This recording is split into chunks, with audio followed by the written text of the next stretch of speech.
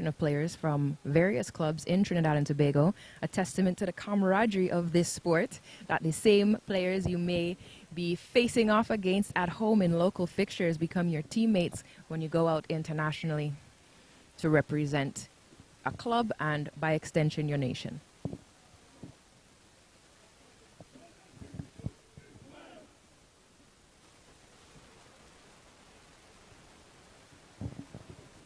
All right, we heard the chant there from Northerns. They are getting into position. Misfits still using all of the time that they have to make a plan. They definitely want to come up and put some points on the board early in this second half. They will have 7 minutes to turn this score around. It's very doable.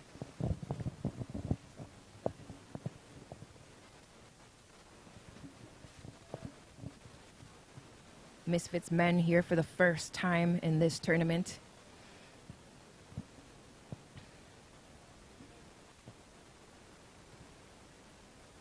Jogging over to the opposite side of the pitch. We do switch sides at the halftime, making sure everything is fair. In 7 minutes, it's pretty certain that the conditions will stay the same.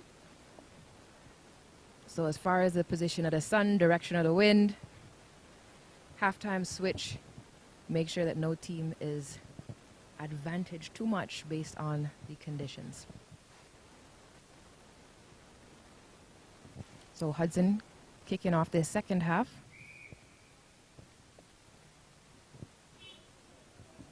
Nice high kick. Clean collection from Misfits, and they've got that ball underway. Trinidad Northerns having to put up a fight defensively, but Misfits continue whatever they said in their halftime talk as the ball finds Cherry and out to Cabrales. Ooh, great job to keep that ball. It did go backwards, but knocked out of bounds. Great teamwork on the wing by Cherry and Cabrales. This is now a Northerns throw-in, as we see their forwards coming up to collect this ball. The rugby throw-in is a restart by which the team in possession of the ball throws the ball. It has to go straight down the channel. And as you can see, both teams can jump and contest for the ball. Northerns was successful in maintaining possession in this line-out. Great job there by Dite.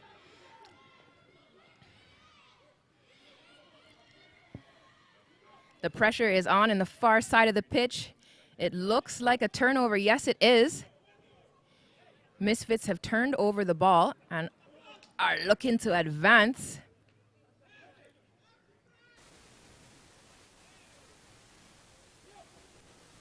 Here we see some patience and communication by the Misfits. It looks like they definitely came out here with a plan, trying to draw in the Northern defenders and create that space that they can run through and touch down for some points of their own.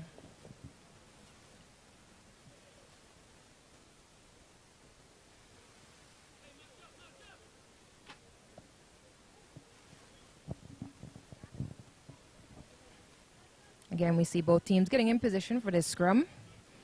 The scrum in sevens has 3 players per team, 2 props and 1 hooker. Very self-explanatory names. The props prop up the hooker and the hooker hooks the ball. Misfits driving forward, just full power and support. Looking for that line, they just need to reach it. And there it is, try for the Misfits, 5 points. If I can see a number on who scored.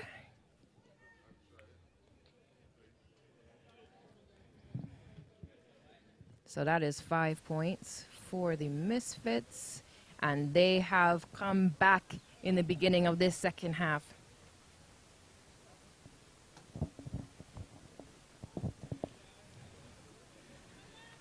There you can see Jerry Benswick, who rugby fans will be very familiar with. He will be joining me at some point today in the commentary. Right now, he is doing the important job of making sure that the Misfits have water on the pitch.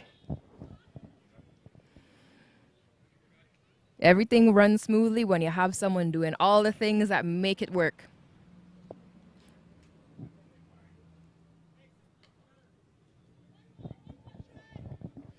All right, we're hearing the support from the sidelines. They're asking for one more try from the Misfits. Misfits will be kicking off the ball to Trinidad Northerns, who are getting in position to receive.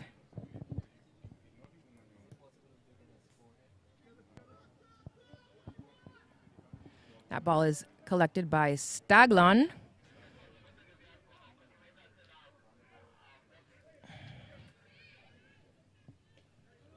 Great hands. Trinidad Northerns, there's Justin Charlery running up into the hands of Jonathan Taylor. He brings it back. He buys some time. He's not putting the team under pressure. Richard Staglon passing the ball out to the wing.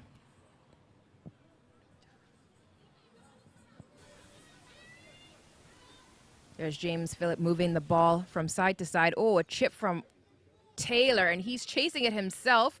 Another kick. Can he collect the ball?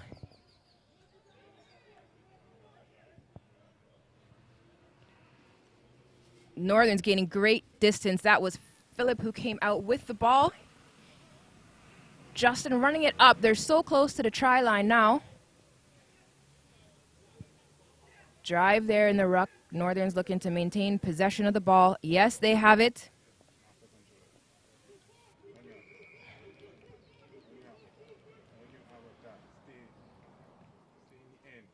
And that looks like a try from Staglon on the far side.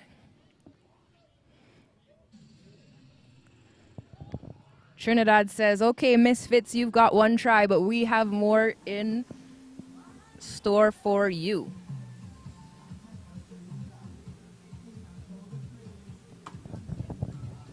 So right now we're looking at 3 tries for Trinidad Northerns, 1 try for the Misfits.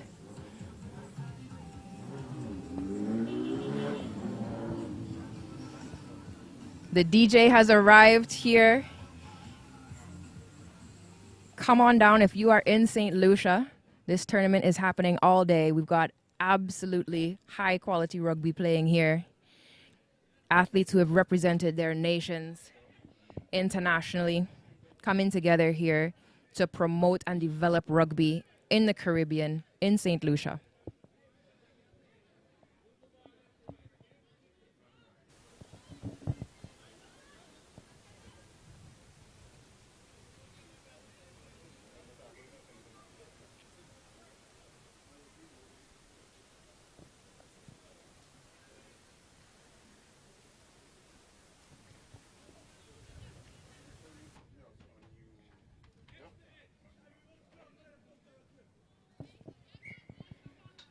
All right, the time is back on.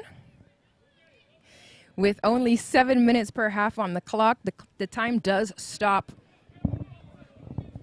when play is not happening. Here we go, Northerns moving it around. That's Atchim playing in number 34. They're finding that space out on the wing, looking for Phillip. Big tackle from the Misfits.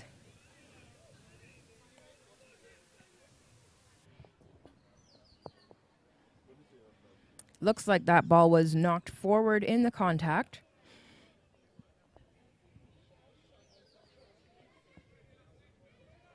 Yep, so that will be a scrum to the Misfits. They're going to want to create some space for themselves to get that ball out of the danger zone.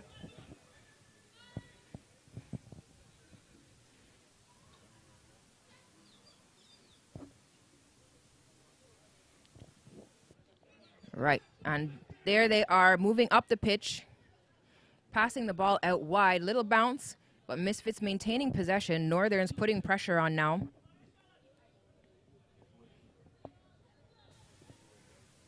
Misfits looking for space. Ooh, just dancing over the Northern's defenders, but brought down. And the call is holding. The player did not release the ball. Therefore, it is a turnover. Northerns get another shot at it. Nope, that is the match. 14 minutes. It's quick. It's action-packed. That is the conclusion of the first game of the day. We are at the St. Lucia Carnival Sevens tournament.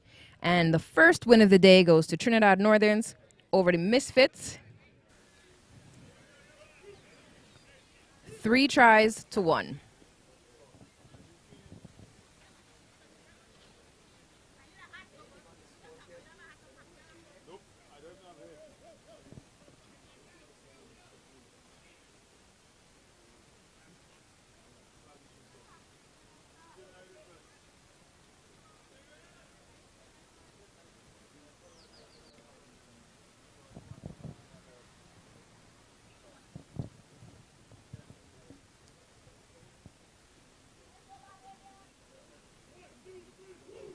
All right, there you hear the chant 1, 2, 3 Roots, as the Roots team takes the pitch for the next game against, this is the Barbados team. Roots and Barbados for the second match of the day. Many of you will be familiar with the Roots program, again promoting the African diaspora and BIPOC plus populations, making sure that there is a space in rugby for everyone. Wow, great work. Barbados collecting, retrieving that ball off their own kickoff. They've come out putting pressure on early.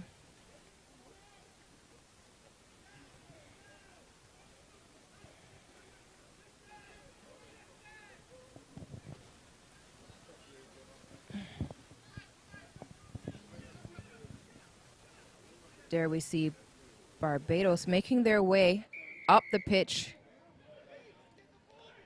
Roots having to keep their defense tight to keep Barbados at bay.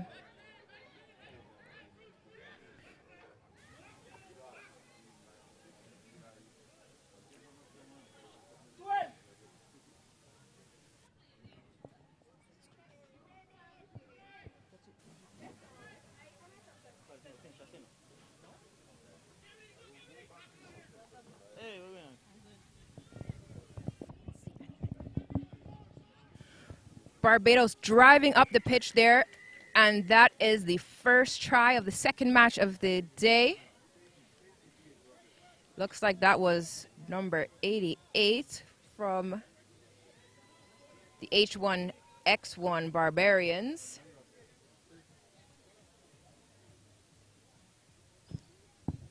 It's 5 points.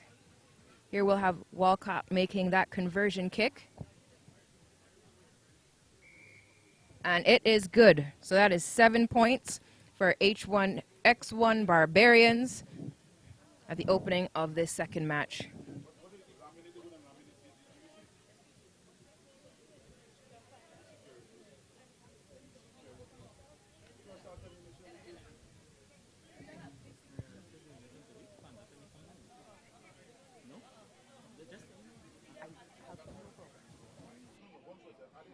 But I mean, probably yes.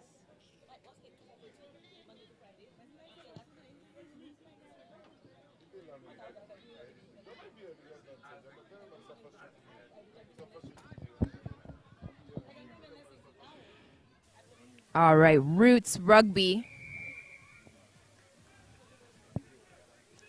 Called back. Looks like H1X1 was offside. So now we're seeing Roots using their line and the full width of the pitch. Powerful running. Just calmly circulating that ball. They're deep in their end zone, but they're not letting the pressure get to them. And they find the space out on the wing. Here we see a massive chase. Oh, but it is not enough. And Roots has answered with their own try. 5 points to Roots Rugby. And they will now have a beautiful spot for the conversion kick, looking for 2 extra points to bring this score to a draw.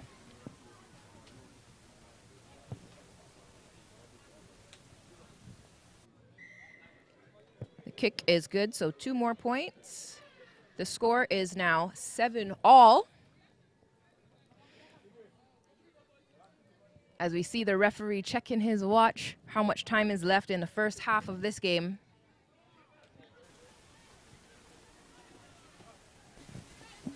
Kevin Murrow, referee in this game. Shout out to our referees.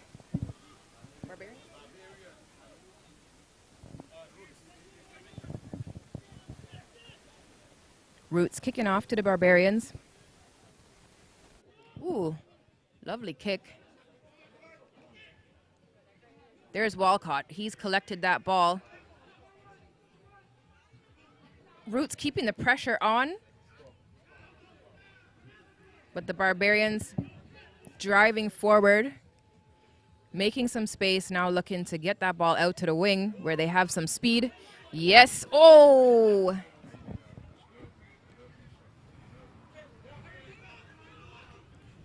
There you see the teams contesting for the ball. Roots successful, turning over that ball and quickly getting it out to the opposite end of the pitch. In sevens, spreading between each side of the pitch is a tactic that is used. The athletes have to have so much fitness, so much composure to keep going back and forth this pitch at the high speed that they need to. There's George carrying the ball forward. 2 defenders to take him down, but he offloads the ball. Roots with a nice formation in their rucks. They're looking for space, but H1X1 is putting the pressure on.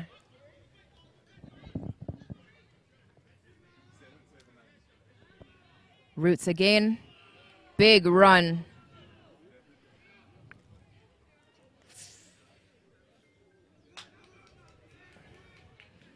Seeing a lot of great forward pack play in this game here. Really strong rugby athletes, and boom, Roots has found some space.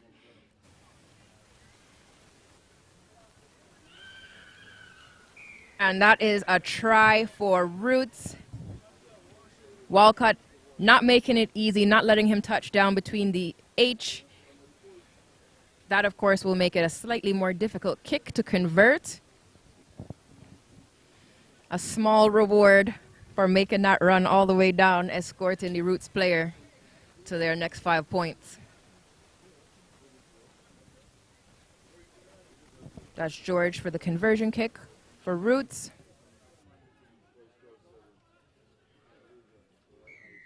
And that kick, the flags went up. That's 2 more points. 14-7 is the score to Roots over the Barbarians, 7. Here we see Coach Tiffey making her way off of the pitch.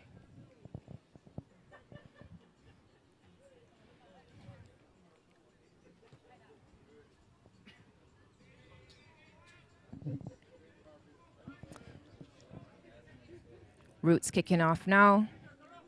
H1X1.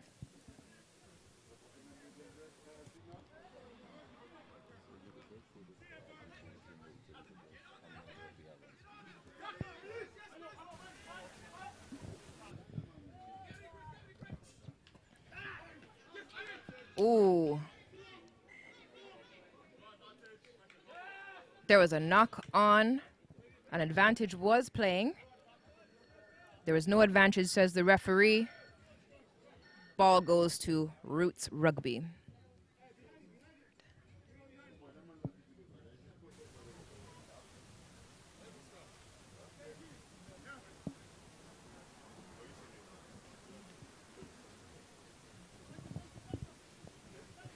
Here we're getting a great view of the scrum.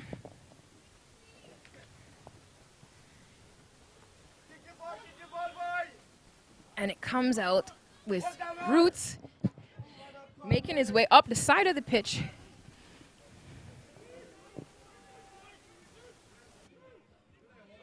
Roots realizing they've got an overlap out wide, using those numbers. And there it is. Number 5 touches down in the corner 5 more points to Roots Rugby. They didn't make the first score of this game, but they are definitely demonstrating that they are contenders in this tournament.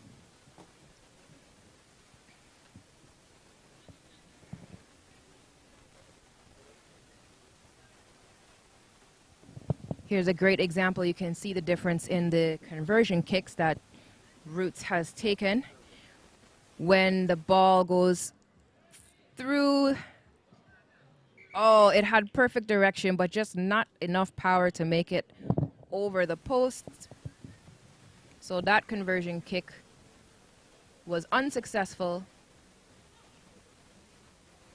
19 remains the score for Roots over 7.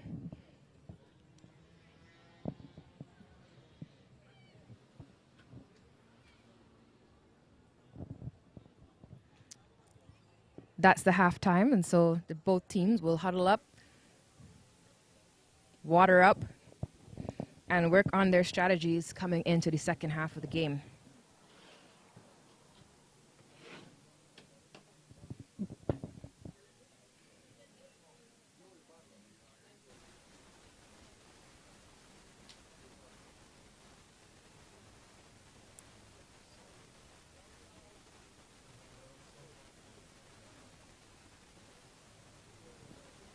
The H1X1 Barbarians out of Barbados are coached by Anthony Lambert. The team is comprised of a number of athletes who have had just about countless caps together for the national team starting at a very young age. First caps in youth categories and then consistently representing Barbados on the international stage.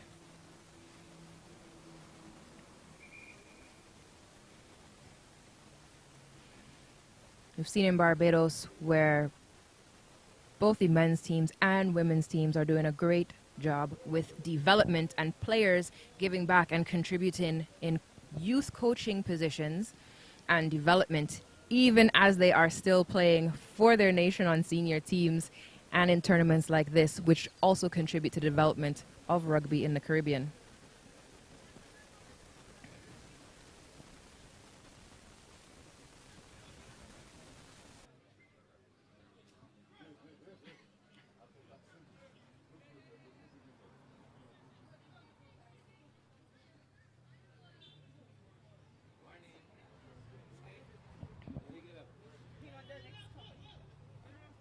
And as the teams line up to kick off, Roots kicking off this second half, I am joined by the notorious Jerry Benzik in the booth. Notorious. I love it. Good morning, Maria. Very pleasant good morning. It's a lovely day for rugby, and nobody's notorious.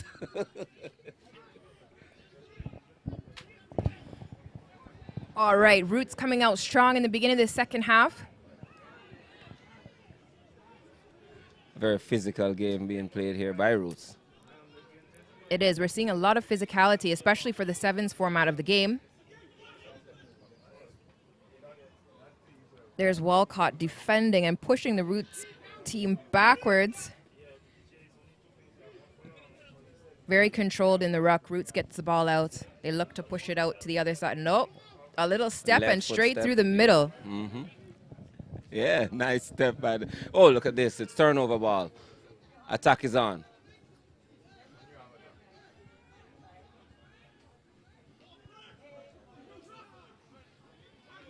Referee is playing advantage here. Looks like it was an offside call. Oh. Penalty to Roots. Player not releasing in the tackle. Yeah, they're taking their time. But here goes a lone soldier on his way, and then he gives it back. They swing it wide. And just like that, they're through. That was too simple. It seems the defense fell asleep on that one. A few fellas on their knees. And I think they're a little bit bewildered at how easy that try was scored against them. Just a simple swing, left to right, gets out to the edges, and you're in for a try. Under the sticks. Conversion to come. And the conversion is good.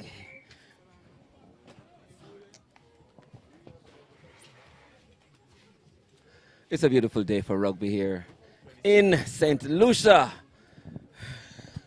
Absolutely beautiful.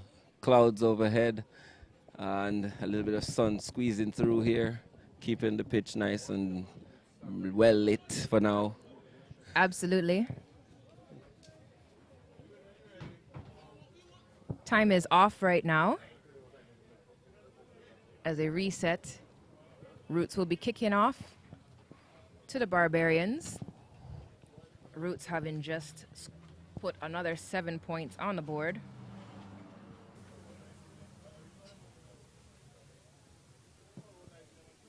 $26 points to Roots over the Barbados Barbarians, holding their 7 points. There they are, moving quickly. Well, they have to be in a hurry right now, being down so many points. They're trying to go the direct route up the middle. Boy gets away, and he falls over. He's still going. Now he's taken down properly. Attempt at the jackal. Referee calls penalty. That was a big hug. Yes, indeed. Tackling not rolling away is the signal. That's in favor of the Barbados team, who continue to move quickly and put the pressure on. They're looking for space on the wing, driving forward, but Roots is there trying to shut them out. Referee signals forward pass on that one. Very unfortunate. It looked like they could have something on.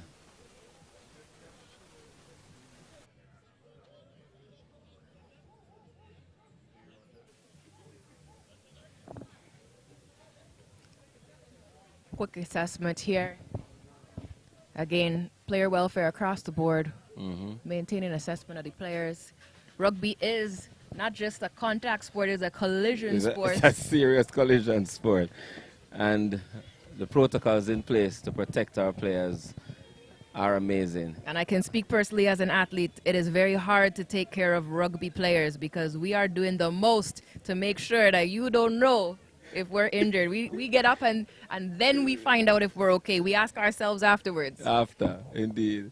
Coaches are like, you good? Yes, coach. Yeah, so big up to the coaches, big up to the physiotherapists, the medic teams. Indeed. Everybody who's got eyes on this game watching to make sure that when the athlete isn't going to make a call in their best interest, the call is still made. The call is definitely made. And we take them off the pitch, give them a full assessment, and ensure that it's safe for them to go back on.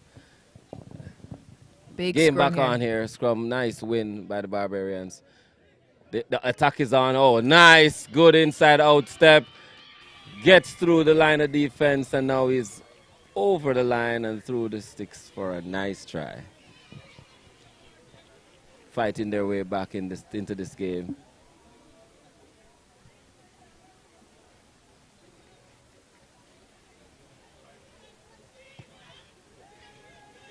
And the kick is good.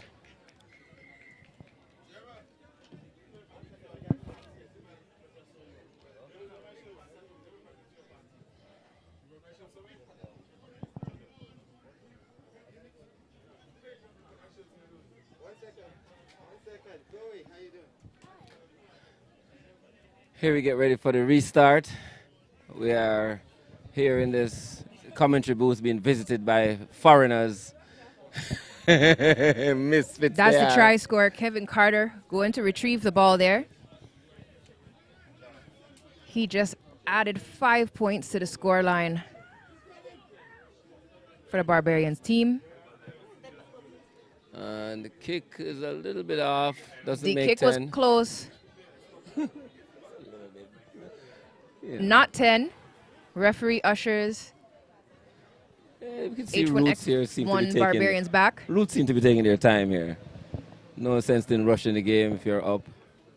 Roots will be feeling comfortable with their lead right now, Oh, interesting choice. but I'm sure they've come with a set of achievements they want to check off during this tournament.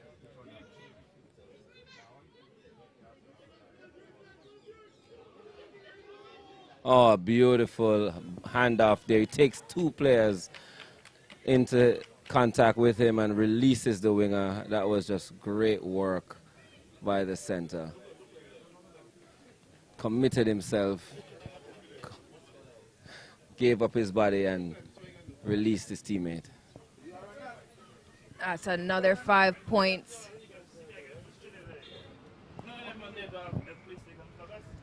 from Christopher Carrington for Roots Rugby.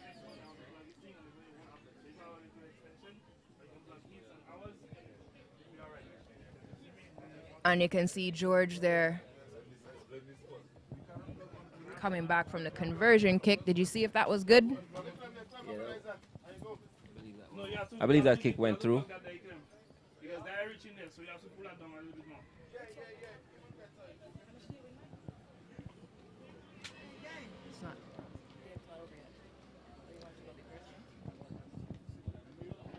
Score now reading 33-14 in favor of the Roots. Deep kick goes all the way back and out the back. Oh, it's still in play actually. Barbarians happen to be defending from deep in their half, way back.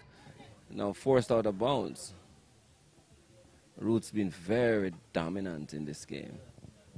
Sending a statement to the other teams, I suppose. Absolutely. The Barbarians are making a statement of their own. It's easy when you get far behind in these short half periods of sevens.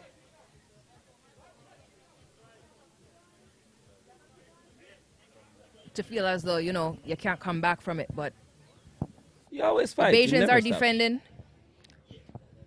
Stay in the fight all the way to the end. Every second is an opportunity to break that line. Every second. Oh, it's a clean take to the front of the line here. That's a strong fellow. He's still on his feet. Oh, he's going for the blind. There's nothing on. And they gently kick it outside and end the game. Yeah, George decides they've burned enough calories in this game. Indeed. Put this one away, add it to the books, and march on. That's a victory for Roots Rugby over the Barbados H1X1 Barbarians. 33-14. And as you can see, it's handshakes at the end of the match. That's the beauty about rugby. Many of these athletes playing against each other here today, they know each other, they've played against each other, they've played with each other. Yes. It's all a love in rugby. It's all love in rugby. And as the men come off, the women come on. For the first female match of the day.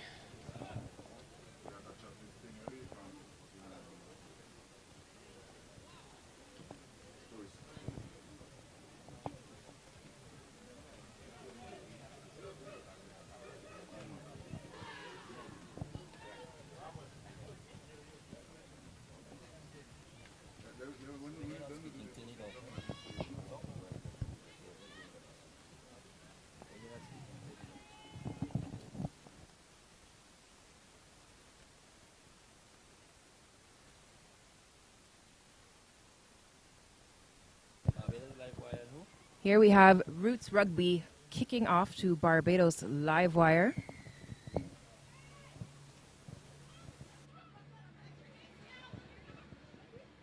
Great collection of that ball by Barbados.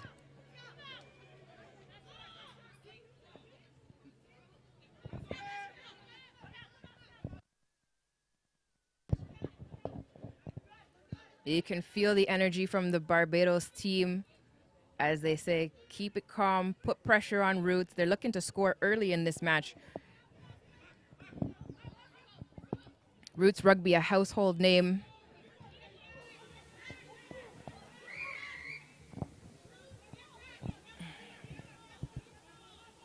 We see there was crossing there. So that ball stays with the Bajan team.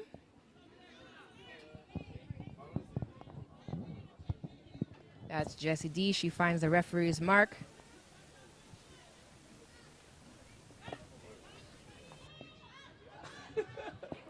Big run from Barbados, my goodness, but formidably met by Roots Rugby. The ball is knocked forward in contact.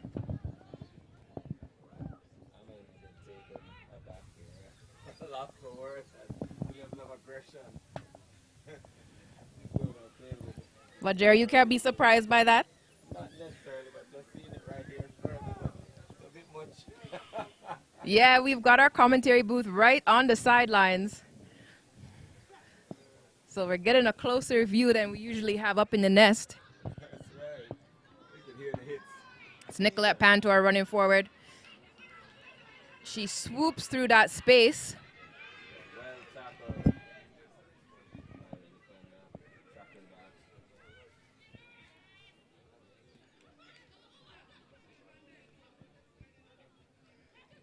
Scout pushing forward with the ball, looks for the palm off, but looks like there's a little high contact there, so we're playing advantage to Roots. Roots taking it quickly, trying to catch the Bajan team offside. Scout finds her player out on the wing. On the first try of this game, goes to Roots Rugby, 5 points. And we look to see the conversion.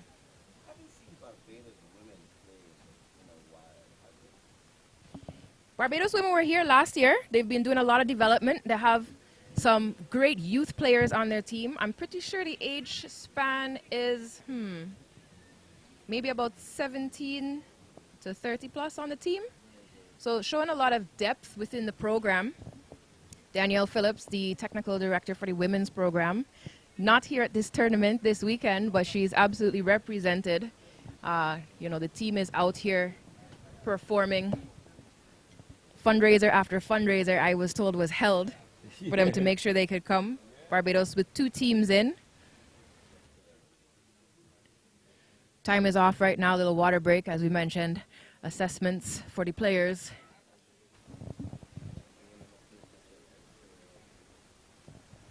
And she's up.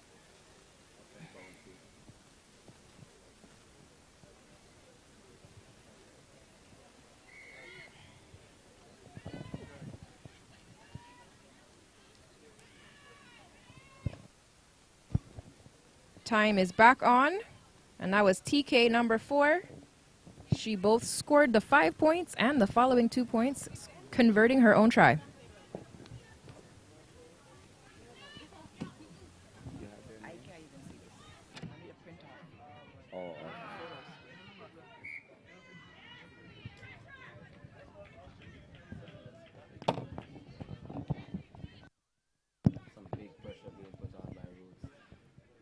Ball was knocked forward.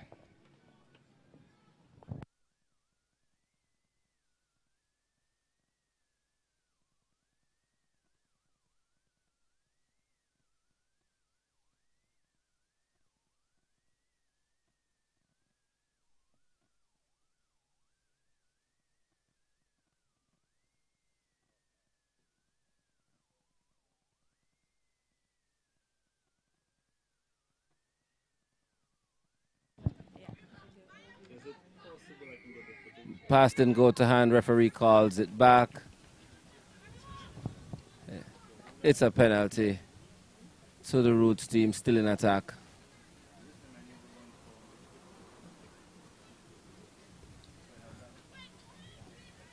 Clouds have rolled in here for a moment, just giving us a little bit of cool. And here we go. Roots on the attack, going left now, swinging it back. Play up, draws a defender, offload out the back to Pantor, who swings it wide.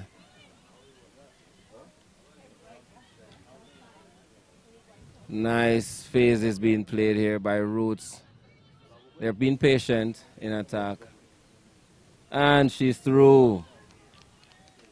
Just using her teammate as a decoy and taking it through the middle. A simple slight touch of the hand to fend off a player and burst her way through. Roots on the board once more.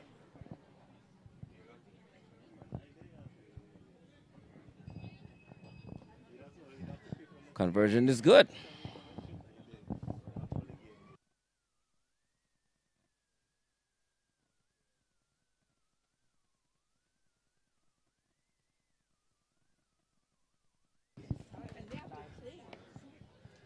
Score now moving up to 14-0 in favor of the Roots team. We're still in the first half with about a minute to go. And Roots seems to be a little bit comfortable so far. Let's see what Barbados has in store. Oh, Scout taking it clean and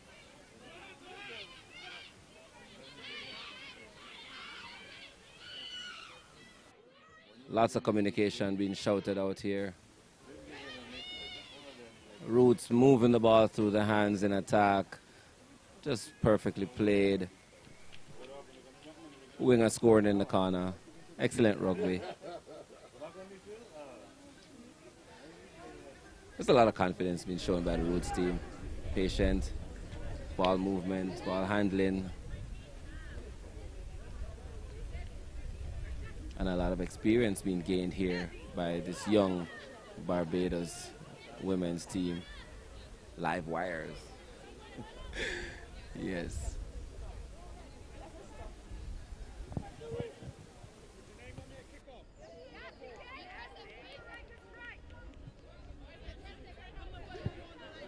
Conversion goes wide.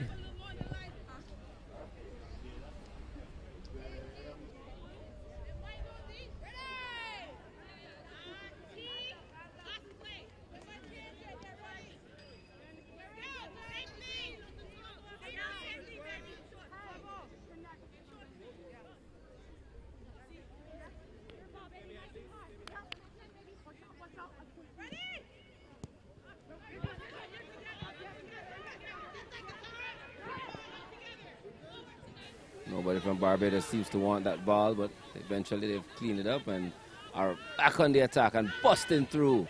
Physicalness being shown here by the Beige. Oh, just a slight knock on there. I mean, felt like it could have been gone either way, but just love to see the build up in that attack. It is halftime. Comfortable lead here by Roots. So we're here on this beautiful island of St. Lucia.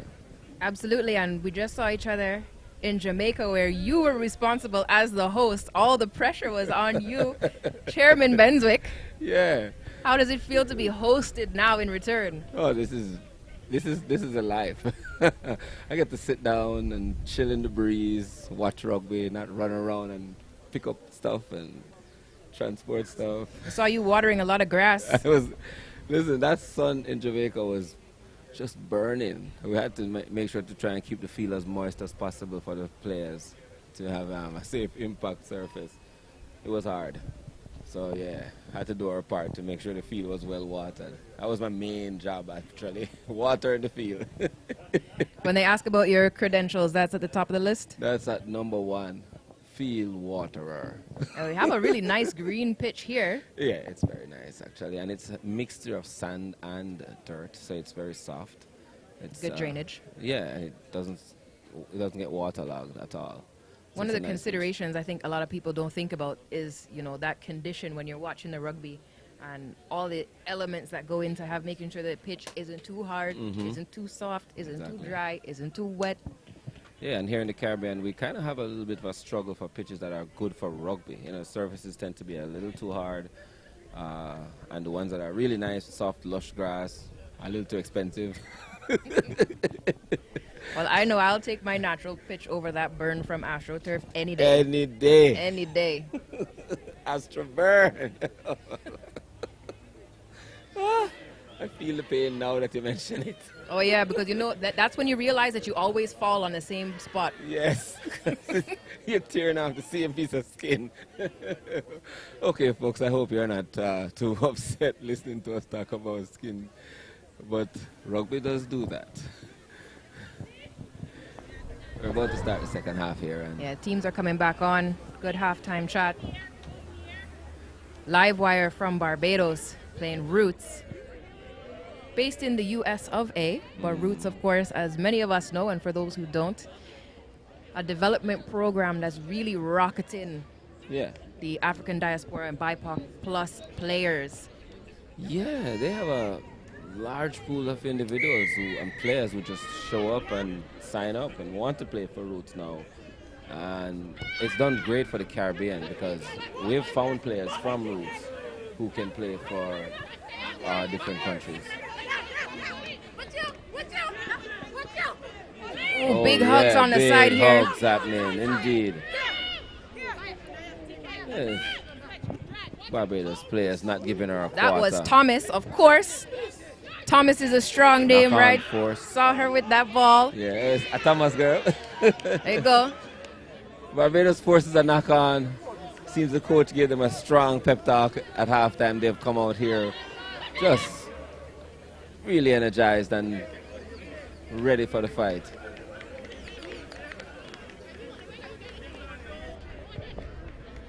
Yeah, so we're seeing here they're getting in position for the scrum.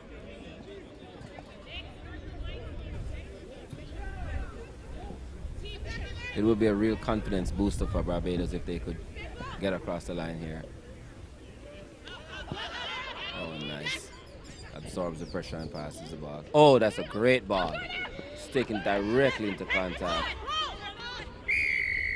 Referee right on the spot to identify the player not rolling away. She takes it quickly, passes it off to her left.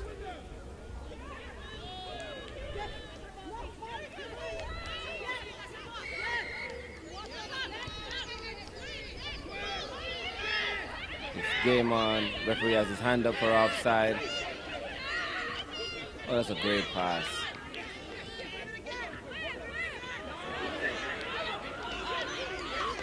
People getting laid out left, right, and center in this game.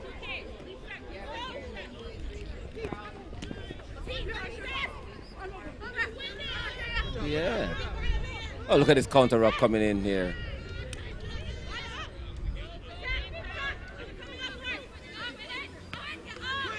Oh, it's a stolen by Barbados. Did you see that? I just took it. And they're just... Yeah. Game's exciting. Man. Speaks a lot for our women's rugby and how much we've grown.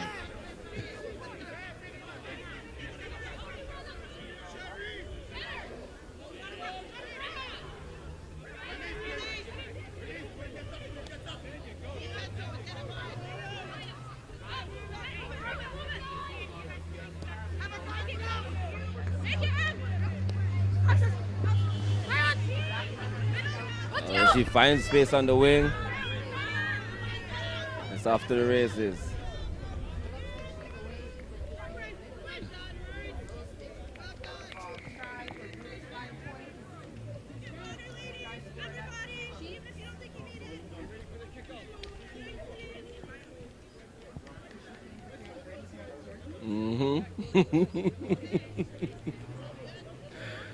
Always important to have skin protection when you travel.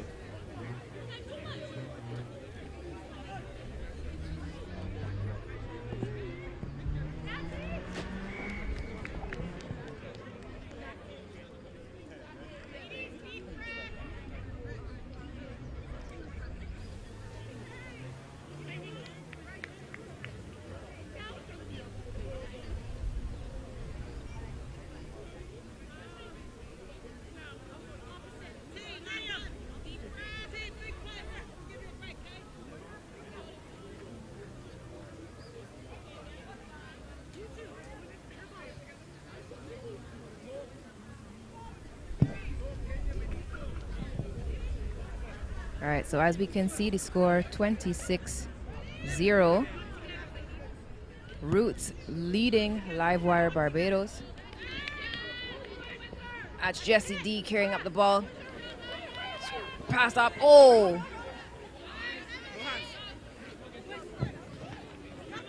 Big run there from Barbados. They are putting the fight in this game. Don't let that score line mislead you. Oh, there we go. Here we go. It's off. Will she make it? Nice pass back inside.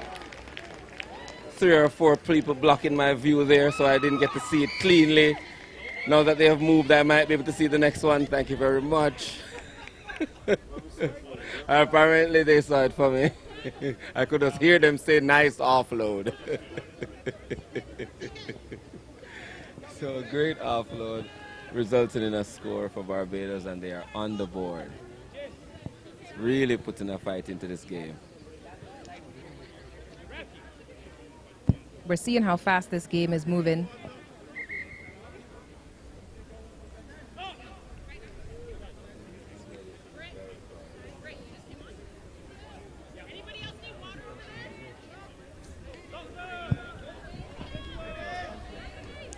Yeah, we're absolutely in referee's time right now.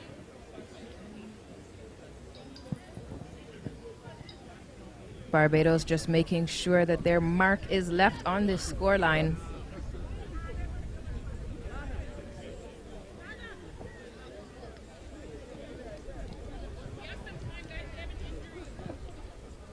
Quick check from the medical team. Time is off. As mentioned, we're in referee's time. So you can see the women lining up. They will have the kickoff to restart this match. I don't know if you viewers are seeing this at home, but if you watch right down along the center line, the team is lined up, ready to kick off again. Seeing support from the men's team. Really great, actually, Jerry. We're seeing a lot of teams, a lot of independent or club teams that are bringing both women's and men's sides to these tournaments. Absolutely, no one's getting left home. Great dynamic when you're bringing both teams on tour. Absolutely, you're not standing waiting for water. You have someone to come and look out for you on the pitch, someone to cheer for you. Great sign of development, but also commitment. I know these teams did a lot of fundraising to get themselves here. Big up to St. Lucia Rugby organizing committee that have a tournament that athletes are, yes, let me pay and go.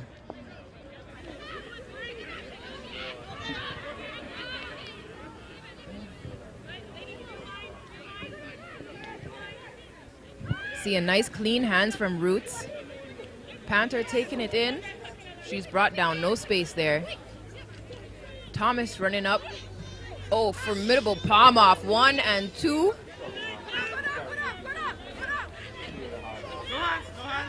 Great yards there from Zanya Thomas.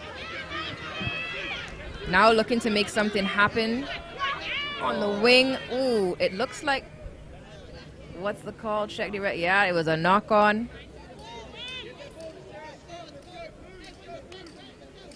Clifton doesn't miss any of these calls. He sees it.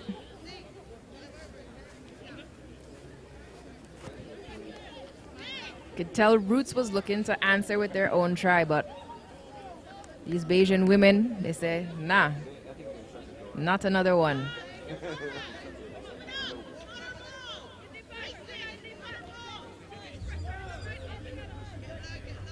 So we're seeing another scrum here. Great work. Seeing Roots coach Tiffé.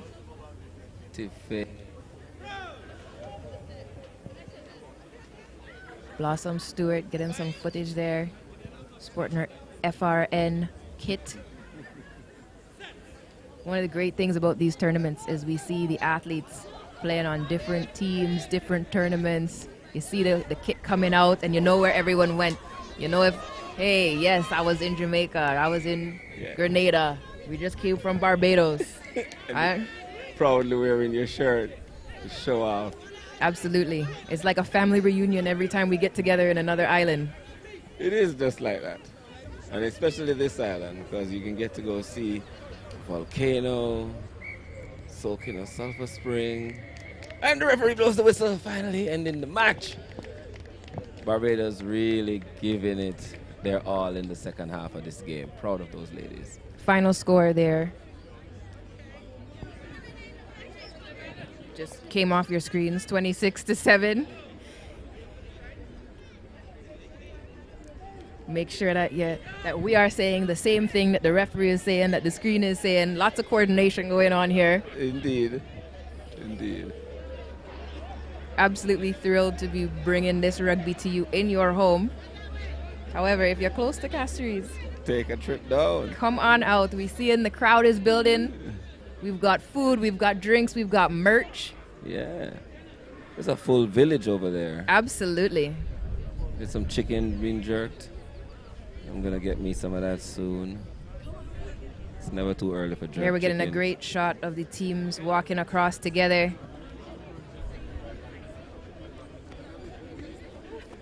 That looks like Jesse D got assigned an interview.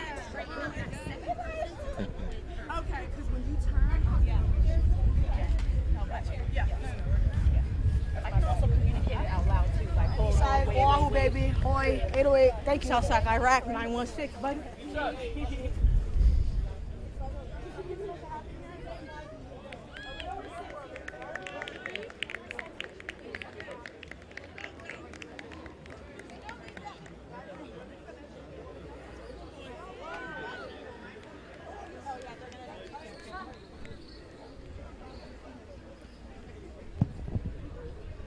All right, we are keeping things moving. It's pace, not just on the pitch.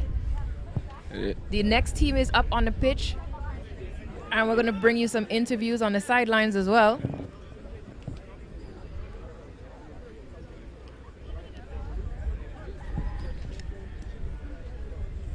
Yeah. Right. Yes.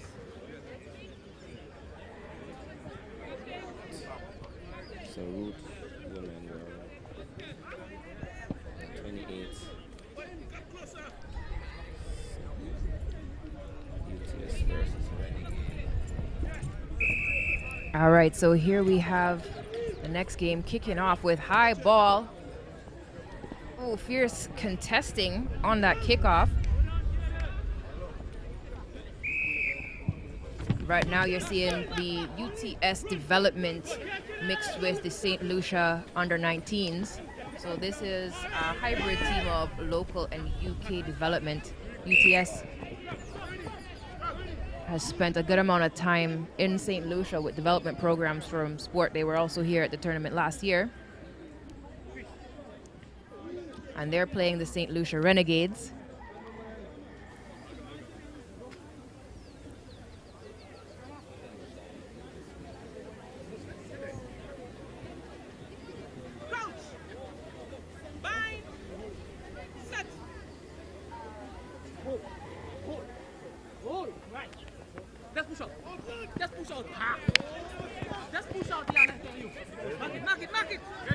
Absolutely, we just about got into that game there. Jerry, that ball looked like it was coming directly for us.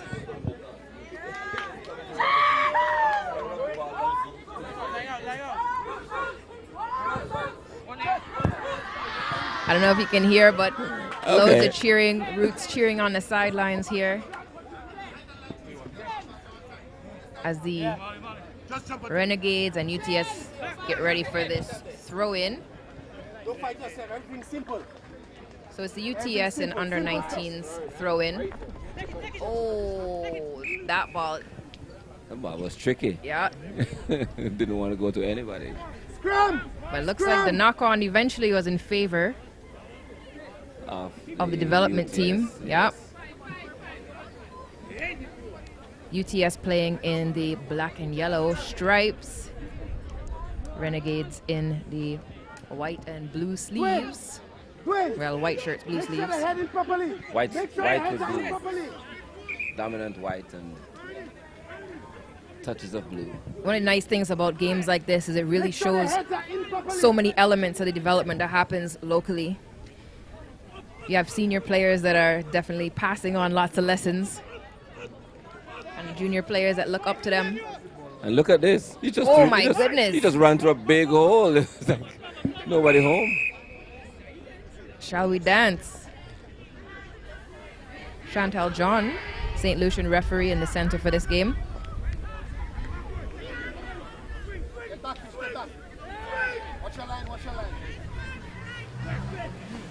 Stay.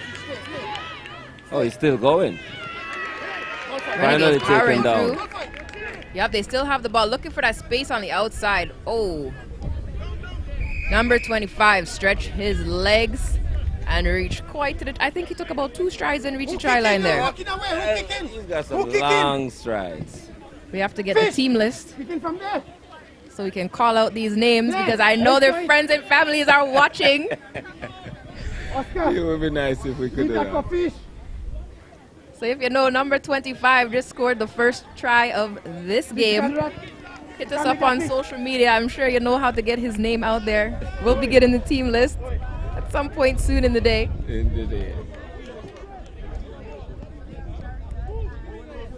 Number 6 here. Big kick, but direction wasn't there. Conversion is not good, so the score is 5 points. 5 points to the Renegades.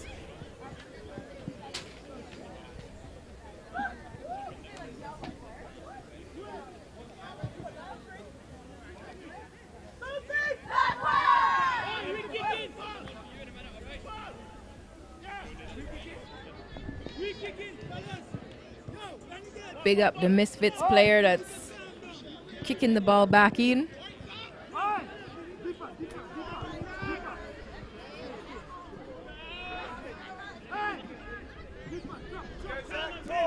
As you can see in the athletes' village, perfect angle from the cameras. You get to see all the action.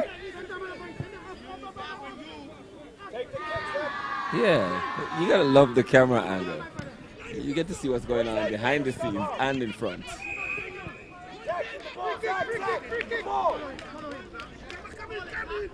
Right, pressure is up. You can tell this is 2 local teams playing because you know their supporters are here. You know whatever rivalries we don't know about are playing out. Oh, yeah, definitely. And these youngsters have a lot to prove against these more mature players, or more senior players than themselves. Absolutely. St. Lucia has been working with the Olympic Committee and the Tourism Authority of St. Lucia, seeing big steps in the development for rugby on the island and also in their national representation. Quick tap taken.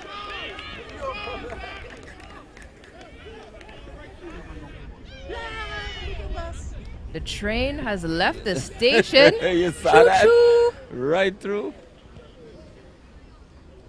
UTS powering through. Those look like forwards to me. Referee gives another penalty. Quick tap. Passes off. Passes through the middle. He's still going. Oh, nice offload. Referee comes back for a penalty. Lovely teamwork there. They haven't scored the try yet, but if they keep that up, it's in the near future. It looks very possible at this point. Oh, and they're going the direct route. Oh, he gets taken outside. Oh, unfortunate. Quick throw taken here by Renegade. Here we see some more of that dancing. UTS remembers how quick and long the strides of 25, and they shut him down early. Smart. Knock on. Good pressure being put on here by the youngsters from the development team. Yeah, this is a scrum going to UTS, and we saw on the other side of the pitch, they absolutely maximized the potential of that opportunity. Yeah. They're closer to the cameras here now, so we might get a good look at how that was going on the other side of the pitch. Seeing good leadership on the pitch. Getting the backs in position. Great hook from UTS, and there it is in the hands of their back line. High tackle called. You hear the crowd going wild. Like, they like think you should get a card. Look at this. Wait, flag is up. The flag is up. Oh, it looks like he mashed the line. Yeah, you could hear the support from the crowd, both in that high contact, and then when it looked like he was gonna score a try just before the halftime.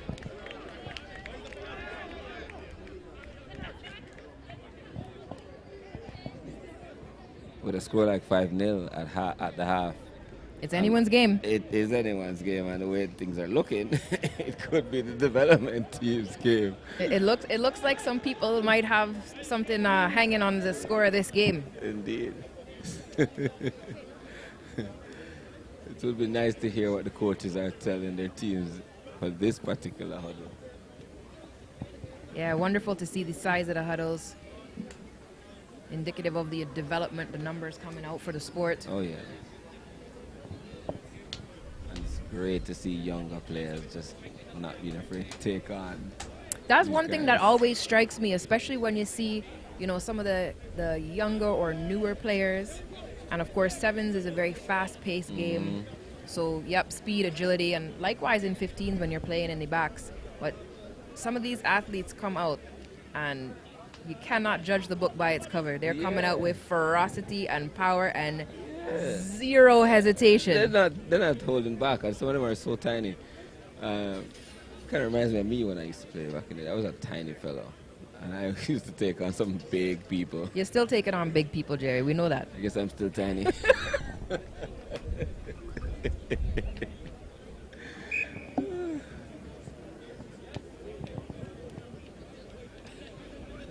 All right, we're seeing some dancing along the sidelines. We're seeing dancing with the nimble toes on the pitch.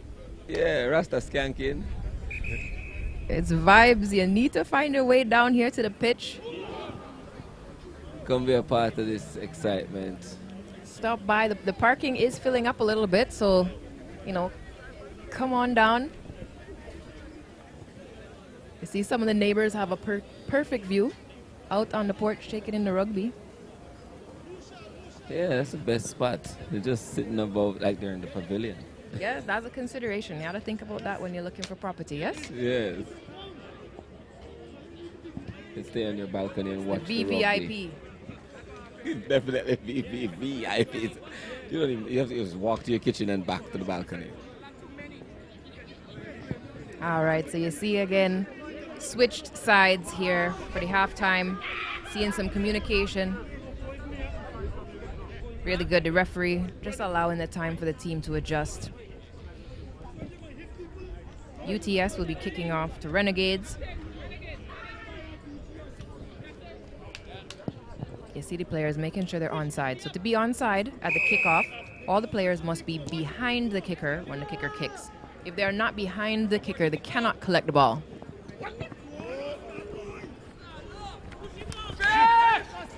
Oh, fends off two players, squeezing down that sideline, and nobody's going to catch him heading to the line. Well, he gets caught, but fortunately he gets the ball down. Looks like the referee has reached into her sock. Oh, she's taking notes.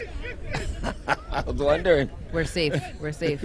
Like, what is she reaching for? That's number 24. Beautiful try there. Off the kickoff. Looked a little precarious right here in front of the booth. And I thought maybe he was going to mash the line. But I don't know, some kind of core strength, something. Pulled himself back from stepping out of bounds.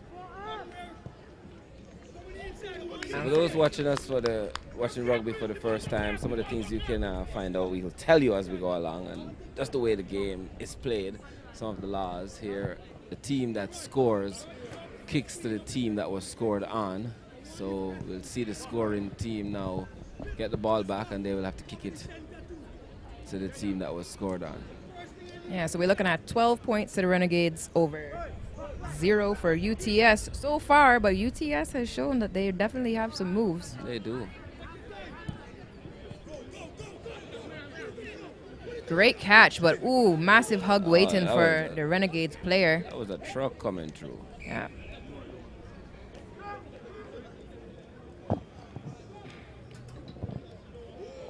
Looks like somehow a Renegades player got their hand on the ball and knocked it forward. Yeah, it was on the pickup. He was trying to pick up and go. Didn't gather it cleanly. Trying to thief the ball. And that's exactly what he tried to do every time, yeah? Thief the ball. That's the thing. These interceptions and turnovers, when they work, woo, amazing. But it's a big risk you're taking. It's a big risk you're taking. Risk and reward. Yeah. This is a spinning scrum right here. Not allowed to wheel it all the way around. Almost 360 degrees there.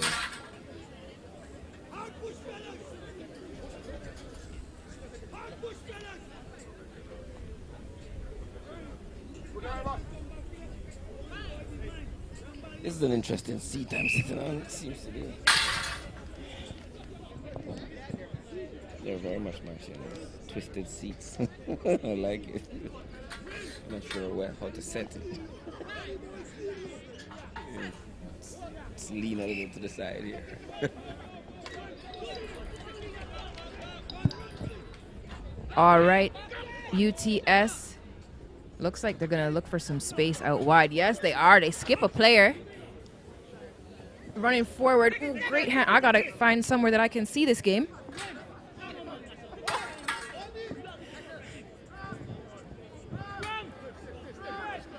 All right, so you can see, Maria, scrum. you can see? Well, I'll try and. I'm going to come join you because the construction has begun in front of the booth. And so we have to now walk away. Let's go stand outside the booth, which is so But cool. I think that's for us, though, you know. I think that's for us. Putting us on an elevated stage. I think it is. No, it's not. It's for the camera. Oh, it's for the camera. They ain't All right. giving us nothing.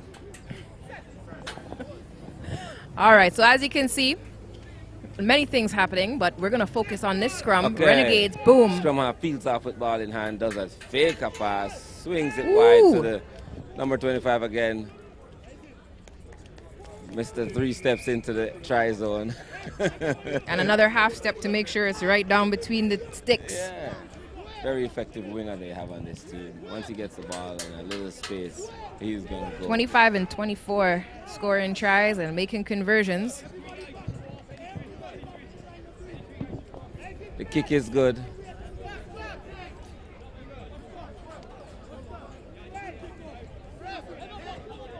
And then it could have something to do with the hairstyles too, you know. People with those hairstyles tend to score a lot of tries. You know that. And what about people that have a faux hawk? And the Mohawk people generally do too. Yeah? It's about the hair. I think hair really makes you score tries. I like seeing the players that had the bright boots. Yeah. I can't wear bright boots. I'm not fast enough. I am not agile enough. I do not want to draw any attention to You're what my right. feet are doing. It makes no sense in wearing bright boots. When I see bright boots, I say, yeah, I'm going to watch that player. We're going to see some dancing. Yeah. Nice take. UTS. Oh, this young fella just taking on the big man. See, no hesitation It whatsoever. just goes right in there. Yep. Ooh, they're finding nice some space cutting on the by wing. this A little, youngster. Very intelligent. You saw that? yeah, we're Beautiful. both getting excited and talking at the same time. I noticed. We just have to make sure we're not silent at the same time. That's yes, that's the tricky one.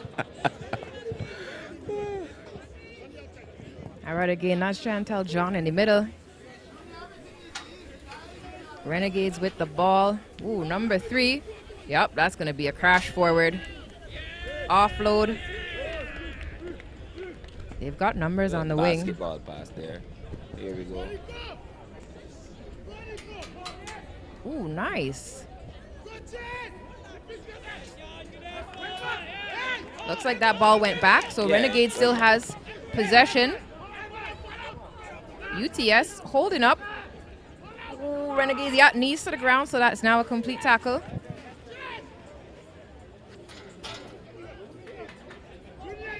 Renegades looking for space on the wing again.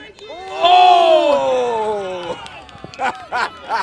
You hate to see it. That was too sweet, You too hate sweet. to see it. You hate to see it. You don't know what to watch. The try line, the grass, the defense, or the ball. It's just. The answer, folks, is the ball. It's heartbreaking when you see that, you know. And it's a big man too, you know. When you see a forward receiving a ball on the wing and he's almost in the try zone, it's like you really want to see him catch that. To have that knock on right there is heartbreaking, man. Hate to see that. Hate to see that. You could hear the entire sideline just go, ooh. Mm-hmm. But great working of the ball. You saw that play. Continuous, moving the ball back and forth, switching direction, moving through the hands of the team. Always love to see team plays. Love to see a team try. Ball moving from left to right is the best rugby. And Big it up the opens finisher, defense. but Yeah, the finisher's still nice because always. when he knocked it on, it was funny. But you look at how did the finisher get in that position? That is a team effort. Yeah. Renegades using their size now and just dominating in the scrum. Yeah, looks like ball pushed outside. I think the try scored in the corner there, so we have to add that to the score. That was a try.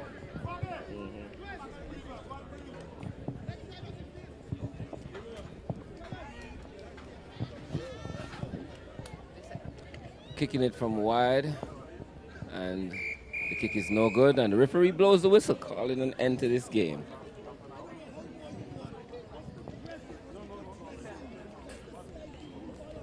So that looks like it'll bring the score up to 24 for the Renegades.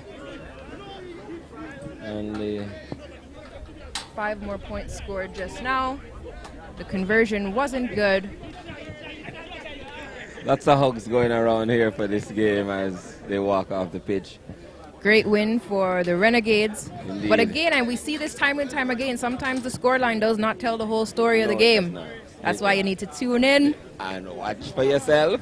Or Come on down to the pitch. Yeah. Come hang out with us here. Yeah, that is it.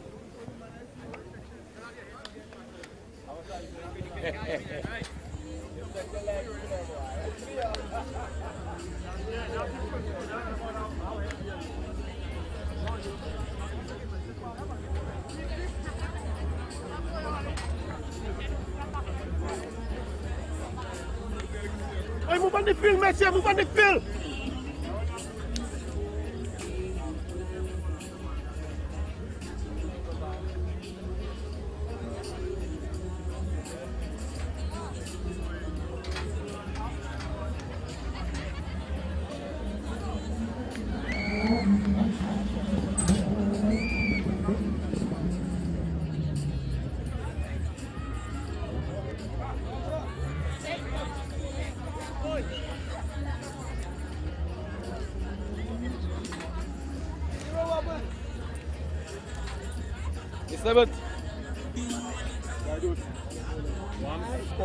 So we're in between games right now. Next match.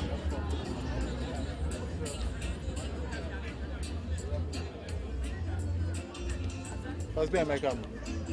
Pass behind my camera.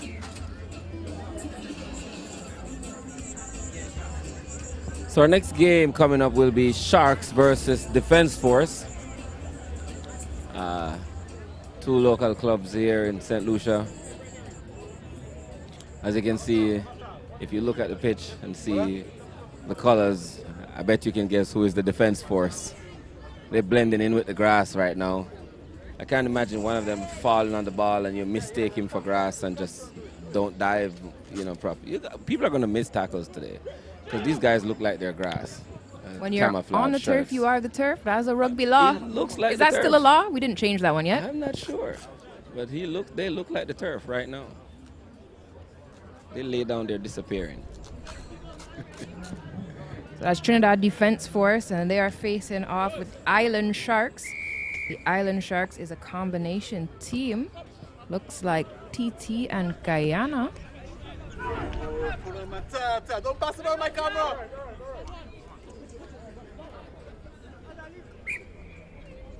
I see our cameraman shouting instructions there, like he's a part-time coach. Everybody getting involved in the game. Yeah. If you are watching on Winners TV on YouTube, make sure you're sharing the link. Share the excitement. Not everybody can come down to the pitch here in Castries. Especially if you're not in St. Lucia. We're sorry for the people who aren't in St. Lucia. If you're not here right now, you're just not in the right place. This is the place to be. But big up everybody watching in Trinidad. I know that you're tuned in. Yeah, we got the folks in Jamaica. I know my friends in Jamaica are watching. Oh, nice. Block that kick. All right, so we see that kicked out by Defense Force, which means it's going to be an Island Sharks ball. But Defense Force didn't want to take the chance that Island Sharks was going to run down that ball and score. When in doubt, kick it out. When in doubt, kick it out. Let's take a selfie while we do this. Capturing the moments here in St. Lucia. Our shirts look really nice. Yeah, big up Rugby Americas North. Yeah, we have to big them up for these nice shirts. Have us looking sharp. It's real, like we were employed to do this. All right, you see Kanisha Vincent again is a referee for this match. Not happy with the throw-in, so she's called it back. Yeah. Island Sharks will get to take it again. Number 11, I'll still big up the numbers, even though we don't have a team list. This throw was not straight. If you're watching on Winners TV on YouTube, just shout out in the comments, big up your favorite players, your family, your friends, your teammates. Tag them in all social media.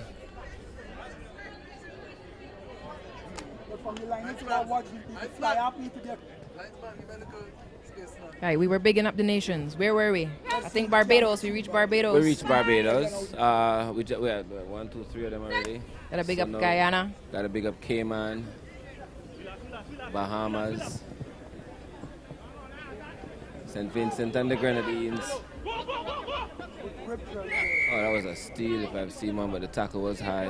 When we get all the team lists, we should see how many countries we have represented in St. Lucia today. Oh, I believe we have all the islands represented here today. People from different islands have come to play with other teams.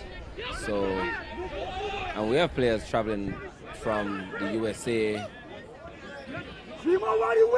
Canada. All right, Defense Force putting on some pressure now. They're moving up in formation. Oh, look at that pass going somewhere in the wrong direction. Island Sharks are now playing advantage because there was a forward pass. Oh, look at this. What was that? Did he just sidestep someone in the sideline and almost get by somebody else? And that, folks, is why we play the advantage. Great run.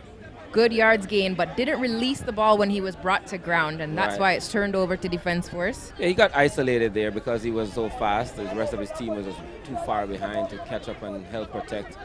In that situation, probably he could have tried to do a little offload, give his teammates time to get onto the ball. Defense Force looking for space on the wing, but not able to see what is happening here, but it was a knock on. Yeah. Knock on by Green.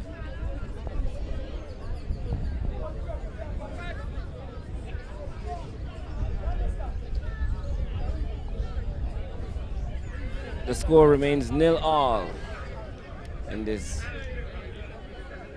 very strong encounter.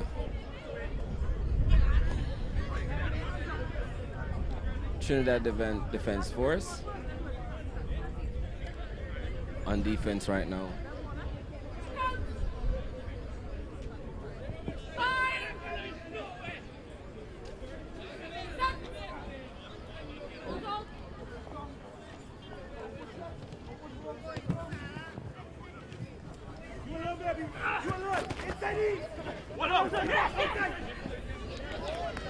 Wow. As easy as you like.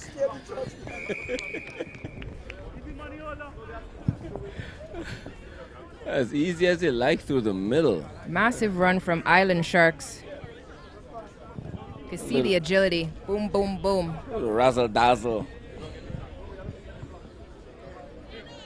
So that now takes this game from 0-0 to 5-0 in favor of Island Sharks. And it looks like he is going to convert his own try. He knew exactly where to tap it down. And the conversion is good.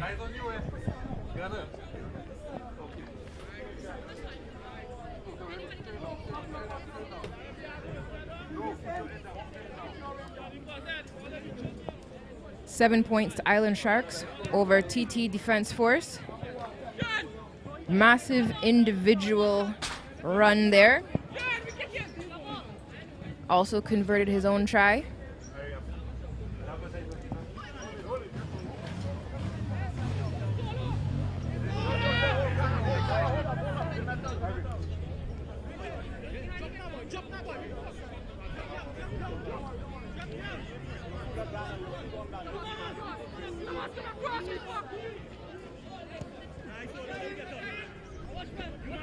Ooh, lovely kick, well collected by number 26, TT Defense Force. That kick was from the try scorer, number 14 for Island Sharks, and you see him covering right now. All right. 2 athletes to take down that TT Defense Force player, but there was some high contact there, so that's going to go back to TT Defense Force. They're taking it quickly. 18 with a little show and go. Offload now. They're looking for space out on the wing.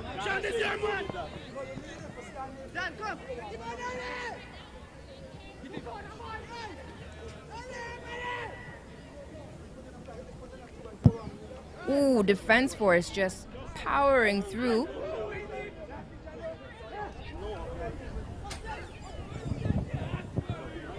And looks like the reward. Ooh. See Defense Force reaching for that try line. Let's have a look. Did they get across? No, it's called back out 5 meters. Defense Force taking it quickly. Island Sharks regrouping, getting on the defense. Turned over ball. It was held on the ground. Defense Force so close, but you know that try line fever. Island Sharks now. Oh, again. Number 19. Great running. Involving the referee. Was looking for his support. Found the referee. So that's going to be a scrum to Island Sharks. Again, our referees have to be as fit as the athletes. No game can play without them.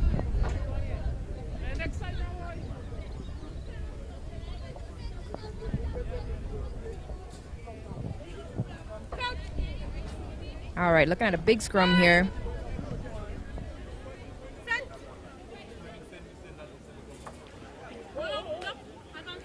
And it's out. Island Sharks taking their time here. They know they've got the pace once they maintain possession of the ball. Ooh. Defense Force ready with the tackles.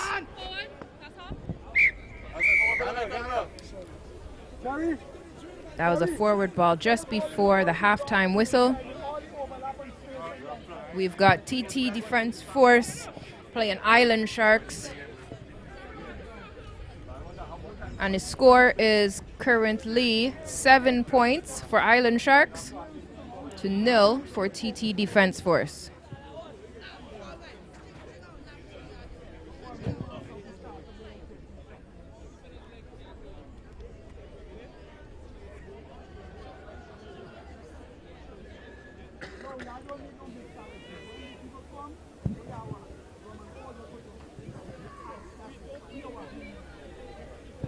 All right, we see both these teams staying on the pitch.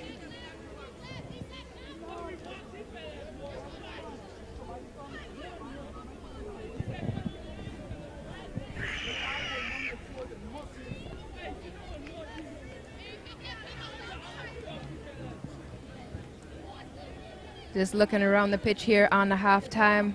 We're seeing lots of people arriving again. We are in Castries. Come on down. We're waving to the neighbors. The neighbors are watching from the porch.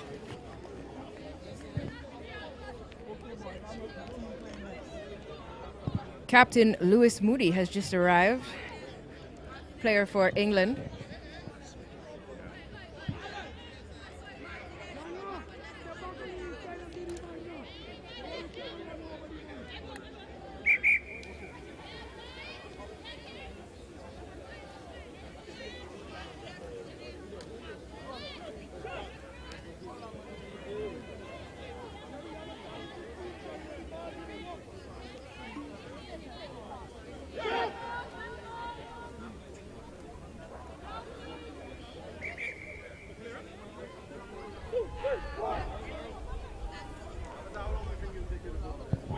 All right, and you hear any chant there. The teams are getting ready for the second half of this match. Again, only one try and a conversion separating the scores for these teams. It's anybody's match still. 7 points on the board, 7 minutes left in the game.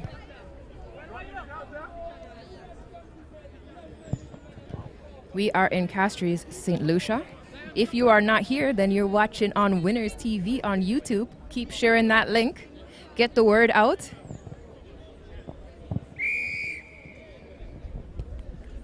The second half is underway. Just a little chip for that kickoff. That's Joshua Sechan there for Defense Force. As we were saying, lots of clubs coming together to participate in these tournaments. Massive development opportunity, massive opportunity for competition experience, but also it is a massive good time here in St. Lucia.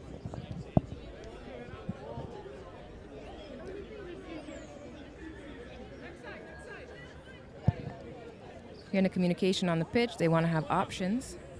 Just directing that back line where to go. The put in is Island Sharks. They're definitely close enough to be a threat to TT Defense Force.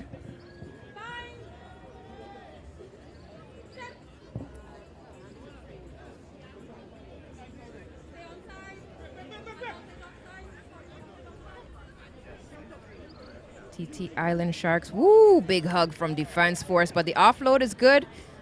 Island Sharks still have it. Looking for space. Another offload.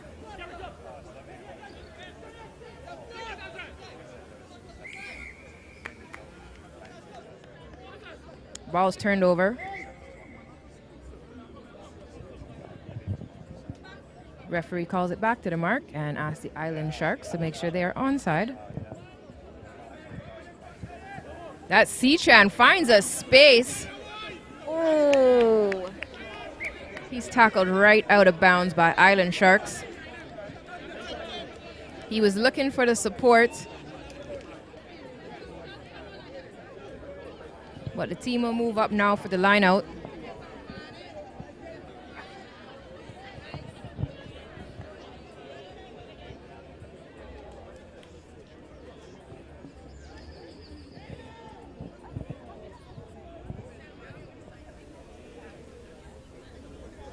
Looks like it must have been knocked forward in the tackle before it went out of bounds.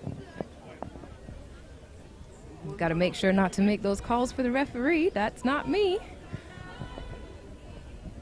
So here we have another scrum put in for Island Sharks. You see them driving early. Oh, and there's a kick, and we've got a runner on. Number 19. Oh. But overruns the ball. Defense Force has it. 19 makes a tackle. Defense Force still looking for space.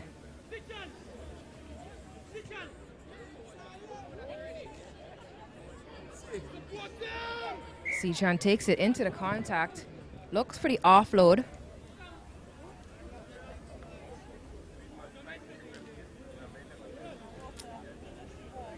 Goes to a scrum for Island Sharks again. Island Sharks combined team, Trinidad and Tobago and Guyana, playing TT Defense Force. Also a bit of a combined team. Trinidad and Tobago clubs unite.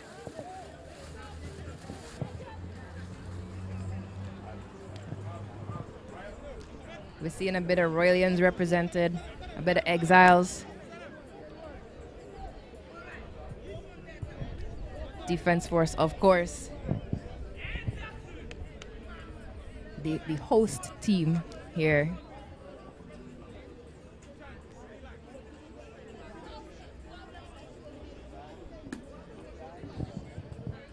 All right, the time is off.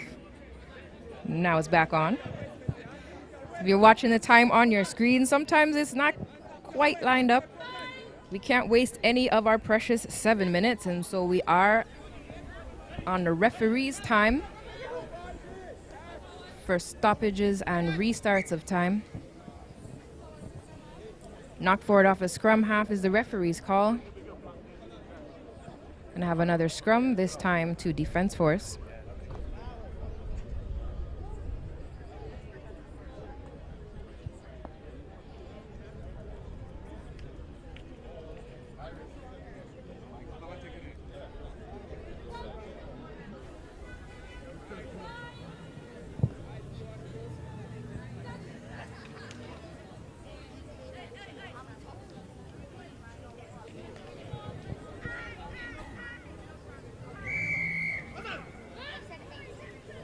All right, defense force. Ooh, wow. That number 18 has been using his feet to keep the ball in play.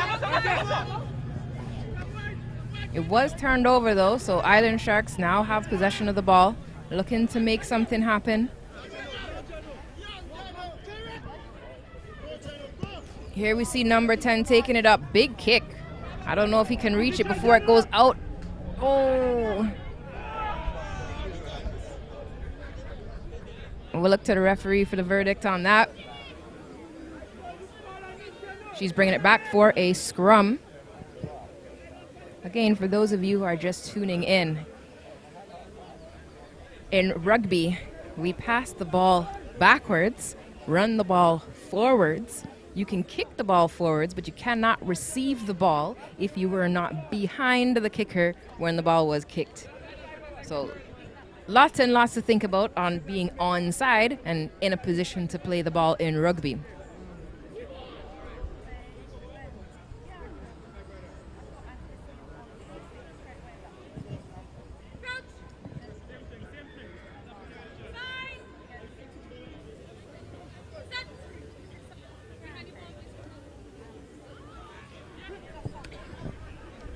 All right, we're seeing a little bit of creativity in the scrums there.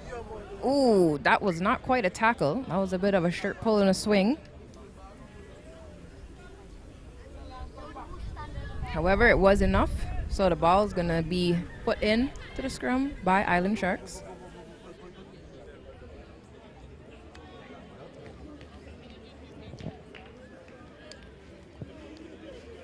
Be interesting to have a conversation later with some of the Guyanese players.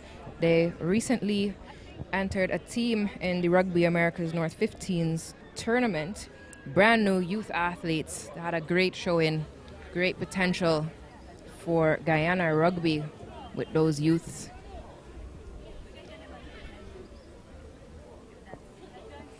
Ooh. And there you have it. What a team try. Island Sharks finding their support, passing that ball. No one being too greedy and trying to score the try themselves, so they secured it with number 11, putting the points to his name on the board. That's 5 points to Island Sharks, bringing the score now to 12, and we'll see if the conversion kick is successful.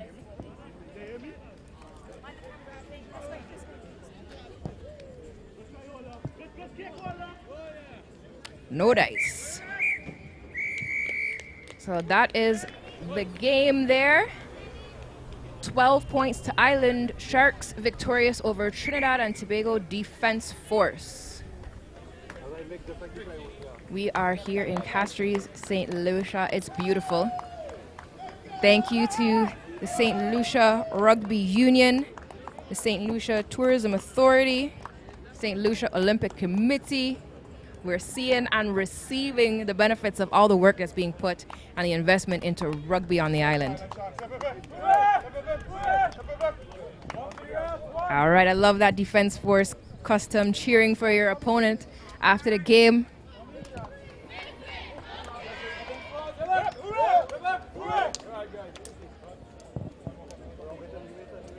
Great match there that was played by TT Defense Force and the victorious Island Sharks. You can hear the next teams getting ready. The chants from across the field.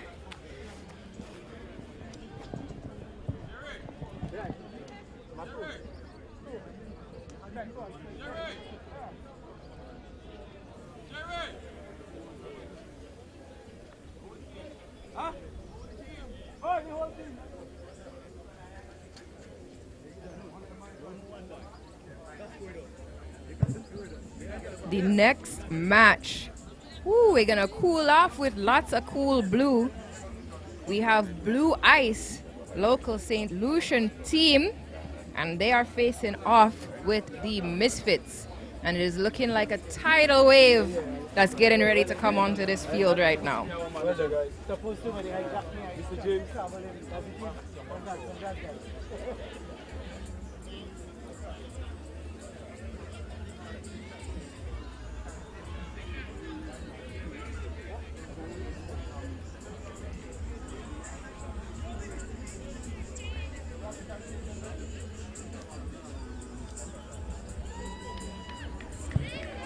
And here they come.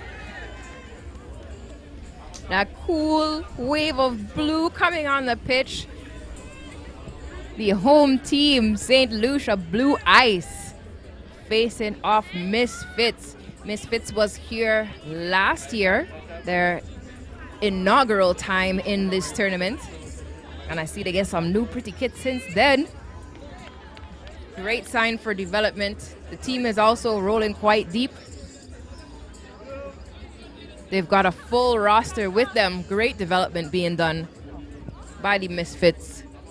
Another team that really focuses on getting opportunities and creating opportunities for athletes in the Caribbean and the Caribbean diaspora to reach high levels of rugby and compete at the level of their potential. Boom, excellent catch.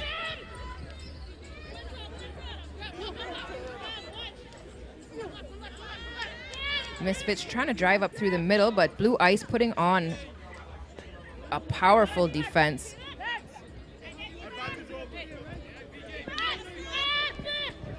Here we go. Misfits looking for some... oh, yep. Number 11 for Misfits, finding the space on the side. She is off to the races. That is Makiba Alside. 5 points early on. Boom. Misfits comes out and makes their statements. That is 5 points for Misfits. And I'm seeing the kit, but not the touch judges. So we'll have to confirm the conversion.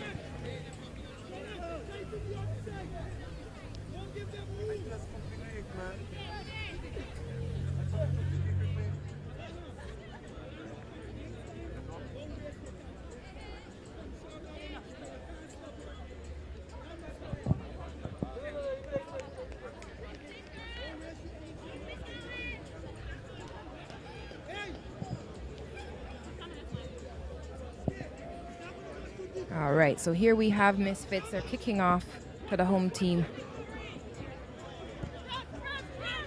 Ooh, nice high kick. Did it go 10? Referee says play on.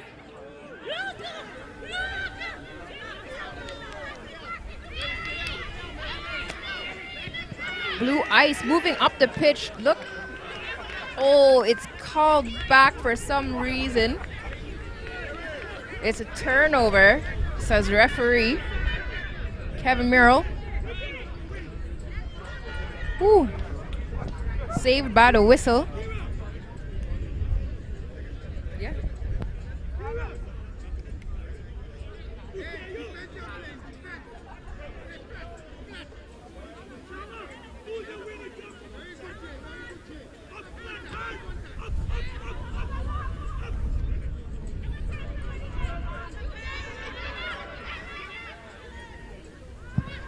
All right, I am joined by a rugby legend, former captain of the England team. Captain Moody is here with his family. I am indeed. Lovely to be here. So it's wonderful. Did you come for this tournament, or are you here vacationing and this is a fortunate coincidence? This is very much a fortunate coincidence, yeah. So we're here on holiday and we're at the Body Holiday, and Mindy, who was doing some touch rugby with me on the beach, who I think is playing for the Misfits, or was playing for the Misfits, who are out there now.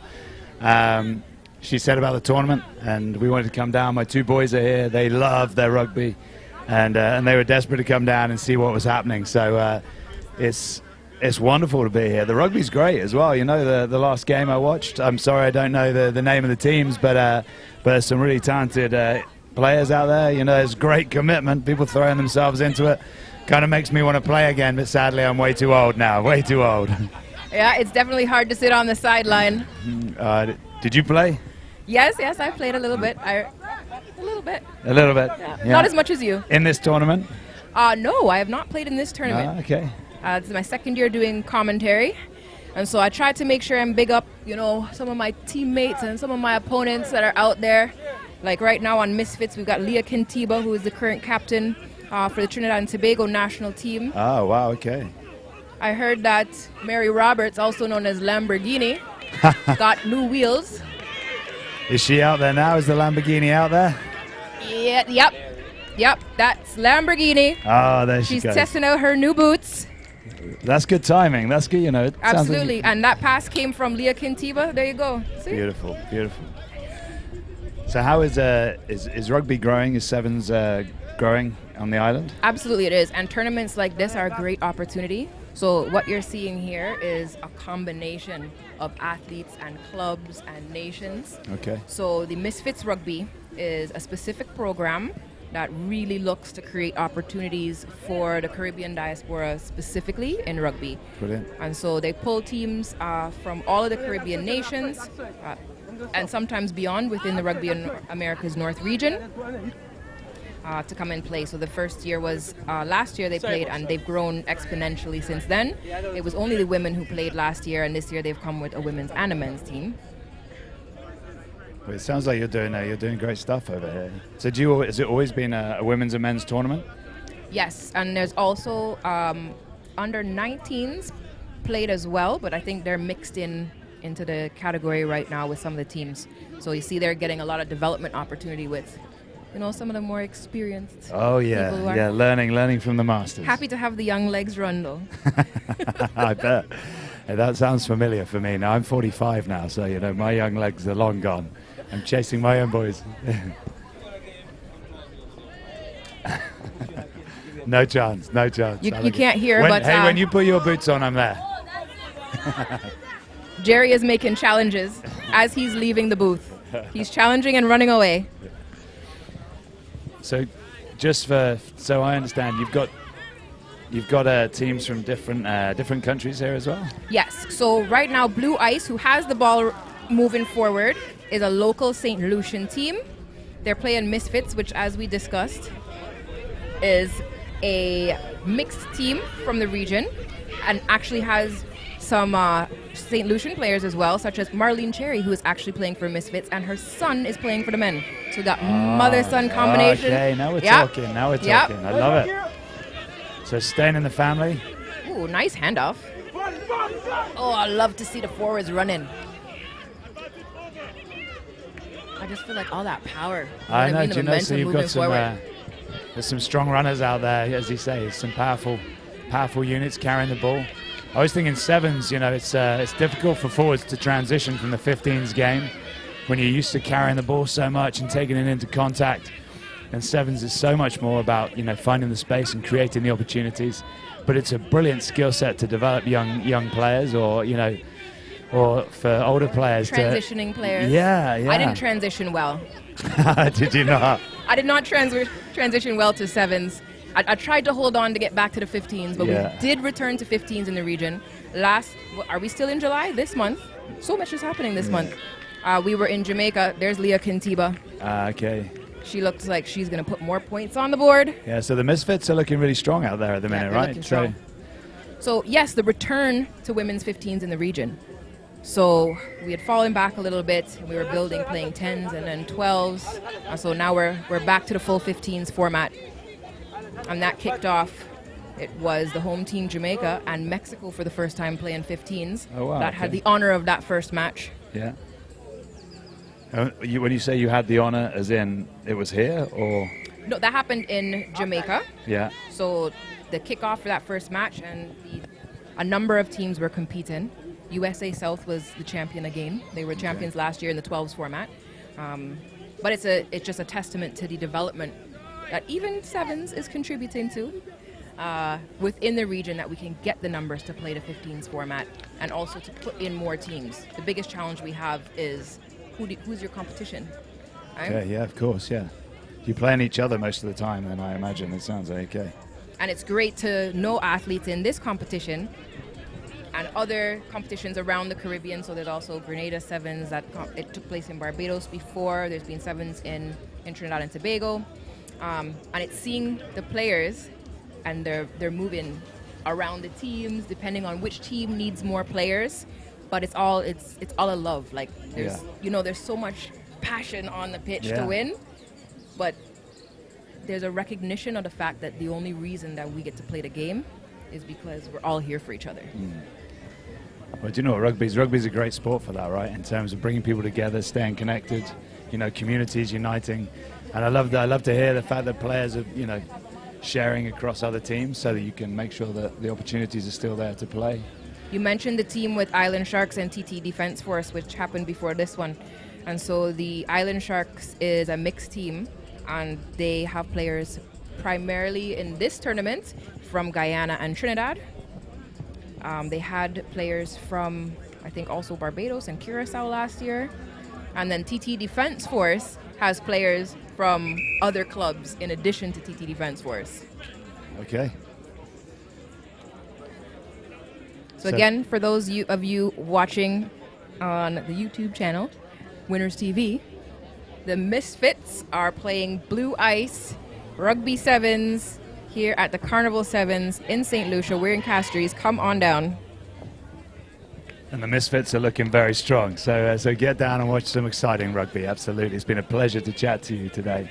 Yes, thank you so much. I think I've not taken all my notes because I've been so into the conversation. Yeah, sorry. I've distracted you from watching any of the rugby that's been going on, but it's really been lovely to be here. The second half's about to kick off.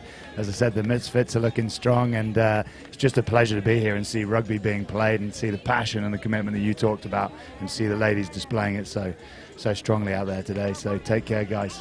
Yeah, well, thank you so much for joining us here. It's an honor to speak with you. Pleasure.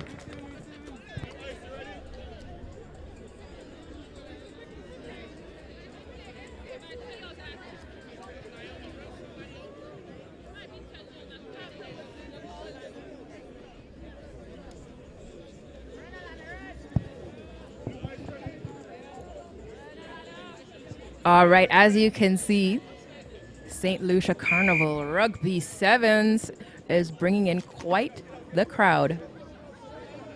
Misfits kicking off to Blue Ice, the home team.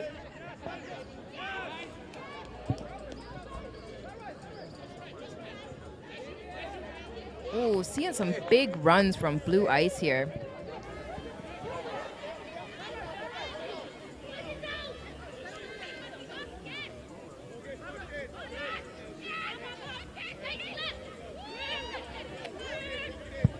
Ooh, and when you see that happen, the ball gets right out there to Mary Roberts in her new wheels.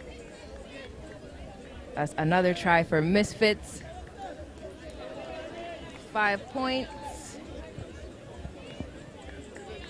And let's see, looks like Renata is going to be taking that kick. Let me check my list. Yes, Renata Fredericks.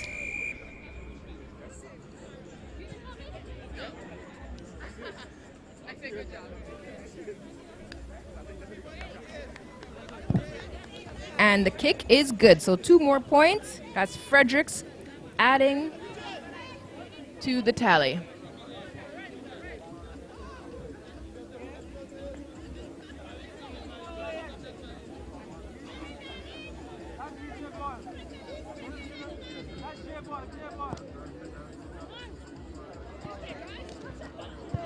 Ooh, knocked on there. Misfits taking advantage of the advantage. Fredericks, boom, little show and go. She's right through the middle and she goes right back between the posts. She knows where she wants to convert that try from.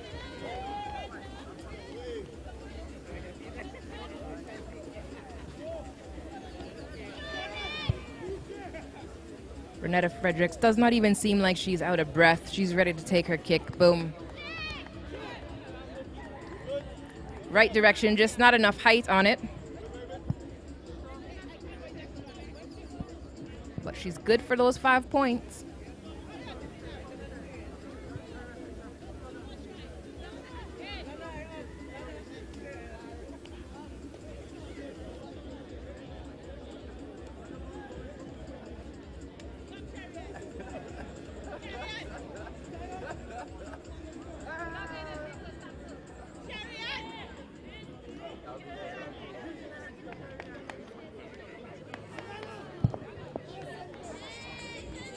Looks like some subs here for Blue Ice. Fresh legs coming onto the pitch. Big drive. Blue Ice moving forward, drawing in the Misfits players. Looking to go blind. That's number 10 from Blue Ice. She just came on the pitch and she wants to have an impact. She's pushed out of bounds. Misfits take it quick. Oh. And you see them charging up the pitch, using their line.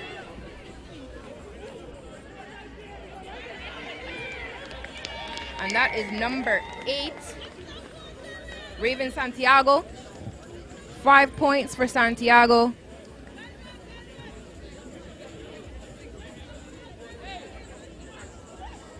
The Misfits continue to climb up this scoreboard.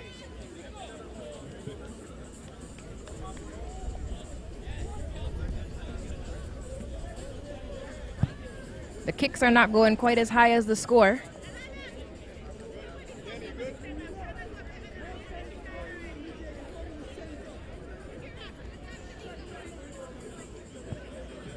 So that conversion was not successful.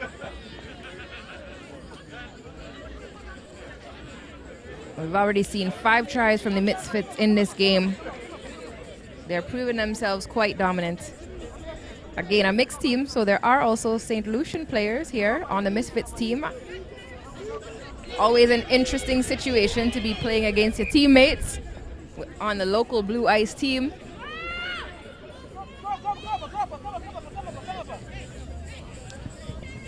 It's like Donnelly coming to take that ball. Oh, yep, number 3, she wants to power through. She gets the offload. Misfits holding up Blue Ice and looking to rip the ball and get it free. Looking for options. They can't pass that ball forward, so the team needs to realign so they can pass and run onto the ball. There we go. Blue Ice, definitely it's a challenge under these circumstances to keep possession of the ball, but they are doing it. Looking for the space, blind. Ooh. And a quick offload there. Unfortunately knocked on. It looked like they were going to go all the way, but it's going to go to scrum for the Misfits.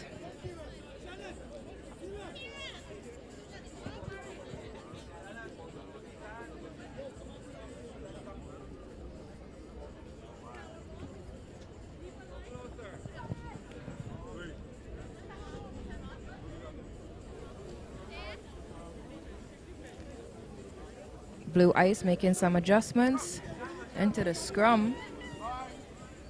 They definitely have a powerful pack. It's there putting Misfits trying to steal it, and they do.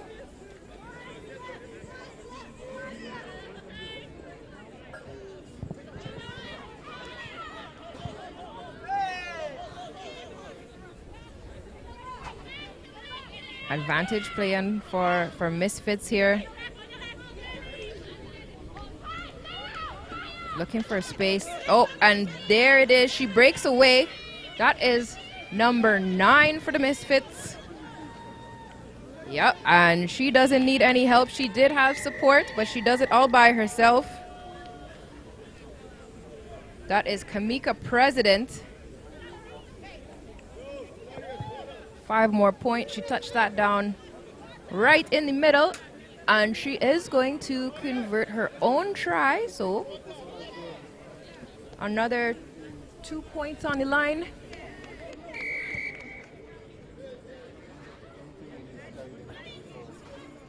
And it's good. We see the touch judges putting their flags up, signaling to all of us here on the field that the conversion kick is successful.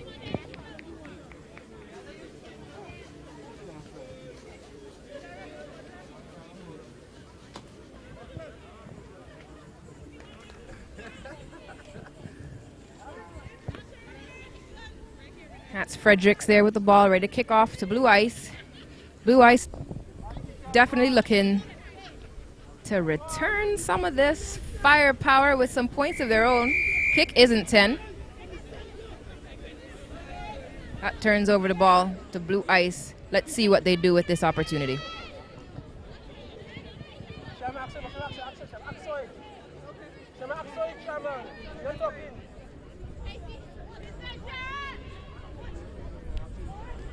Ooh, the space was there and she saw it, but just knocked on. Misfits there, ready to turn over the ball.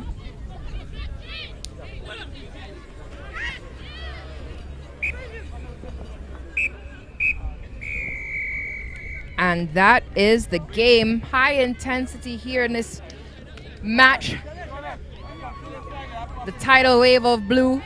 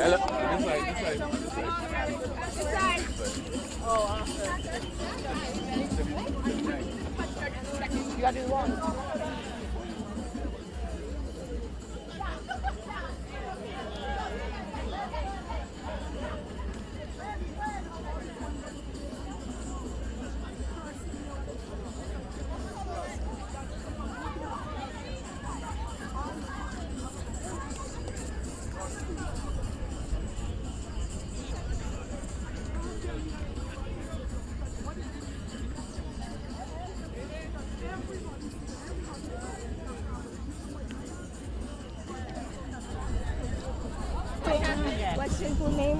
Alexandra. You say Alex though. Alex, Alexander. Casey, just K and a C. Both of y'all are coca. Yeah, we're lazy.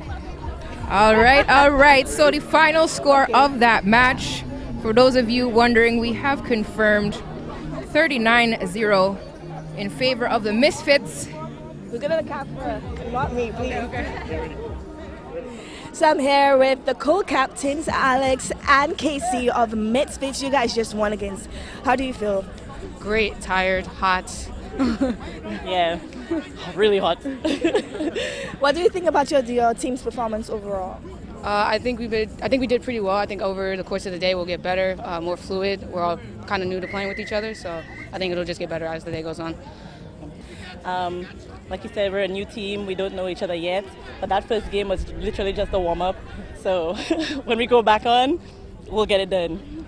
Now, Casey, I know you're from St. Lucia. Obviously, this hit is nothing new to you, but you seem to be tired right now. Listen, I'm not local right now.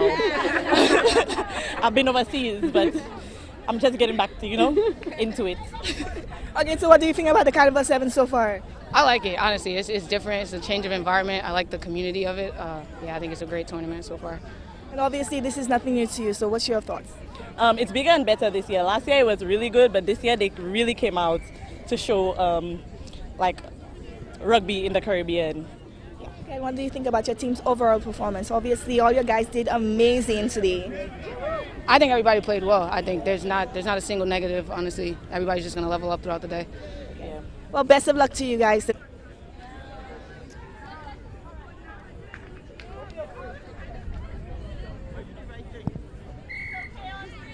All right, and there you see it, back into the action on the pitch with a successful conversion kick for Northerns, who scored the first try of this game, putting Northerns ahead 7-0 against UTS, local combined development team, program supporting local St. Lucia Rugby out of the UK.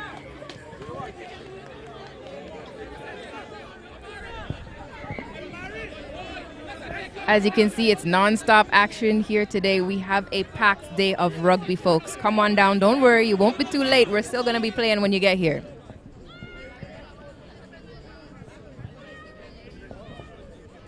UTS approaching the half line. They'll take the kickoff. Oh, he's running it up.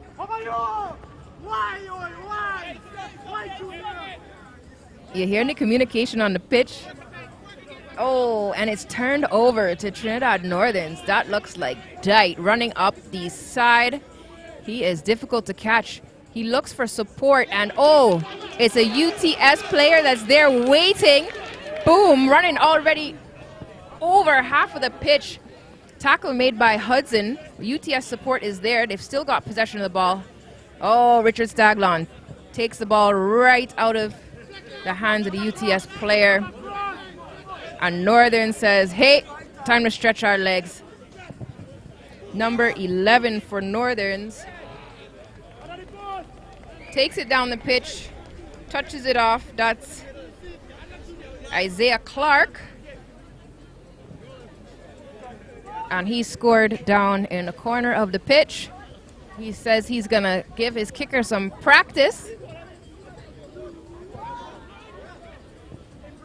And we look out for that conversion kick for Trinidad Northerns. Score right now, 12-0. As you can hear, the Blue Ice team cheering, good spirits.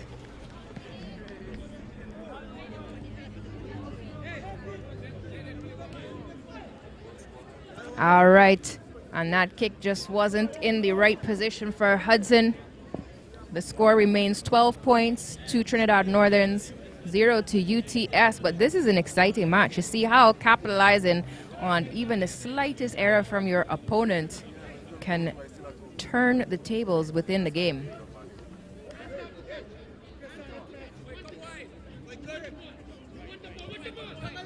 Northerns kicking off to UTS, big high kick, collected very well. UTS looking for space, trying to dance around that wall of blue. The ball was held on the ground by the player. Great defensive work from Northerns, and that is Phillip. Yes, James, Phillip with that try. Easy like Sunday morning, and it's still only Saturday.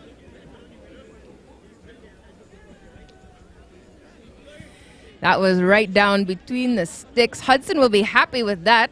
Not quite so much pressure, or maybe more, because we expect this kick to go through.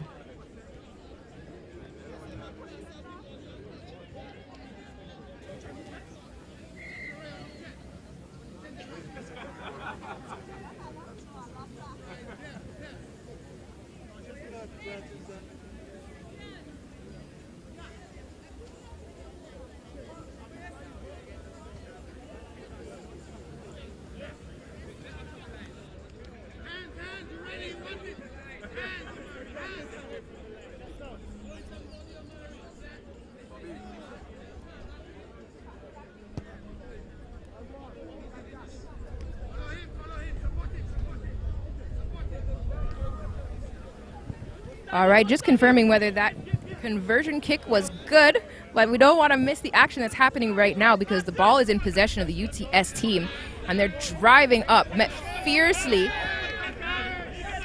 by Marson from Northern. One of the national players recently returned from the 15s tournament in Jamaica. The ball is bubbling. It looks like, yes, there was a little knock on. Of course, the referee has seen it. That's a scrum to Northerns.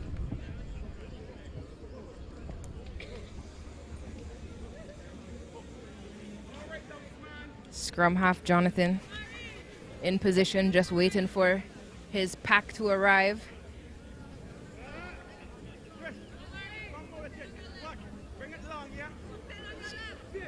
Jonathan Stewart putting in the ball.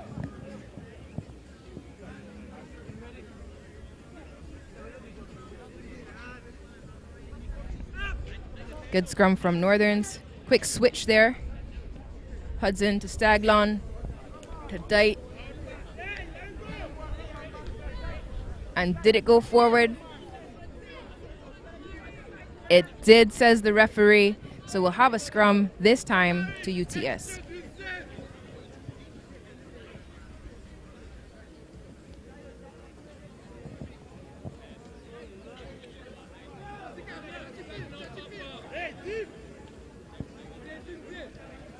great experience for the UTS team. A scrum is definitely one of the technical pieces that there are certain things that no matter how many times you hear it, until you feel it, the lesson doesn't stick. Boom, UTS, step in, finding some space. Oh, looking for the support. Got there a little bit late. There's a whistle. That will be the halftime from the referee. And the halftime score, 17 points to Northern. Give or take 2 on that conversion we're waiting to find out on. 0 to UTS, but definitely some exciting runs that we're seeing on the pitch. As you can see, this halftime speech can really change the momentum and trajectory of a game. In sevens, they don't have very long to impart all the knowledge and all the reminders from training of what the team knows they need to do on the pitch, but the coaches do their best.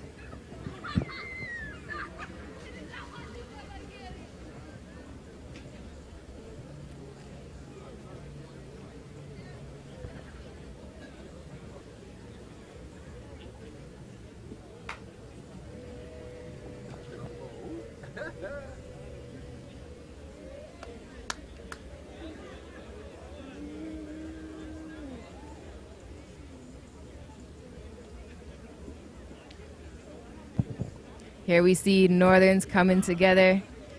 UTS in the background there, still having a chat, talking about what's going on the pitch and what they need to do. United through sports, mix of under 19s. So again, this is development. It's supported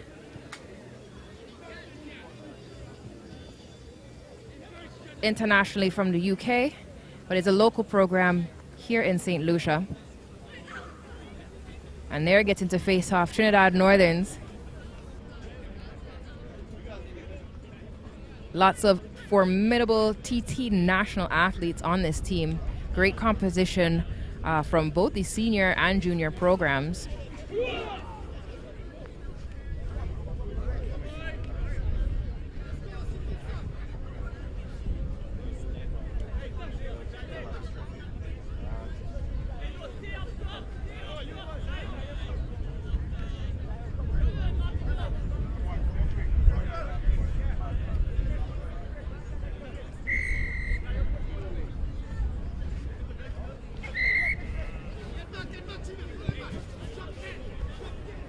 Oh, advantage going to Northerns there. Hudson kicking it off. Passed off to Muscles.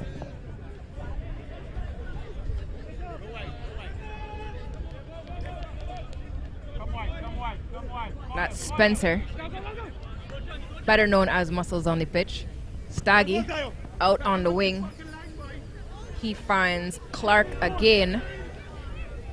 Ooh, Clark is just dancing over the defense. This time he says, I'm going to put it down between the sticks. Right, that is a second try for Clark in this game.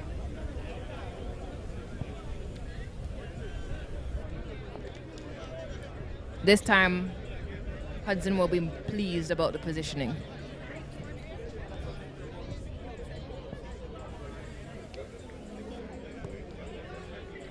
And 2 more points for Trinidad Northern. Successful conversion kick.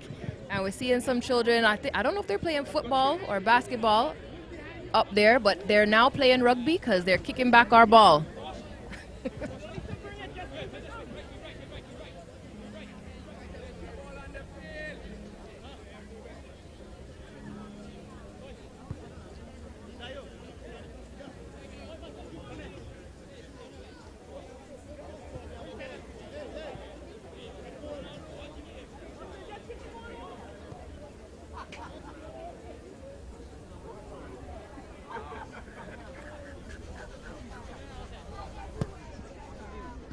Nice high kick here from, oh, beautiful catch from UTS.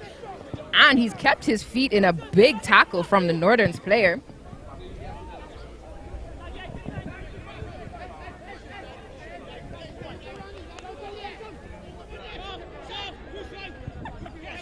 And it's Hudson finding Clark again on the wing.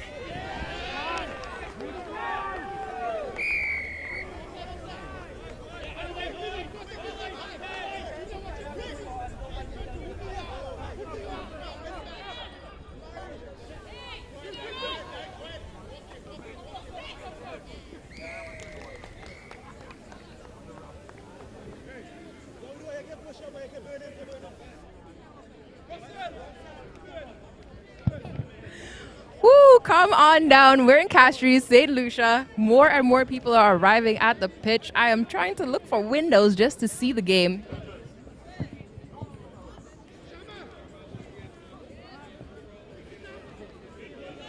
Big up the Bounty Bar. They are here pitch side.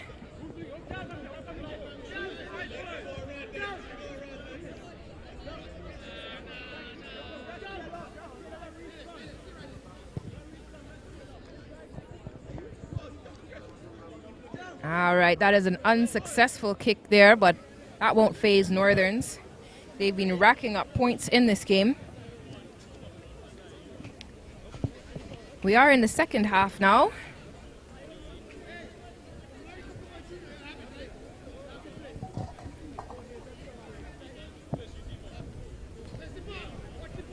That's Achim from Trinidad Northerns kicking off to UTS. UTS has been doing a very good job collecting off the kickoffs, but that kick is not 10. So the referee calls for the ball to play it off the mark. You can see the energy from UTS. They're ready to get going. All right, they've got their pack. They're looking for some options. Moving it out wide. Well collected on the wing, but instant tackle.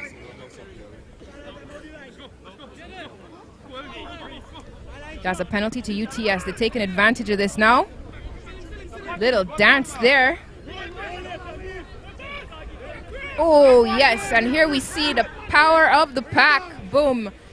The prop from UTS is driving forward, and somehow that ball squeezed out. I didn't even see it, but there it is. Try for UTS. What an amazing score. 5 points to UTS. They've made it onto the scoreboard. I am not even sure what happened there. If you saw it, put it in the comments on YouTube. Let us know. Great work getting that ball out. Beautiful score for UTS. And here we have the conversion kick. Needed a little more height to get those 2 points, but UTS is on the board with 5 points.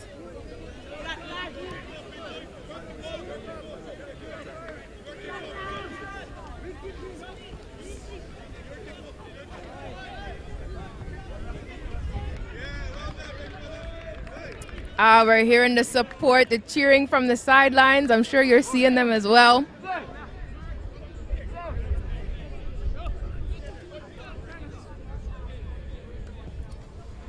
Lovely setup here in Castries. The athletes have an opportunity to mingle amongst each other. Many know each other from playing on the same teams, on different teams, in the various islands where we move around supporting the rugby tournaments.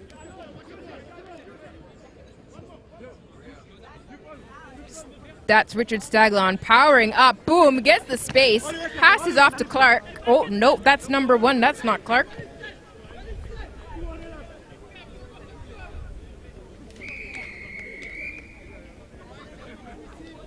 That was Atwell, and he found the space. 5 more points for Northerns.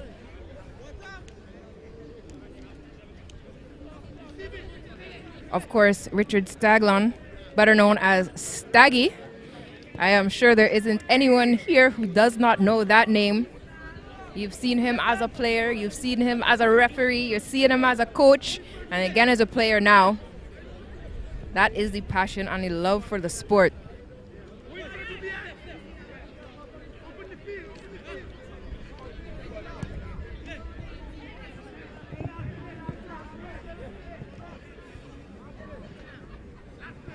Big thanks goes out to the athletes who are also running lines, serving as ARs, supporting the tournament.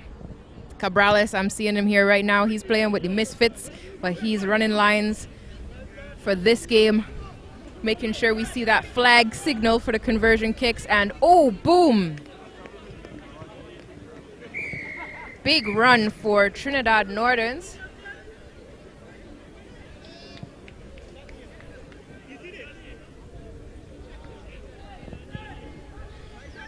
All right, and that is Spencer. Again, I have to check the number because I know him as Muscles, so you'll know him as Muscles too. Ronaldo Spencer, great try to finish off this game. That is the final whistle.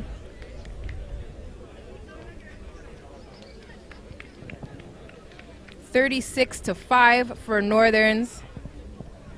As you see in the handshakes there, customary completion to the game.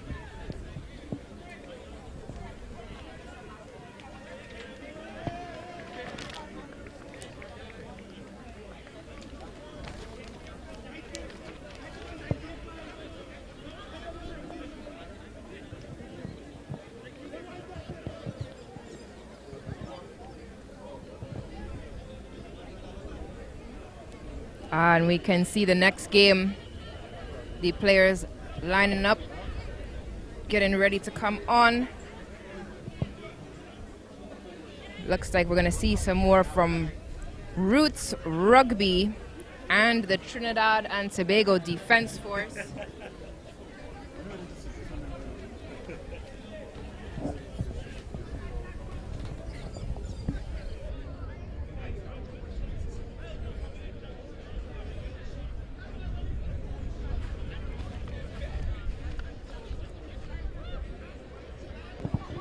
Incoming teams for today's match are Roots and Trinidad Defense Force, with umpire Chantal Jean in the middle.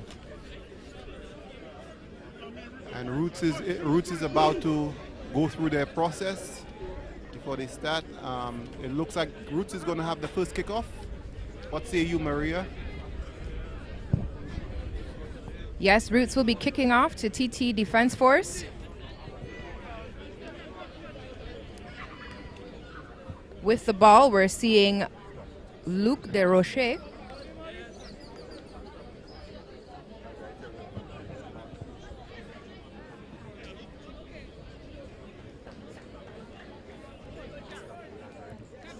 Roots had a strong victory over H1X1 in their first match of the day. Victorious 33-14.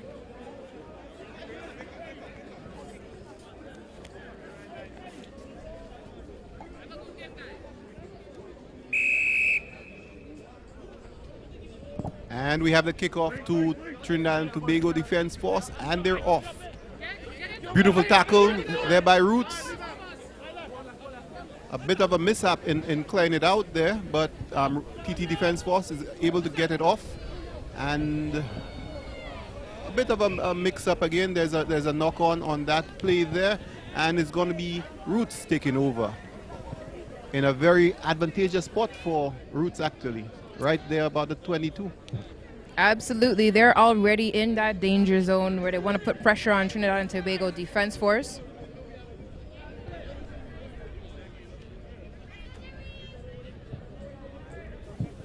So let's see that scrum.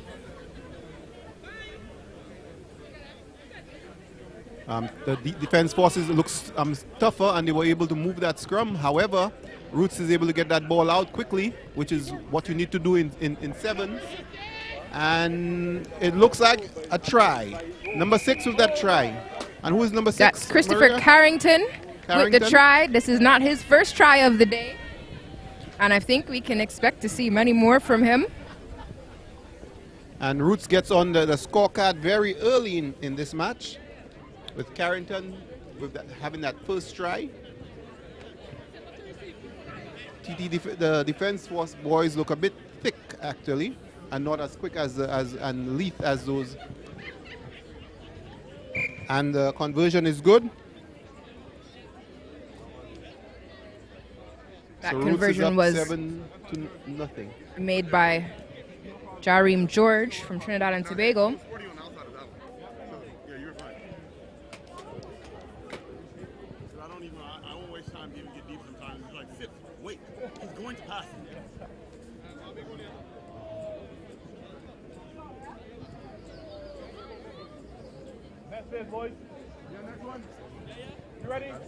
All right, and Roots kicking off to Defense Force.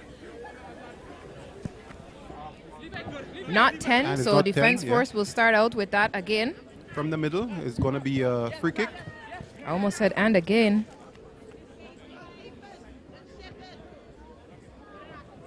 And what's the plan? The defense force doesn't look too sure about their plan. They're going to run it and crash.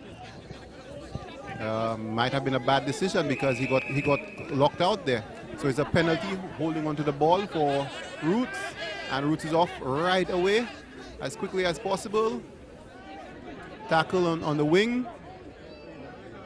Nice low tackle from Defense Force. Defense Force has stolen that ball. Although there's a knock on here. There's a knock on, and it'll be lost to, it'll be Roots ball, knock on TT Defense Force. The scrum half had issues clearing that ball out. Another ridiculous error. Do you think Roots will make them pay again for that error? Well, we'll see. Roots has to put in, but as you mentioned, the Defense Force pack has good size and can definitely contest well in a scrum. However, because I know that's what you meant when you said thick. Reaching in, that's a penalty. Reaching in, a penalty. Oh, it's actually called a knock-on, not a reach. It's a knock-on against Roots. The scrum, they get up a little too high in that scrum. The Defense Force boys. Look at them again. They're in, and they're picking up right away. Right, so Defense Force did turn over the possession with that scrum. They've now cleared it out. That looks like the number 8, Kenwin Davis, brought down, but he was holding on to the ball. Roots is away looking for space. Lovely fake. Jareem with the fake, but yes, he passes it off to Anthony Turner, who takes the ball into contact. It's recycled out, and we see Roots absolutely looking for that overlap on the wing. They've got Oyama Honlin on the wing, who was looking to race down and make a try. But Chantel John saw something she needed to call back, and it's turned over to the Trinidad and Tobago Defense Force.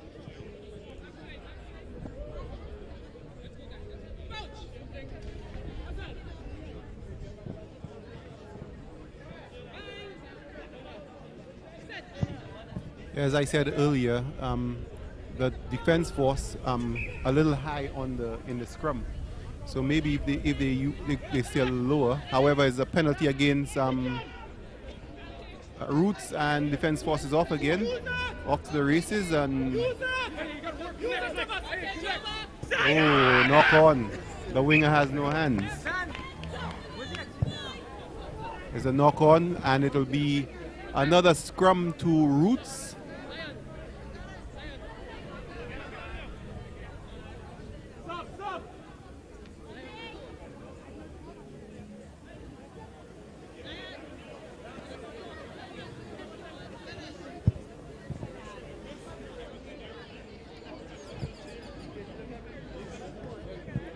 So here we have a scrum. It will be a Roots rugby put in.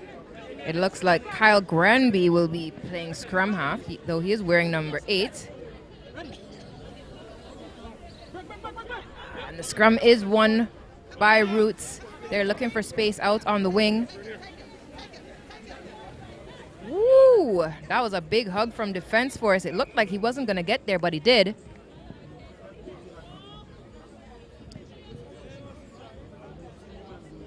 Referee says the ball went forward off of Defense Force, so that will be a Roots rugby ball.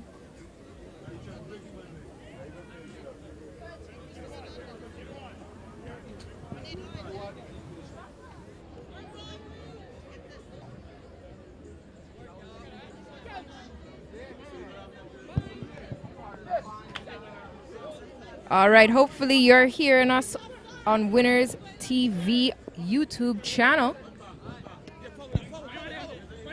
If you're in St. Lucia, come and catch us live at La Cleary. That was and he's still down. I think we need to call the physio for him. And the ball is lost. The physios are coming onto the field. And that was a powerful stiff arm. It took him right in the middle of the chest and put him down on the back of his head. And then we'll be having a little bit of timeout with due to injury. So let's do a quick recap of some of the scores. The first match was Northern versus Misfits. Northern won by 22-7. The next match was Roots versus H1X1. Roots won that 33-14. Then Roots came up against Wire. Roots won that 28-7. UTS played Ren and UTS won that 24-0. Sharks came up against Trinidad and Tobago Defense Force. Sharks won that 12-0. Misfits over B-Ice 39-0. And Northern beat UTS 36-5. We currently, as I indicated, watching the TT Defense Force versus Roots, and the score on that match for the time being is 7-0. We have an injury on the field, and he's going to be taken off. All right, so you're seeing the teams now taking the opportunity while the time is off to get watered up. And I'm not sure if we have a shot of it, but if you can see there are a set of children who came to play ball just next to the Cleary ground where we are playing. And we're seeing one of the athletes from Misfits Rugby. It's a double level of rugby that's happening. And this is what we come out for, St. Lucia. The ball, every time a conversion kick is going over through the pitch, most times it is crossing that fence and falling into the court where the children are playing, and they have been most gracious in sending the ball back to us. Now we're seeing them coming onto the pitch, and this is what we want to see. Everyone having an opportunity to get into rugby. So big up and thank you so much to St. Lucia Rugby, all the support that comes from St. Lucia, the Tourism Authority, the OC, the local businesses. Obviously, that includes our Bounty Bar that's here right now, so come on down to Lac Cleary Ground if you're not here yet. This is how we reach the people locally to bring them into rugby and to see the pathways that are set up for them so that they can reach their potential playing for clubs, their community, their schools, national teams, and even international independent teams that are looking for that talent.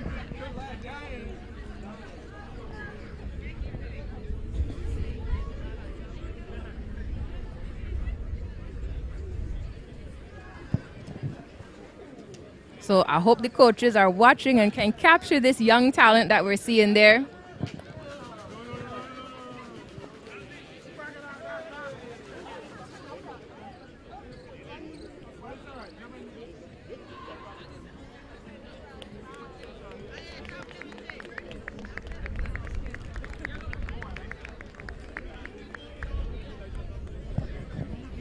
All right, that applause is signaling the support we have for the player coming off of the pitch.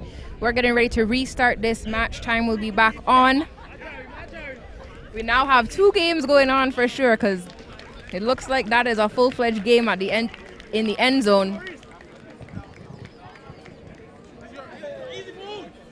Applause for Defense Force player.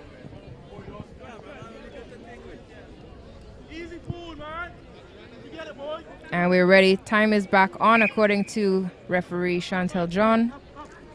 And we are back on. Roots Rugby leaping for that ball, but boom! And he's off to the races. And it'll be a try for Roots Rugby. And we're waiting for him to turn and show us his number. Excellent run. Quick kick.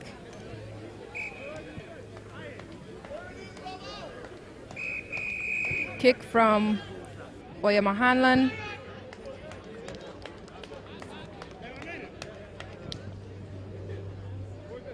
And the try scorer was number 3, Maurice Diong. Strong restart for Roots Rugby, playing versus Trinidad and Tobago Defense Force.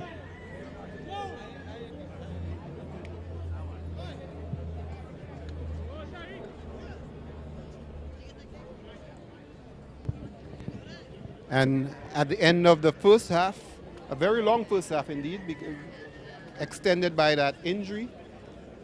The score is now 14 to zip. Roots up 14 zip on Trinidad and Tobago Defense Force. And so far it's been a good day. So how are you doing today, Maria? Tell me about you. Where are you from, Maria? Well, you've asked me the loaded question, which means that you didn't get the memo. I definitely didn't. All right, well, you're in the Shark Tank now. So I've come not even directly from Trinidad, but I have represented Trinidad and Tobago in rugby, and so I am always flying that flag very high. That is pretty interesting. Really happy to see so many of our athletes here. And of course, the diaspora that comes together in these tournaments, it's just absolutely inspirational. And I have to live vicariously through these athletes because I don't know that I can make those kind of runs again. I was told if you have to tape up more than 4 body parts, you need to retire. Oh, I was a tape monster in my prime. Every joint in my fingers was taped. I had so many body parts taped up. I eventually had to be like, okay, this is it for me. I don't know. I find like tape makes me feel somehow supported. You know what I mean?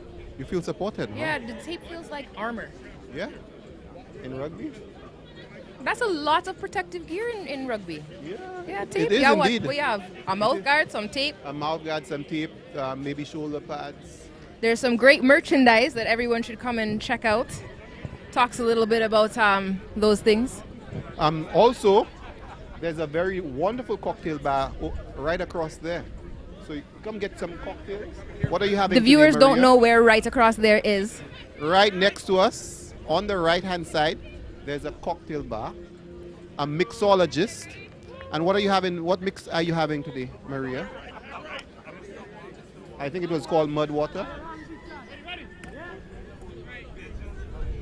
Does the mud water taste good? And we can see that Trinidad and Tobago Defense Force is ready to kick off. That's Yes, they are. Joshua Sechan kicking off, excellently collected by Roots Rugby. That's the number 6, Christopher Carrington.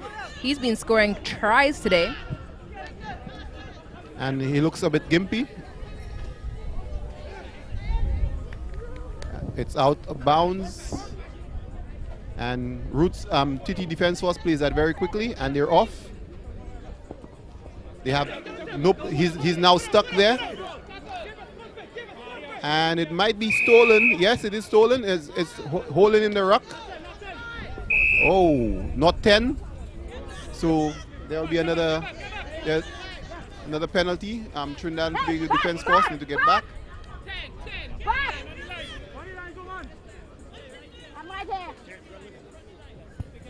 So we have a new lineswoman in there. Signa President has joined the line. Oh, wonderful run. Carrington. Oh, beautiful. He had the fullback diving all over the place, totally clueless as to where he would be going. And another beautiful try by number 6 for Roots Rugby. And that is Carrington, Christopher Carrington. He is earning his keep. That was a beautiful run by Carrington. The way he ran along the line and was able to dodge 2 defenders before he scored that try. And that is a conversion. So 2 more points. Number 10 kicking consistently. One of the specific skill sets that we've seen a lot of improvement in the last few years has been in kicking. And as a forward, that was not necessarily a kicker. I was always relieved that I never had to be under that much pressure to kick the ball. But I really have to send out kudos to the kickers on these teams. They take that pressure. All eyes are on them. We're depending on them for those 2 points, those 3 points in the penalties, and consistently we're seeing excellent kicking. And it makes a huge difference to the outcome of the game. Yes, kicking is a very important part of the game. I remember in my younger days when I was a back and trying out the kicking. Oh, wow. Roots is off again. But this ball was thrown forward. TT Defense Force has it. They still have the advantage. They're throwing it all over the place. The advantage is still on, according to referee John. And it's thrown off again. And then she's going to call it back for the thrown forward. She's going to call it back for the thrown forward, so there's no try. And as we're commending people in rugby, wow, what a job it is to be the referee in the center when you have action like that, back and forth, knock-ons, little infractions, playing the advantage. You see how quick Roots Rugby was to make sure they never missed an opportunity, tapping that ball down to see if they could get the try. Of course, it was called back to an earlier infraction, but those quick thinking skills on the pitch make a huge difference. Because this is sevens, it's a quick game, and then you need to be very versatile. Oh my! What a meltdown! He tried to kick that ball and he missed everything. And it's another try to Roots Rugby.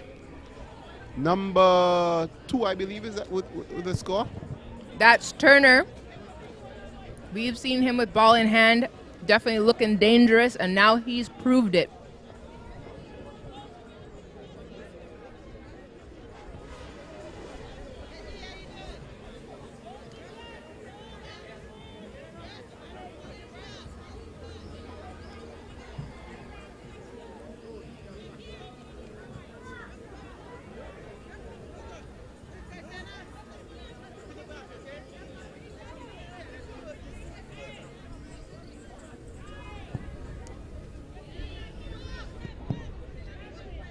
And the kick is up and it's good. The kick is up and good again. So that's another conversion from number 9.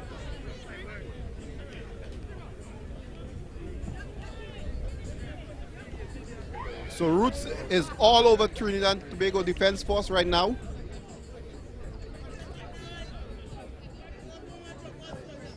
They've physically taken the game away from the Trinidad and Tobago Defense Force. And they're about to kick off once more.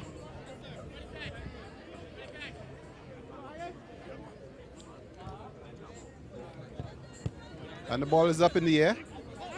It's collected cleanly by TT Defense Force. But there's a bit of a mix-up in that the non-receiver who was up in front of the receiver didn't back off. And the ball is stolen. And it's another try. No, sorry, it's a penalty against Roots, and Trinidad and Tobago Defense Force is up with it. They're not gaining any ground, not passing the ball. Nice clear out, and fullback has the ball, but he's not moving. That's a lovely dummy. Lovely dummy. But he passes the ball behind his winger, and the ball is lost once more. And Roots is off to the races. Oh, lovely dummy. And another defender bites the dust. It's another try to Roots Rugby. Another try to Roots Rugby. It is number...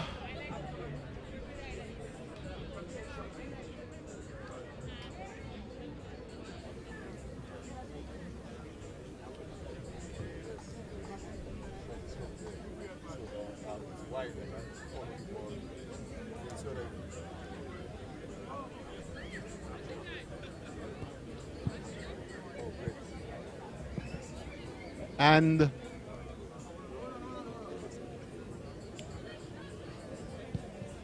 the kick is up, but it's no good. And that's the game. That's the game.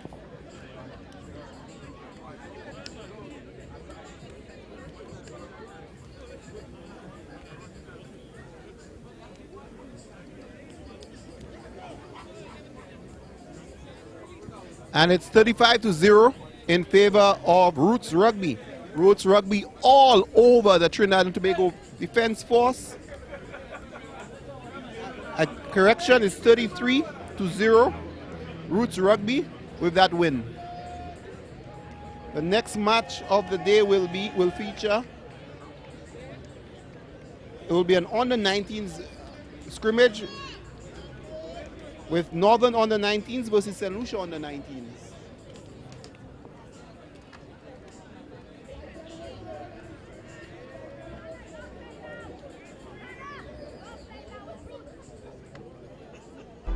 The Carnival Sevens idea was formulated in 1994 to twin rugby and St. Lucian Carnival under the theme, "Come to St. Lucia Carnival and play rugby."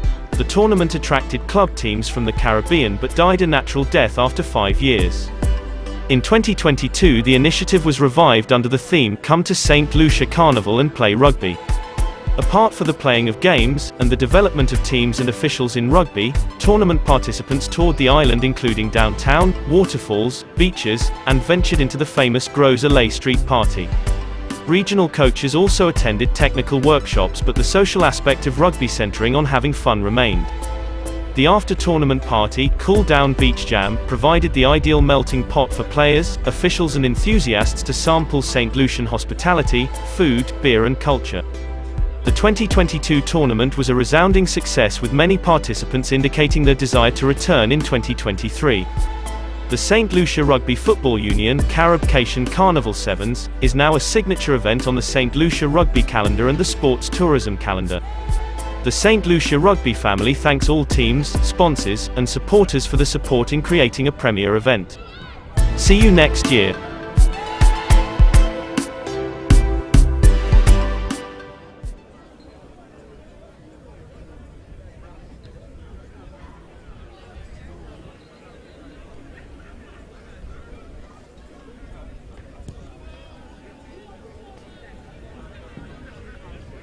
And we at the Leclerc playing field, watching some exciting rugby. We're getting ready for the next match, Northern under 19s versus St. Lucia under 19s.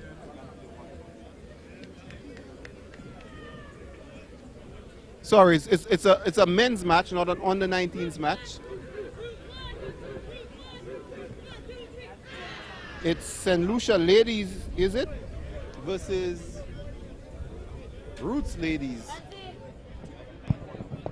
That's right. Up next we have Roots Rugby again. The women's team has come out with a great showing in their first match. They were triumphant 28-7.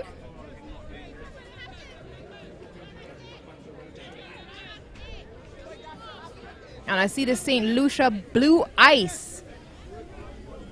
coming on the pitch. St. Lucia Blue Ice, not successful in their last game, but absolutely put on a great performance, especially some of the powerful runs by their forwards. Good work defending. I know they've been over in the tents watching the game so far. Great opportunity to suss out your opponents and come up with a game plan. The Blue Ice look like they are packed heavy team.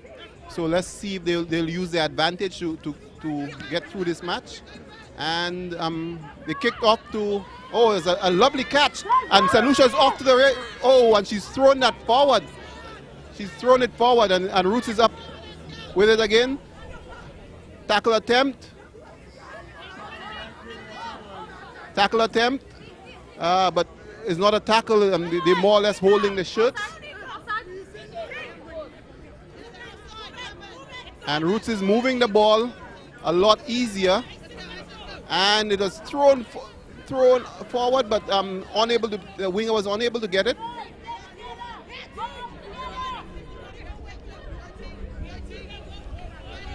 Number 9 for St. Lucia is out there.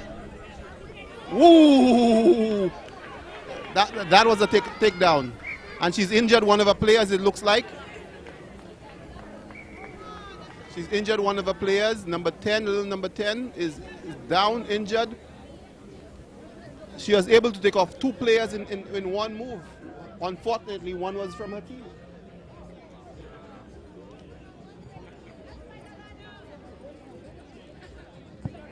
And the physios are out on the field once more to make sure that the player is okay.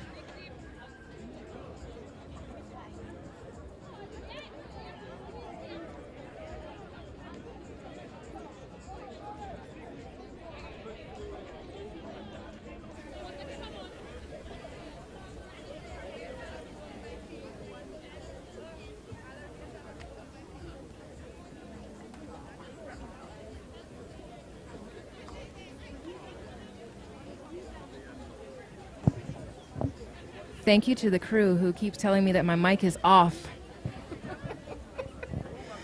All right, Roots Rugby taking a knee, catching their breath. We see Coach Tiff Faye, who I have had the privilege of doing commentary with before. And I'm sorry that it's only me you get to hear and not her. We'll maybe try and get her for a minute if she has a chance in the booth.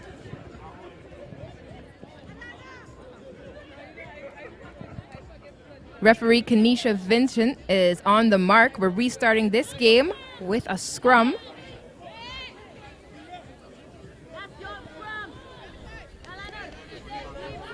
If I am to believe the word on the sideline, it's an ice blue scrum. A blue ice scrum. Which one is it? Yes, it's blue ice.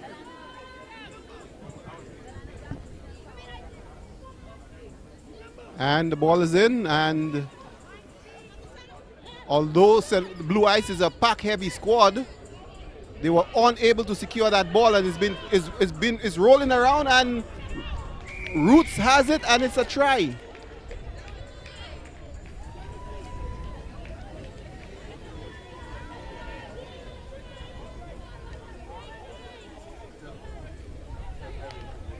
And it's a try to Roots. Scout Cheek scoring that try.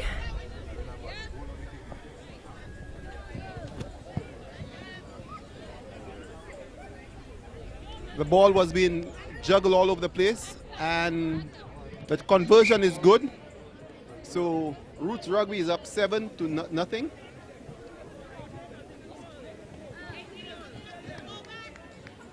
And that's a successful conversion from the number 4 TK.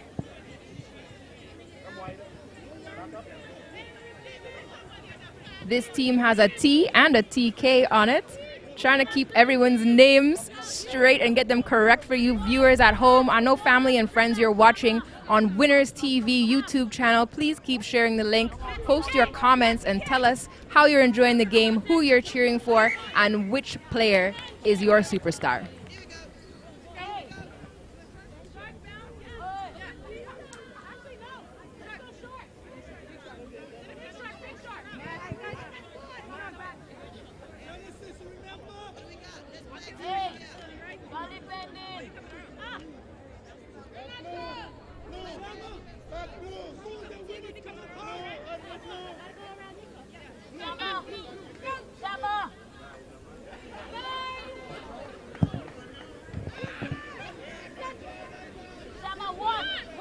Beautiful hook. Roots Rugby keeping possession of that ball. Nicolette Panther passing it off. T. Granby.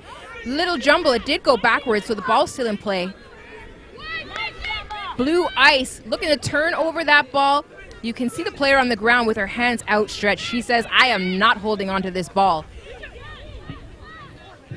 Blue Ice putting the pressure on. They know that they can use their pack to push forward. You see in the pressure. Ooh. Referee makes the call. It is still in favor of Blue Ice. Jerry Benswick is back. I was about to shout you out on YouTube. I thought you were watching online. I was drafted into playing for a team. You were playing? I didn't see you on the pitch. No, I'm supposed to. So they put me in something. So I'm not wearing. For those who cannot see, Chairman Benswick is wearing Crocs. Yeah, I am wearing Crocs because I am a Croc. So Crocs wear Crocs. But I can definitely play in this. I'm old, and old people do things different. Well, folks, I hope that you're tuned in, especially in Jamaica, especially all the people I know in Jamaica Rugby Union, in and outside of Jamaica. We are on Winners TV on YouTube, and you need to sign in. Get online, share this link, because your chairman, Jerry Benswick, is going to take the pitch. Yeah, I'm going to play in this young people madness. I saw them hits dropping, and I said, what? I'm not going out there. And they come and grab me and collar me up, and we short, you go come and play. And I'm like, you know what's going to happen, right? But you know you like to call people's bluff. And that's the problem. This is not a place to call bluff. We're not bluffing here. I need to shut up. Now I'm in trouble, right? All right. Another exciting women's game happening right here, right now, before the old people go embarrass themselves. It's a reset on that scrum. Lots of power, lots of experience. The scrum in sevens rugby, only 3 athletes per team, 2 props and a hooker. Just like what they sound like, 2 props propping up the hooker and the hooker hooking the ball. Nice. There you see, perfect example. The ball hooked back beautifully. Oh, there's a knock on right there. Referee right on spot to call that knock on. Slight knock on, and there we'll have another scrum. Hopefully, another great example of how that set piece is used to restart the game. So as you'll see, the advantage goes to the team that has possession of the ball. So in this scrum, Roots Rugby has the advantage. They get the put in, which means they can put the ball in. The scrum half will put the ball into the scrum in a way that is most advantageous to her team. However, in senior rugby, both teams can drive. So what you'll see is the players coming together and driving, trying to step over that ball, in which case there is an opportunity for the opposing team to steal the ball. That's not what happened here, though. Roots Rugby has kept possession of the ball. They got it off to Pantor, who's passed it out to the wing. And a streaker and a step inside, and she's across the line, heading for the sticks. Try under the H. Mariko Moore, there it is. She was ready and waiting. She knew why she was out there on the wing, and she delivered right under the sticks. Beautiful position for their kicker to look for 2 more points. And as TK, beautiful kicking that we've seen from her today. Half time.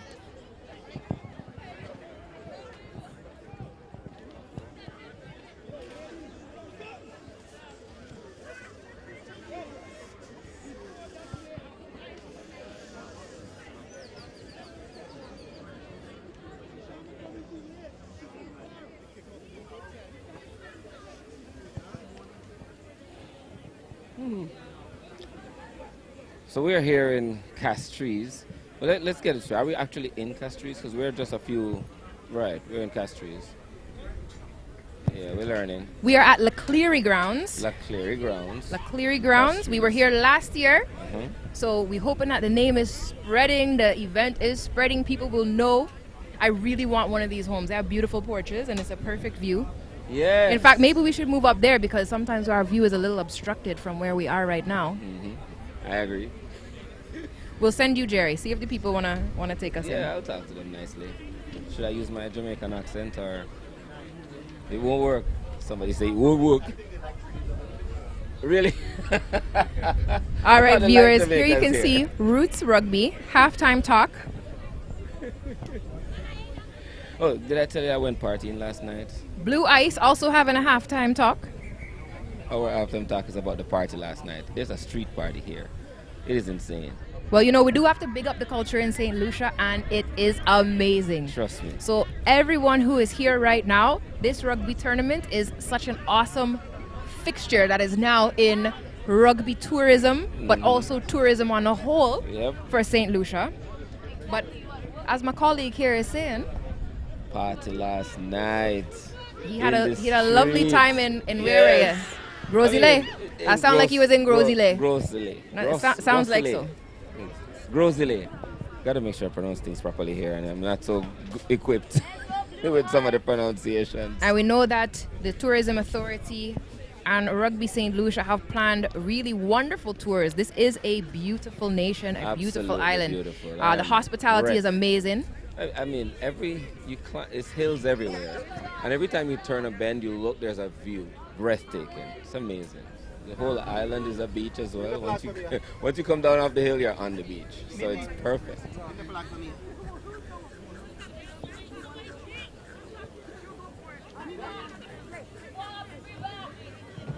All right, so we see the teams realigning here, and again, we are at the St. Lucia Carnival Caribation Sevens. Ooh, boom! That's Cheeks again. She grabs that ball, and that's a wrap. Yeah, talk about the bouncing of the egg-shaped ball. Listen, some people just have a talent. Somehow they know which way it's going to bounce. Yeah, and she was on point with that one. Just tracking it all the way. Got the perfect bounce in her stride. You wish for those when you're back, just to see that ball bounce right up into your hands when you're on the full tilt running after it.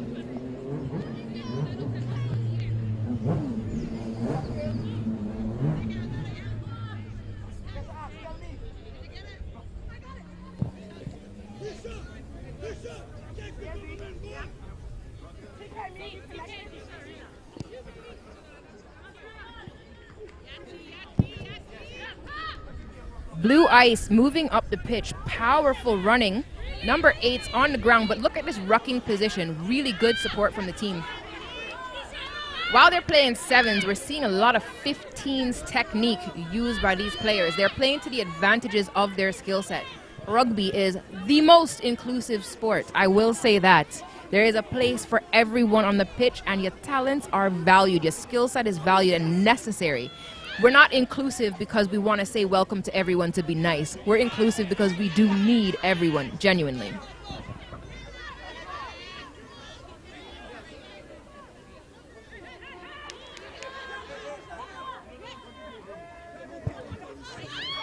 Blue Ice passing the ball out the wing.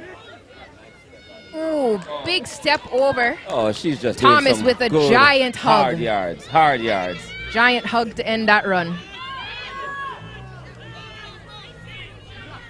But Blue Ice still moving forward. Number 7 carrying the ball.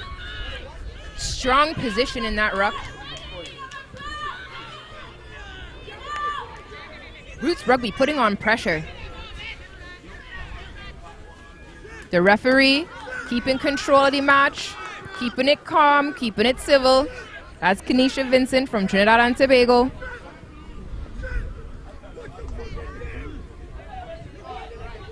She's called for a scrum.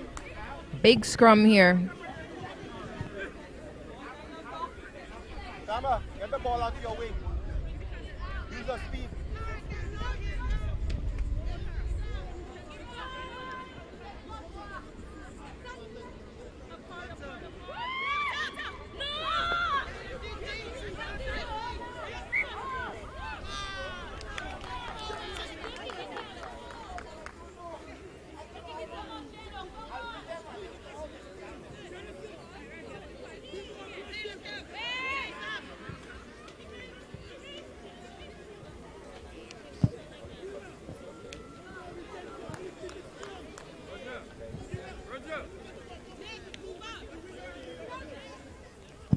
I always like to see the substitutions that are made with the players who are in the next set piece. You know that when subs come on, it is to make an impact.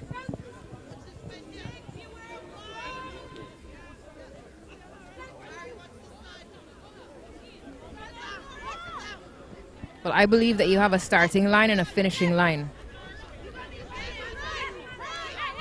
So every player on the team, they're there for a reason. Ooh, look at this run. Beautiful run from Moore. There she is. She says, oh, I'm going to take another try. Good attempt at the defense from Blue Ice there.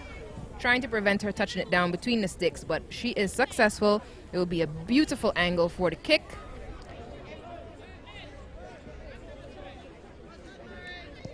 If my eyes do not deceive me, I believe that is James Phillip doing the lines at the end there. Again, big up to the athletes, the teams here, everyone working together to make this a successful tournament. That is a successful kick.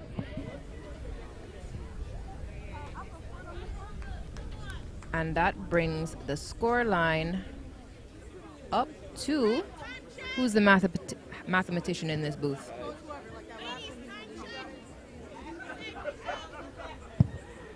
$19 points to Roots Rugby. So far, 0 to Blue Ice. But you never know. Rugby always has exciting moments.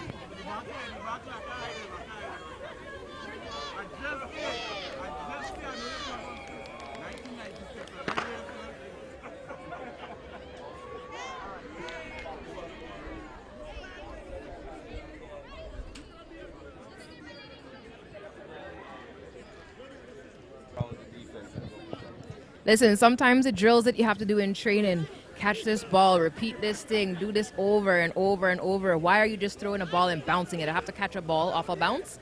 And this is why you do it. Consistency in the game.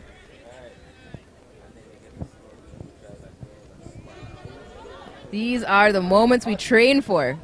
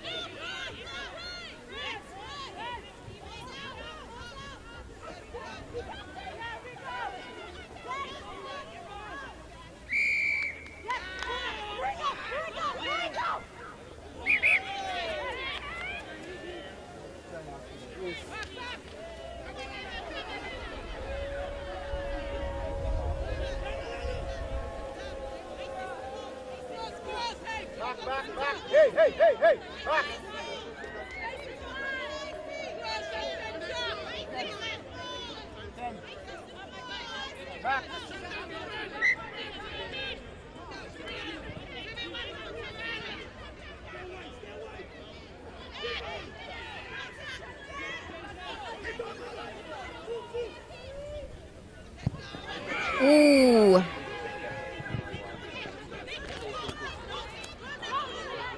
That's Nicolette Pantor taking advantage. Katara Monroe.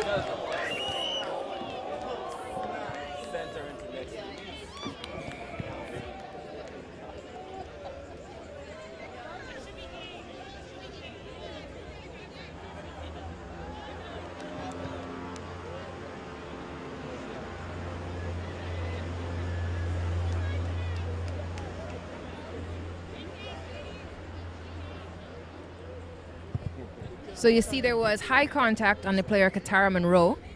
Nicolette Pantor quick to take advantage of that ball. She was supported by Katara Monroe. Going down, Nicolette Pantor scored the try and made the conversion for a combined 7 points.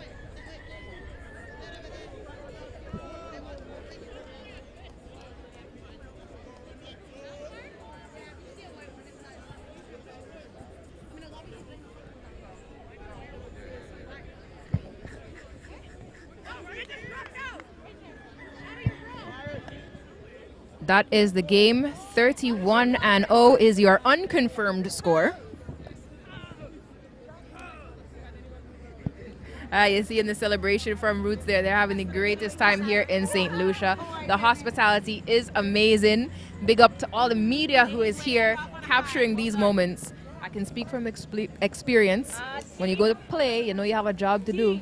And then afterwards, you're like, did anyone take a photo of me? Nobody Did anyone take a photo of me when I wasn't doing something that looked bad? Yeah, that's the question. So yeah, we have this actually we just saw Joshua Sechan. So big up to him. He is responsible for so many photos of athletes, particularly on these tours where we make the best memories, and he is documenting them. So massive thanks there.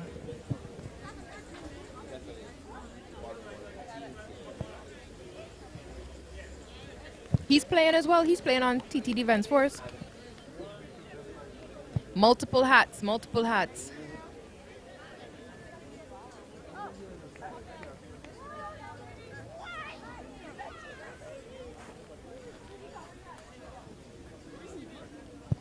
All right.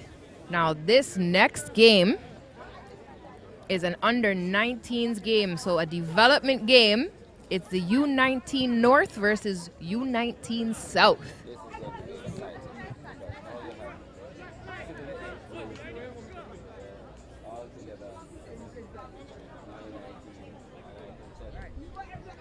This is when you see insanity, I call it. because they go fast for everything. They do not slow down. So don't blame them. Well, this is one of the things that marks the development that's happening in the unions when you're able to divide into zones and have more development that happens locally. Yeah, exactly. Yeah,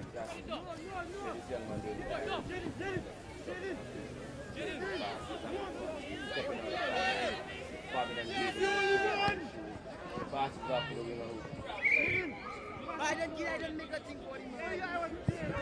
Rugby is a hard sport, but you have to have soft hands.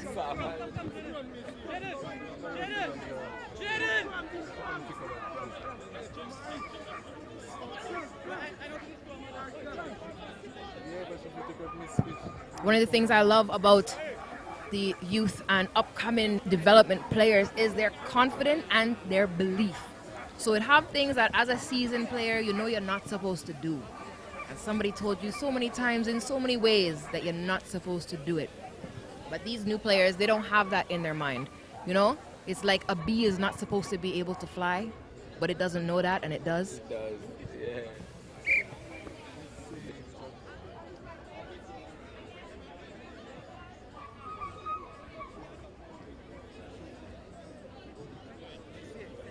I now realize that one of the teams, they do look like bumblebees in their black and white stripes. They actually do.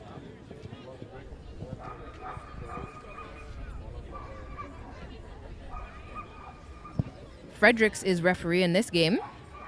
So she's also playing for the Misfits team.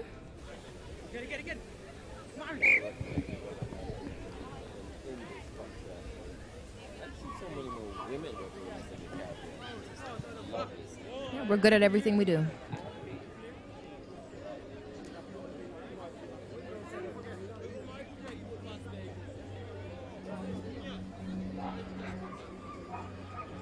Right, so resetting the scrum here. One of the things that we've seen, which is great for the development of referees and also players, is referees taking the time to explain to the players what it is they need to see.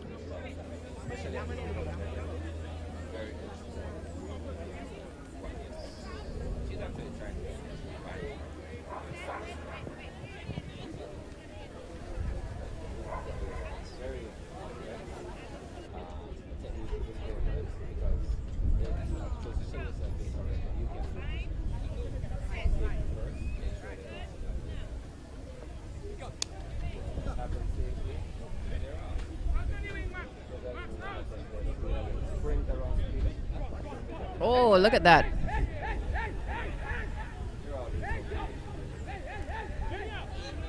Oh, he makes a pass nicely. Oh, it's off those. Brilliant. Beautiful run. See the support in the run. Oh, oh.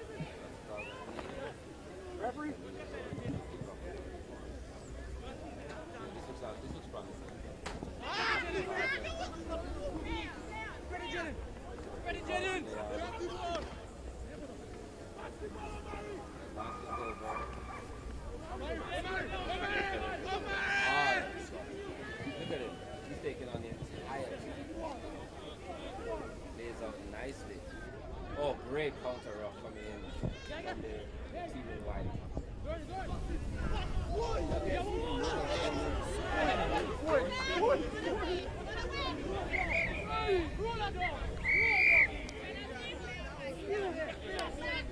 You see, that's the kind of thing that I just hope I'm... No, we had to talk about that. Yeah, he just ran, he caught him nothing after the penalty was called and just ran straight through.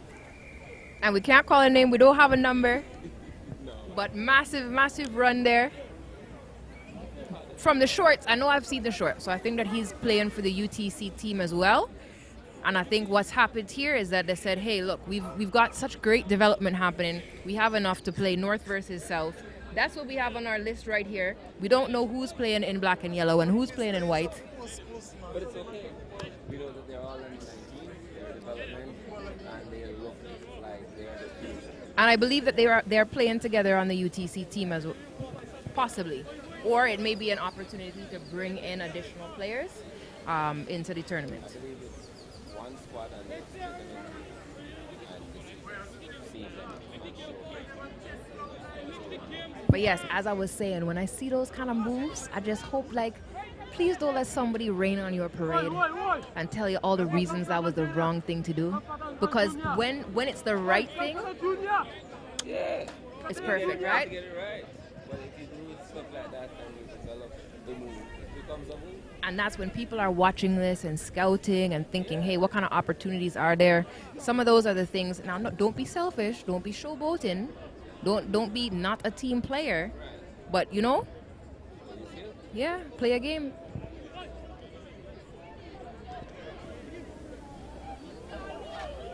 That's a good steal, right?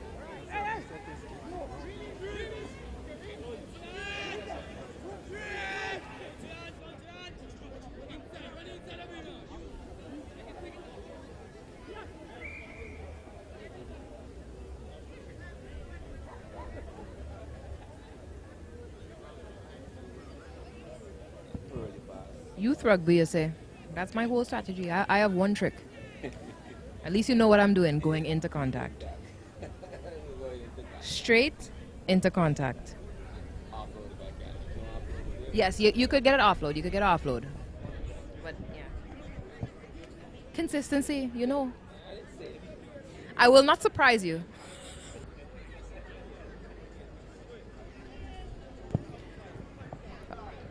I had some people that know me well tease me and say that I was afraid of grass. I wasn't afraid of contact, but I was afraid of grass. Yeah. You see, when I just see that open grass, oh gosh. Big up Straker, who made me score my own try. Yeah. Are you looking for support? She knows that as a forward, it's have a certain distance. Yeah. I will not pass the ball to you if you are super deep, man, because I worked for those meters, right? So, and I know, like, she had it to a science, and she stayed behind that line so I wouldn't pass her the ball and had to run all the way. And here we're going to see, boom, running all the way. Kenny to, oh.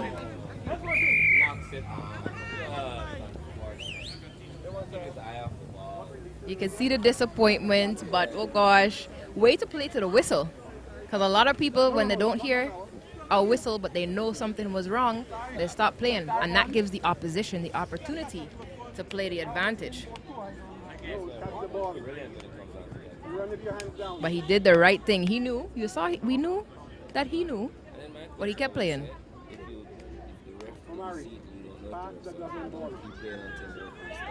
You play to the whistle. That's it. Straight out.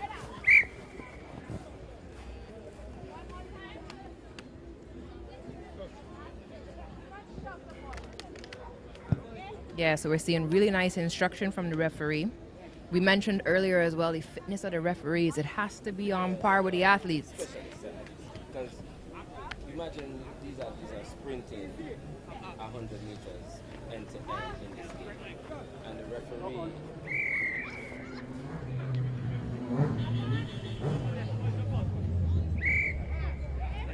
And she's playing, scoring her own tries and converting them.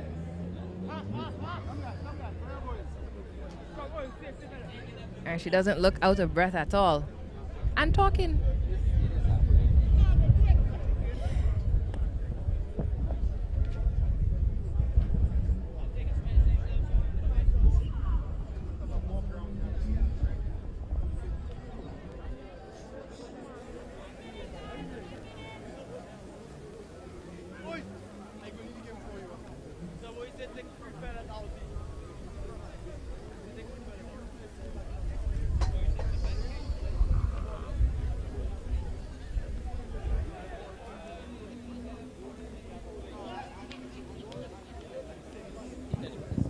All right, so that is the halftime. And you're seeing these teams are so well matched. We've got an 0-0, so they're going to be coming into the second half equally ready to just take that advantage. You just need a moment to capitalize on.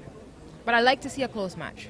I don't like to see these blowouts win by a lot of points. You know, I like the outcome uncertainty. I want to be at the edge of my chair watching these players compete. I want to know that they're being matched and challenged. A faster beating heart in sports makes for great spectator entertainment. So you're right.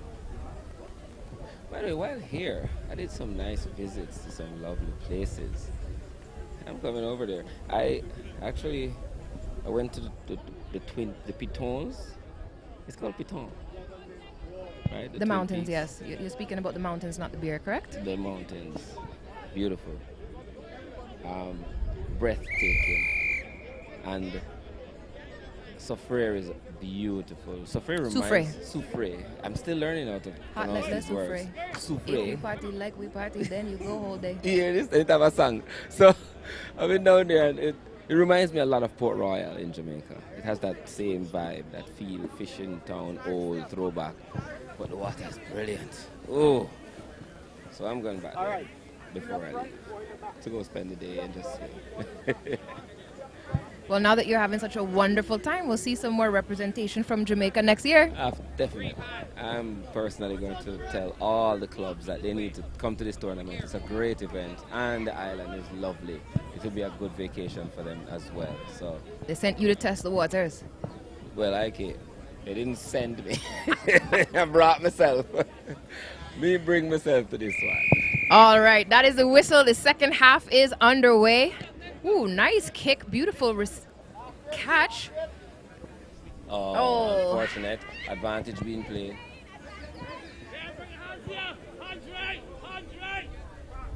So this is an excellent example for those of you watching at home. The advantage is played to keep the flow of the game moving.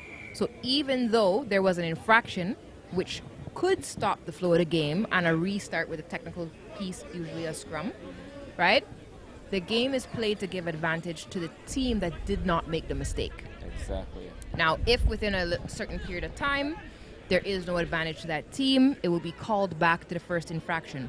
Or, for example, if the team also makes a mistake, so like a knock-on, that's when you say, but, oh, look, this is a team that now knock on the ball. Mm-hmm. But it goes back into the other hands because there was a previous knock-on and the advantage was not advantageous enough to remain valid. That's right. We bring it back to the first infringement. So rugby justifies itself very nicely. The laws are very good. I never thought I would be someone explaining laws of rugby. Laws of rugby? Yeah, me neither. I was a one-job type of player. I was a crazy one. I was all over the place. My coach was happy. Kinda My like first this youngster coach. here, just running wherever. He said, "This is what I want you to do. Don't worry about anything else." Yeah, you just did it. But that's one of the nice things about rugby, because when you could see the skill set of an athlete, the passion of an athlete, the areas that they can excel, then you could just let them know, hey, you know what? Yes, there's so much to learn about this game, but this is what I need you to do, and this is why I need you on the pitch. Do this one thing well. Because you have all the other players and they're going to do their thing well. And that's how the team comes together and is successful. And that's why it's for everyone, because what our larger players on the pitch can do, the smaller ones can't do. And it's beautiful to see how everybody plays their role in progressing the ball forward and dominating the defense. Like, for instance, here, this scrum is won by the team in black and yellow simply because they were pushing harder. They're bigger and stronger.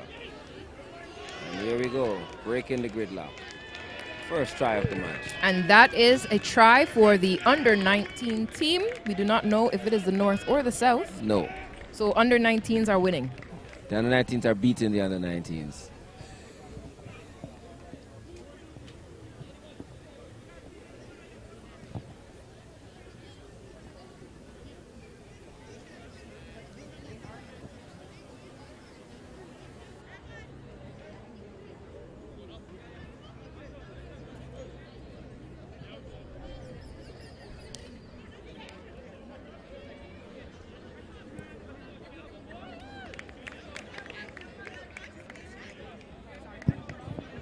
All right, so we're getting word that we think that the black and white stripes are the North and the white shirts are the South. If you're tuned in, let us know. Type it in the chat. We're happy to have you watching Winners TV on YouTube. I know you're sharing. I know you're telling people to come down because the crowd is growing bit by bit.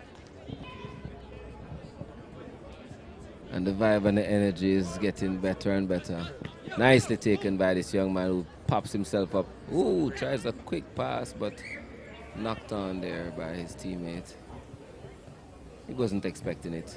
He just saw him going into He contact. had some sticky hands to catch that ball. Probably he should have. That looked like it was going to bounce forward, but he wasn't taking that.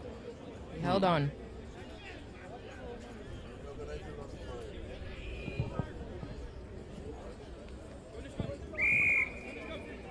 Referee is going to penalize them for not being ready. Quick tap taken. And here we go. Somebody found a corner to turn. Oh, he threw it back inside of the opponent. I believe that throw is going to go into the team that was attacking. Yeah, so what you see there, sevens, as you're witnessing, it's a fast-paced game. It's only 7 minutes per half. When there are any stoppages, the referee actually stops the time as well to make sure the players get their full 7 minutes. On the flip side, you cannot buy time, you cannot stall. You have to get into position, you have to be ready to play. You cannot just run down the clock. Nope. Come with your fitness or don't play sevens. Yeah, you try to time waste in a game of sevens, referee is going to penalize you immediately. This is a very unforgiving game, you know. If you want to take a breather, you got to score a try. Score a try, right? get a breather. And you could take some time before you touch the ball down. Yeah, that too. That's about it. Here he goes again. He's going around the corner. I think he's found his way. He might make it. Oh, they caught him just before he got there. That's in our blind corner there. Yeah, we can't see past Oh, the food yeah, truck. it's gone out. No, how to come outside to see. Tell me what you see. I'm staying right here in this comfortable chair. We have a line out. The line out Thank you. is to what we believe is the North under 19 team. We'll go black and yellow. The teams are coming into position. They'll need to do so quickly because we just saw a little bit of penalty for not being in position quickly enough. Yeah, it's taking a long time to set up this line out. And the referee is still giving instructions. But this is developmental rugby. So Well, it's okay. exactly, and I don't think they're buying time. I think they're just learning where to be when. Ooh. So the call was not straight. Again, when the ball is thrown in, it needs to be thrown straight down the line. The advantage is that you have your player, once you are the team throwing in the ball, and you'll have a call, so you have a play. So the thrower might call 8-6-7-1-2-3, and your team knows what that means. And in the throw-in, you know where to jump or where to receive the ball. The opposition doesn't know that, but they're in the same position defending so that they can jump or contest for the ball equally. So we've seen a good example of it there. It was tipped off.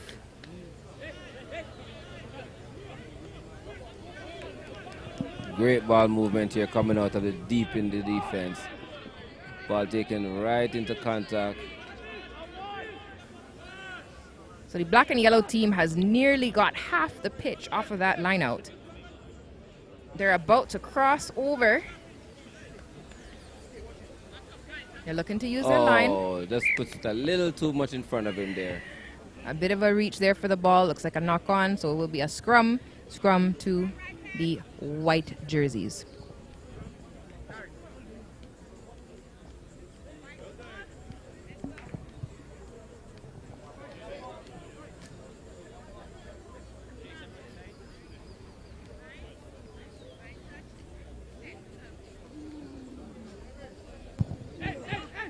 And we're away. We're calling for the ball. They've got an overlap outside.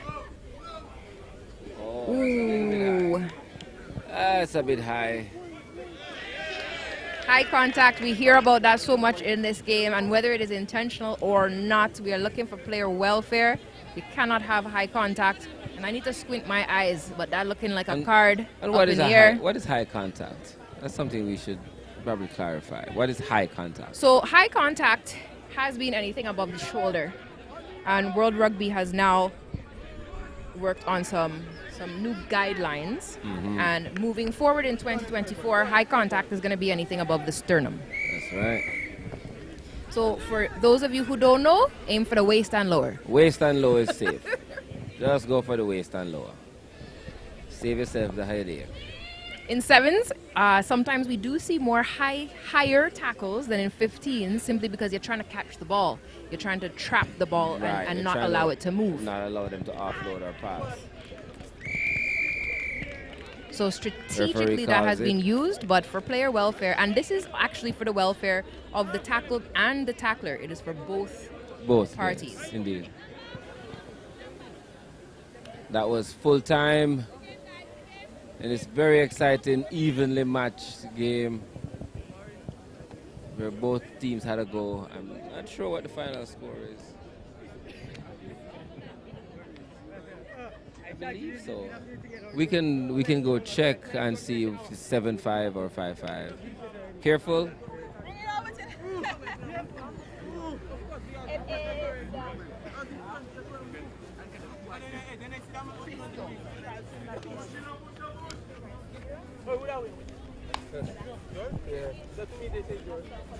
Yeah, we're checking out to see if we can get the final score. Make sure we're giving you the correct information. Both teams coming over to the interview area, shaking hands and just good spirits all together. That's what we like to see here in rugby. After a game, we let it go. We get together and, we shake hands. Good spirits. Great values the sport teaches our youngsters. Discipline, respect, integrity, passion, solidarity. The Carnival Sevens idea was formulated in 1994 to twin rugby and St. Lucian Carnival under the theme, "Come to St. Lucia Carnival and play rugby." The tournament attracted club teams from the Caribbean but died a natural death after 5 years. In 2022 the initiative was revived under the theme, "Come to St. Lucia Carnival and play rugby." Apart from the playing of games, and the development of teams and officials in rugby, tournament participants toured the island including downtown, waterfalls, beaches, and ventured into the famous Gros Islet Street Party. Regional coaches also attended technical workshops, but the social aspect of rugby centering on having fun remained. The after-tournament party, Cool Down Beach Jam, provided the ideal melting pot for players, officials and enthusiasts to sample St. Lucian hospitality, food, beer and culture.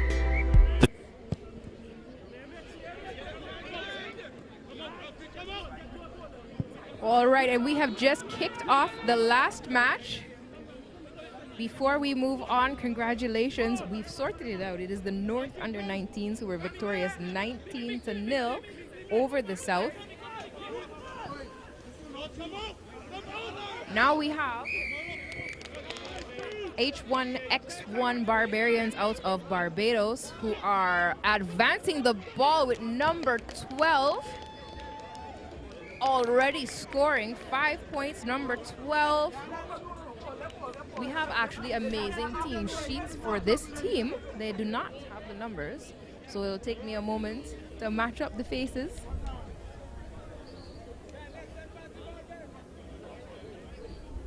So that's 5 points. You have Walcott here taking the conversion kick. He does so quickly and with ease. 2 more points. Walcott, absolutely a fixture on the Barbados national teams. He's represented in youth divisions countless times on a national senior team. You don't see Barbados and not see Walcott. Also, shout out Mama Walcott, #1 supporter. She has a YouTube channel and everything.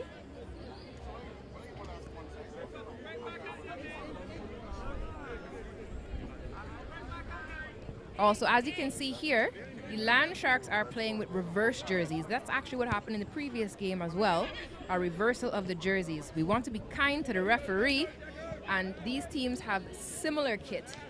So to make it possible to referee fairly, we try to have some differentiation in the teams, in their kit.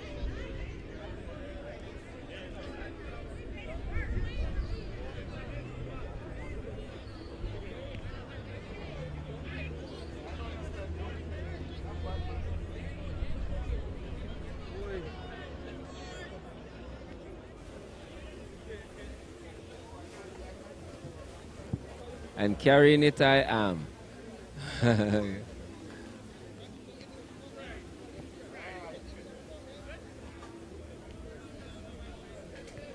Ball lift happens and White wins it. Ball swing to the wing and he goes hard and is taken down. He tried to do an offload off the floor there, but his teammate knocked it on. Referee has called it back for the knock on. Scrum down, black ball. And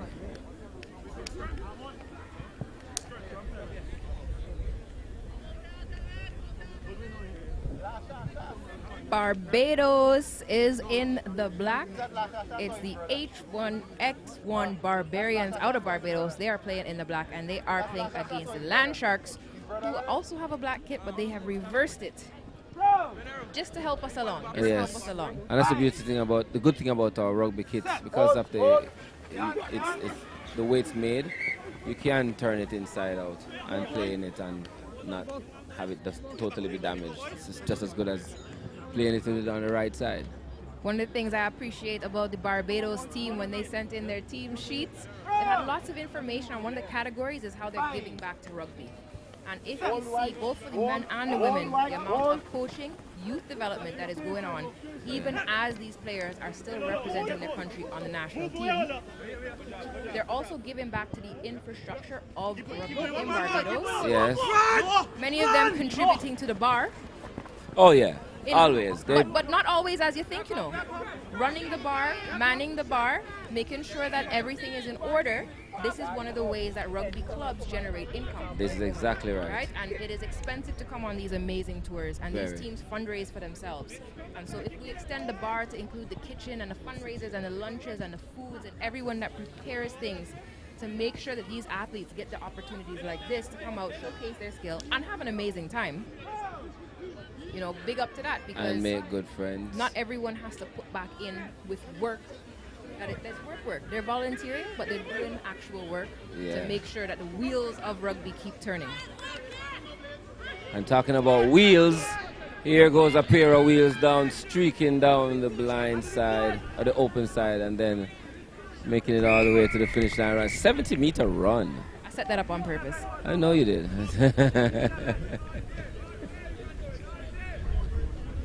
You really is quick going down that wing. And thank you to everyone who is messaging either on YouTube or via our, WhatsApp groups and messages. Mama Walcott, I just called your name, and when I looked at my phone, I saw you message me an hour and a half ago. So thank you for tuning in. Big up Barbados. George, I hope you're watching. Yeah, George, big up yourself.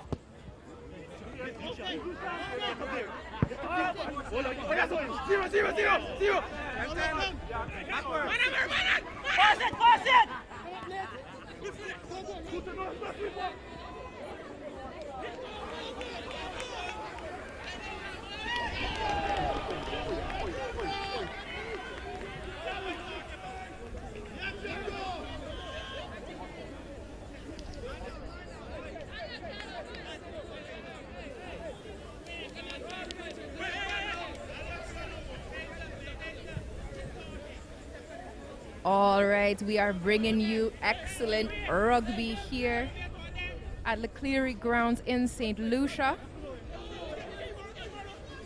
Barbados, oh my goodness, look at that run. I think that was Carter. I so frightened to call the wrong name, you know.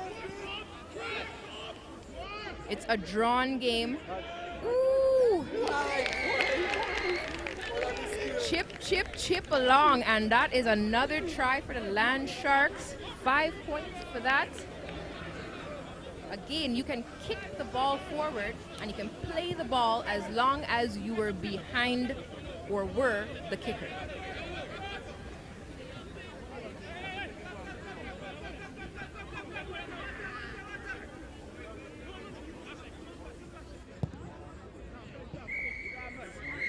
Boom. And that kick is good. There you have the whistle for the first half. Land Sharks just, boom, moving ahead. They said, we're not going to have time on a draw. 14-7. Land Sharks over H1X1 Barbarians out of Barbados.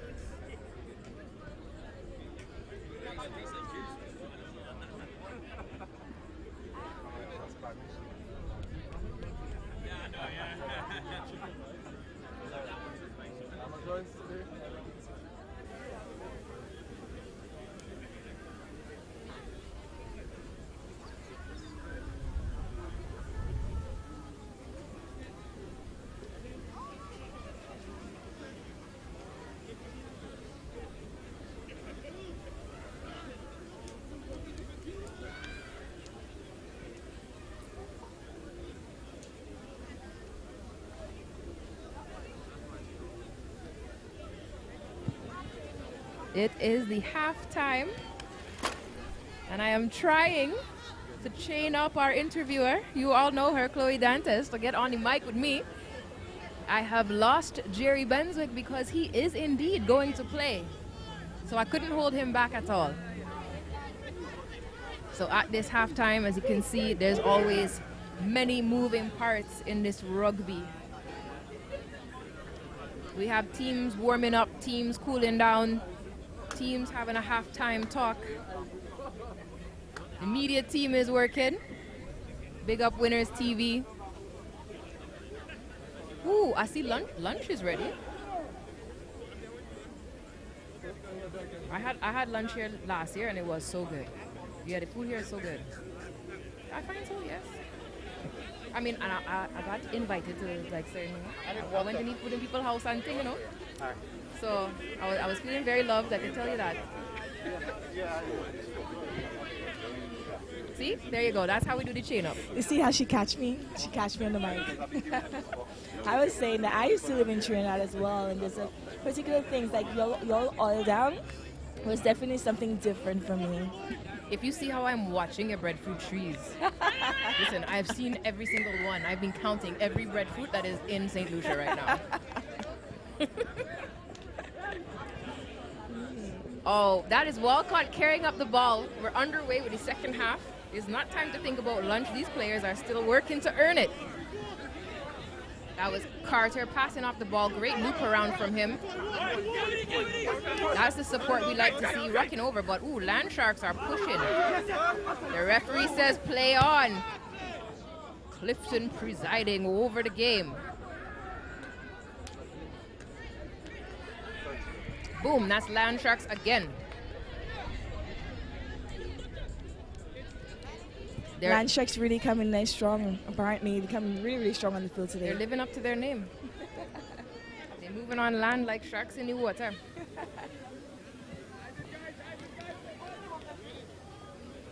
So now, we're looking for the conversion kick. I think, is the try scorer making the kick again? I think that's number 14. The kick looks great. Not sure if we're going to get a flag, but I feel that is through. You feel that is through? It was good. It even went over the fence. I tried not to make calls for the referees, you know, but I need to see the flag. It was good, and it went over the fence. And Sean right now is trying to get the ball. I don't know if those horses over there are going to return it. Oh, someone actually threw it over. That's great. Oh, nice. All right, so I think that's an additional 7 points. Which will be 21 points for the Land Sharks and 7 points for H1X1 Barbarians out of Barbados. Boom.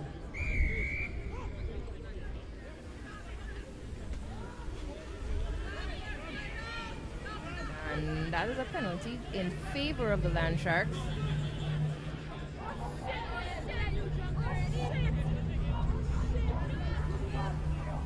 Ooh, hard running. And another try for Land Sharks. 5 more points on the board. No mercy. They're not having any mercy on Barbados right now. None at all.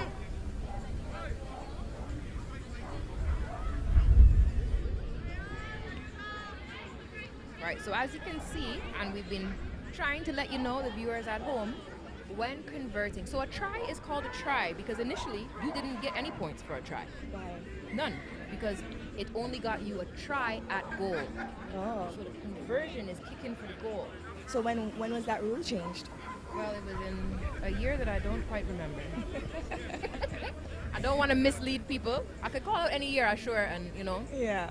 But then my phone will start blowing up, so I will not set myself up. But yeah, so to touch the ball down over the line earned you a try at goal. Yes. And that was for your 2 points, right? So then when the rules adjusted in a way that I like, right? You get 5 points, and I think that's a beautiful message.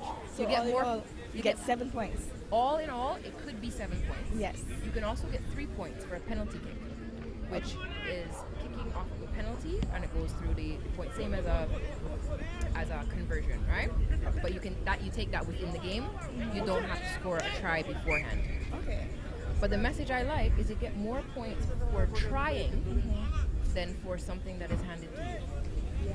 Now watching the game myself, I was like, wait, she didn't score in the goal, but she still got the 5 points because the whole line at the back, as long as you reach over there, it's 5 points.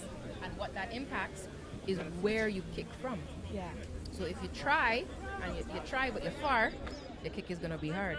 If you try and you're close, your kick is easier. And more points for your team. Exactly.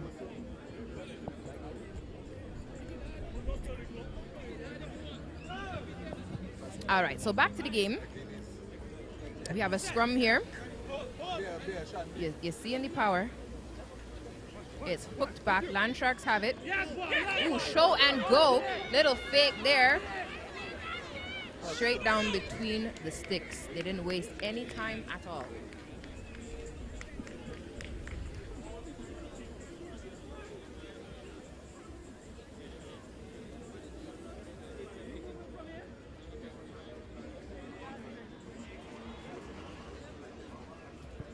Is that their 4th or 5th consecutive try? That's a lot. Consecutively, we're looking at about 1, 2, 3, 4. I believe that Barbados scored first in this game.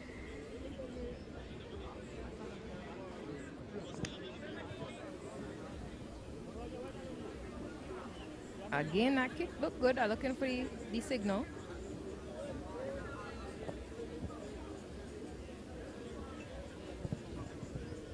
The referee calls for a new ball. He's not holding up the time of this game to retrieve the ball.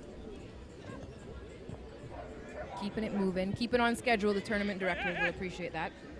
Big up the tournament directors who are under plenty stress.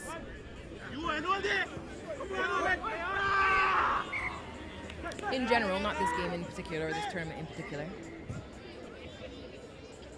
Well, when you're organizing the tournament, you have to schedule in all the games, and there's so many things that can affect the timing of the tournament. So when you look and say, okay, it's roughly 14, 15, say 16 minutes per game. Yeah. But if you schedule that in 16 minutes, 16 minutes, 16 minutes, as soon as you have a water break or injury time or the ball cannot be retrieved because it's trying to go horseback riding, then that pushes back the schedule. Yeah. And so as you can see from the pace that we're at today, we're really working to make sure, because we also have to look at daylight hours, etc. Yeah. Weather conditions is another one. The forecast today is very cloudy, and that's perfect for this tournament. It is perfect. It is. You're correct. It's still hot, but it's not as hot. Well, that's one of the things. You will sit there and feel like you're very, very hot, and then the sun will come out, and you're like, oh. I thought the sun was out, but now it's out.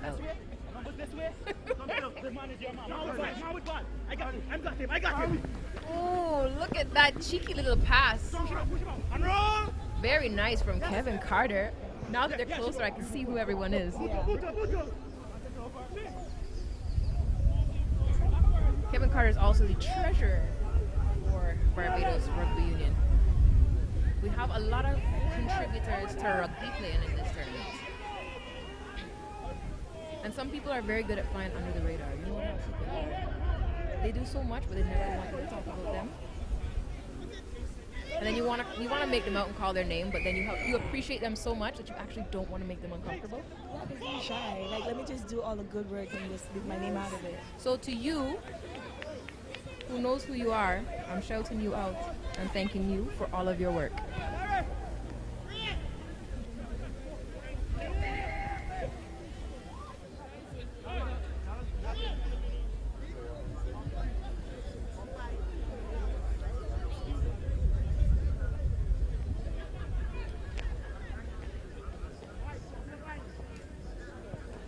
All right, game is back on.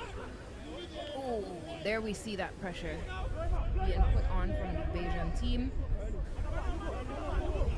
Kevin, ooh, massive pass out wide. Oh my goodness, yes. That bounce was kind. But Land Sharks, they do not want to give an inch.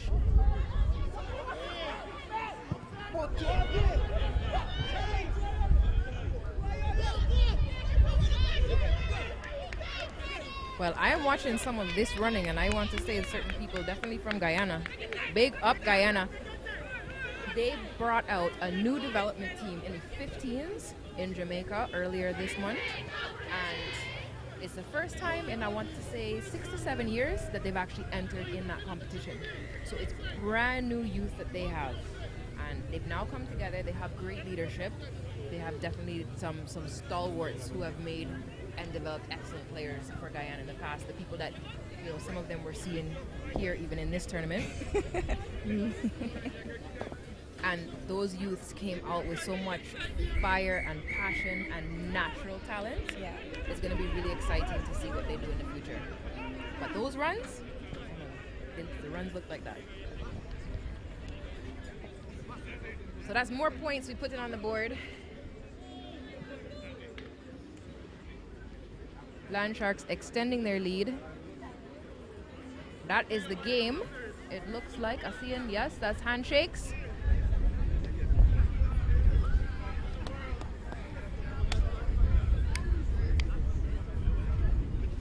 So we're gonna go for an unconfirmed final score because I'm not able to see the flag signals very well for the conversions.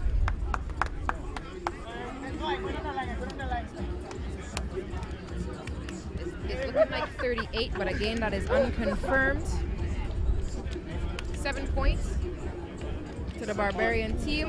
But as you can see, we're making the channel, we're going through. Big up our opponents, we're here because they're giving us a game, right?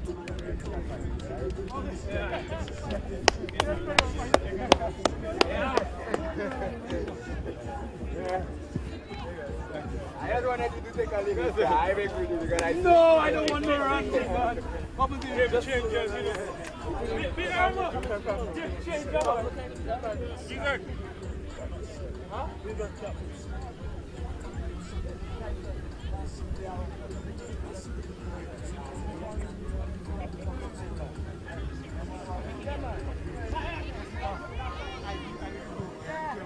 All right, and the DJ is turning up the tunes.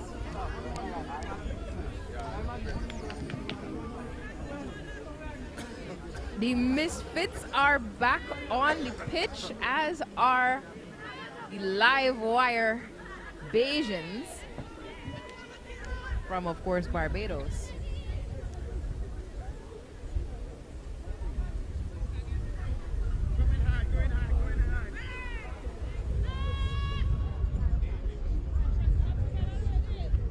All right, big up assistant referee for this game, Richard Staglon. The ball is kicked off. Ooh, well contested, number 11 from Misfits.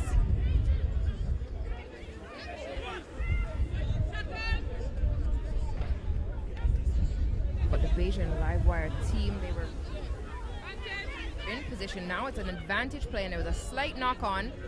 Ooh, look at that determination, and that ball and player carried out of bounds. It looked like a sure try, but the defense from the Bayesian team, they said no.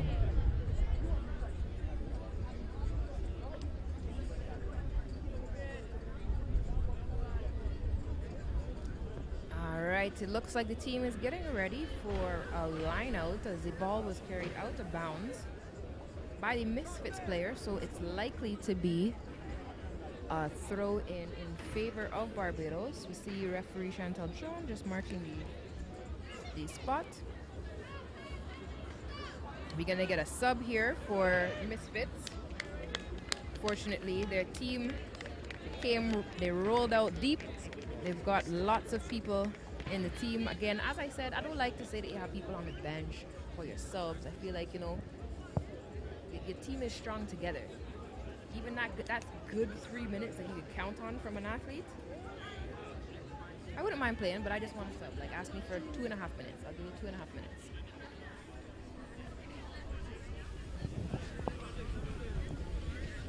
They always try to encourage me to come play, and I'm just like, I can't. I'm too afraid to get tackled by someone. What you should be afraid of is how much you will enjoy that. I want to enjoy pain, trust me. All right, we're back on. That was Leah Kintiba passing off the ball. She finds her number 11.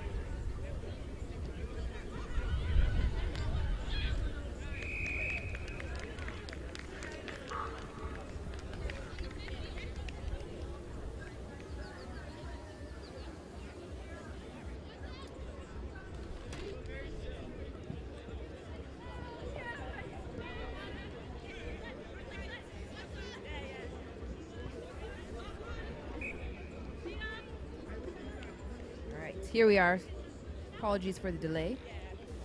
Bringing up the team sheets here. Some of them are soft copy, electronic, and some of them are on paper in front of us. So that was Makiba Al-Said, number 11.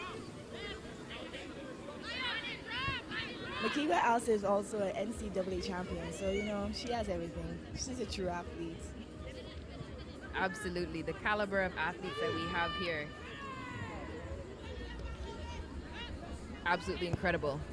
And that's Fredericks kicking off the ball. If you recall, she was just reffing. Did she even have 14 minutes in between to catch her breath?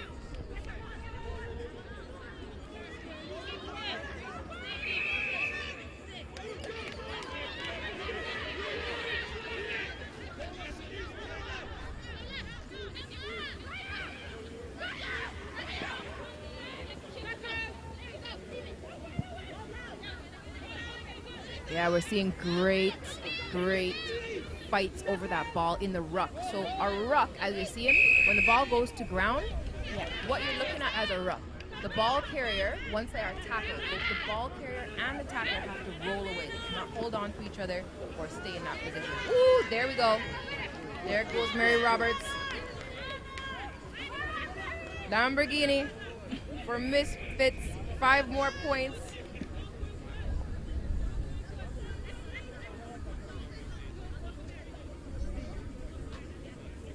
It's great to see these national athletes consistently representing in these tournaments, especially when you see the new youth and the younger players that are coming up, and just the experience. And I don't know if they're even aware of how lucky they are to play with some of these athletes. Yeah, because they didn't get people to like advise them and give them all that extra knowledge that they needed to become the athlete that they are right now.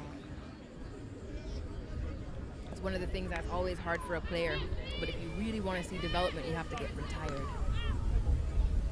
Why do you say that? You can't just choose to retire like on top, like everything's nice, and now you're like, okay, I retire. No, somebody has to take your place. So when you leave, you know I made that player better because I didn't give her, I helped her, but I didn't make it easy for her. I didn't just leave. I said, okay, but this is what you can do. Work with me. Let's train together. Here are the things that I know, and let me pass on my knowledge. And then it would be bittersweet, of course. You'll feel bad. But you also have to feel proud that somebody worked hard and beat you and earned your spot. Yeah.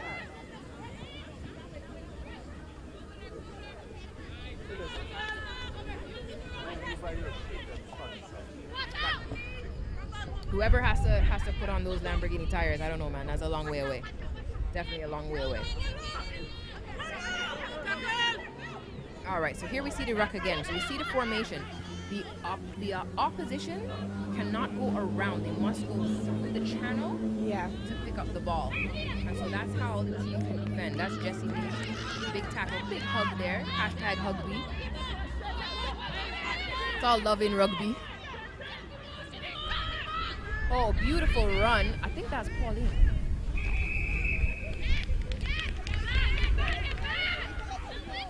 Oh, Leah Kintiba on the ball. She's taking that ball quickly.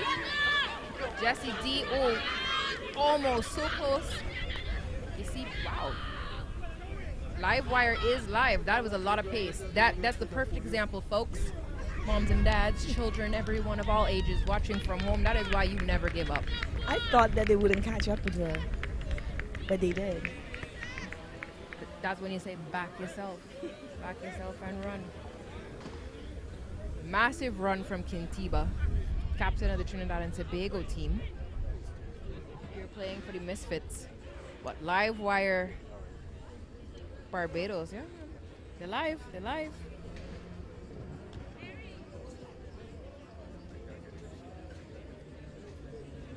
Danny, I'll say hello to you. Thank you for sending information. This live wire team, actually Barbados, was here as well last year. So one of the things that's really good is to see teams return, because that's a measure of your progress, your development, and you meet some of the similar teams, so you know if things that you're doing at home are working for you. And Danny was playing last year. She's not this year, so I had to call her name. Well, earlier during the interview, they did say that they really love enjoying St. Lucia right now, especially here. They love the field. They love everything about St. Lucia. Yes, so these tours, so much fun. We were taking a photo. A number of us from Trinidad, St. Lucia, Barbados, played in Grenada for the Grenada Sevens with FRN. And it was such a nice experience, and so now we're getting to meet each other again, update each other, take a photo. The camaraderie in rugby is absolutely amazing.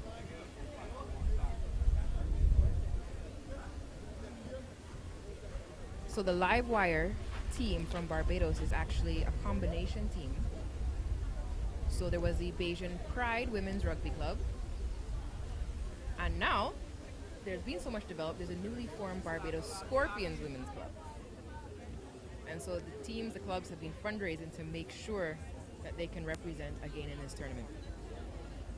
So they have some new players, some young blood. Call out like Shania Mayers, one of the youngest players on the team. She is learning fly half. She was also in Grenada Sevens. You know, so it's good to see players coming back. Then you have players like, you know, Pauline Eugene, who I've mentioned before because she's a chef. It's amazing food for you. I know. Trust me. All my chef friends. But I see her out eating food on this pitch here. She is one to contend with. Don't take her for granted at all.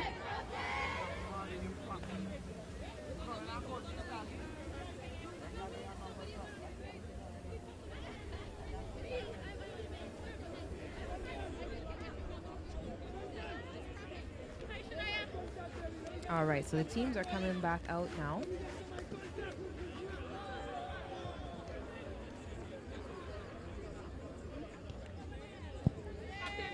So the score is currently 12 points to 0. Misfits are leading.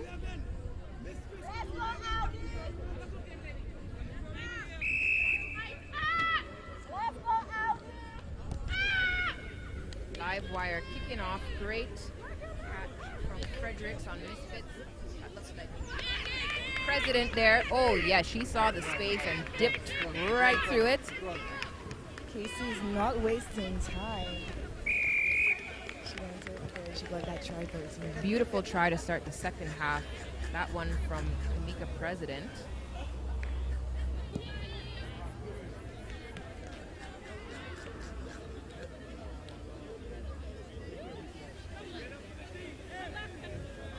Try and keep our eyes on this kick here so we can keep you informed.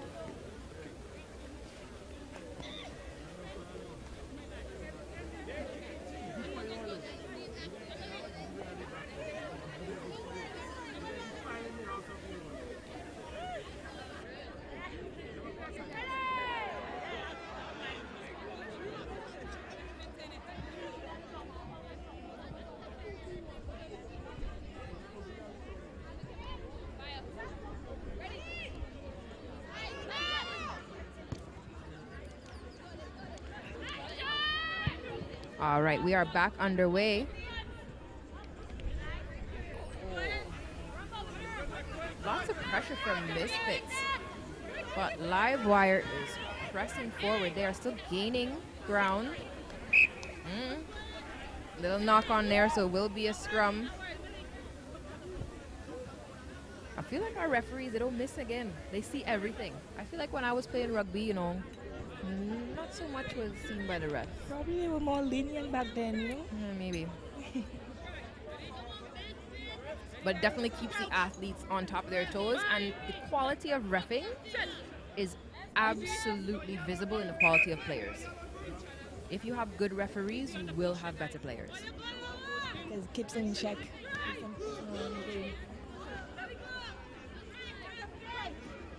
All right. Yes, I was stalling there a little bit because I know I have facts on this live wire team.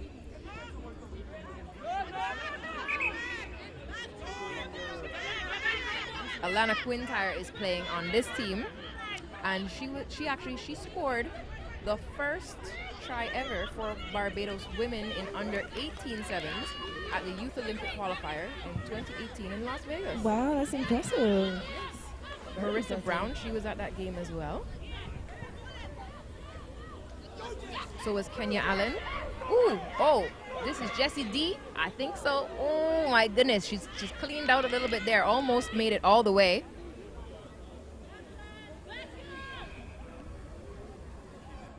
Oh, Pauline was ready to go. She was ready to go, but Barbados, they maintain possession of the ball. They're getting into that danger zone. They can smell the try line.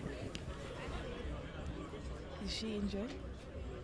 That was a massive run from Jessie there. One of the players who also was in Grenada. Big up FRN, General G. If you're watching, here's a shout out for you. The field right now. Yeah, so they'll get some fresh legs on. Give Jessie a little break. I know they're gonna want to save her legs.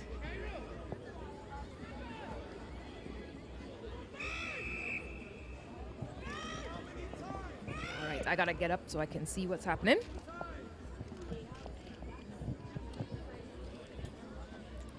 All right.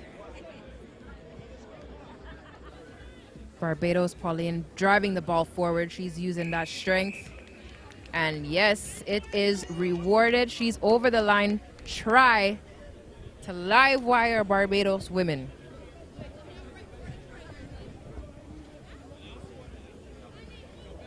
And it looks like Pauline is going to take her conversion kick as well. You see, these athletes, they are multifaceted, multi-talented.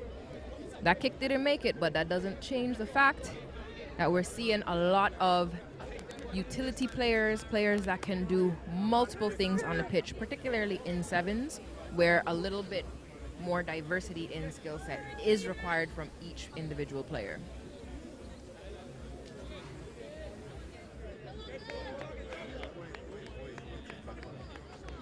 So the score line now, 17 points to 5 in favor of the Misfits. And that's over Barbados live wire. Nice kickoff. Collected by Misfits. They're coming around. Ooh. There's a dangerous combination there, but it looks like Barbados has turned over the ball.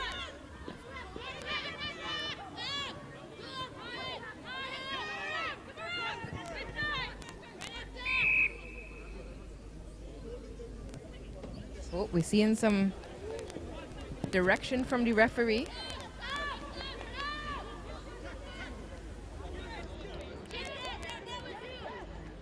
Okay, and here we have a runner. But she's caught that. That looks like Blossom Stewart. Blossom Stewart for Live Wire Barbados. Big up you. Great defense. I think she's just come on. I love seeing that impact from athletes when they now come onto the pitch and immediately they're like, this is why I'm here. Yeah, they add that energy that they need.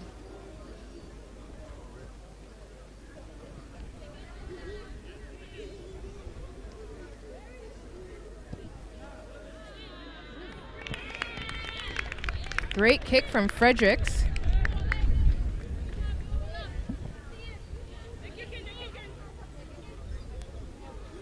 She made it look so easy. She does, and then she came over and was speaking to me and not out of breath, nothing at all. That's fitness goals right there.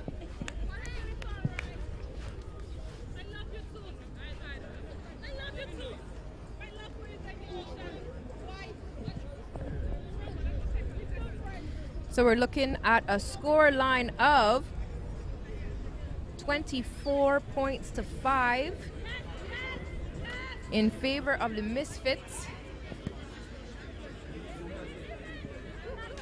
And the kickoff didn't go 10, so that ball will now go to Livewire Barbados.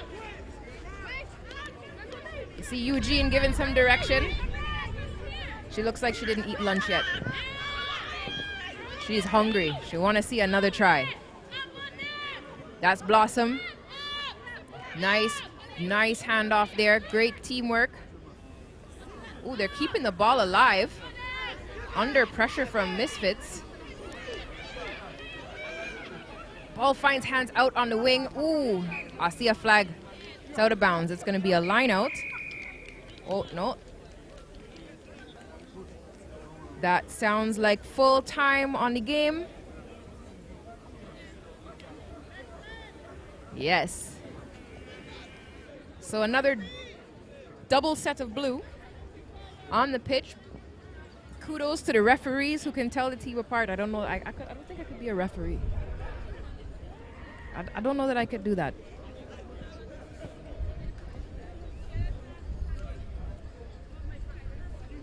Great game from Misfits and Livewire Barbados. Seeing smiles coming over here, that probably means you have another interview to do. Yes.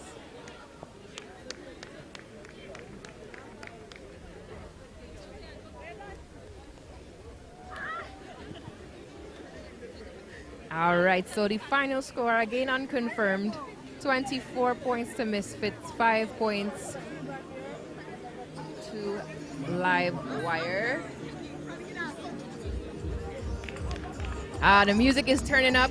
Listen, the meat is grilling, lunch is serving. If you are not coming down to this pitch, you need to change your mind.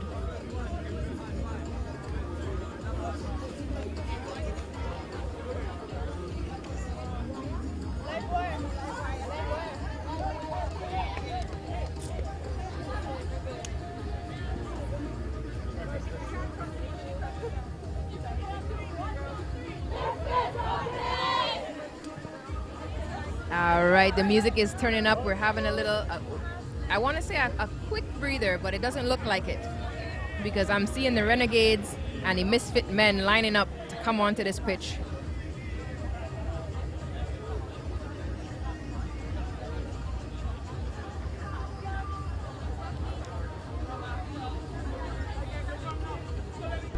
The Carnival Sevens idea was formulated in 1994 to twin rugby and St. Lucian Carnival under the theme, "Come to St. Lucia Carnival and play rugby."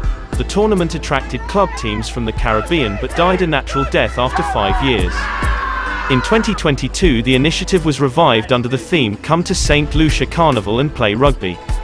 Apart from the playing of games, and the development of teams and officials in rugby, tournament participants toured the island including downtown, waterfalls, beaches, and ventured into the famous Gros Islet Street Party. Regional coaches also attended technical workshops, but the social aspect of rugby centering on having fun remained.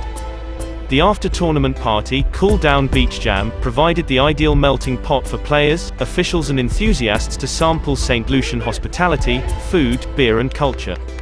The 2022 tournament was a resounding success, with many participants indicating their desire to return in 2023. The St. Lucia Rugby Football Union Caribcation Carnival Sevens is now a signature event on the St. Lucia Rugby calendar and the sports tourism calendar. The St. Lucia Rugby family thanks all teams, sponsors, and supporters for the support in creating a premier event. See you next year.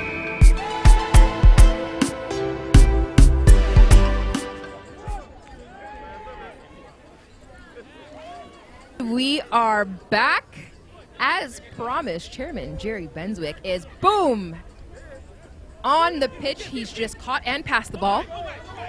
He looks like he's looping around. He's calling, go wide, go wide, go wide. Collects the ball, passing it back inside. Number 8 looking to make some headway through the middle. Let's go, Misfit! I heard you. That was good communication. Great use of the width of the pitch from the Misfits. And then I was going to And then I heard the other night, when I get a chance. The women's side of the team came with a number of players. They have a lot of subs, but the same can't be said for the men. And they have recruited Chairman Jerry Benswick of Jamaica Rugby, who is now on the field. You are hearing him in the commentary booth. He said he was going to do it, and he is doing it now.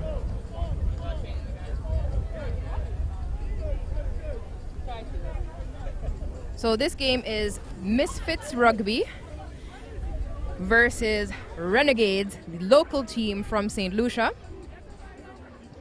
You're seeing some encouragement there to get in position. Who needs to go and be a part of the scrum?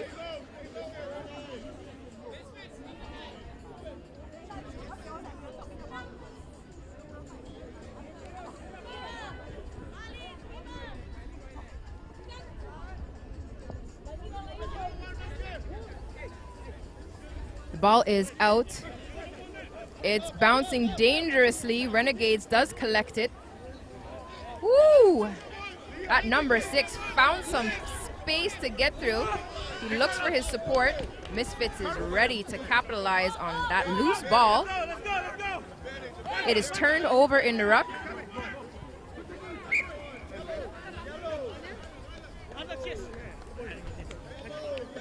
All right. Ref says that ball is going to go to Misfits. So Misfits are going to put in this ball for this scrum.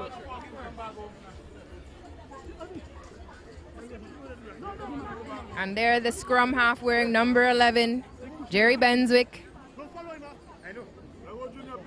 Putting his money where his mouth is.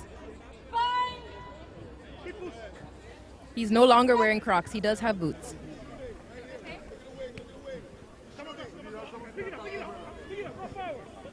Misfits looking to find some space out on the wing.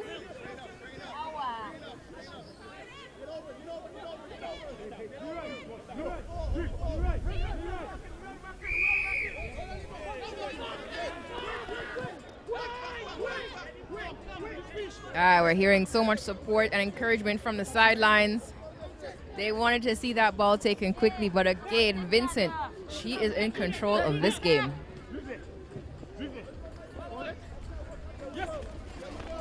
Ooh, there we have it. That's Aaron Fowler, and he found space right in the middle. Massive chase from the Renegades player, but Aaron Fowler, he gets there, touches down the ball ever so quickly, ever so confidently. That's 5 points for Misfits.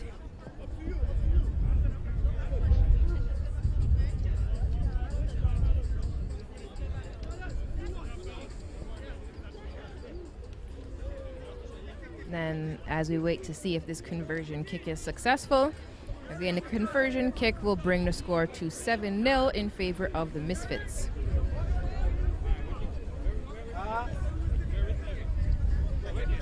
All right, the flag goes up. That's 2 more points on the board for Misfits. They are playing St. Lucia Renegades.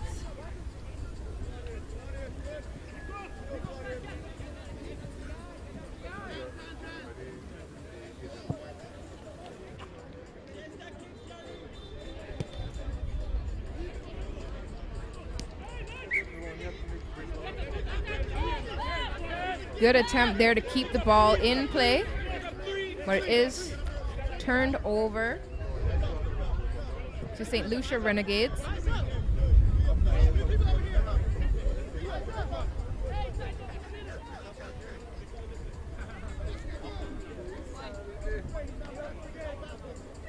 Ooh, big run and a big hug. Misfits refusing to be run through easily. Strong defensive work, but the ball is still in St. Lucia hands. Here we see 24 and 25.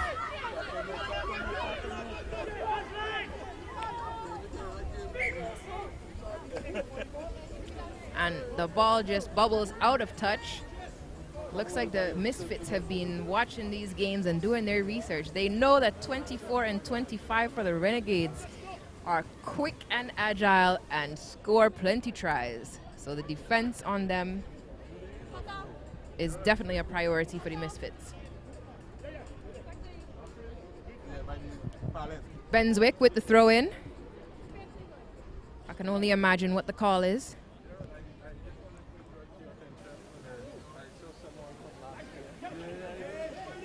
Ooh, and it's turned over. Quick reaction time from Renegades. But there was a knock on. Referee Vincent says scrum to the Misfits.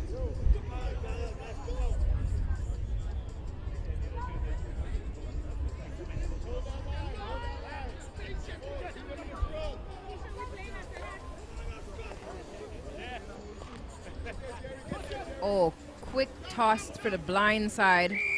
And Renegades is successful with that play. 5 points to Renegades. Cheeky little run around on the blind side. Yes, please do. Yeah. I almost missed it. St. Lucia Rugby president, Roger Butcher, taking in the sights.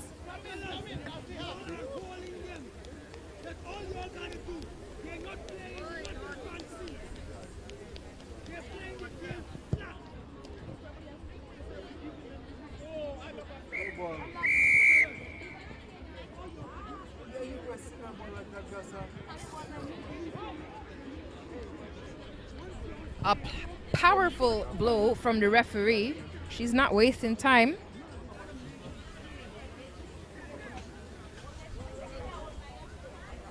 The teams are grouped in for their halftime talk. Renegades just getting in those points at the last moment. They'll be happy about that, putting them in a better position ahead of this second half.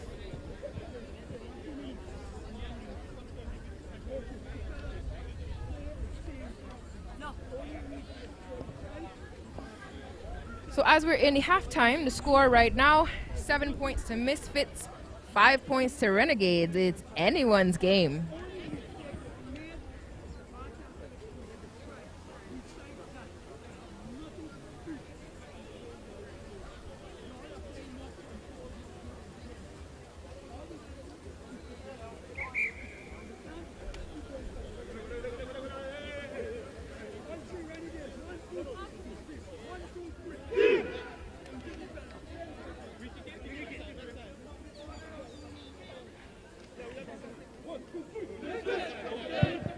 And with the sound of those chants, you know it is time to start the second half. It is a close match between the Misfits and the Renegades. The Misfits, of course, as you know, a development program for Caribbean diaspora athletes to present their talents to compete at the highest of levels available to them in these competitions. The Renegades, local St. Lucia team, out here with a very close score line, 7-5 in favor of the Misfits.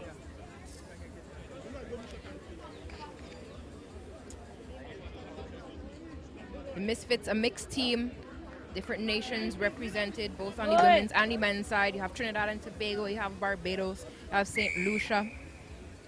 Oh.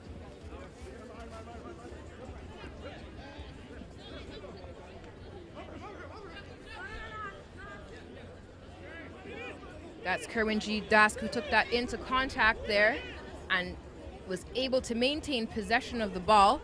Here we see Misfits are trying to attack that far wing. Renegades say no.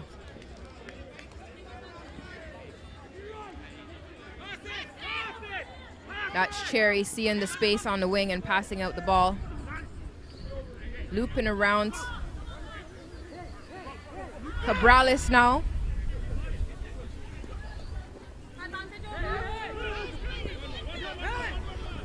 Massive run there from the number 9, Kerwin G. Dask. And there is number 6. That is Malil Cherry. I am sure that is his mother that I hear cheering. I see her. She is cheering and clapping him from the sideline. That's 5 points he's put on the board. He is playing on the Misfits men's team, and his mother is playing on the women's Misfits team, and that is family in rugby.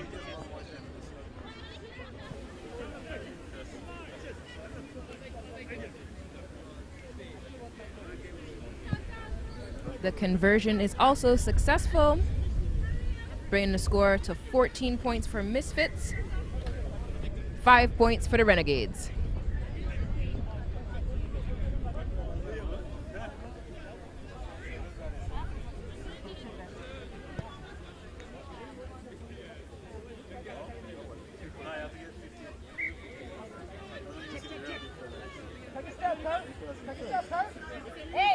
Yes. Kickoff from Misfits. Nice height on that ball. Oh, beautiful collection by number 24. Cabrales meets him with the tackle. Holding, that's turned over.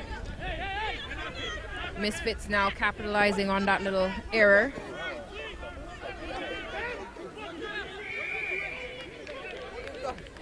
Coming around, it looked like a turnover for Renegades, but it was in fact not a legal move. So the ball goes back to the Misfits. Referee says back on her mark.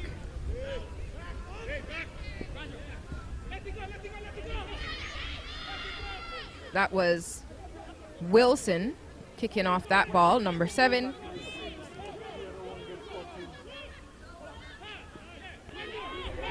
And the ball is out. Cherry leaping over one defender, but brought down by the second.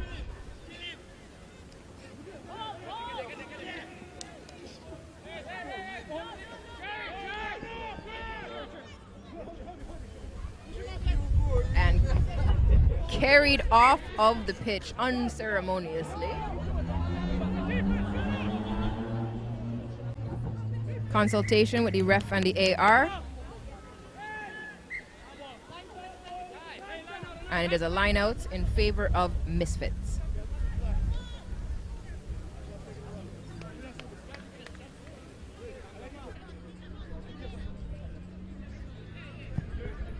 Here we're seeing the intensity building in this game.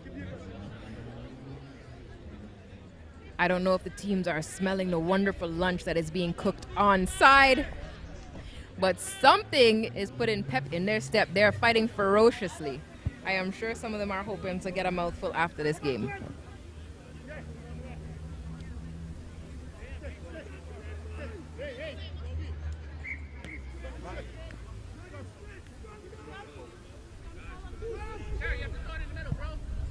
That line out, not straight, says the ref.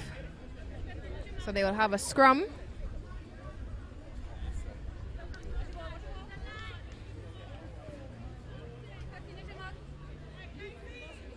Scrum in favor of Renegades. Renegades, not the most comfortable position for them. They do have a strong pack, so they'll be looking to make sure to maintain possession of the ball. Number 11 throwing in.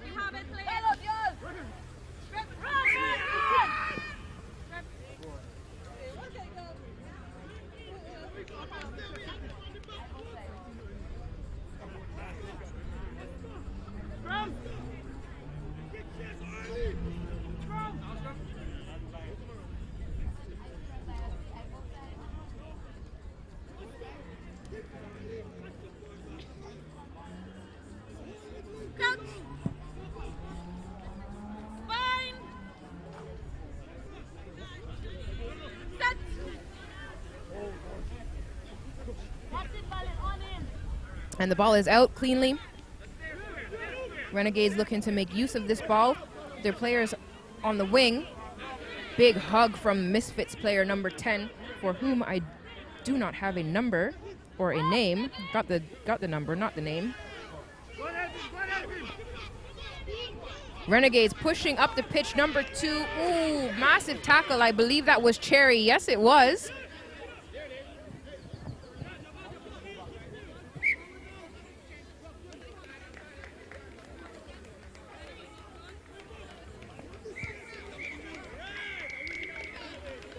And that is the whistle from the ref. That is the game.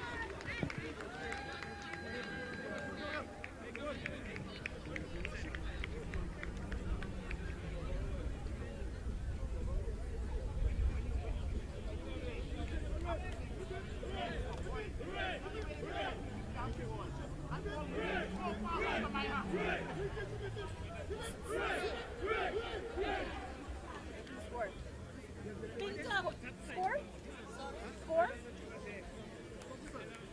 12-5?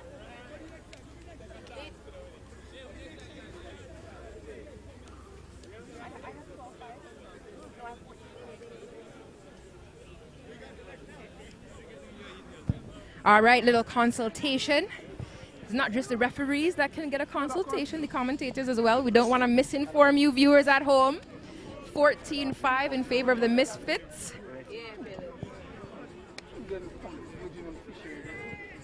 We have a great view of the back of number 20 for St. Lucia Renegades. We actually have both teams walking over. That means we're probably going to get an interview.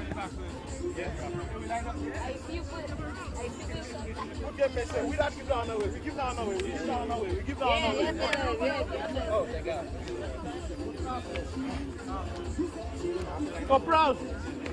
Yeah, but I'm good, Lovren. Yeah. Not so bad.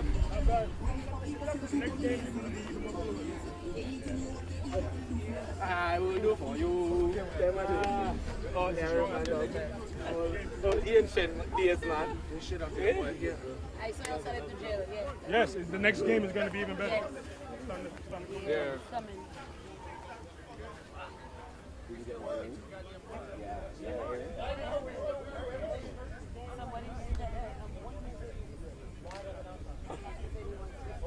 Ah! Yes, over here. That's in the comment box. Over here.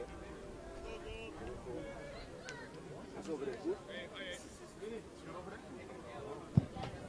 All right. We have the teams coming over, getting ready for the interviews. We'll see those shortly, but for now, kick off. Land Sharks versus Roots Rugby. Men's game in front right now. Roots finding space on the wing early. Their number 2, Anthony Turner.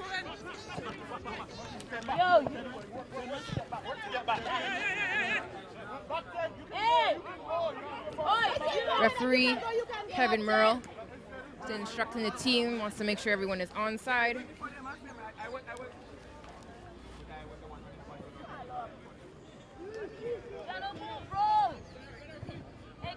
Right, Roots making their way up the pitch, using space out on the wing.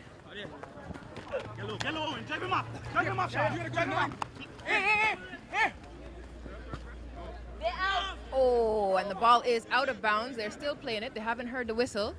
Not sure that the referee has made that call, so it's play on until the referee blows the whistle.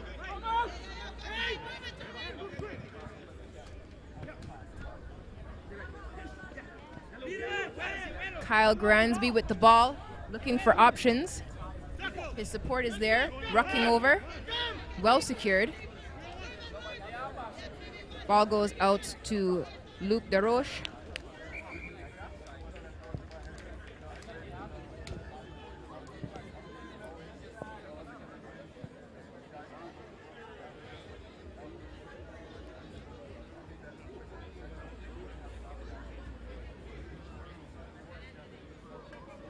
All right, consultation, the referee and the linesman. Team setting up for the restart. It will be a scrum.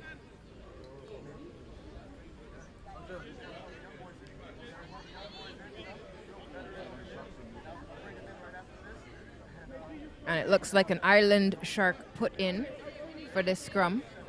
Island Sharks show them they have really great pace, good runners on this team. Combined team from Trinidad and Guyana. They're successful in the scrum. Ooh, kick blocked by Jareem George and collected. Try for Roots Rugby. Excellent work by Jareem George. You see him look around and make sure his block was legal. Yes, it was. So says the ref. And the conversion is successful as well. That is 12 points on the board early in the game. First 2 minutes for Roots Rugby versus Land Sharks.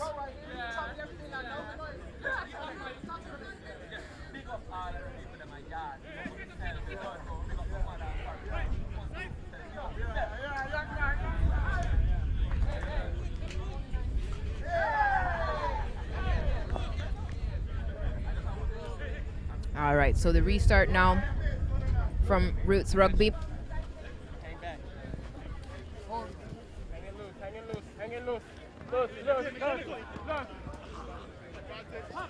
Luke Desroche kicking off. Oh, he was quick to pick up that ball, but it is turned over. Land Sharks have the ball. It looks like they're going to tap and go with it.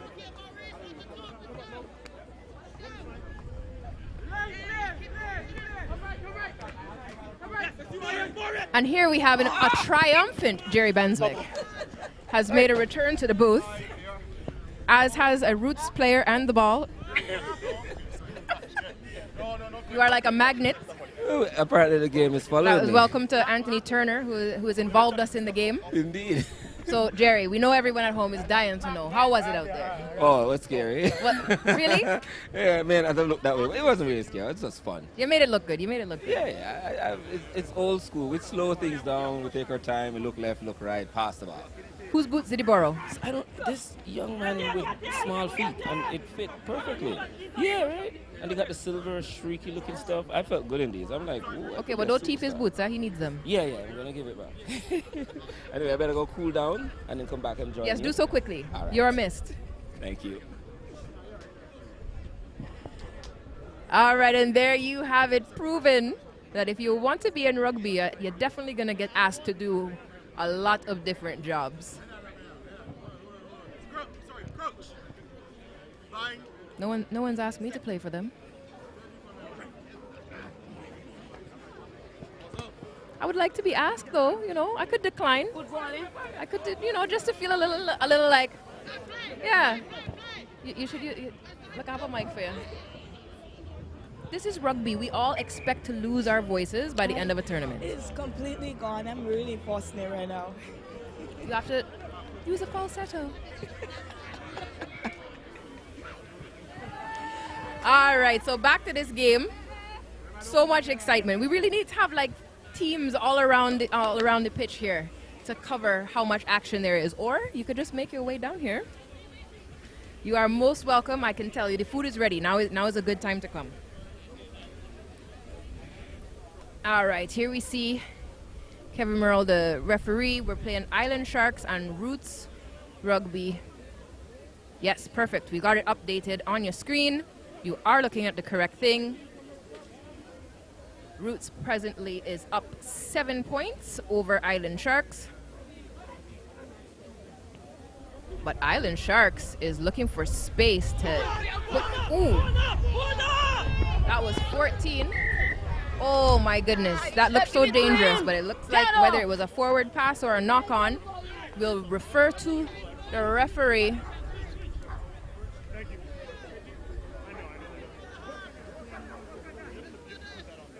Well, it looked like the referee's calling for Island Sharks, so Not sure if there was an earlier infraction and we were playing an advantage.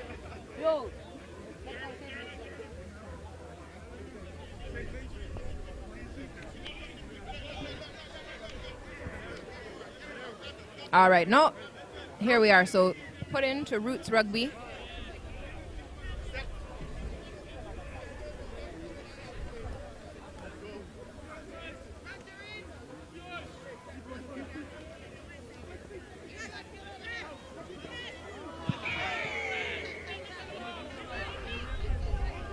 All right, you see Roots Rugby taking it up quickly.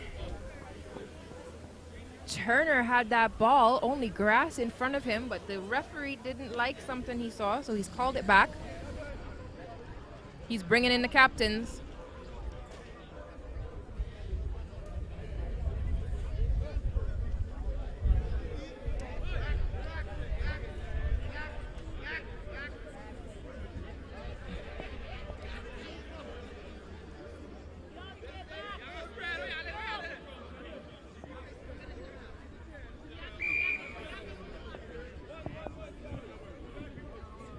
All right, looks like the ball will go to Roots Rugby.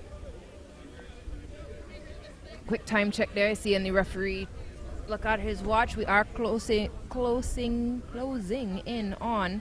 Ooh, that's too much talking for me this morning. Closing in. Reach the 7-minute mark. So we are on referee's time. It's likely to be the last play of the half.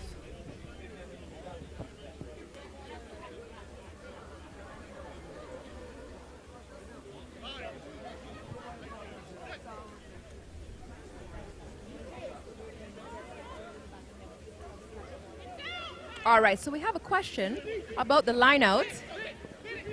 Oh, but first we have to watch. This is Granby was taking up the ball. It's offloaded to DeRoches. Paperwork coming in, and I gotta get up. I can't see. Blind spot. Roots Rugby. Ooh, and that is a whistle. Looks like high contact. So advantage to Roots Rugby. Oh, they have a massive overlap, but Jareem George says, I don't need the overlap. I can do it myself. He dips and dives and tries. 5 more points to Roots Rugby. And it will be the number 10, Oyam Honlan, who's converting, and it is a successful conversion kick.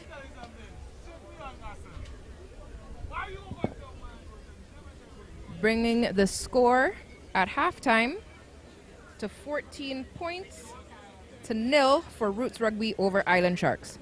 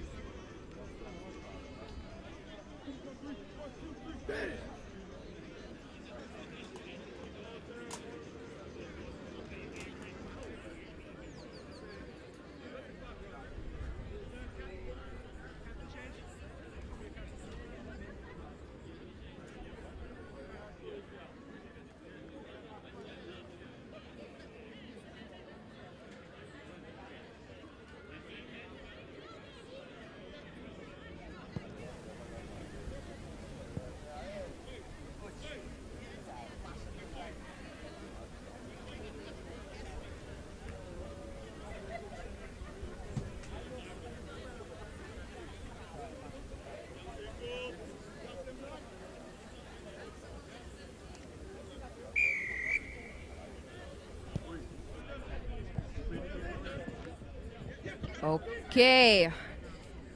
Winners TV viewers, we are back. It is the second half. Roots Rugby already putting pressure on the Land Sharks. Ooh, that's Granby with a massive handoff. He finds Safir out on the wing. Oh my gosh, look at that ruck. Land Sharks is trying to, yes, they do. They turn it over.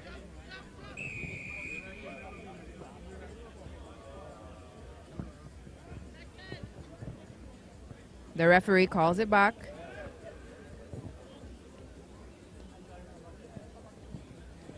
Have to come out to see what's happening on the pitch.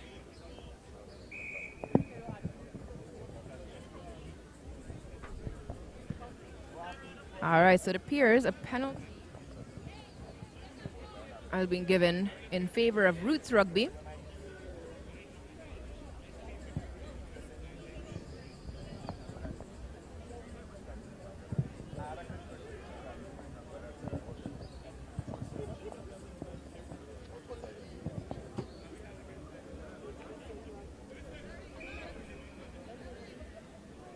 Oh, the penalty was in favor of Land Sharks, excuse me. Little kick there, every yard counts. Land Sharks not wanting to be so deep in their territory. Lots of pressure coming from Roots Rugby.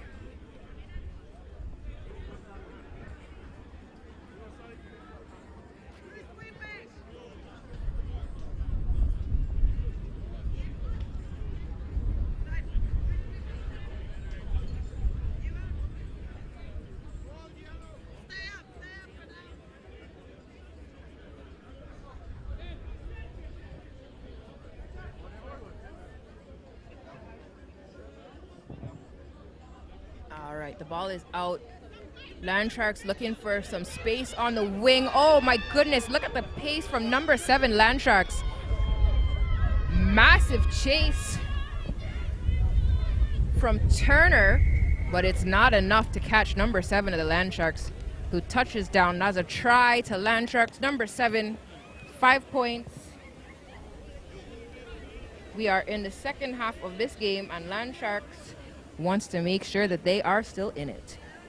5 points, and the conversion is good, bringing the score 14 points to Roots, 7 points to Land Sharks. Still nearly the full half left in this match. It is anyone's game.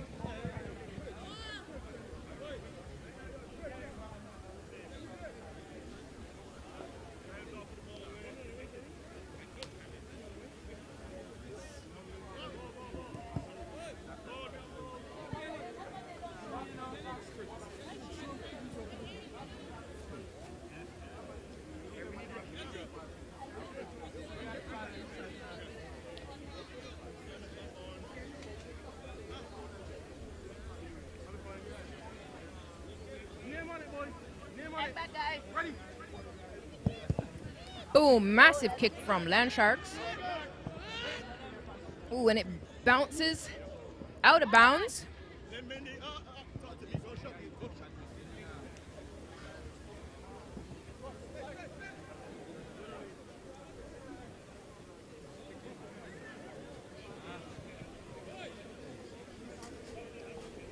Everyone getting into position. This game is too close for the athletes to waste time.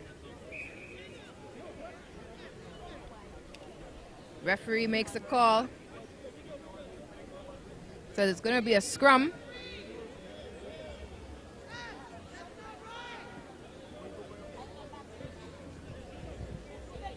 Oh no, that looks like he was marking the 5.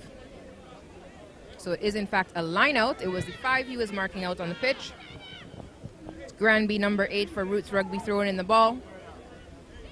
Oh, I believe we started out with a question on the line out. So with this throw-in, the athletes are lifted to give them an advantage in retrieving the ball. Ooh, wide open space out on the wing. Is that number 7 again for Land Sharks? I believe it was. Consultation from the referee.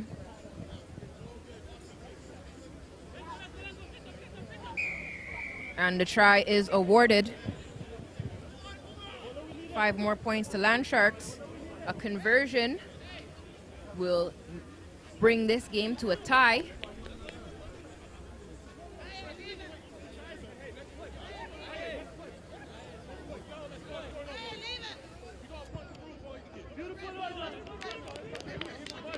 Conversion successful. This game actually moving now into referee's time is drawn.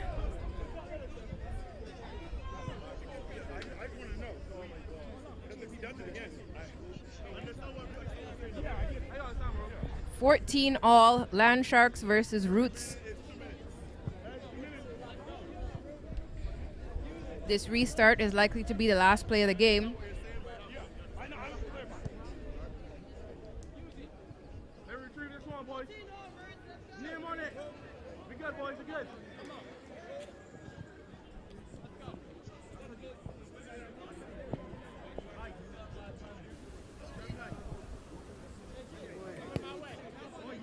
High kick from Land Sharks. Contested and retrieved by Land Sharks. Perfectly executed. They find their winger. Ooh, a kick down into the end zone. Is it too hard? Oh.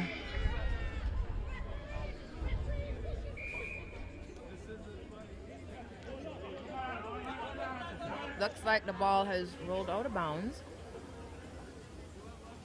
Just watching for the referee signals here. The game is drawn. He's asking Land Sharks to get back. Roots Rugby. Kicking off. Well collected by Land Sharks. Return kick.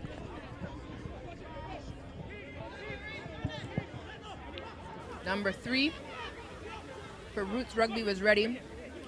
Maurice Young collected that ball. Now we see it carried up the wing by Christopher Carrington. Scored a number of tries already in today's tournament. Now out on the opposite side, you see how quickly the ball moves from side to side.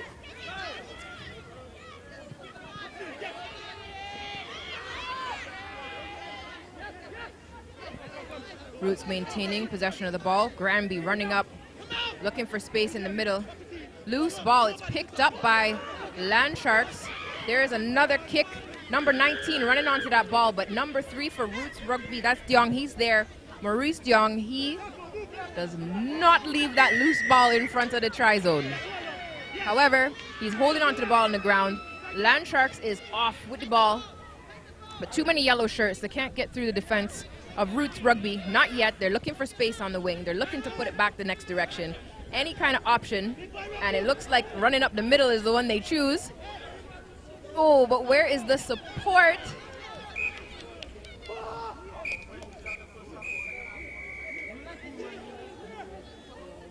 The game is blown off by the referee. We didn't see a try called before that. So we're just waiting to get some indication from the officials team.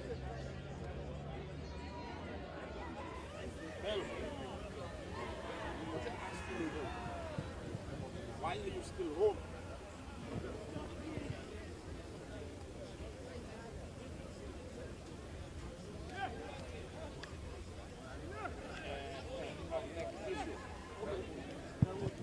All right, we're seeing hands are shaking. Everyone's up on their feet. It appears that this game has concluded in a draw, 14-all.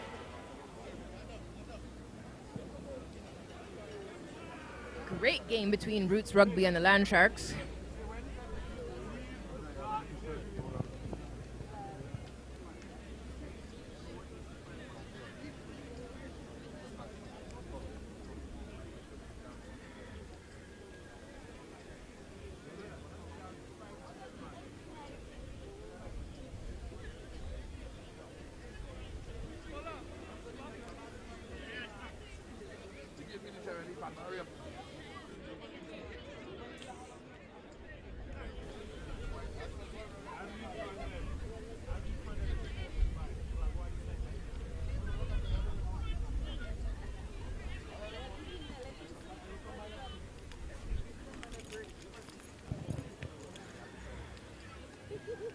All right, as Roots Rugby and Land Sharks come off the field, we see the next women's match.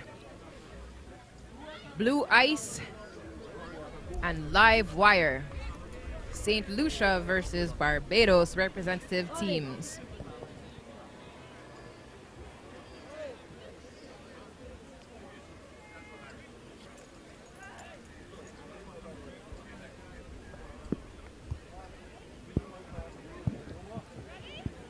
This will be the second to last women's match of the tournament today. The women are playing a round robin format.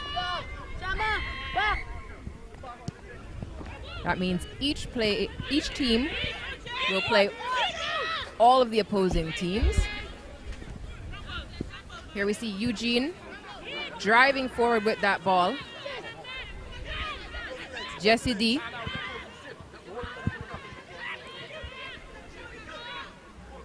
Ooh, the ball just bubbling backwards, but staying in place, staying in possession for Barbados.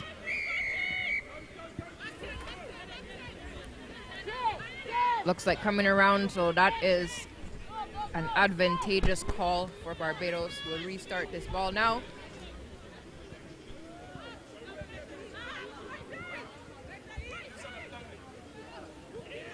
Blue Ice giving Barbados room to advance up the pitch.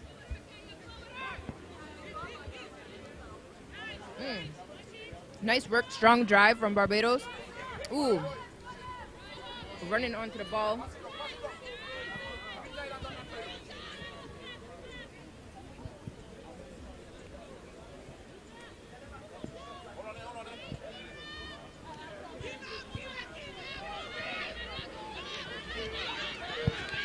Massive run from Donnelly for Blue Ice. We're getting a sprinkling of rain. If the athletes were complaining about being hot, their prayers have been answered, but now is when we will find out how sticky those fingers are.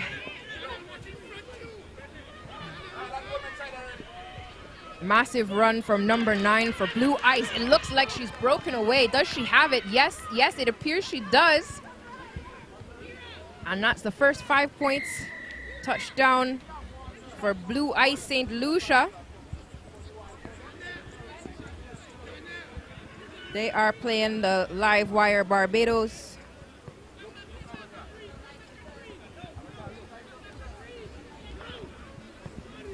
Have a look at the conversion kick.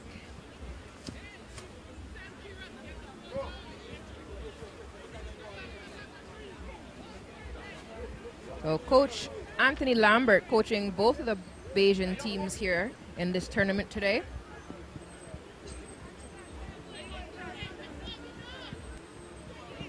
Hey, y'all kick in. Good kick there from Y'all kick in. Blue Ice, 2 more points. Bringing the score to 7-0 for Blue Ice St. Lucia. Jess.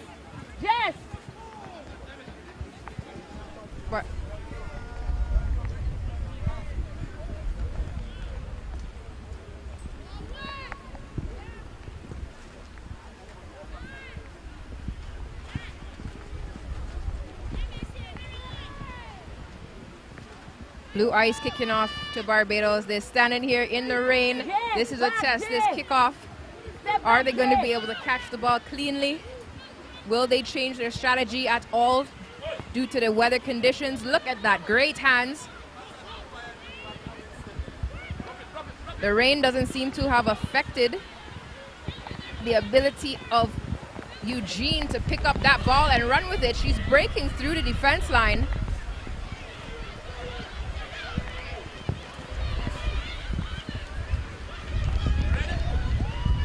Showers are coming down, and the showers are saying that it's try time for Barbados.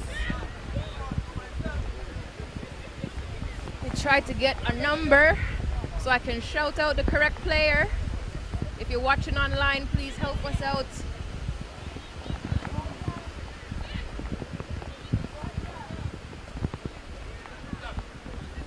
The final score of the last game was a draw. Intense game from Island Sharks and Roots.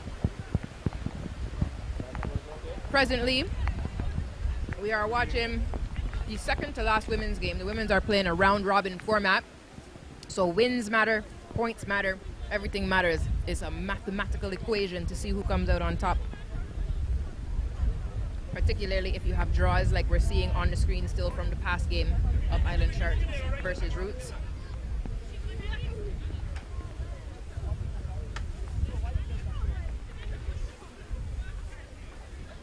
See Coach Lambert,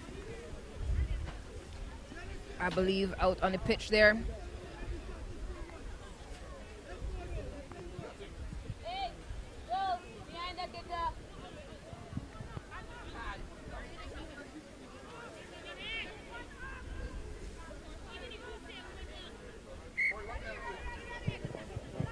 All right, so they're restarting. Currently the score is 7-0 in favor of Blue Ice. It seems that shower was just a sprinkling. Everyone's scrambled to get things covered up, and the rain says, oh, never mind. Right, there we have the score. Blue Ice St. Lucia leading 7-0 over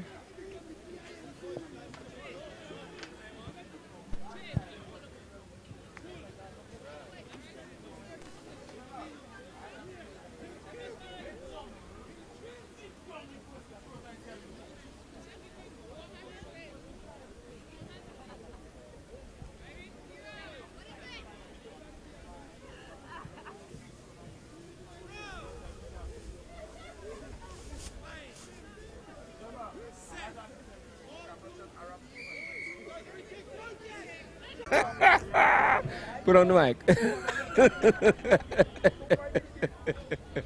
We are in Castries, St. Lucia, and we are at the Rugby Carnival Festival, Rugby Carnival.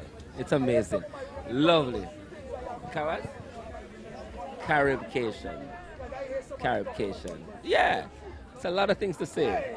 I can't. It's too much. Well, yeah, we're gonna witness our next game here. Barbados men versus that's a team I played against. I think they're the Renegade team, I believe. Try to remember the name of this team. Trinidad versus St. Lucia. It's a very good idea to say it. Barbados. Because St. Lucia versus Barbados. The team in blue. The team is Trinidad? That's Trinidad? In the blue? Oh, you're right, that is Trinidad. They're the different shirt. Totally mixed me up. Yeah. So this is the TNT men versus the St. Lucia team. St. Lucia showing some intent with this game. Oh, nice counter rock coming in. Oh, that ball was deemed out by the referee, and this very knowledgeable, high IQ player just stepped around, picked it up, and ran in for an easy score in the corner. Wow. Heads up play there by this Trinidadian winger. Very good. Saw him earlier in the game doing some high stepping. He seems to like to step around people. He did so just now, bringing the score to 5-0 in this encounter. The kick goes up, it's on the way, and it's no good. Score remains 5-0. Great day here in Castries for rugby. Nice overcast day. Cool. In spurts it gets hot, but mostly cool. So a good day for rugby for these young people to play. So if you wanted to come here, fly in, there's an airport very close by this pitch. The George, what's his name? I need to remember to get the name of the airport that's very close to here. I cannot pronounce his words. Herawa. Herawa is on the other side of the island. I think it's on the south. And then I'm going to look this up so I don't tell you anything that's wrong. Talk to somebody who actually knows. The George F. Charles Airport. F.L. Charles. George F.L. Charles Airport. Heranora International is on the other side of them. Say it again. Heranora. Say it. Heranora? Really? He. Right. Right, so yeah, because of the French and English influence on the island, you pronounce the words a little bit different from what they look like in English. So you say it's pronounced what? Heranora. Like that? Okay, Heranora. All right. I mean, it's easier than Heranora. Heranora. I'm not getting it, man. Back to the game, folks. That seems to have been another score which we were talking and missed. And a kick towards the edge. I think that missed as well. So the score would be 10-0 to the Trinidad team. Yeah, so I took a drive, went through the hills, and I went through, I think, 3 or 4 towns on my way to the hot spring that you have, the live Soufriere, the live living volcano that is this island, and had me a sulfur bath. So let's talk about the drive first while this team is driving down the pitch with the ball in hand. It's a long, nice 2.5-hour drive. No? It takes, like if you're local, it might take you an hour and 15 minutes, maybe less. You know, they want you to see everything. Yeah. I stopped and took pictures and posed, so it took me too. I was sightseeing. You're being a tourist. Yeah, man. I am a tourist. This is my first time. I was breathtaking views. So, okay, first town is Ancillary, right? So we go up this hill right here. And in fact, when you leave Castries and go up the hill, the first thing that hits you is you stop and there's a view of the harbor, and it's amazing. Then you go a little further and the view improves. Yeah, it's just beaches after It's just beaches to beach. And then you get to Ancillary, and on your way to Ancillary, there's a view off the town from on the hill, and it's at Harbour Town, on the water. It's the quaintest looking, it's like a little village. It's a fishing village. It's amazing, beautiful. Very old school. Yeah, man. I love it. The architecture is like still from the 1900s. Yeah, and that's why I said when I went to Soufriere, it reminded me so much of Port Royal in Jamaica, where basically Port Royal is the same as it was from 17 how long. It's the same wood. No, it's the same structure. It's the same exact building. If you go inside of a house, one of those original homes in Port Royal, it's the same beam, and inside the house it's the same structure. And hurricanes have come and gone. That's what I was about to say. Like, they stand all the weathers, all the hurricanes, and they do not fall down. Yeah, man. However, try coming in here by Trinidad again, bringing the score to, I think that would be the 3rd try of the game, 15-0. And with the conversion, this would make it 17-0. Conversion is good. I believe the score is 17-0. Try and keep it locked in here.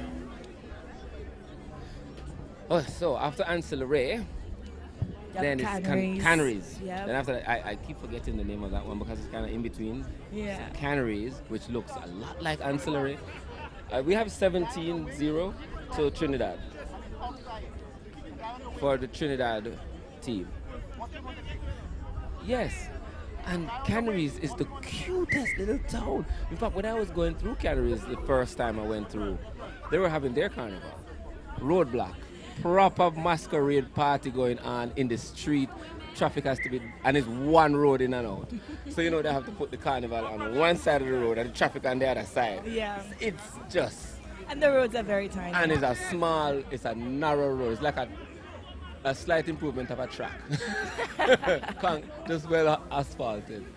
So it's so cute, it's quaint.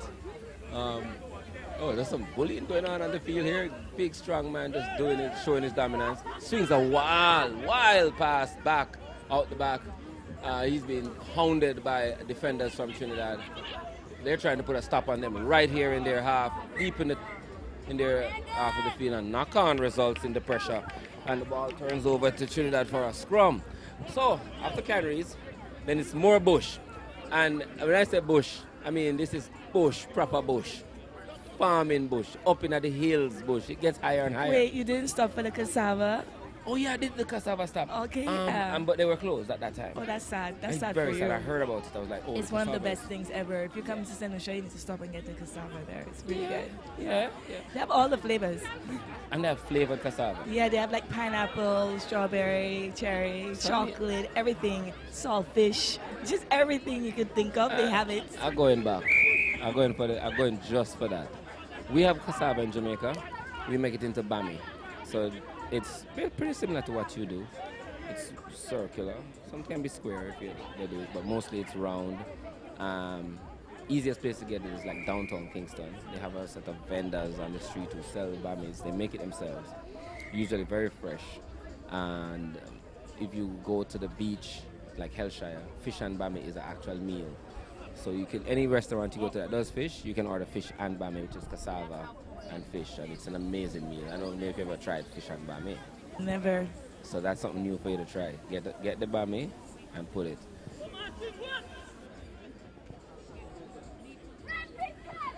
Right. So after Canaries, then we have a breakaway. The winger is going. He's going.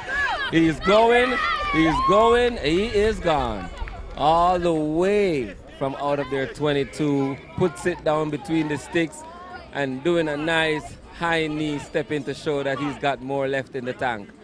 That's a proud runner right there. That's a dangerous player. I know, in fact, I had a chat with him earlier this week. He's Jamaican born. Yeah. He's a Jamaican runner from Veertech. And Veertech in Jamaica produces some fine athletes. So he's a crossover athlete who did track and just found rugby recently. Did he make a kick? 7. So the score is now 17-7 and it's halftime. That was a great score. That's a great score to go into the half with. So you're fighting back, coming out, finishing the half with a try gives you some energy and encouragement going into the second half. So let's talk more about this beautiful island that I'm currently on. And all my friends are like sending me messages like, don't post nothing, sir, because every picture you post, we're going to just hate you for it. So you only experience the Sulphur Springs. There's so much to do in Super. All right, so let's just take this. Don't rush me. I've been taking it easy and chilling. It's a vacation. So I did go to, but on the way to the Sulphur Springs, I stopped everywhere. I stopped in Ancillary. I had food at this lovely sports bar. What's the name of it? Valesi. Yeah, and the owner is Jamaican, can I tell you? I met him. And absolutely fabulous food. You wouldn't expect it to be such a fancy place in I the know, center it's town. a very hidden gem because you'll never like look at the store and be like, oh, there's a restaurant inside there. It looks nice. You would walk right past it, but if you go inside, you're in another world. I know. It's a real sports bar. They have everything on the roof, the floor, on the side of the walls. It's a real sports bar. The only thing I didn't see in there is a bunch of rugby stuff. So I told him he's going to get a Jamaica rugby shirt for me personally to put up in there, signed and all that. So we're going to work on that for them. And that was the big stop. Then I went up the hill. There's a chocolate factory on the way up. Cocoa and chocolate. Now this is you committing sin after sin. You walk in and just being in there is a sin. It's chocolate everywhere, and cocoa and chocolate, and lost my mind but in the it's place. Good. It is so good, and they even have you can make your own chocolate. Yes, you can. Yeah, and there's a restaurant upstairs. I believe I bought a piece of chocolate banana cake. I believe I got. It's all chocolate. It's made of banana, and it's a cake. It's all the best things in the world. You know, it was just beautiful. Running heavy. Ooh, they just threw him down like a rag doll. They just threw him to the floor. Ooh, referee's calling something that she didn't like. Must be for the tackle. High, she deemed it. Yeah, it did look high. Quick tap taken. Oh, he's offside, definitely. I'm not sure what just happened. I think it went out. Oh, it was a wayward pass that went outside. So referee is giving the throw in. Seems. I'm trying to figure out what is happening. Yes, it's a throw in to the St. Lucian team. Right. So my visit to Safrere. First time I went in the evening. So it was so nice. That's the best time. That's the best time. All the people have left, and it's just nice and empty. Not because it's cold outside, and when you get inside, because it's hot, like it's The really water is good. 100 degrees Fahrenheit, and perfect. You just step into it, and you feel your whole body talking to you. It's saying thank you. It's amazing. Well, I mean, there's a myth that, you know, the sulfur makes you look younger. It's not a myth. It's not. I went up there, did the whole sulfur thing, did it on my face, rub it on the body and everything, came back down, and a young person told me I look like 30. So don't think it's a myth. And I've felt younger ever since. That's why I was playing today. It's the sulfur springs. So it's not a myth. I can attest to it. I feel my skin is all smooth now. For sure. It has all the healing properties that you need for your skin, especially if you have like eczema. Mm-hmm. Yeah. Me know, Eczema, it helps with that a lot. See, and I got me a bar of soap. Yeah, the Black sulfur soap, soap, the sulfur soap, yes. So I'm taking care of me. The game is going on, folks, and we're giving you some entertainment on the side. Here's a pop pass inside to the big forward who is rumbling his way down. Oh, he's robbed! Just referee deems that it was a tackle because he was on his knee. Tap taken quickly, and driving upfield is St. Lucia trying to force a score, and they get over the line. Referee comes back. She pulls it back for a penalty. The try wasn't clear. Backline is patiently waiting for that ball, it seems. The winger is anxiously looking to see it come his way for him to score in the corner. Will they opt to swing it wide?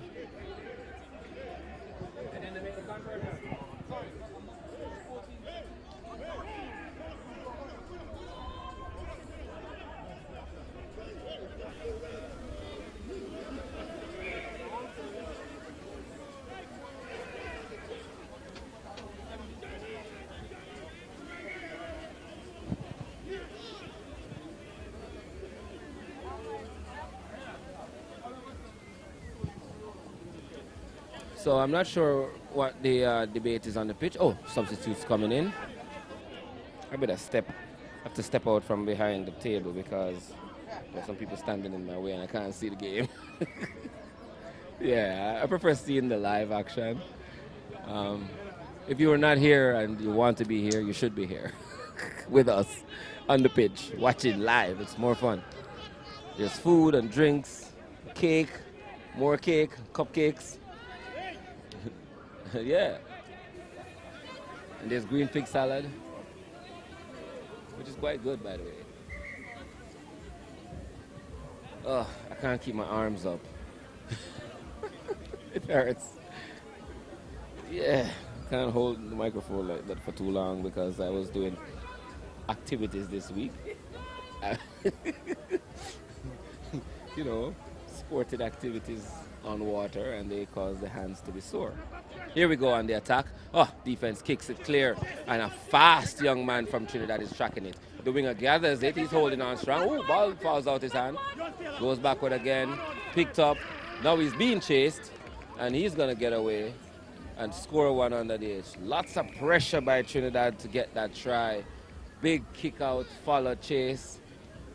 Good rugby execution. Yeah, you can see his opposite number congratulating him and really overpowering him just now, and converts his own try and asks for a sub. Well done. He gives a signal for a sub because he just did a whole lot of work. So now the score, if you add 7 to 17, that should bring us up to 24 versus 7. And Trinidad is rumbling along. Looking a lot more confident now in this game. And we did play that team earlier, the Misfits, team that I represented myself, which is in itself a miracle that I actually took the pitch. It's a miracle I survived 7 minutes of rugby. Sevens rugby playing these young people. And everybody saying, you're going back out? It's a thought. I'm thinking about it. I haven't decided. But I'm already sore.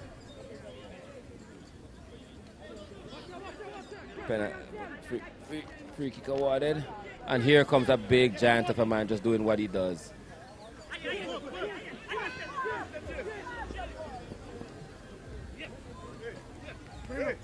Ball spills but is recovered. Tackle is gone in.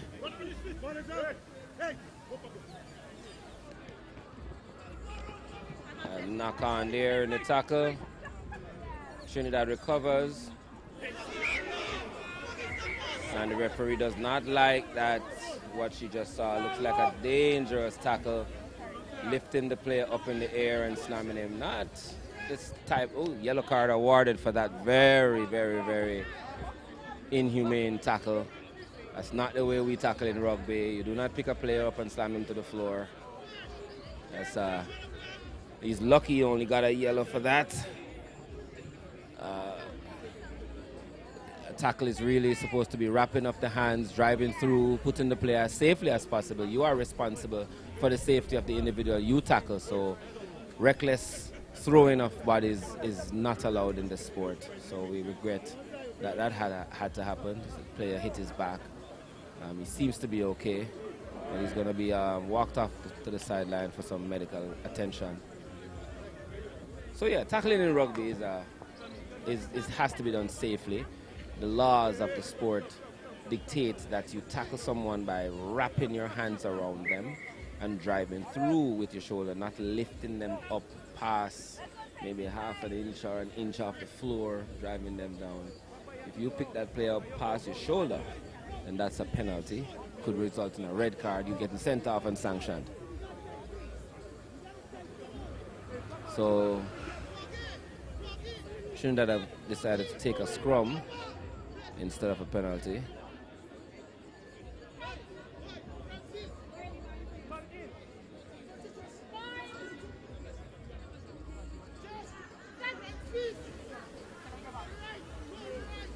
The feed is good, pressure on. Referee blows the whistle, says offside.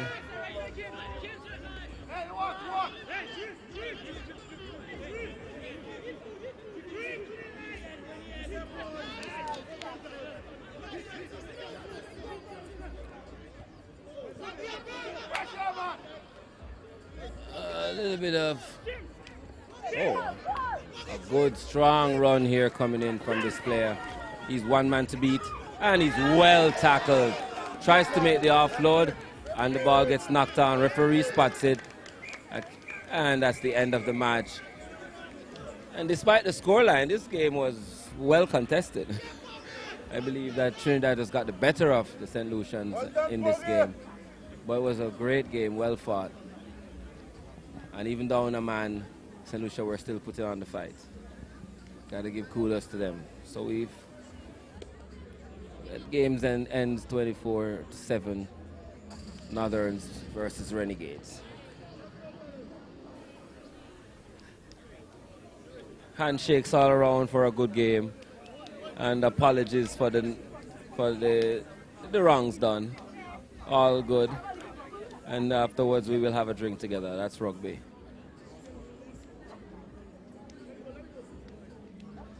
And there's a lot to be done on this little island.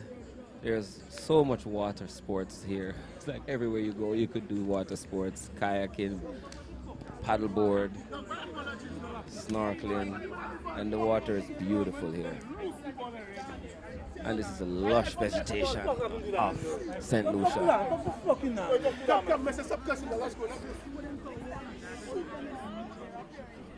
I think I might be inclined to get someone from the St. Lucian team who just played to come and talk to us.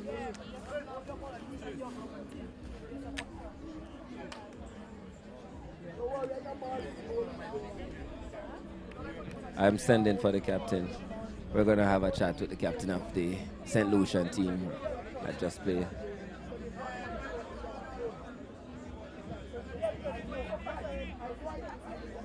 Cameraman. Sorry about that.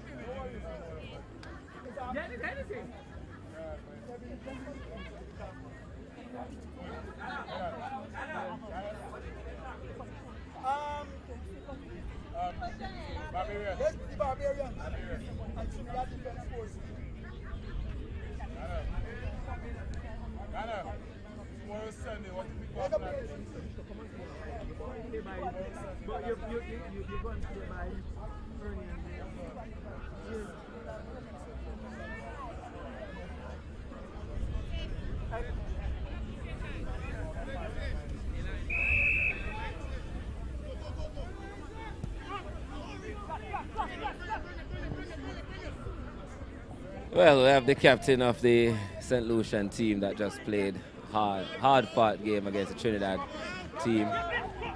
Tell us your name. Junior Joseph. Junior, didn't get the victory that you were hoping for, but tell us a little bit about how you feel about how your team did in that particular game. Well, I'm proud of the guys. We started off a little shaky, but at some point in the second half, we got our composure and we got our stuff together. It's just the discipline. As long as we get the discipline right, we're going to be a team to compete with. We just have to get the discipline right from the jump and continue the whole game with that discipline. Fully agree with you. Quite a few penalties called against your team. Just to maintain control of themselves and at the breakdown in the run of play and to maintain the discipline. I totally agree with your point. Are we looking forward to see? We will see you guys next year here again, stronger and better? Yeah, most definitely. That's just a taste of it. So hopefully we come a little fitter, a little stronger, and a little better to compete. I like it. It was great playing with you today as well. For sure. Thanks for talking to us. All right, Junior. So that was the captain of the St. Lucian team that played before this game. And teams on the pitch now are the Trinidad Defense Force versus the Bayesian Barbarians. I need to tick where we are on this list.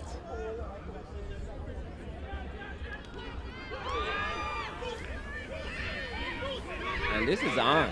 It's just constant attack. That's a huge tackle just going in. These soldiers are doing the business. No quarter being given. And all these people just standing in my way and I can't get to see it live. I need to chase them away.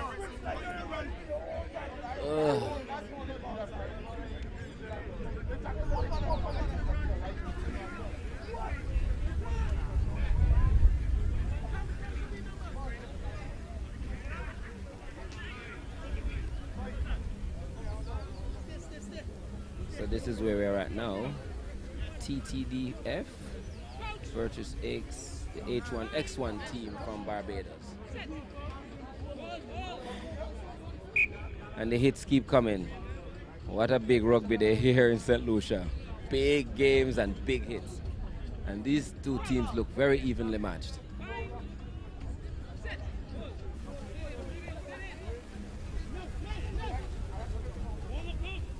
Fair contest at the scrum.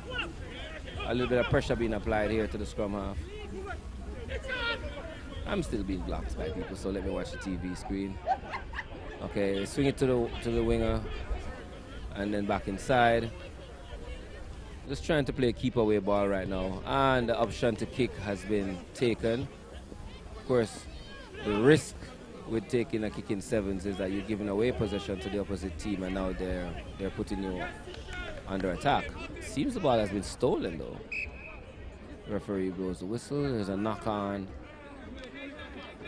from the Barbarians over to the Defense Force team.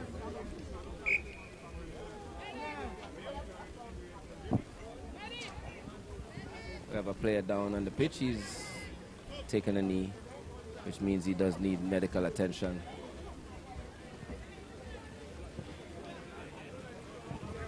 Right, so what else is it that I can do when I'm in Trinidad, St. Lucia. I'm all over the Caribbean today. So what else can I do in St. Lucia that I have not done? Well, you for sure haven't done the kayaking. I know that. Or the bamboo rafting, even though you're from Jamaica. Where's the bamboo rafting too? Well, in Roseau, but you could always go pass through Marigot, go on a kayak, and then stop at the river, and then take a bamboo if you want to. I mean, because I get to do some of those things more time. I But think doing it in a different country is a different experience. You're right. What I really want to do is take a ferry. Because I was told we can take a ferry to somewhere not far from here. Martinique. To Martinique? Yes. Yeah, that's it's what I only want to do. 350 EC. It's not that expensive. 350? I'm not going to reach. No, seriously, 350 EC. I'm not think I'm reach. I don't think so. I'm going to put it after the next trip here, yes. 350 EC, that sound enough to me. He or she, not a lot of money. Yeah, right. You don't know who you think you're talking about, not a lot. I mean, compared to a whole plane ticket, that could be 1,000. That is that plane ticket you just call out. You hear? That 350 is a plane ticket. EC not small. Okay? This money got value down here. If you had said 350 JA, I would have gone in a heartbeat. Not the EC. That money heavy.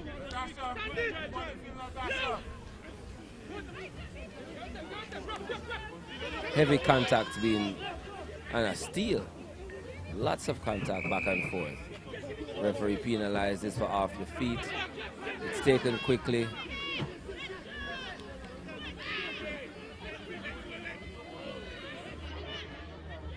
Referee is allowing play to continue nicely. Tackles coming in from everywhere.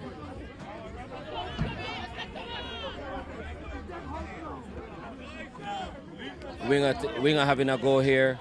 Offloads.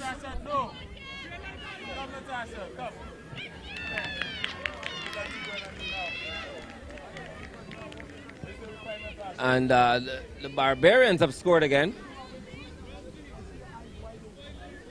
The Barbarians just scored again. He was standing there waiting for somebody to give him some attention. And he's going to try and convert his own kick from behind the goal, I think. So the ball doesn't go away. In rugby, you can do a conversion from behind the goal if the ball is in jeopardy of going away too far. So I think the referee is saying to him, it's okay, you can take it from in front of the post. We will go get it. So conversion to come after the try. It's up, it's good. Brings the score to 14-0 in favor of the Barbarians from Barbados. And the JDF the Defense Force TNT team. I said JDF because our police are JDF. It's a TDF. You apparently love your country too much. That's why I'm here, man. Taking a break. Just stop. Just not be in Jamaica so much. It's all in my head. We're in St. Lucia, and they put my name up on the screen to make sure everybody knows who is talking all this stuff. Thanks a lot. Thank you so much. Very good timing. As soon as I say something nonsensical, it's like Jerry Benjamin, commentator. Oh, great. Just what I need. All right, here we go. Big brute force run here.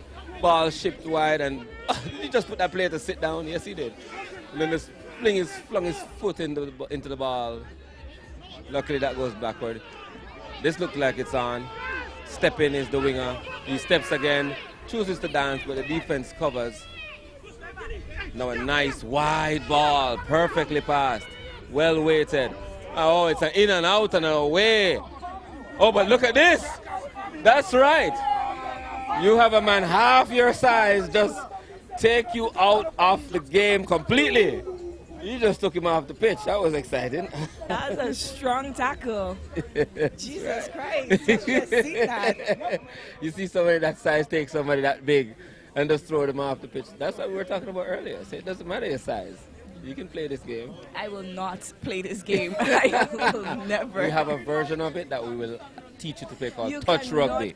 Touch is just touch. It's just a touch. I don't think I could handle the touch. I no don't hits. think I could handle the touch. The touch is easy. It's like stocky. Like that. Just a touch. Okay? Touch with two hands. Boom. You'll love it. Would you be so kind to take a picture of us? So, a try-saving tackle there from the Barbarians. Wow.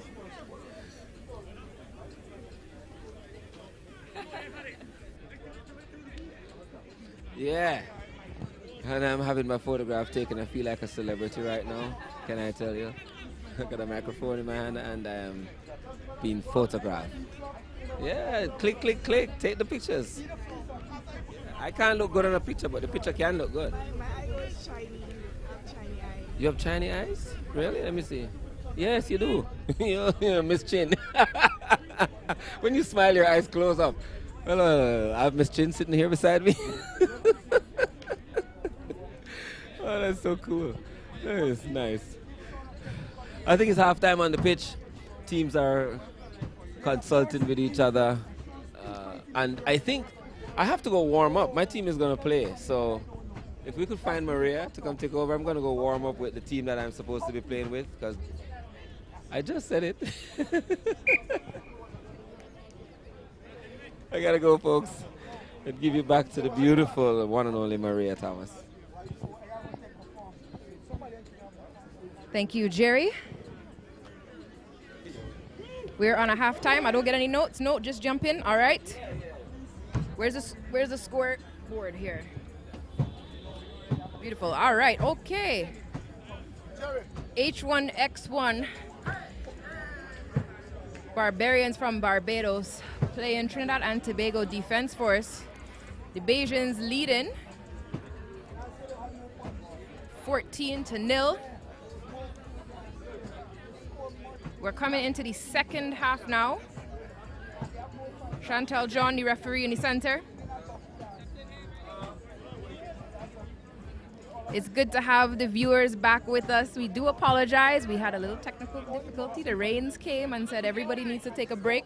They said the media is working too hard. Take a break. So we had a little power outage there, but we're happy to be back.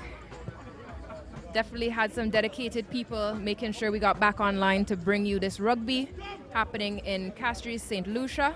Defense Force moving forward with the ball now, looking for some space out on the wing. Big pressure from Barbados men's team.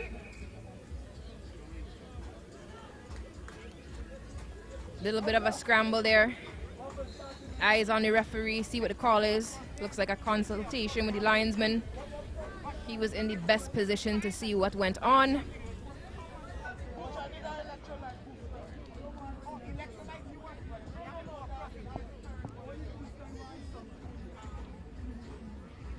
All right, so that's a line out to Barbados. It's Walcott taking the throw in. Big jump from Barbados, but it is not straight. Defense Force will have a choice. It looks like, oh no, they're getting a scrum. Scrum to Defense Force. Two powerful teams here. Always interesting to see the 7 scrum. Only 3 people in for each team. You can still drive the scrum, but it doesn't serve the same purpose as 15s. You definitely want to get out of the scrum as early as possible. Those are 3 players that are not able to play the ball as long as they're still linked together. So you see quick ball out. There's C-Chan looking for the long pass. Woo! Doesn't find hands, but definitely crossed the pitch.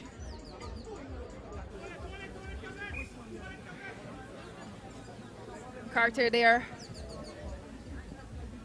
was ready if Barbados wanted to take the quick throw in, but no, they're going to set up for the line out. Kevin Carter, also the treasurer for the Barbados Rugby Union. Big shout out to President Donovan Bagwell.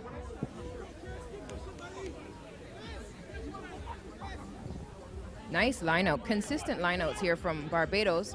But looks like a turnover from Defense Force, but now back to Barbados. Pure action as you see a big run from 47 being held up by 2 players from Defense Force, TT Defense Force. He's brought to ground. Look, high contact happened in there and the ball goes to TT Defense Force. A chip looking for runners. Nice collection from TT Defense Force. Walcott, he is on the defense. No mercy shown.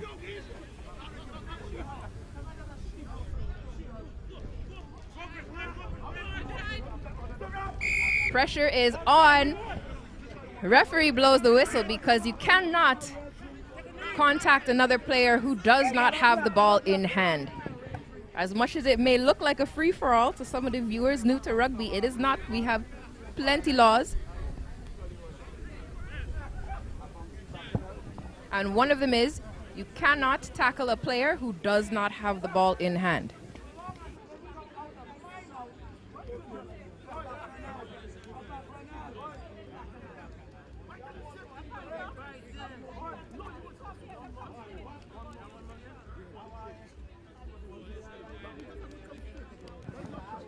Quick assessment happening here on the pitch. As we mentioned, there are laws for how we play the game and regulations for how we make sure that we keep player welfare and the fairness of the game at the forefront.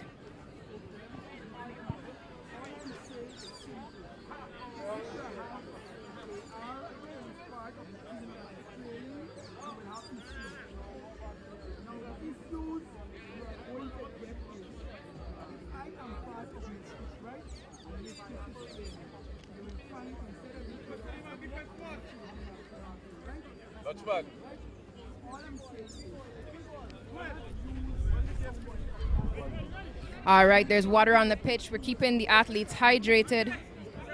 That sprinkling shower had a huge impact, but it didn't last long. The sun is back out.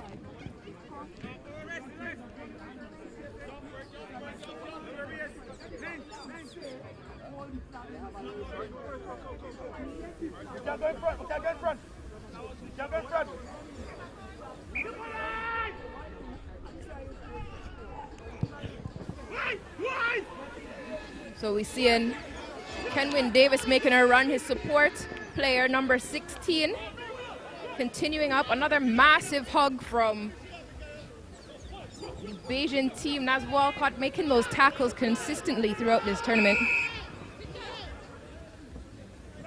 Quick tap and go from Sichan. He's looking for the space. He finds it, and that is a try for Defense Force. TT, Defense Force, getting on the board, 5 points. Try scored, Josh Sichan.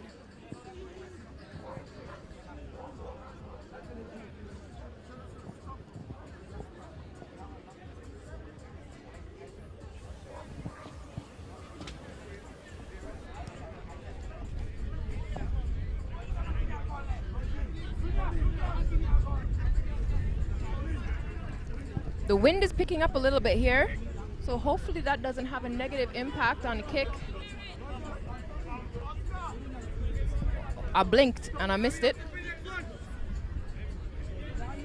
We're gonna have to ask some of these people at Bounty who have a very good view of that end of the field, and we have a very good view of them.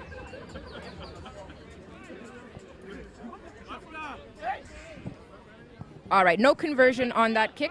So the score is 14 for Barbados and 5 for Trinidad and Tobago Defense Force.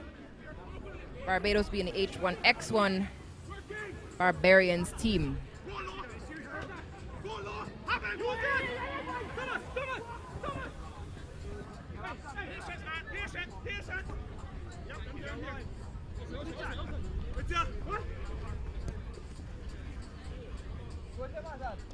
Loose ball on the ground.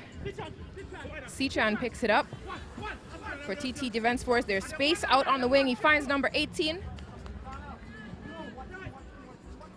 Ooh, and quick succession. That is another try for TT Defense Force. They are inching closer and closing the gap in the scoreline.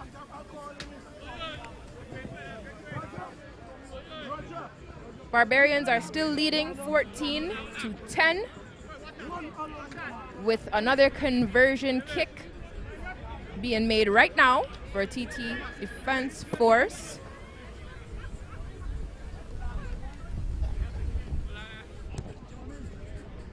Oh, you can see how the wind caught that one. Conversion unsuccessful, but TT Defense Force keeping the pressure on. We are in the second half of the game. We're in referee's time right now.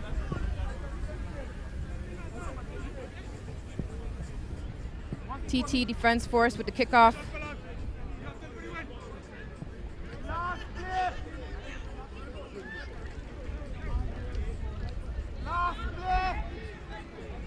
All right, we're hearing last play from the pitch.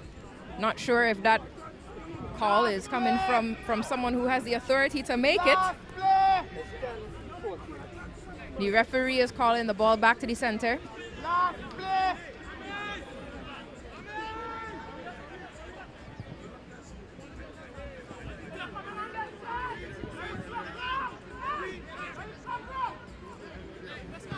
It appears the coach is taking this kick. All right, we see everybody involved in the matches today. That is the beauty of the sport.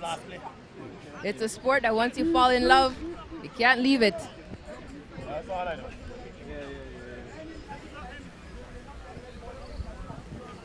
All right, there is definitely a plan. Barbados is saying, all right, one play left. All they need to do is score a try or even a penalty kick would oh no, penalty's not enough. They need the try, which would put the score at... I'm mixing up my scores. My apologies.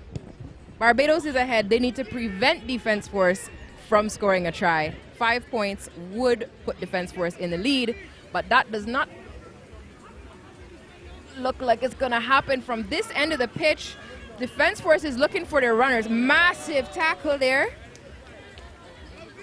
Defense Force looking for some space. Oh, they found it. They found it. You see Walcott on the chase. Can he catch a Defense Force player? He's got support, but the ball bubbles. There's that big hug that we love.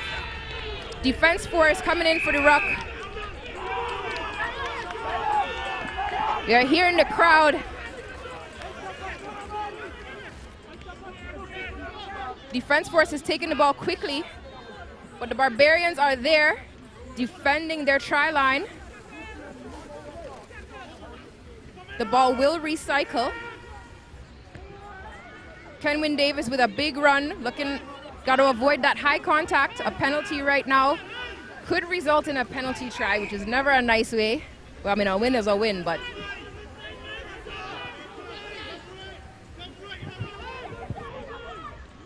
All right, Defense Force still going at the try line, but everyone is so excited and there is a wall of fans in front of me. I've heard a whistle. I'm hearing clapping.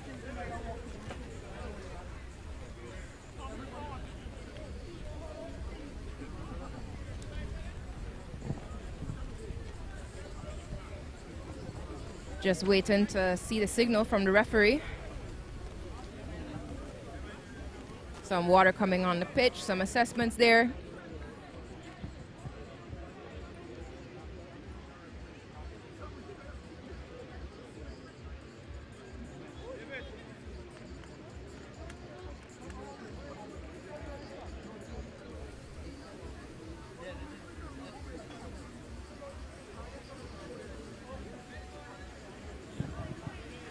So I have consulted with the enthusiastic fans, and it was a score for Defense Force. We see the conversion kick coming. It's number 18 for Defense Force taking the kick.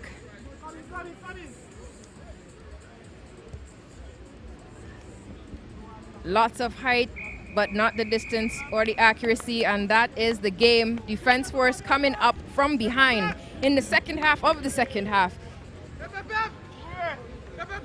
And that final score, 15 to Trinidad and Tobago Defense Force in a hard-fought match against the H1X1 Barbarians from Barbados.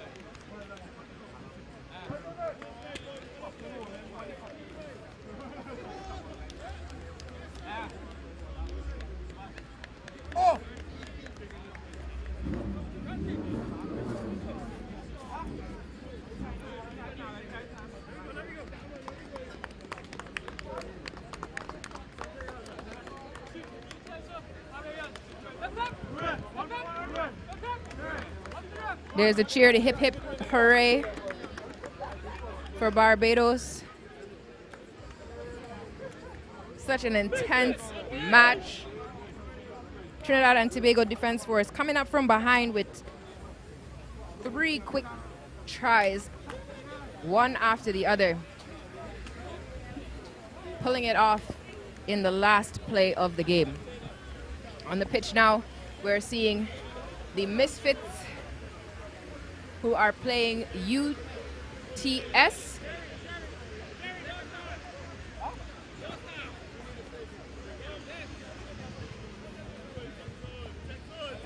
UTS, a development team locally here in St. Lucia.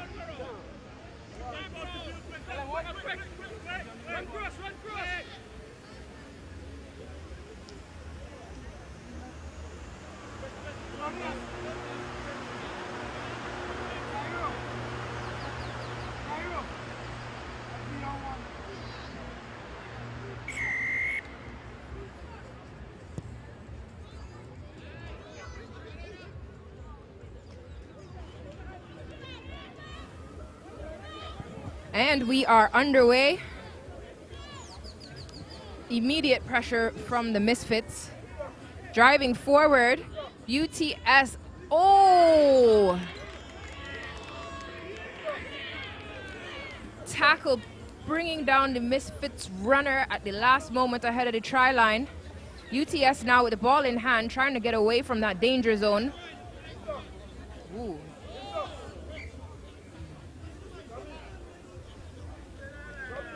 The ball was knocked forward into contact. That was definitely not a space.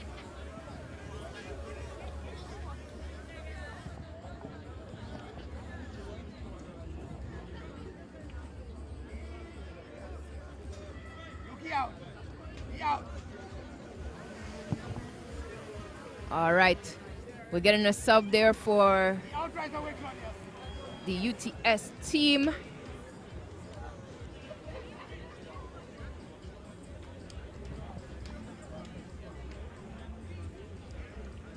Seeing really good player management in this tournament. The next big fixture for many of these players is the RAN Sevens, which is taking place next month. It is an Olympic qualifier, and that may be one of the only encouragements that players have to say, okay, let me take a little rest. Let me take a little rest.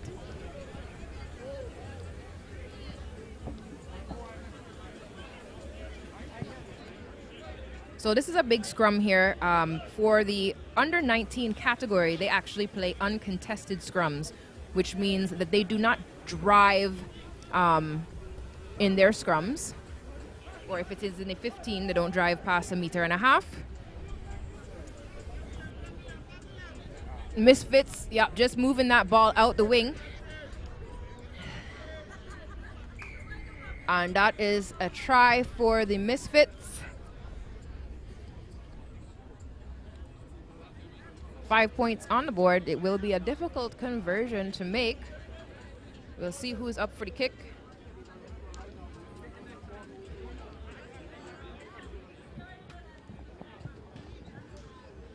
But the score right now is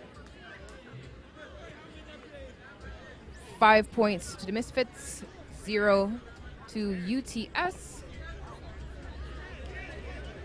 And the Misfits here, you can see lining up for the kick. It is wide, no conversion. The score is 5 points to 0 in favor of the Misfits. So again, for all of you viewing on Winners TV, you're seeing so many flags up, and that is a testament to the camaraderie that we have in this region for rugby. It is the Rugby Americas North region. And everyone who you're seeing here is playing a part in the development of rugby, not only in the Rugby Americas North region, but also particularly in the Caribbean.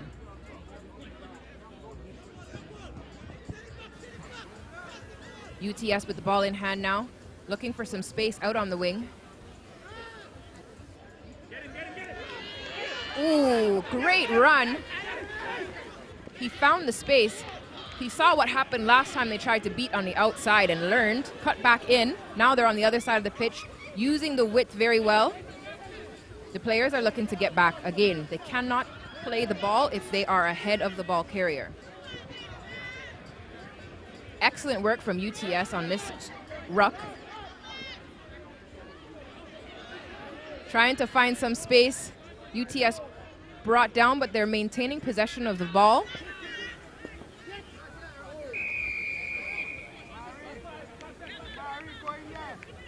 Oh, the call was some high contact there. I hope that was not from number 11.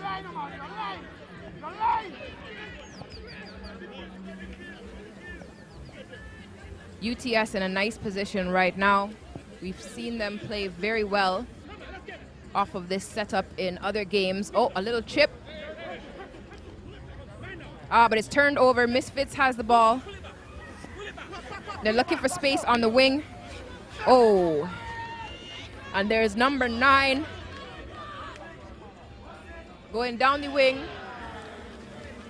Another valiant effort at that try, saving tackle, but it was not quite enough to bring down the ball carrier. Number 9 for the Misfits. That's another 5 points.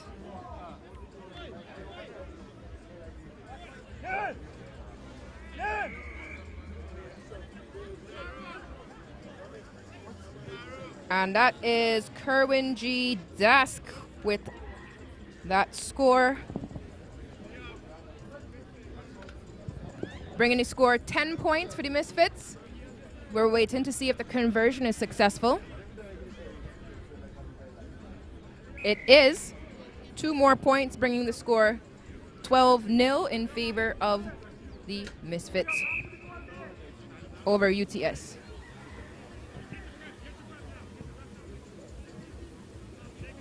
All right, that looks like time is off. Not sure if we're calling that half time.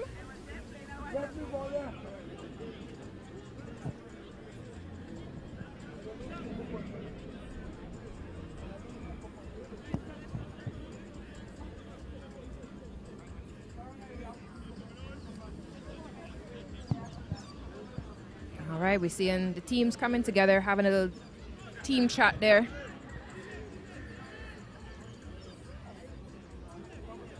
Misfits Rugby, the first time that the men have put a team in this competition. Last year, the women represented and have increased their numbers substantially to return this year. I'm sure the men will be looking to have an increase for next year. They've definitely been recruiting some support. As you can see, Jerry Benswick back out there on the pitch.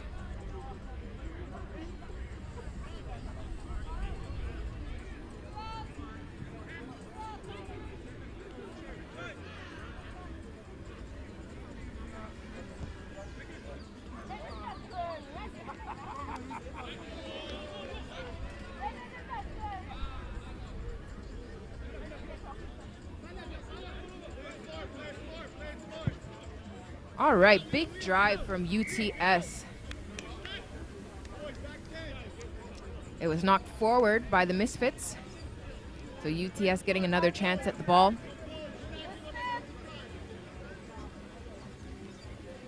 I always enjoy seeing the development teams, how they come out in their first game and how they apply all the lessons from the tournament as we get later down in the afternoon.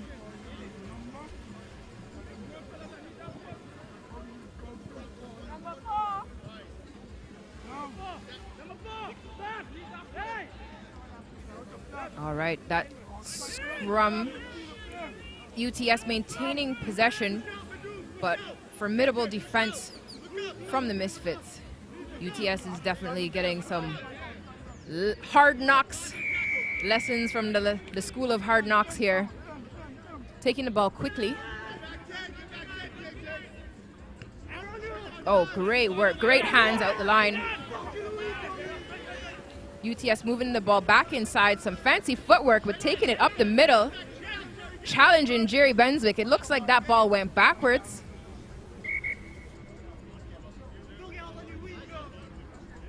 It did not. It was knocked forward, says Kevin Merle, the referee, he's informing the team that is the reason for the call. There will be a scrum. Nope, that's the halftime, folks.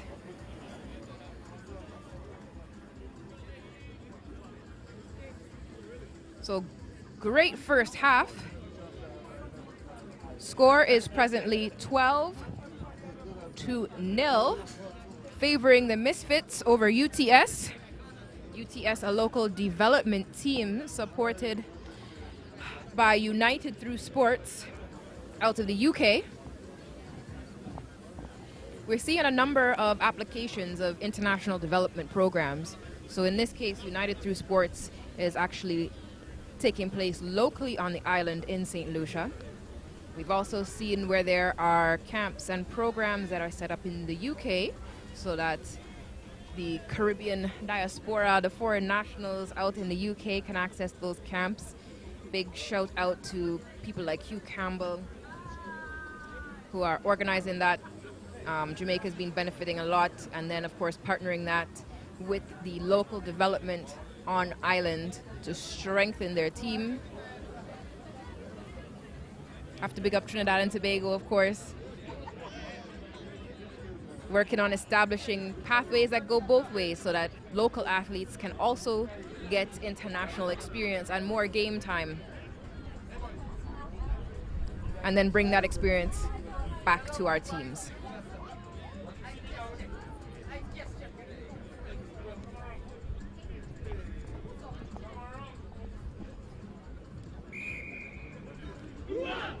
That's the whistle. The referee is ready to get going on this second half.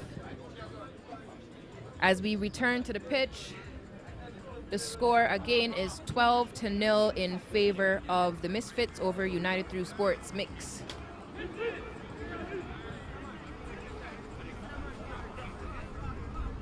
I'm confident not everyone is under 19 on the team, and you can definitely see where the knowledge is being passed on and shared with the players,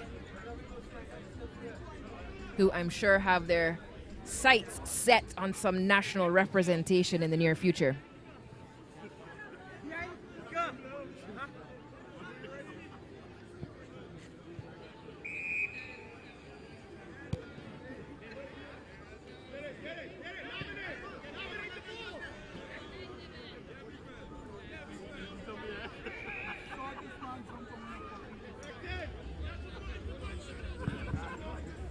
UTS with the restart was knocked forward by the Misfits. We've seen really strong running from the forwards. Good recycling of the ball in those plays. Generally more of a 15s tactic, but it's been working for them so far.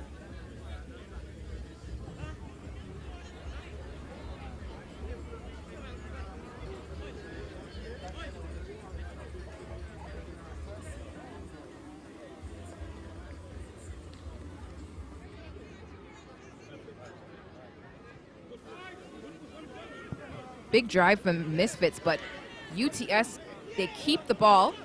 Looking for space out on the wing.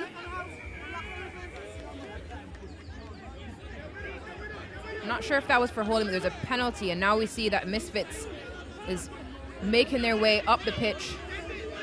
Valiant effort from UTS, trying to stop the momentum of the Misfits, but they're looking a bit unstoppable right now. That's Wilson, who barrels through the middle there. Badger Wilson. Another 5 points, the first score of the second half, going to the Misfits.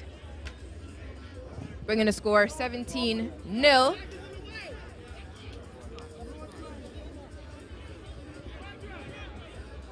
Valiant effort in defense from UTS, but we saw once Misfits got that flow going, just like the blue in their uniforms, like a tidal wave, all the way up the pitch and over the try line. Oh, there was no kickoff, so I'm wondering now if that try was awarded. Got to look for a consultation there. because we're seeing Misfits going again. No, it's a knock-on called by the referee. So again, it looks like that what looked like was a try was not awarded. So the score is still 12-0 in favor of the Misfits.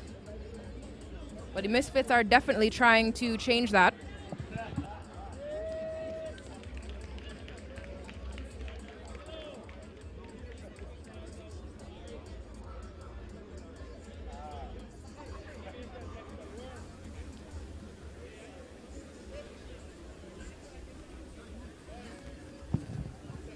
All right, so hopefully those of you viewing at home on Winners TV had a better view than I did.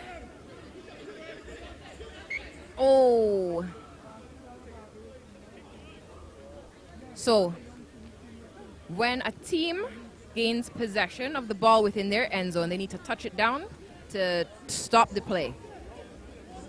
Once they've done that, then the other team, the opposition, can't touch it down to score a try.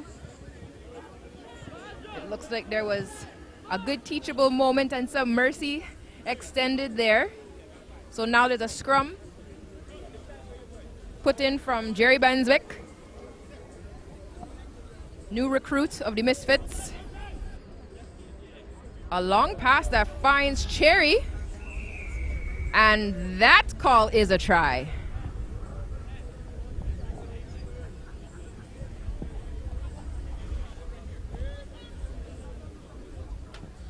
So that try scored by the number 6 Cherry for Misfits. And we see the ball being brought back out onto the pitch for the conversion kick.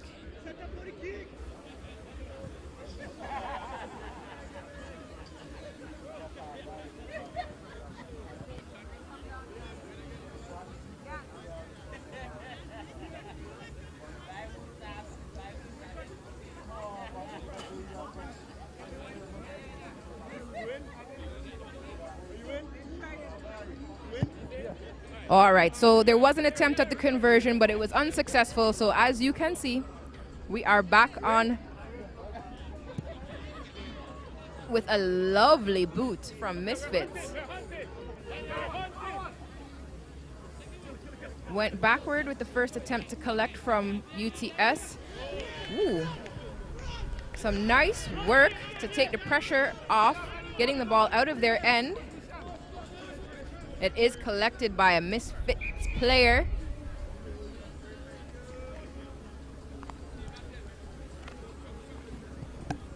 All right, so UTS maintaining possession of the ball. There was a slight knock on there. So great strategy, using that kick to gain yards up the pitch. They are now in just inside the territory of the Misfits. Seeing a nice deep line from UTS. They're going to look to maintain possession in this scrum, which is their put in. And here we have it. Charging up the front, pulling in some of those Misfits players, looking to open out some space. The ball bobbles around a little bit, but it stays with the UTS. Jerry was just rewarded for his mercy by receiving none. Penalty, and UTS is going back up the pitch. Ooh, there's no space there. All you're seeing is a sea of blue. Will UTS see the space they have out on the wing? Oh, loose ball. Cherry's on top of it with the kick, and he collects it.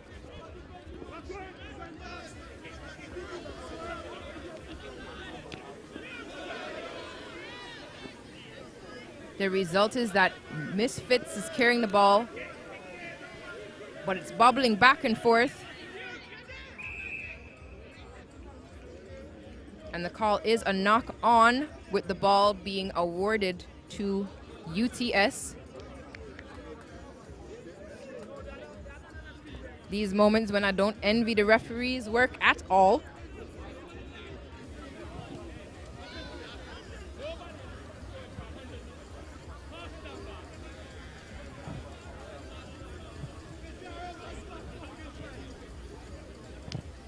All right, UTS. Little discussion here. Plan off of the scrum. They've been doing very well in these scrums, maintaining possession thus far. And they've done so again, but a knock on when the ball comes out. However, fate smiles upon them. A penalty was called within the scrum against the Misfits. So UTS maintains possession of the ball. Looks like they're going to kick for some distance here. They don't want to stay in that end. All right, you see, there's the wisdom. As long as you're facing backwards, you know, you have that space with the ball. Once it goes backwards, you're safe. Cherry making his way up the side of the pitch. Misfits keeping the ball going backwards. Little fumbles, however, not being knocked forward. Interception from UTS. What an incredible play. He's being chased down, looking for some support. And I know that y'all at home are having a great view. Misfits going back up the pitch. Defense on Cherry. Oh, they're matched man for man here.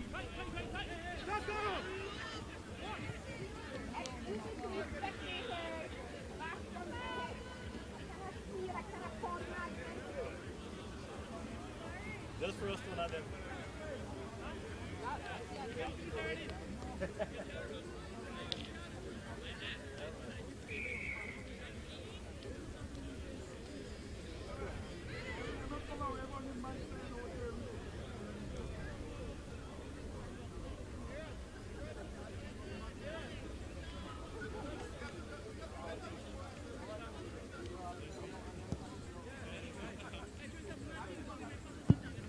All right, so we see an unsuccessful conversion kick, but that intense back and forth did result in another try for the Misfits.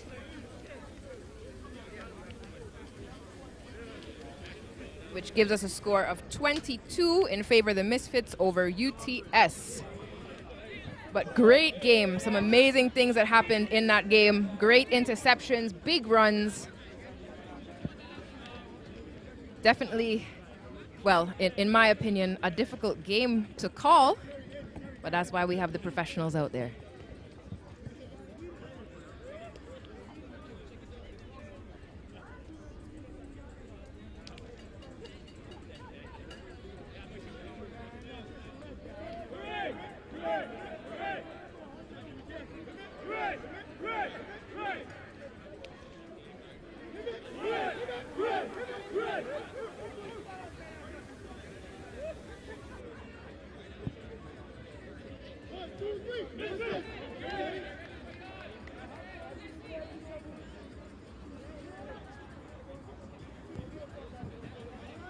All right, and as we have a pause, I want to say a massive shout out to School of Rugby, who has been working with the Ministry of Sport and Community Development with a sports camp today that took place in Diego Martin. Shout out to the dedicated coaches. And Kazim Sichan, you've heard there's a Sichan here as well. So big up the rugby community from Trinidad and Tobago, who's trying to be everywhere at one time, making sure the impact is felt. And a huge thank you to the Ministry of Sport and Community Development for thinking of rugby and inviting us to their sports community day.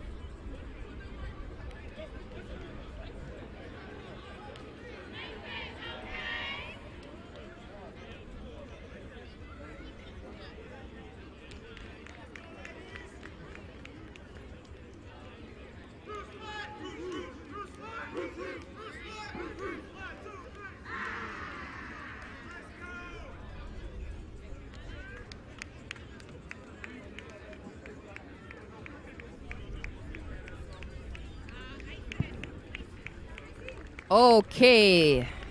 This is the final women's match of the day. The women have been playing a round-robin format, and based on the results thus far, this game will also double as the first and second place match. We have Roots Rugby and Misfits Rugby.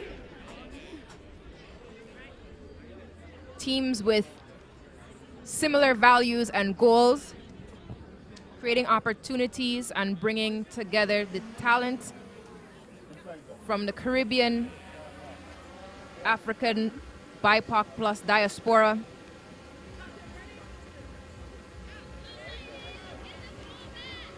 Respectively, the teams are coordinated out of the United States and Canada. But as you can see, there are lots of familiar faces out there on the pitch. That ball was carried up by Tiana Granby. Woo! Fierce defense from number 12 of the Misfits. Just escorting the Roots player out of bounds. That was from Markea Bailus. Here we see Fredericks taking the throw in. Renetta Fredericks, another athlete who we've seen change roles and do multiple things in this tournament here today. Ooh, big throw. The throw was straight, it's good. It is Roots who collected that ball. Nicolette Panther now on the far end, trying to find some space. Ooh. Just grabbed by the seat of her pants, pulled into the tackle. Roots still with possession of the ball. There we go, in the hands of Cheeks. And we've seen time and time again today.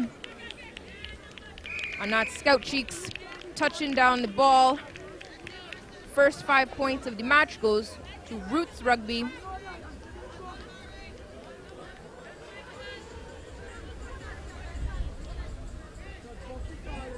And I know better than to blink. Boom, there is the successful conversion.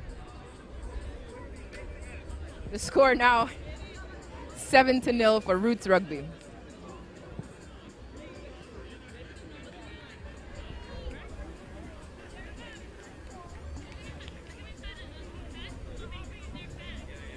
TK just getting some water. Successful kick. She's been very consistent all day long with those extra points.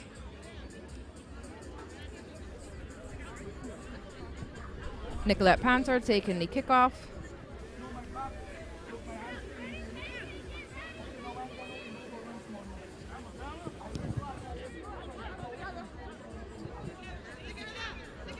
Well collected. That's Leah Kintiba looking for some space. Tries to get it out to the wing. The ball is knocked forward.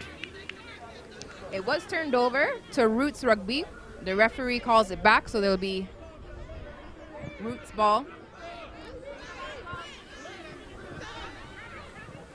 Loose ball. Oh, little knock on there.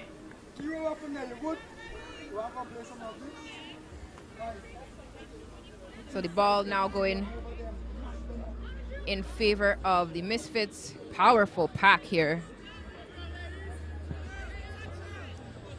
So this is a scrum to the Misfits.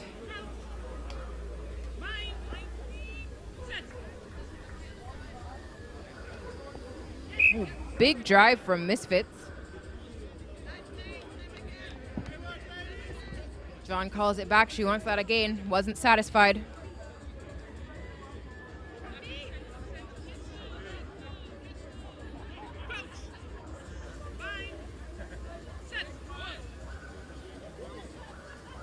Ooh, pressure from Tiana Granby.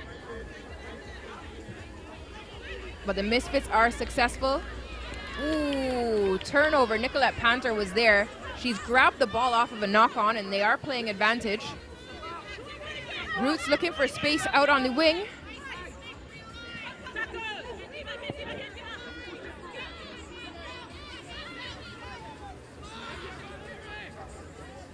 The ball is in the hands of Scout Cheeks. She goes to ground. The ball's recycled. Carried in by Granby. Set out, we're seeing pressure being put on by the Misfits. Brittany Royce takes in that ball. The call is holding. So the ball's turned over to Misfits Rugby. Leah Kintiba gets it restarted, passing it down the line.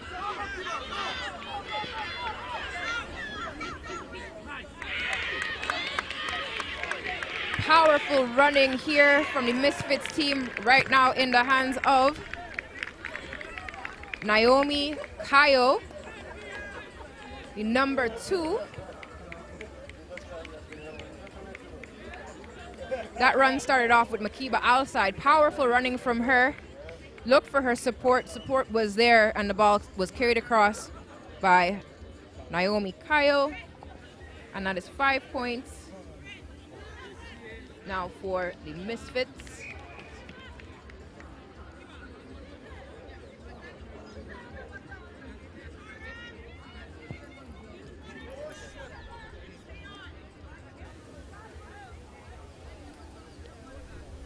Good play, man. Good play. You're playing well, man. You're playing well.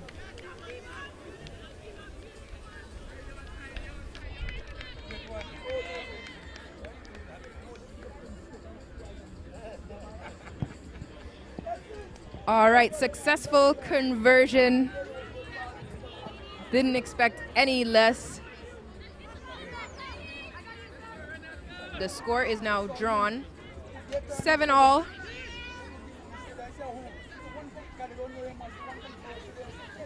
And again, this is Roots Rugby playing Misfits Rugby.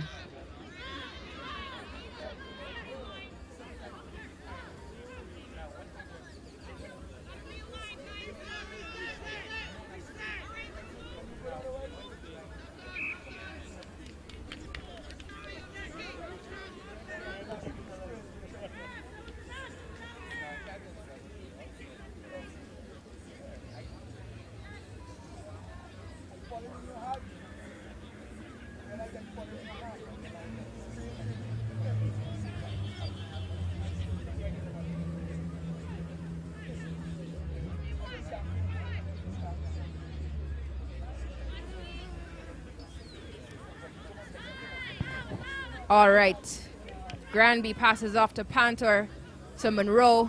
They found space out on the wing. Ooh. Big tackle.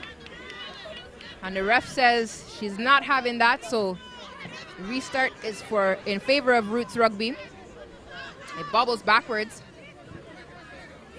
Ball now in the hands of Cheeks, who scored many tries today.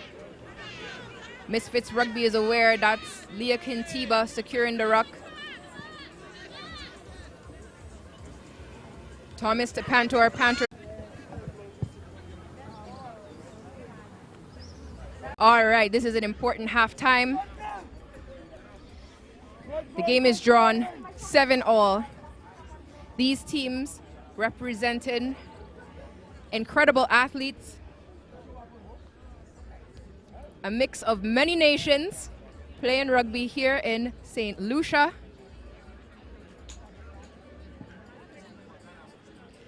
Similar visions coming together head to head in the final game of the round robin, which, as the maths worked out, also will determine the first and second place. Unless possibly if it's a draw, we'll have to see. We'll have to go to the technical table and the tournament directors to find out about that.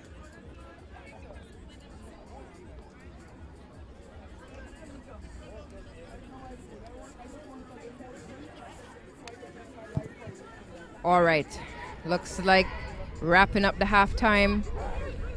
Big smiles and big cheers. There's Marlene Cherry having a word with the ref.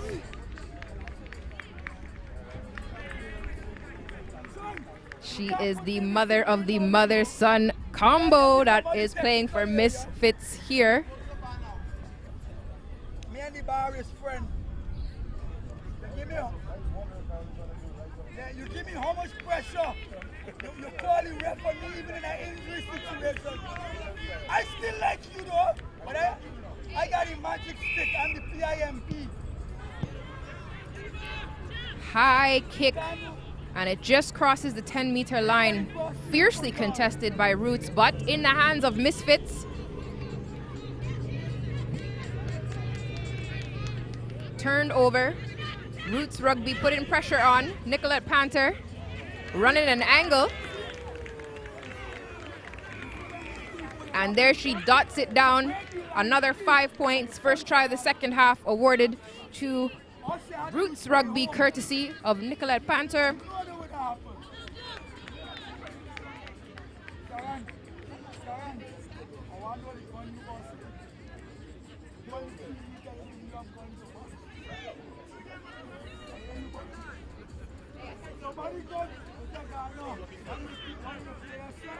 And Panther is also taking the kick.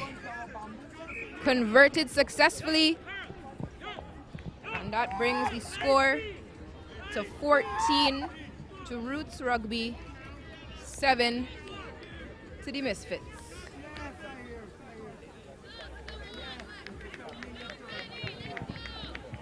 Jerry Benswick, if you are watching on the live feed, you are requested in the commentary booth.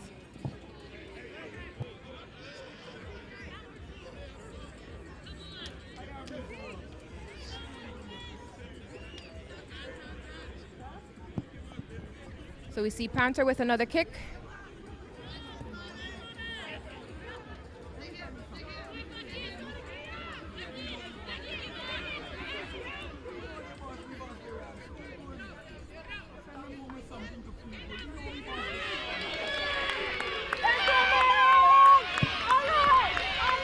Here we see a quick answer from the Misfits. That is Marlene Cherry, if I am not mistaken. She says, oh, number 10. Yes, number 10. She says it's 10 because she's 10 out of 10. When Mary falls, just now. President looking to convert the try. That's Kamika President. And it is successful.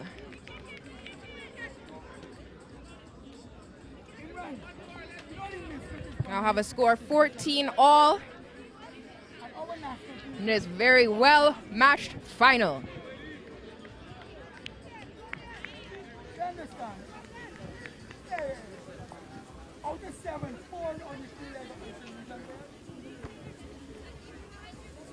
All right, the ball is coming back to the center. Misfits will be kicking off to Roots Rugby.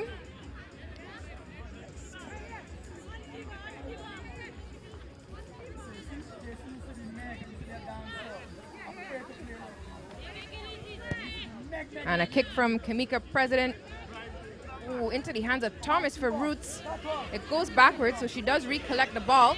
And she's fighting up, looking for some space. Finally brought down.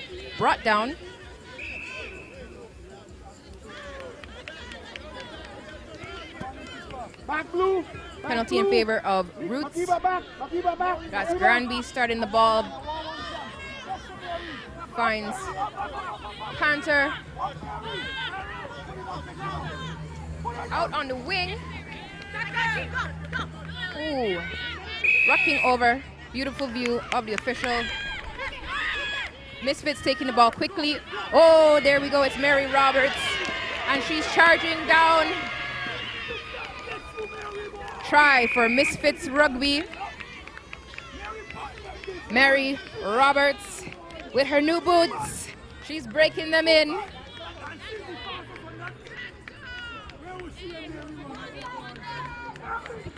That brings the score to 19-14 in favor of Misfits.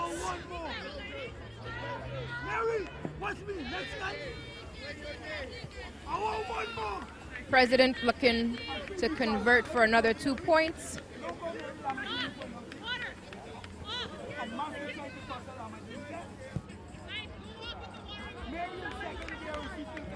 Conversion unsuccessful.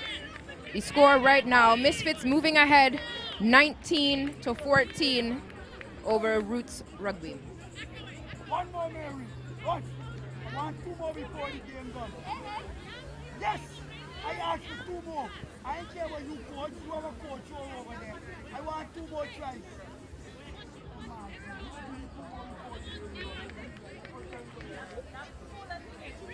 Come on. Push them deep, KC. Push them deep, KC. Push them deep. Nice kick, well collected by Roots. Looking for options. That wasn't one.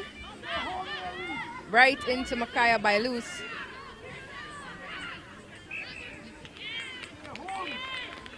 Knocked forward by Roots.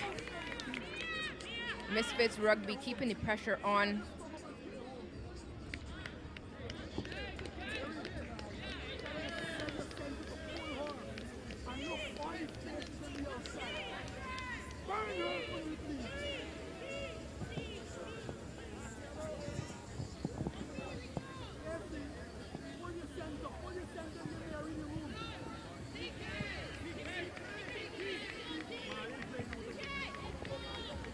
All right, see both teams getting low into position for this scrum.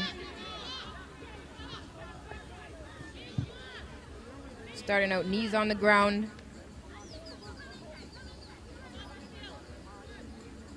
John brings the scrum back up. She wasn't happy with something there. Just making sure the teams can bind safely. And the ball is out. Tamika President running forward. She's got two defenders on her. She finds Mary Roberts. Went to Santiago before nearly intercepted by Granby, but a knock on from Roots Rugby.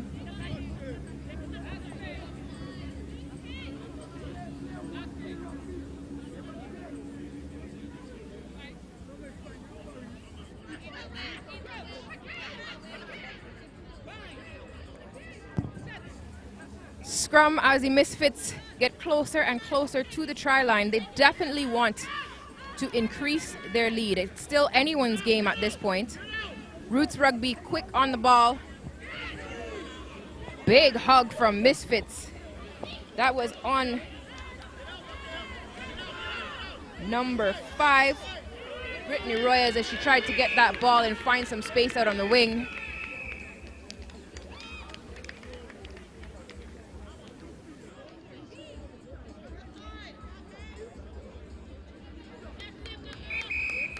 And that is the game.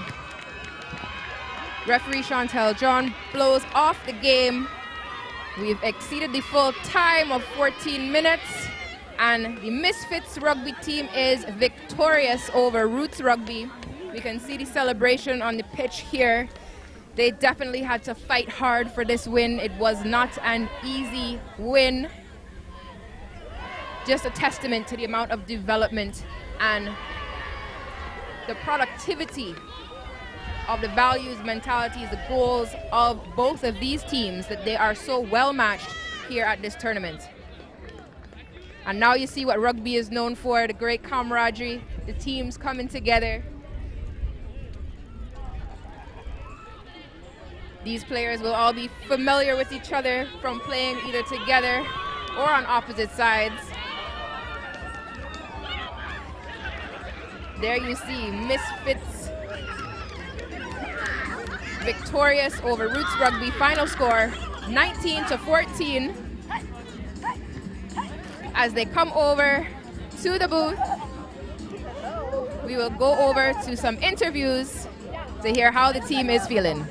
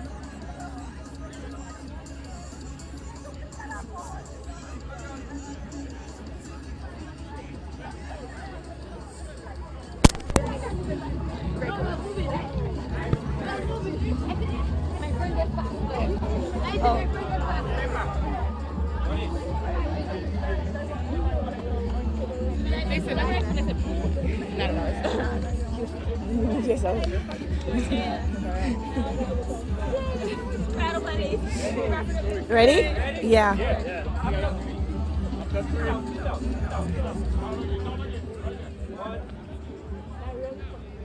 So I'm here with the team member of Leo Misfits. How are you right now? Seeing that you're literally undefeated throughout this tournament.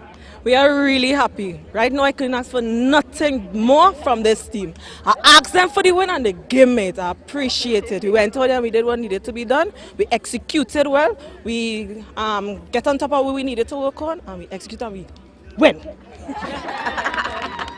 Well, as I said, congratulations once again. Obviously, the Roots team was a very hard team to beat. We saw them throughout the whole day, and you guys obviously came out with a new mindset on the field today.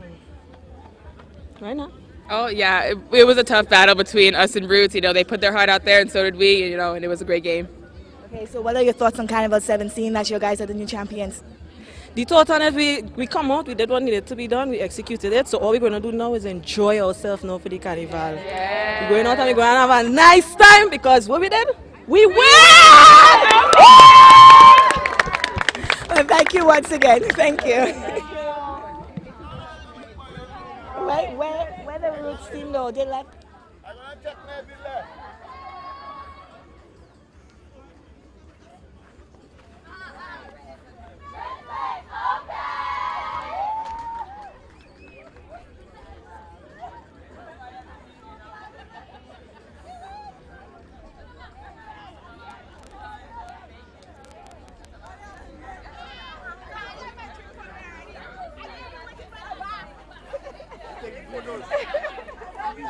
Marlon, do not take the red drink, my brother.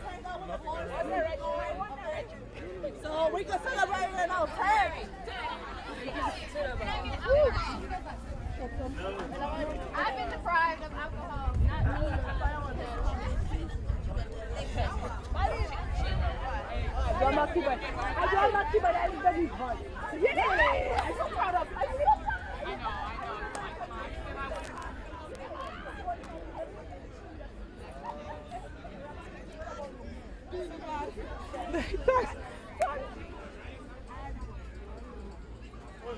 Yes, sir.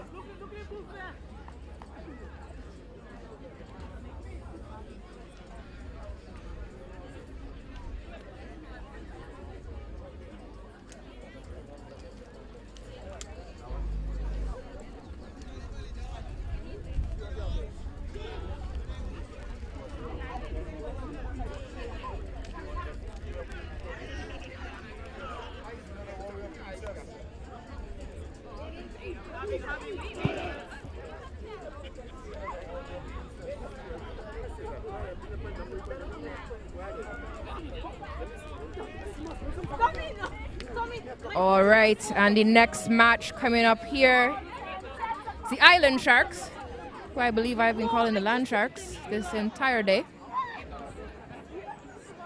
versus Trinidad. Yeah, land Northerns. shark, island shark, same difference.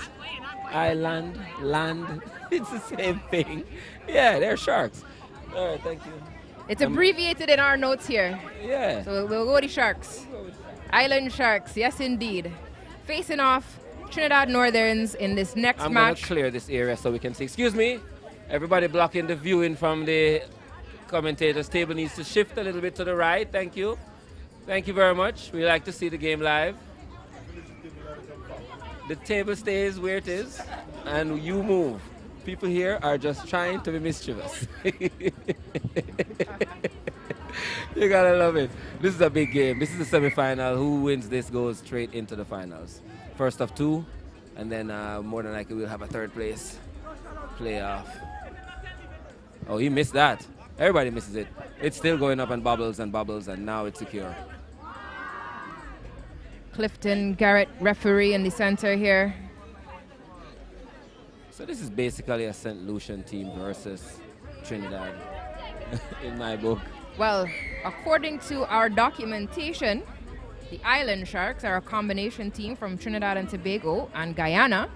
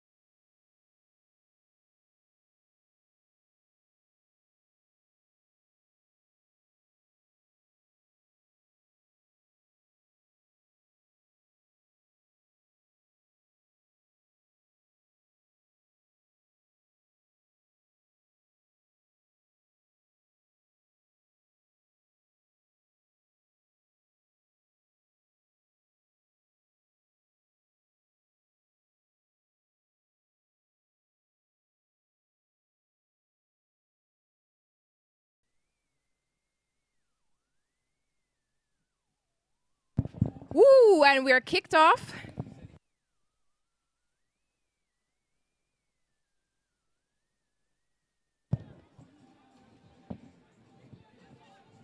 St. Lucia Renegades moving that ball out to the wing, looking for some speed. And a little switch there, running back inside. Good hands. An unpredictable ball there, but the Renegades finding space up the middle. Takes 2 Defense Force players to bring down the Renegades runner. They maintain possession of the ball, looking for some space. Number 2 finds his winger. Woo, 1 man to beat. That is number 23, dances his way around the last defender, and a quick first try for St. Lucia Renegades.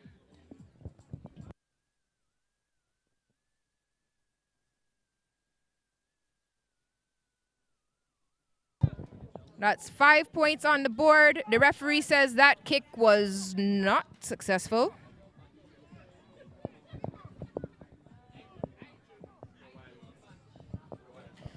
So the score early in this game, 5 points to the Renegades of St. Lucia over the TT Defense Force.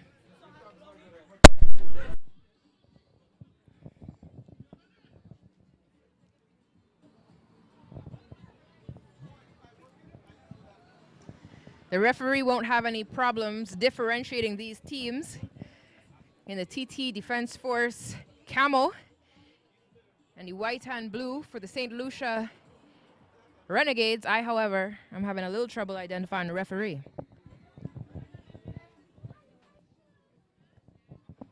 So the scrum in favor of St. Lucia Renegades. Defense Force tried to poach that ball. They were unsuccessful. Renegades now putting pressure on. 24 passing out to 20 to number 6. Number 6 takes that right into contact. Big hug from the Defense Force player. The ball is turned over. A Hail Mary pass. Does it find? No, nope.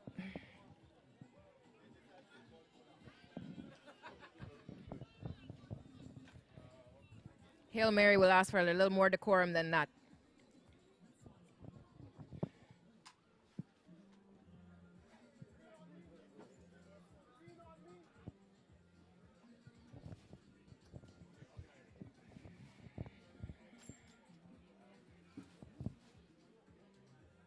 All right, scrum now in favor of St. Lucia Renegades. Referee not happy with how that's looking. Little bit of instruction here. You can see it thanks to Winners TV, giving you the best views and angles to see what's happening. The ball is hooked back to Renegades. Renegades out, running down the pitch with it. Big tackle from Sichan. Ooh, good patience picking up that ball. Number 23 dipping through some space. Yes, he's beaten 2 defenders, but TT Defense Force isn't taking that. They rally and regroup. They get behind. Renegades hasn't released the ball, and it is a turnover to TT Defense. TT Defense Force moving up, looking for support. Big hug from Renegades.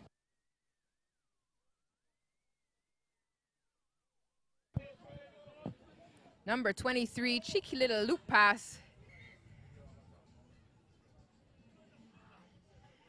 That's where you see the wisdom and experience on the pitch. Slow it down, says number 6 for TT Renegades. Slow it down.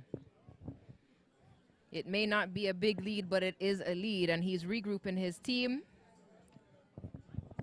They want to face off with the H1X1 Barbarians of Barbados and challenge them for the plate.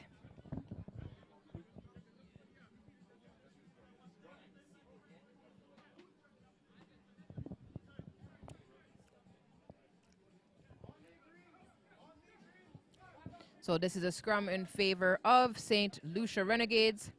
Nice put in. Ooh. Big drive from TT Defense Force, and they turn over the scrum.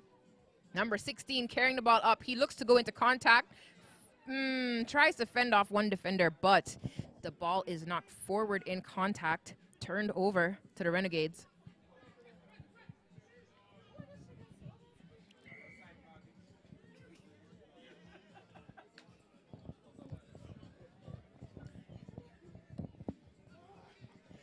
Gently, gently. No one wants a timeout in the sin bin. Number 18.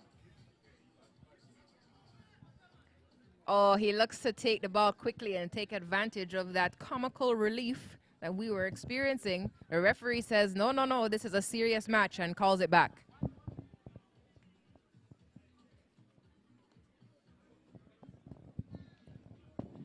Boom. Ball is in play. Number 22 finds Sichan to 16. Kenwin Davis looping around the outside. He's looking for a big palm off, but he's still brought down by the number 11 for the Renegades. The ball is bubbling. The line has been touched. We got to look to the officials to see what is the call. Hands on the hip from Kevin Merrill. He's nodding his head. He knows that he has made some sort of communication. And I feel someone's getting a little warning there.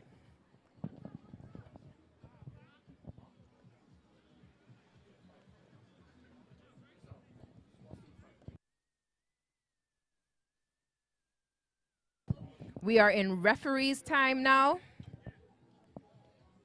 The score is 5-0 in favor of the home team, St. Lucia Renegades.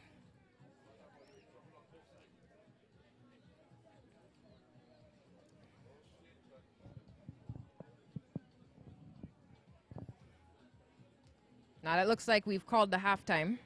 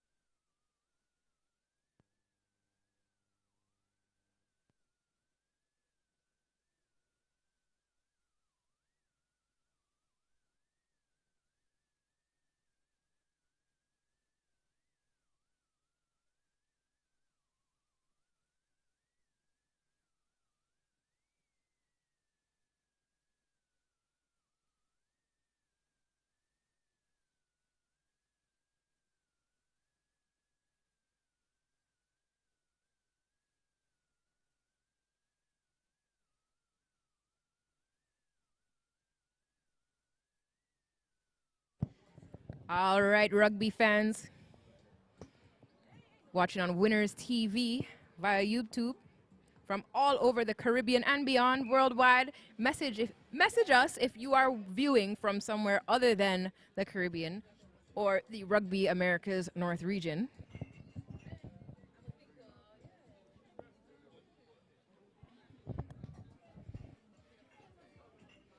That has been the halftime as the teams realign themselves, switching positions on the pitch.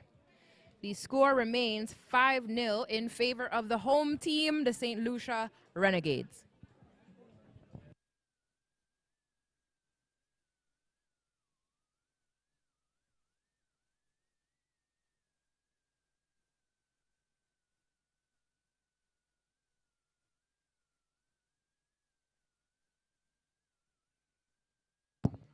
And kicked off. Beautiful high ball.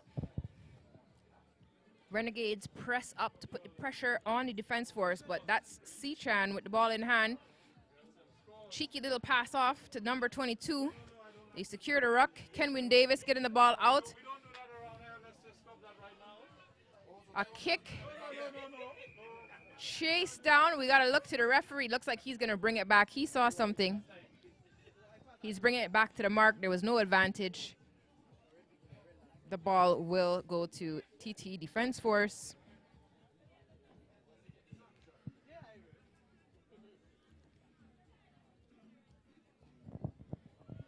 Nice high kicked.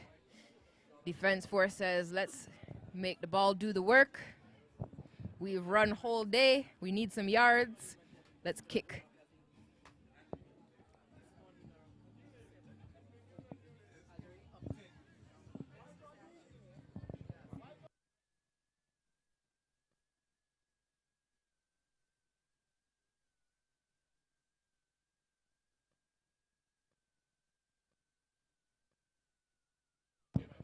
All right, and that is Sichan with the throw in. Not straight. Called back by the referee.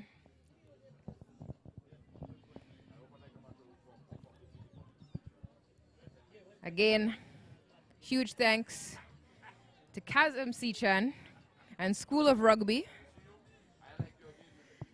and the Ministry of Sport and Community Development in Trinidad and Tobago. They had a community sports day in Diego Martin today.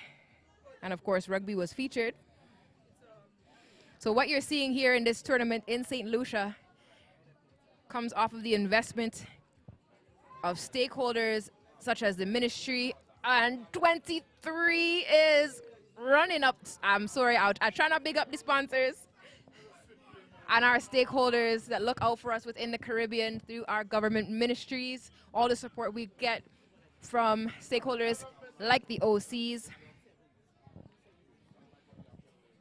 the CGAs, that community development and that youth development. It all leads to what you're seeing here today in this tournament and opportunities for international competition, international acclaim and experience for athletes who have their eyes on the prize representing their nations in rugby.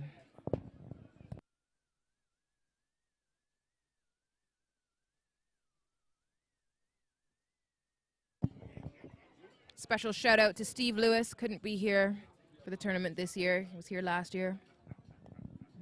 I'm sure he's definitely watching.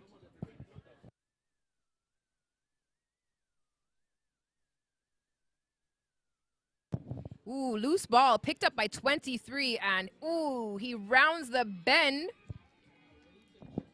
And that is the second try for St. Lucia Renegades. Boom, 5 more points. The score now 10-0 in favor of home team St. Lucia Renegades over TT Defense Force.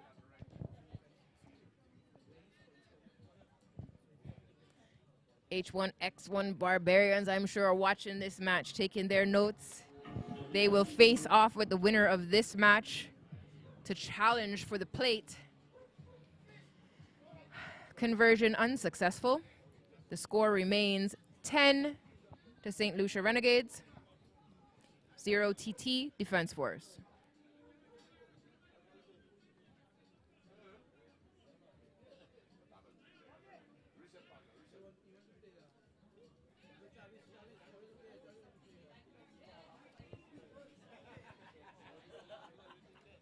See if Renegades is going to repeat that high kick that they've been using in the kickoff. Yes, they do. They speed up to contest. Kenwin Davis getting through a hole with a quick little palm off. Oh, and he's brought down, chased by 2 defenders from the Renegades.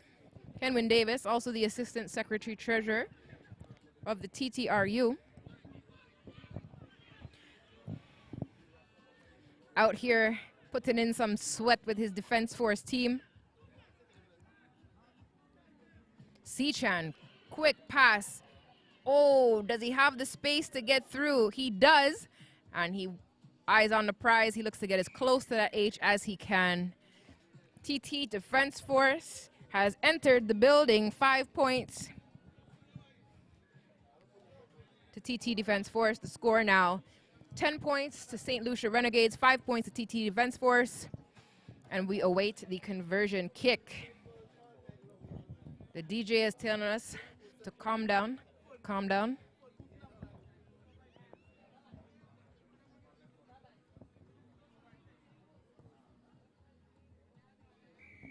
Successful kick from TT Defense Force.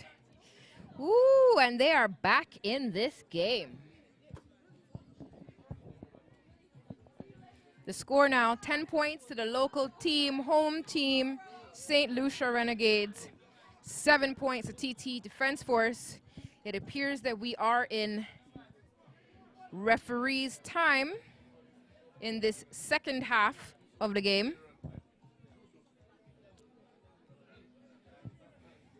But it would only take one try. And we've seen it happen before. From TT Defense Force, this might be their calling card.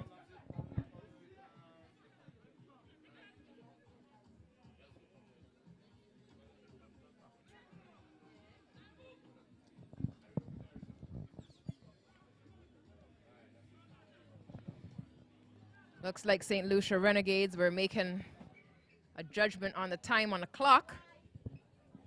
But the only one who could tell us what time it is the referee.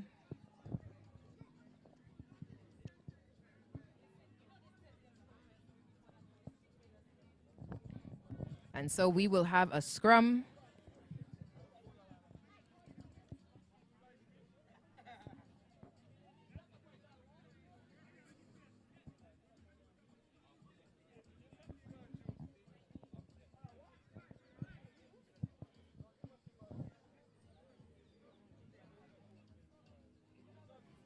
Little conversation.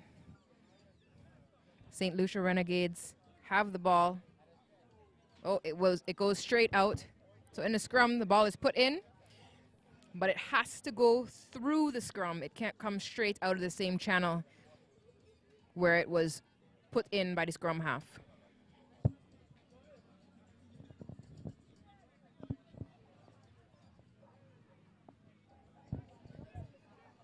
All right, there we go. That ball is playable. Ooh, cheeky kick from C-Chan, but it is collected by the Renegades player. Is thrown out of bounds.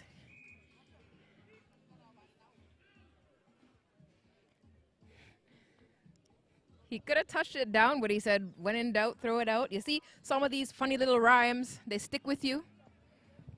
What you do in training happens in the game. Sometimes you don't have time for your brain to send all the messages, and you need your body to just take action.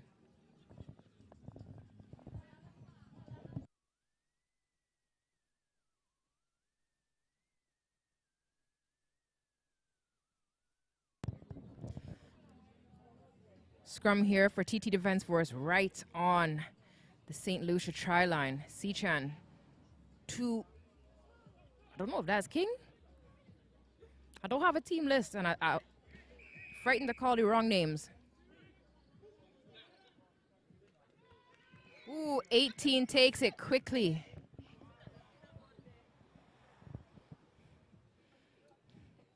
And the referee says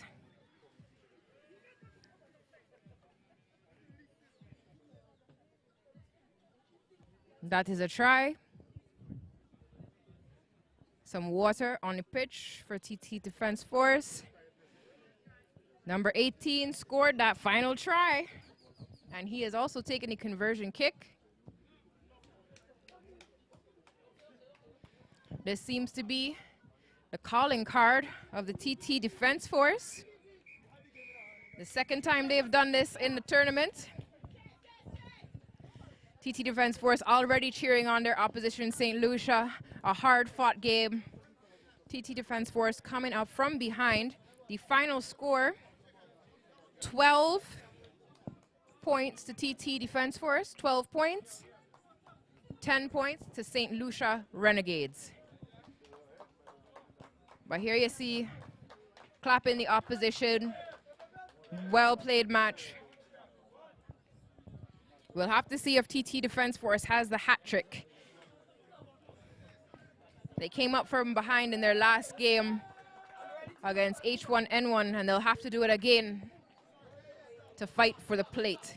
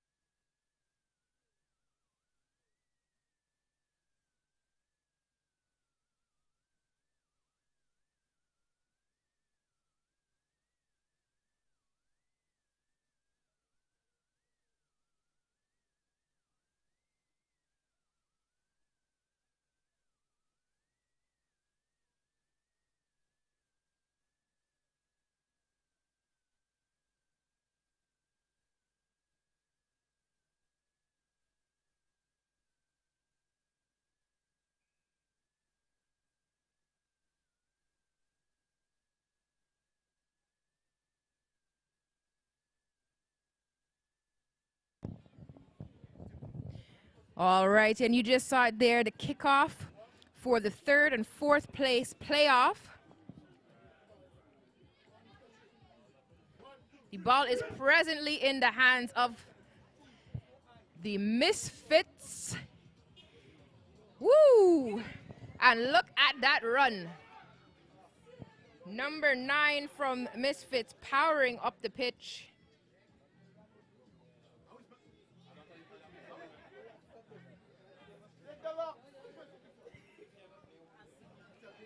Hey, Jerry Benswick! We are never going to hear the end of this, folks. Prepare yourselves. Jerry Benswick's for the try. The first 5 points in this third, fourth place playoff scored by the chairman for Jamaica Rugby.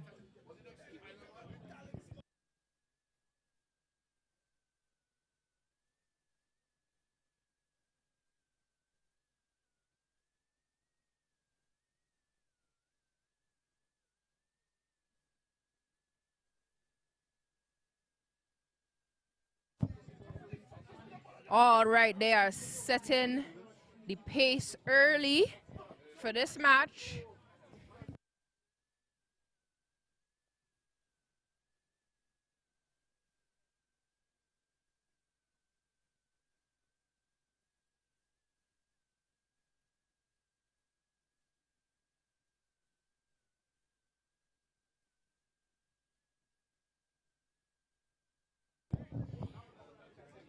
All righty, here we go.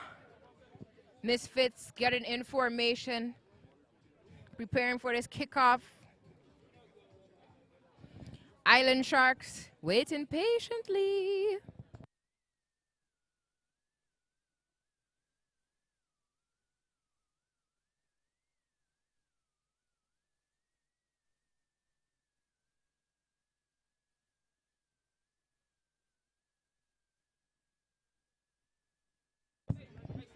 Ooh, Island Sharks, massive palm off.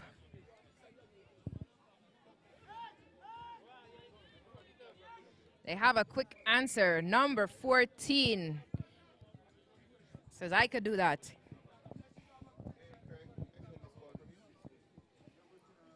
Five points for the Island Sharks, scored by number 14. Ooh, and they took the conversion too quick. I didn't see it.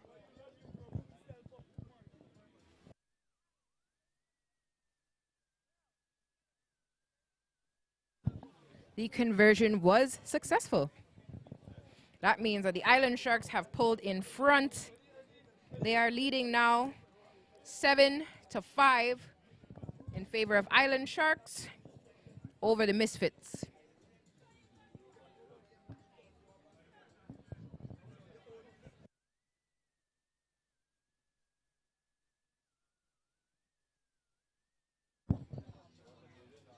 Kick off, ball received by Benswick.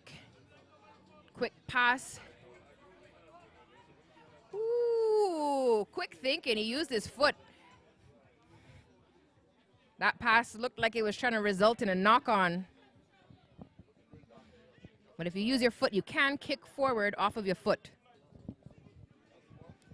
Island Sharks turn over the ball, cross back over into Misfits territory. Boom, number 14 is out again, out and bad. But what kind of snatch was that? Number 7 from the Misfits, and I do have a team list. So let me call Badra Wilson, getting on bad. Snatched that ball. Here we have a kick, number 6, Cherry chasing the ball. It pops right up into his hands. Had to look out for that high contact. Cabrales with the ball, passing off on the inside. Madu's looking for a pass. He finds Cherry. Cherry is inching up. Jerry Benswick looking to support, but the ball is bubbling. Cabrales collects the ball, but we got to refer to the referee, Chantel John, and she says, yep. It's going to be a scrum to Island Sharks.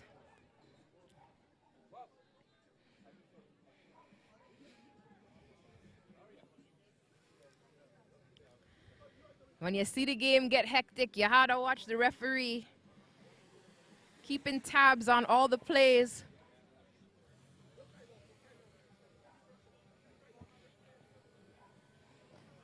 Misfits having a little consultation. They see how close they are to the try line. They need to have a big drive to turn over this scrum. They have a very tall hooker.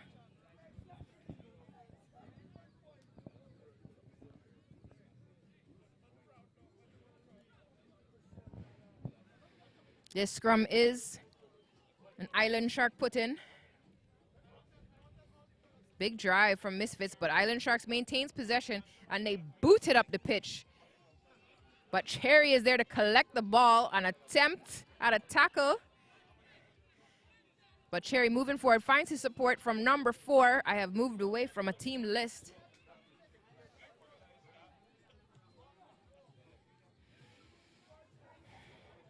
Island Sharks turn over the ball. They're slowing down the play, taking their time, looking for space.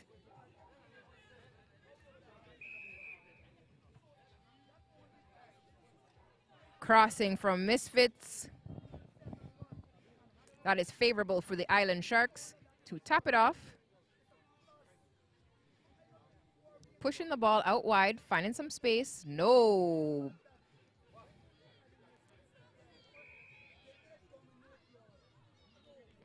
And that's holding. Holding on the ground, so it's turned over to the Misfits. Chantel John. Referee in the center, just making sure everything stays calm. Misfits tapping off the ball, advancing, looks like a knock on for the Misfits, and that elongated whistle tells me that it is halftime. Woo!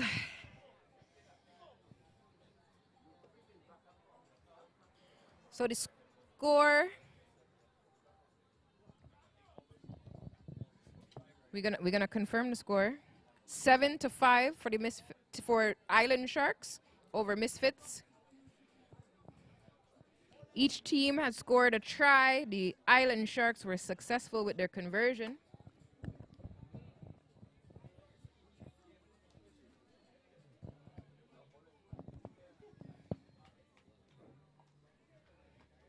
Island Sharks 7, Misfits 5.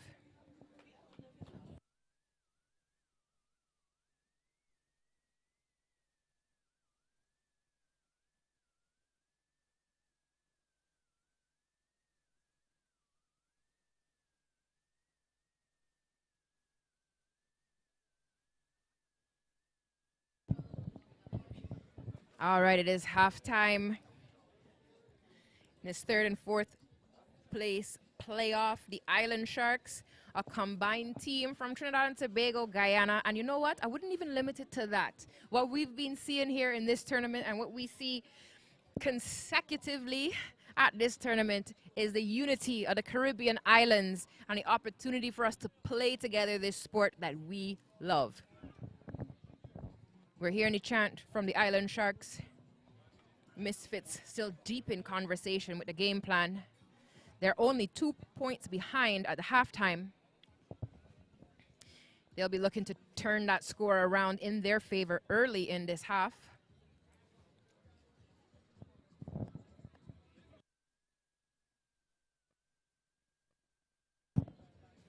Chantal John, St. Lucia local referee. Big up yourself. She's taken this game. Referee in the center. She can't ask for better ARs. Kevin Murrell. Clifton Garrett.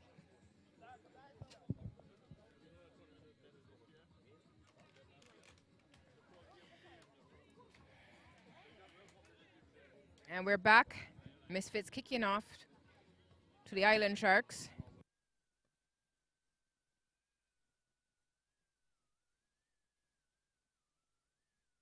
Deep kick, well collected by Island Sharks. Ooh, they're looking for that overlap on the wing. Woo!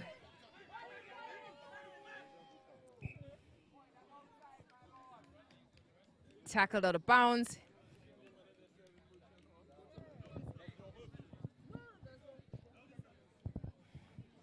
The ball carrier was a player from the Island Sharks, so that is going to be a throw-in in favor of the Misfits.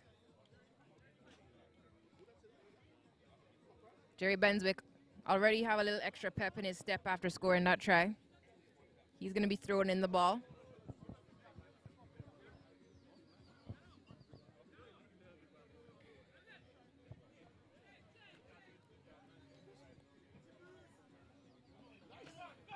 Nice tip from Island Sharks. They quickly move it out the line.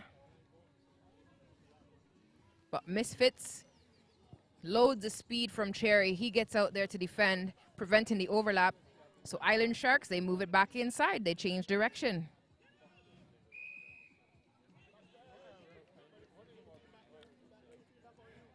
That ball is awarded to the Misfits.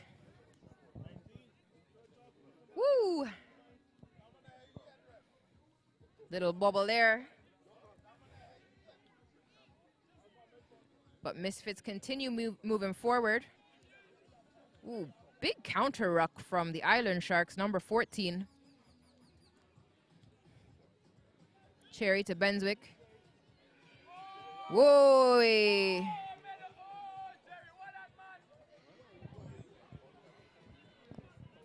Yeah, hearing the uproar from the crowd. They don't know why Jerry passed that ball, but it's now turned over. Island Sharks 19 goes for the kick. It goes straight out. He was hoping to run onto that ball, collect it.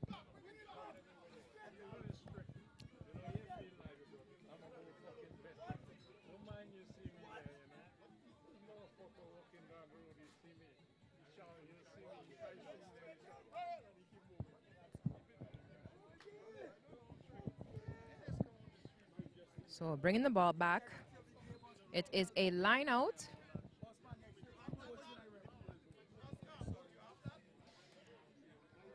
In favor of the Misfits. Jerry Benswick looking fresh, like he hasn't run at all. Looking brand new on the pitch, full of energy.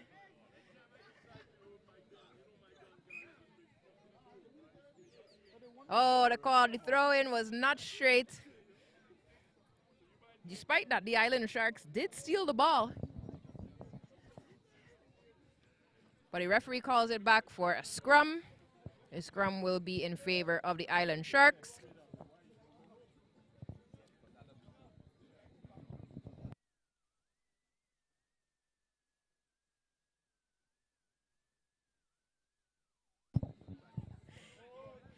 Okay. The scrum wasn't stable, so they're going to have to take it again. And again. And again.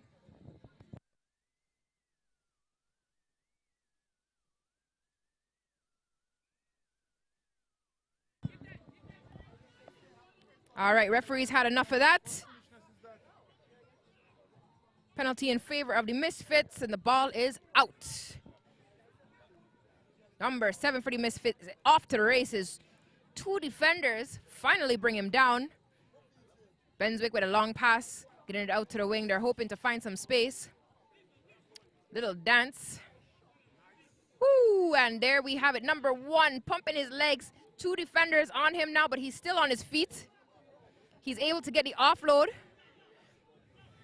Misfits running across the pitch, looking for options. The ball is knocked backward, picked up by Benswick. Cabrales in the right place at the right time. Misfits advancing. The ruck has been formed. Misfits bringing it out. Looking for space out wide again. Oh, a little switch, sneaky switch. And number 1 for the Misfits taps it down. Try, I believe. Oh, holding on for the referee's call before I step out of bounds. That was Aaron Fowler.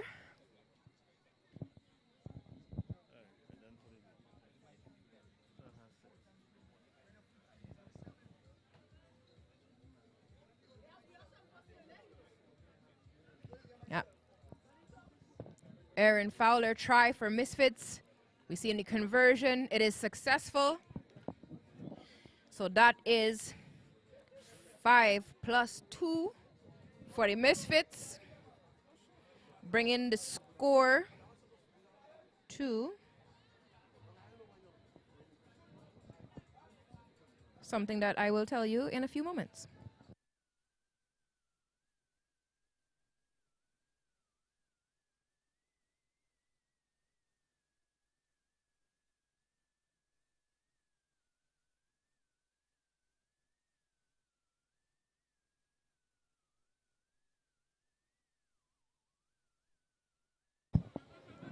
Excellent kickoff. Ooh, and what a great defense. A give from Fowler. He's in the right place at the right time, finds his support, passes off the ball, and immediately Misfits follows up that try with another.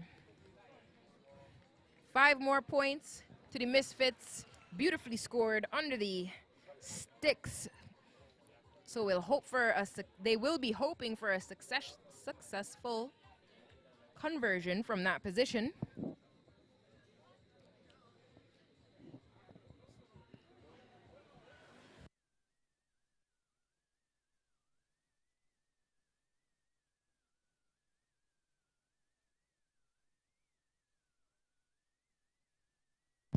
Conversion successful.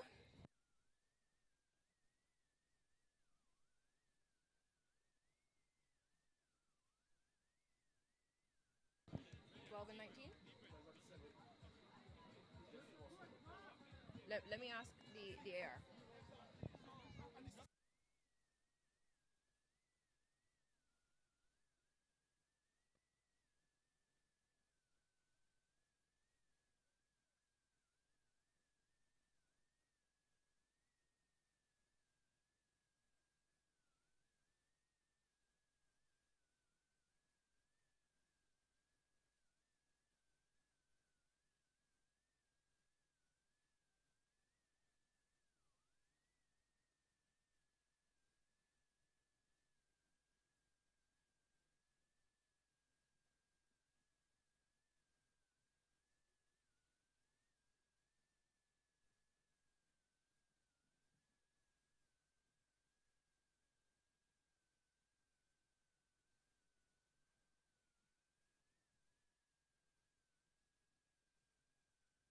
And that is the final whistle.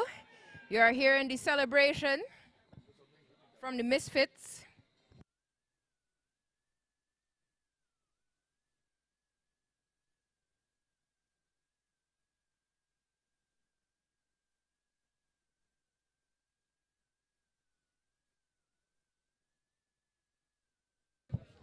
The unofficial score at the moment, 19-7.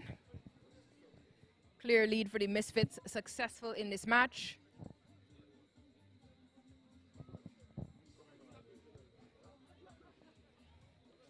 Here we have the cheer coming, making sure everyone's in. Marlene Cherry joining in this cheer.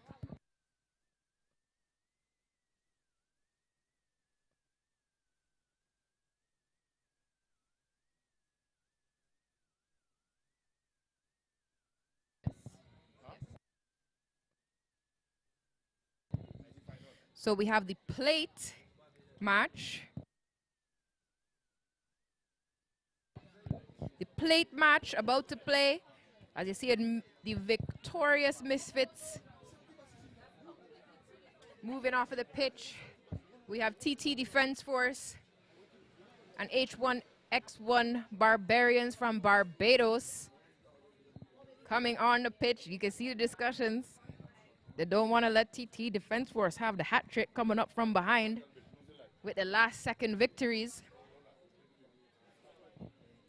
This match is for the plate.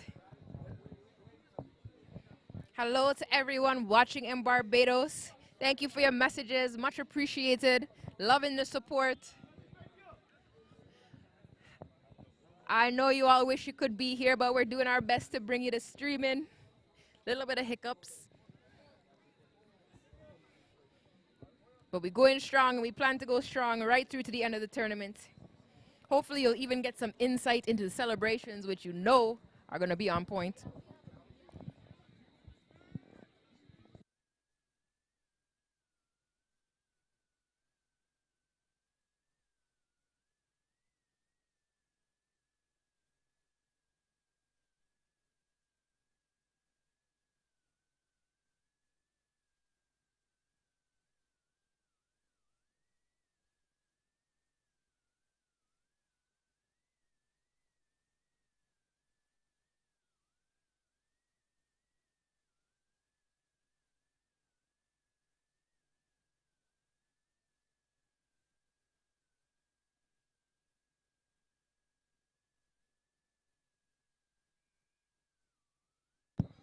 And that's the whistle from Kanisha Vincent.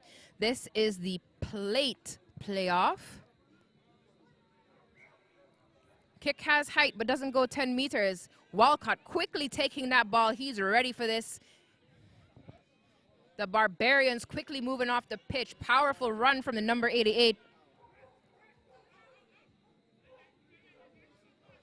In the hands now of Carter. Looking out for space on the wing.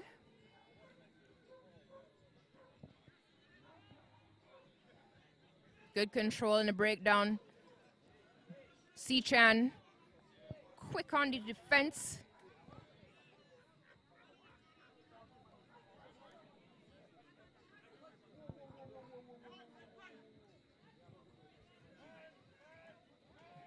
Big challenge here. Barbados staying in bounds. But the referee is not having that kind of tackling in this match. That'll be a penalty in favor of the Barbarians. Barbarians taking it in stride.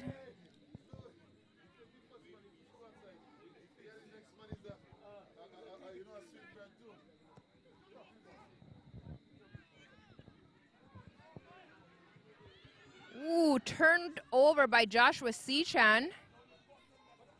Stealing that ball into space.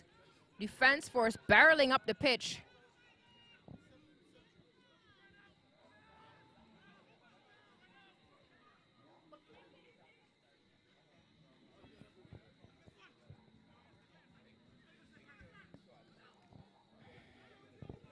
Little back and forth, looking for space on the wing, but it's a forward pass from defense force. So that will be a scrum in favor of the Bajan Barbarians.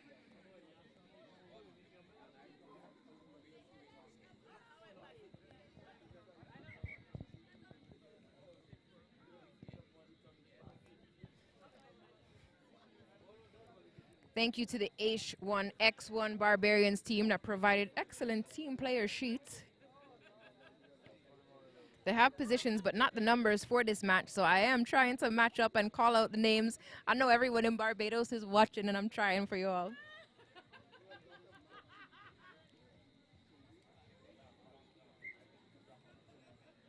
I think we've got Sandiford playing in number 88.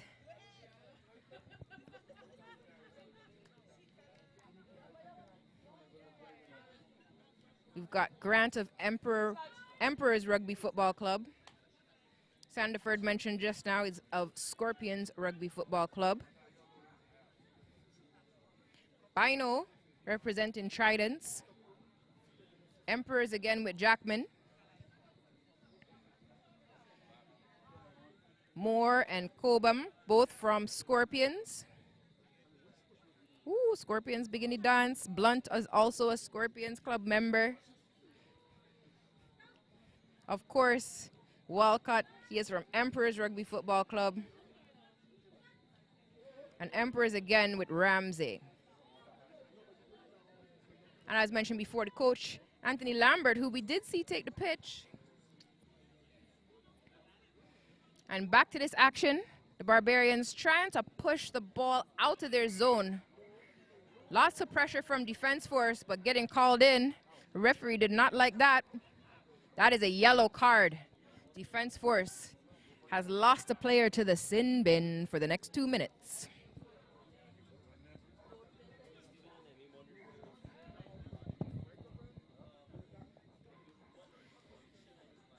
Walcott carrying the ball up the pitch, brought to ground, releases and quickly gets back up. Powering through, nearly getting across the half line. Ball still in possession of the Barbarians. Defense force is putting on the pressure, but the contact is too high. That's Carter, finds space on the wing. Boom, boom, boom. Is this going to be the first try of this match? Yes, it is. Touchdown between the posts.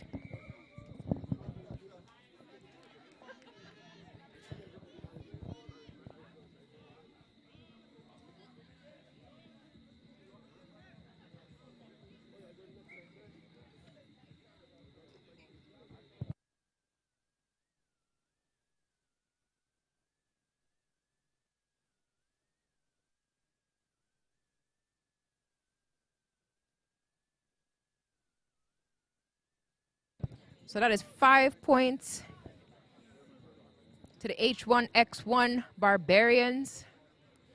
With the try, that was number 10.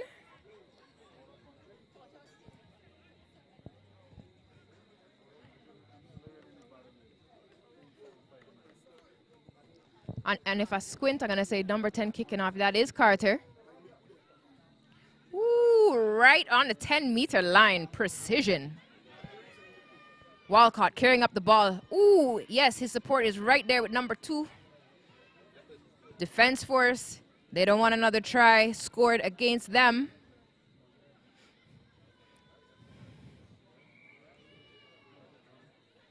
Defense force digging out that ball. That's Joshua Sechan looking for his support. Ooh, keen defense from number 12. Knocked forward in the tackle. Both teams looking for a little advantage there, but no, we'll bring it back.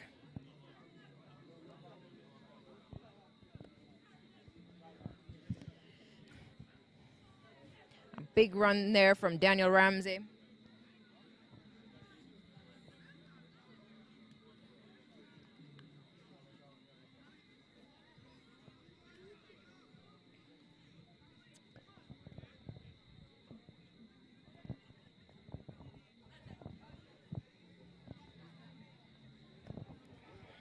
Both teams here getting ready for the scrum. Scrum is in favor of Barbados. Barbarians.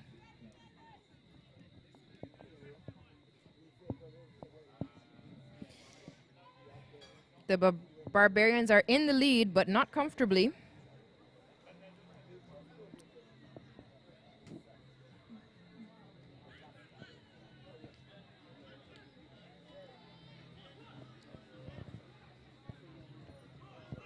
Looking for space outside on the wing.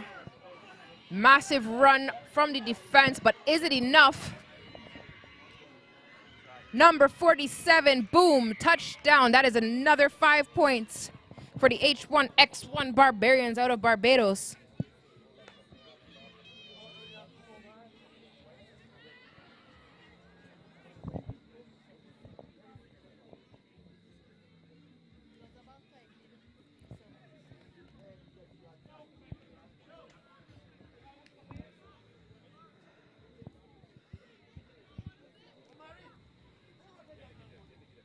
Carter taking the kick.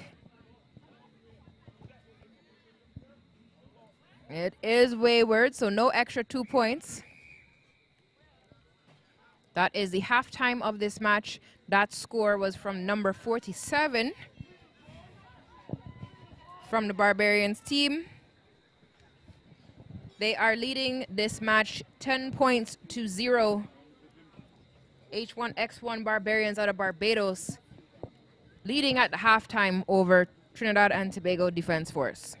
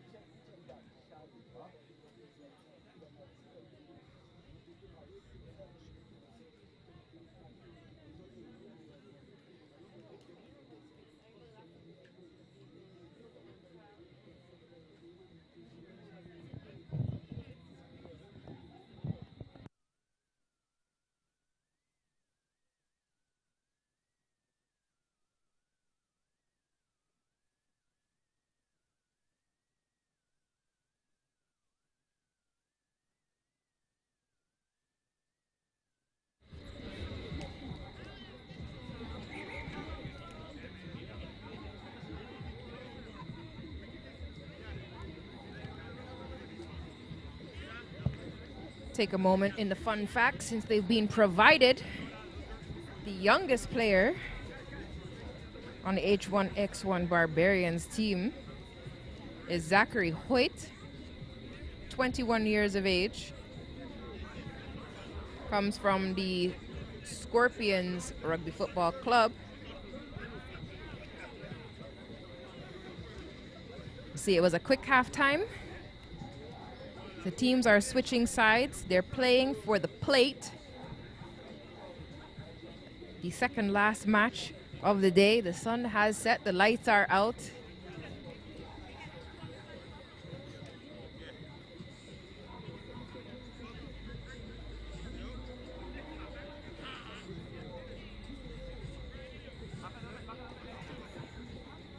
See Christopher Blades out on the wing, looking to slice through the opposition.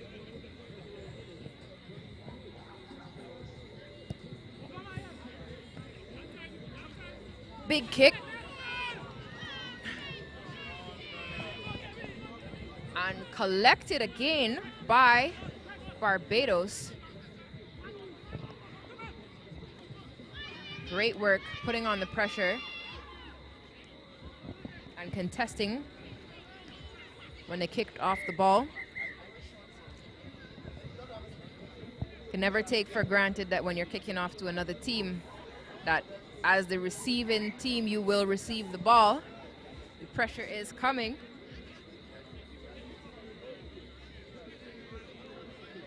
Looked like a dash for the try line there, but it's called back by the referee. Looks like a penalty in favor of the Barbarians. They're running up, making some headway through the middle, drawing in the Defense Force players. Looking for space out wide. They have the overlap. There it is, touchdown, another try for the H1X1 Barbarians. Another 5 points, and will be Carter taking the conversion kick.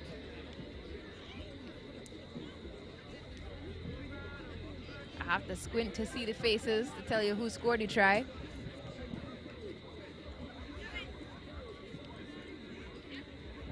Try score was number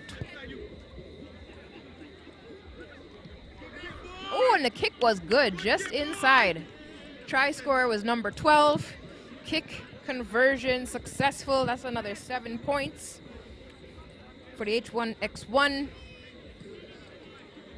to open the second half of this match for the plate.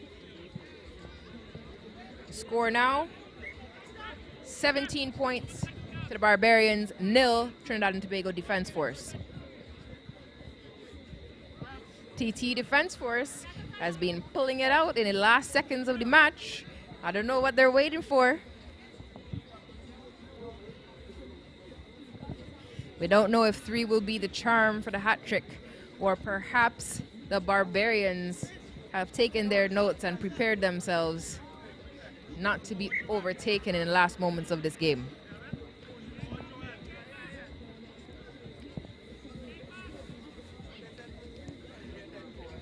Big up Onika George. I just saw the time, 11:11.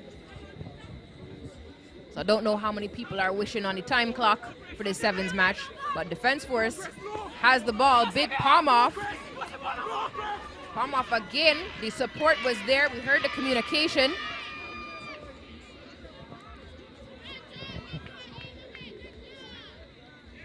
And that is a try to Defense Force. I guess that was what they were waiting for. They're ready to come out now.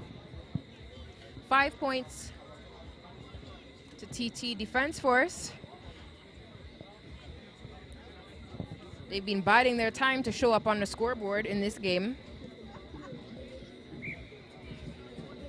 But they do so with 5 points and looking for the confirmation on the conversion.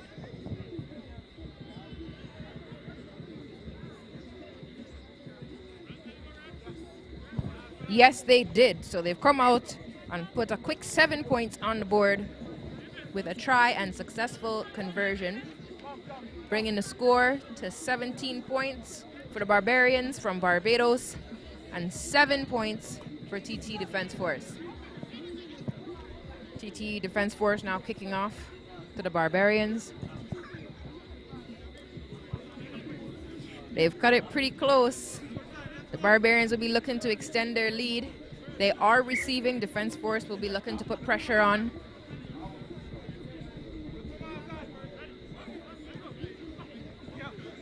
Yes, and a high kick that they look to retrieve, but it bounces and goes out of bounds. That will be a line out in favor of the Barbarians. About midway through Barbarian territory, so they'll be happy that the line out is in their favor. Vincent showing the players where the mark is.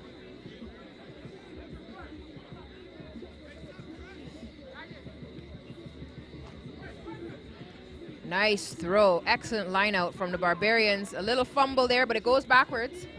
Woo! Quick feet dancing through the middle. Oh my goodness. Beats 1 and 2. Powering down. Sichan is chasing. He's defending. He's going to go all the way. Will this be a successful try in the corner? We see in big smiles and some celebration, but the eyes are on the referee. We don't know until the whistle blows.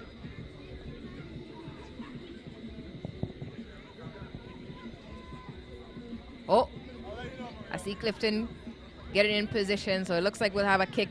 That is a successful try for the Barbarians. 5 more points. Yes, they extended their lead. They're not trying to have a replay.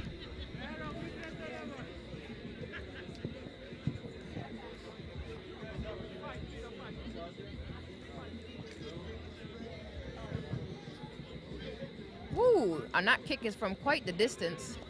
Oh, not quite enough for the extra 2 points, but they have absolutely secured another 5. The score now 22. Oh, and that practice is paying off. The conversion is good. Northerns with an early 7-0 lead over Roots Rugby in this final at the St. Lucia Carnival Sevens. Carib Nation. We are here in Castries. It has been an incredible day of rugby, action-packed rugby, back to back to back to back to back. I know you did not have time to get snacks, but we are here. We have reached the final. It is a face-off between Northerns, Trinidad Northerns, kicking off to Roots Rugby, who are going to collect this ball off of 1 bounce. Looking for some space out on the wing. Phillips covering that side. Taylor with the tackle. Root says, no access on that side. Let's try the other side. They move out to the next wing. They're out on the far right side for them, running down the pitch. That is their number 3, Maurice Young. He's been doing great work all tournament. We see some decision making from Jaheim George, passes the ball. It was a good decision to his number 6, Christopher Carrington, who's been scoring tries all day long. They bring it back to the middle. They're really stretching the Trinidad Northern's defense, making them work back and forth on this pitch.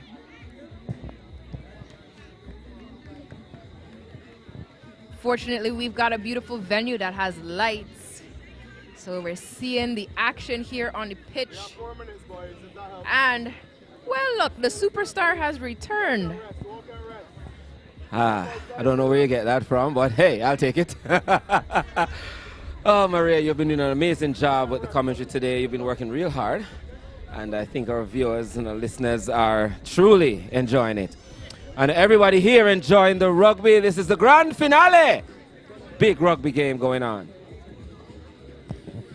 Jerry's realized that I think we are now mic'd out over the whole pitch. So not only for you, the viewers at home, but the spectators here are now, I believe, able to hear us as we prepare for the awards ceremony. And we're loud and clear on the park. Ball put in. A fake pass right there. Swings it wide to the winger. Winger tries a step to get around his man. He's well tackled. And he's fighting for yards. Referee says no release. Oh, there was a massive counter right there from Phillip.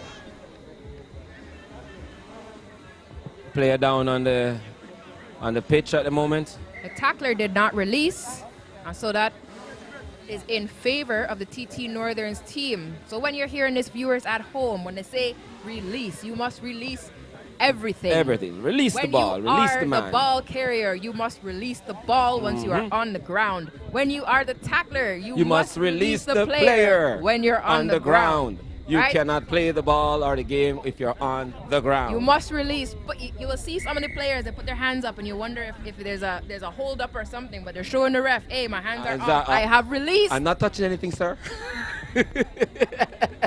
Because you know these referees, they see your hand anywhere near it, penalty. That's where you hear roll away, roll away. Roll away, tackler. You gotta love it. 7 points up to the Northerns team. They're really putting on a fight today. They have grown each game they played so far. So this from the first game till now, they have really grown at each game they've played. They're the looking very here solid right now. In favor of Northerns. Stewart throwing in. Ooh, well collected by Dite. Clean pass to Stewart, but it bobbles as it tries to reach out the line. Referee calls back play. Okay, good. Referee calls back play. Slightly injured player here. So where are we right now? Let's talk about that. So everybody who's just joining us here in the evening, we are in St. Lucia. Yes, we are. We are in Castries. We've had a wonderful day full of rugby. Thanks to everyone who's come out. Oh, yes. Really made the day more memorable. Thanks Even to the the people drone. who were standing in front of the commentary booth. And Even the obstructing people who view. are blocking everything. Even them. Big up. We Not are you, just not happy you. that everyone You wants are to right. see the rugby. But everybody wants to see the And game. next time we got apparently, scaffolding, the camera's up there, but next time we're going to have our own nest up in yeah, the sky. go upstairs.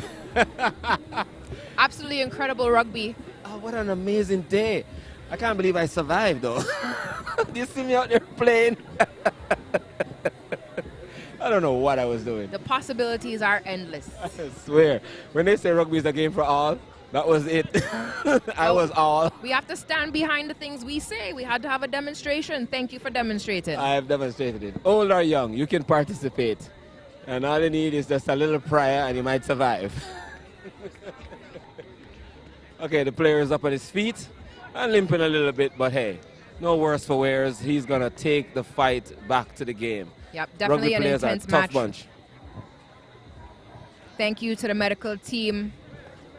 They have the hardest job taking care of us. Yeah, but they've been quick response today. They've been on it. They Very have not quick, missed very a quick. beat. We got to take some names and numbers. Definitely. All Feed is right. good. Oh, lovely pass. That's a veteran right there who knows sevens rugby and been playing for a long time for Guyana, who just flipped that ball across to the winger. Been to many sevens, Hong Kong sevens tournaments. And this little team is working it, you know. Pop it, pop it. There's the pop. And now he's looking for the outside pass. Can't make it because he's smothered. Ball comes back out. Yep, the winger having a go here. Nice, smart stop and chop and go back inside. Looking for support.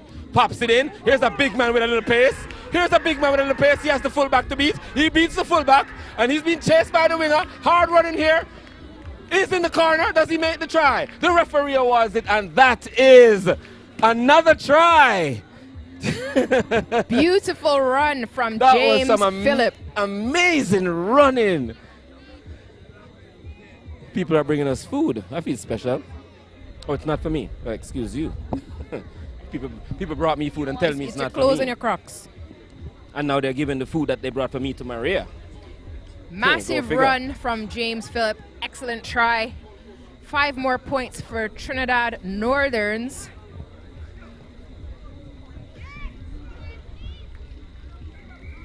Big boot from Hudson. That kick is not successful. Well, it's a very steep. That's a deep place to take a kick from, you know. And as in rugby, wherever you score the try, you have to kick the ball, take the kick in line with where you score. He's been challenged all tournament, but we've seen some excellent kicking from far out. So Yeah. we always maintain those high expectations. Indeed. But you know, it can be difficult, especially with the wind taking a little piece of it. You know, the pressure of the game, playing all day, your legs are tired, the brain is tired. Making that big kick in this moment takes a lot. So that try brings us up to the halftime. Halftime, grand finals. So as we enter the halftime, the score is 12 points to Trinidad Northerns over 0 for Roots Rugby.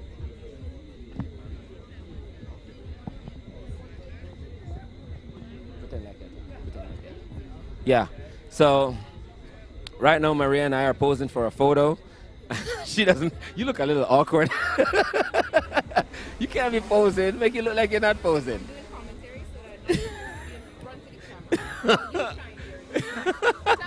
us, everyone wants to know, how did it feel out there on the pitch? I feel like you didn't even know if you were going to call your own bluff. My microphone was not on. I said I was hiding from the camera, but I was obviously hiding from the microphone as well. I'm the good one. So, the thing is, why that young man got with my phone? When put it? Oh, you got it. Don't worry. Right. Your phone is safe. This is okay. rugby. Your phone is safe. Always. So how did it feel out there on the pitch? Tell us. I don't know. I felt like I was back in rugby. Like, rugby is rugby. And I've played rugby since I was like 10 years old. So it was just instinctive, I guess. And the idea was, I'm dying. Don't give up. So when people say, Jerry Benswick, he pushes paper around, you know. He's be there behind the scenes a little bit, you know. He'll water some grass. But I don't know if he still have it. What do you have to say to them? I can say that if I go back into training, y'all losing your game. If I went back into full training, a lot of people's games would be in jeopardy. Because I'm not a selfish player. And most of our players out here, I wouldn't say selfish, but we are afraid to pass the ball. I'll just fling it out there. So Jamaica Rugby can expect to see you out on the pitch in training sessions, passing on your knowledge, out there running with the boys. You proved it now? In training, yes, but not on the real thing. You can't take those national spots again. No, but definitely you can not. get there on the pitch and, we'll see. I will get into the scrap with anybody any day. That's just how it is. Until I can't, then I'll stop. All right, so you see, Jamaica Rugby, your chairman says he's coming out on the pitch for training. I'm getting into the scrap, baby. All right. All right, the game is back on. We're back on the second half now, and it seems the coach for Roots has put on a really strong talk on the team to tighten up the defense and play more aggressively in attack. But this Trinidad team is putting them to work right now. And look at this, a breakthrough from the veteran himself. And he makes a perfectly decent-looking pass, flat and nice. And a streaking winger is taking the entire length of the field for himself, scoring it right. Well, he's waiting for support, a little bit of trouble, and now boom, scores it under the edge. You're allowed to do that. That is a man to kill time, burn a little time, and rest. You get a little 2 seconds to breathe. Oh no! You gotta not put it down. Wait, catch your breath, wait for them to come, and then you put it down. They gotta run more. You rest more. Shaquille Dyke, definitely a man that you want supporting you on the pitch. He's got the legs to run the whole pitch. We saw the last game. I think he scored about 3-4 tries. This is the finals. This is the last game. The kick was good. And these guys are still running like just blistering pace. A good conversion. Bringing the score. 19 points for Trinidad Northern over Roots Rugby.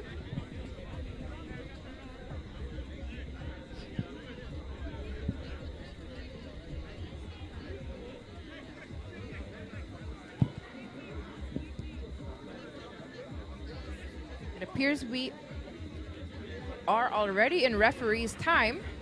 The game is going by like a blink of an eye. Where? Oh, that's a knock-on right there. Referee calls it back. Signals for the knock-on, double knock-on. Coming back to the first infringement. Knock-on by yellow.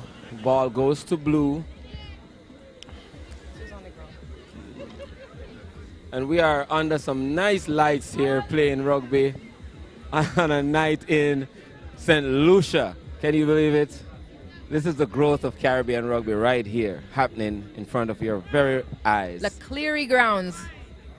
The Leclerc grounds in Castries. Nice bright lights. The scrum Northerns put in. Oh!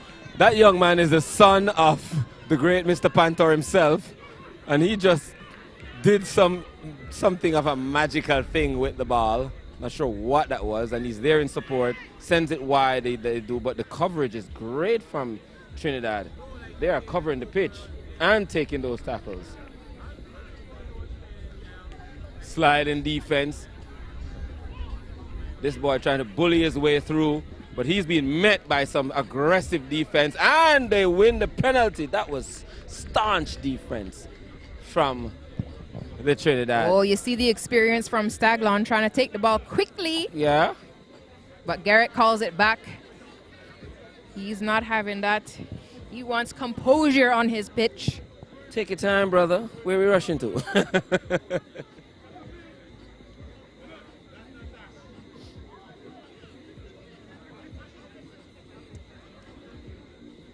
I can guarantee you, Maria, that tomorrow I'm probably going to be laid out somewhere and just can't move.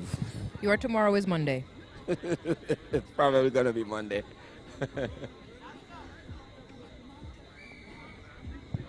I should really go train. Hudson preparing for the kick. He's probably consulted the referee for time. And that's how you control a game. You're leading. You get a penalty close to your own goal line. You go for the big kick out to the side. You get the ball back. Now you can do a throw-in. If the throw-in doesn't go your way, it's fine. You're all the way up the field. You can defend again. Either way, you're still in control of this game and up by several points. What's the score? I wasn't even... 19-0. 19-0. That is dominance right there. And Roots is not a simple team. Not a simple team. These guys play a lot of rugby where they're from, and they're from all over. But I think this scoreline, as much as it might be difficult for Roots right now, it is a testament to the work and development that Roots strives for. They are providing opportunities for the diaspora so that local teams can be competitive at this level. It's very important, and I'm so happy that they have chosen to be here. Oh, look at this. Just such awareness to know when and where to release that ball. That young man is an amazing player.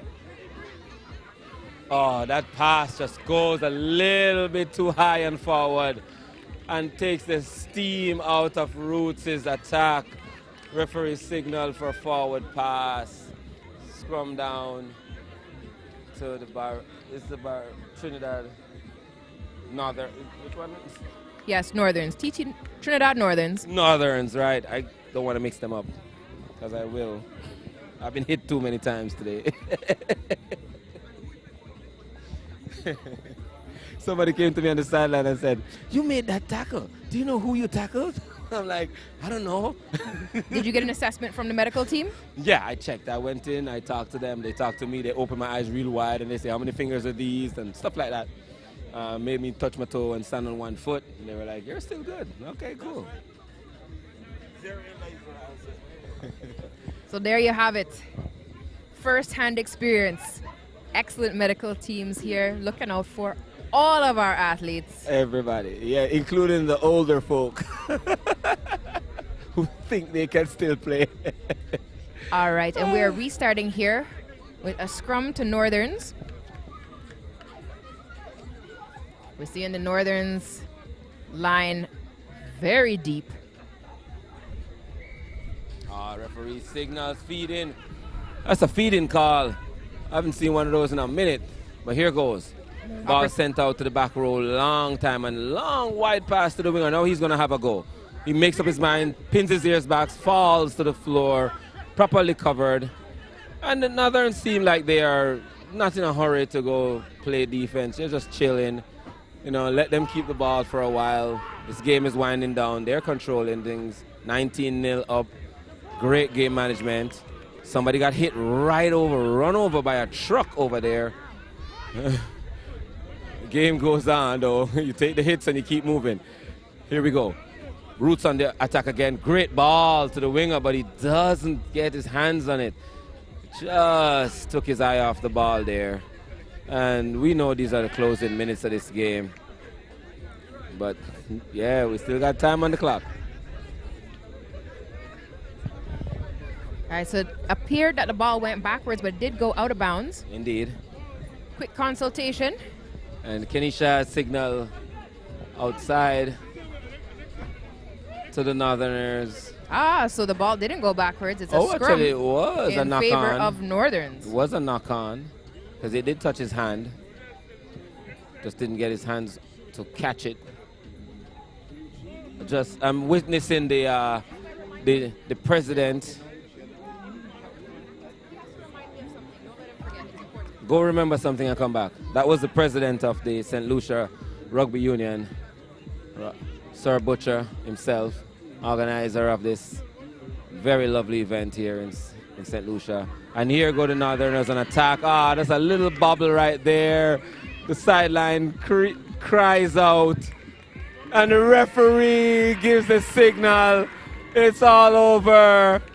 Roots have come up with silver. The Northerners gold. And my lads, the Misfits, have bronze. What can I say? I'm a bronze guy. Bronze is my color. Congratulations to Trinidad Northerns. Congratulations to Roots Rugby on their silver finish. Yeah. You know, it always feels like, you know, you lose first place, you don't win second place, you win third place. Yes, it's exactly like that. But incredible rugby here today. Incredible rugby here today. Just a credit to all the players. Look at them hugging each other. This is a rugby dream. They flew all the way here to play and they had a great time. And they did not come here and meet subpar rugby. They met challenges all through the day. And they played in a final that was worth it because these teams really brought their A game. And this is a tournament that even the athletes see the benefit of. And they save their money, they do their fundraising. If you ask the teams or the individual athletes, I spent some time in the athletes village that you were seeing in the background, and they talk about this. They know this tournament is coming up year after year. So not tonight, maybe not tomorrow, but in the beginning of August, that's when, you know, athletes are going to start thinking, let me put away a little something because I'm going back to St. Lucia next year. Yes, definitely. And in fact, I was talking to a youngster who actually lives here. And he came, I met him this week. We was training with the under-19s. And after we played against him, he came over and he shook my hand and he said, well, that was a great game and I learned some things from you. And I'm like, really? He was like, yeah, man. And I really appreciate that. Love it. That's that willingness to listen and learn. This is what we need.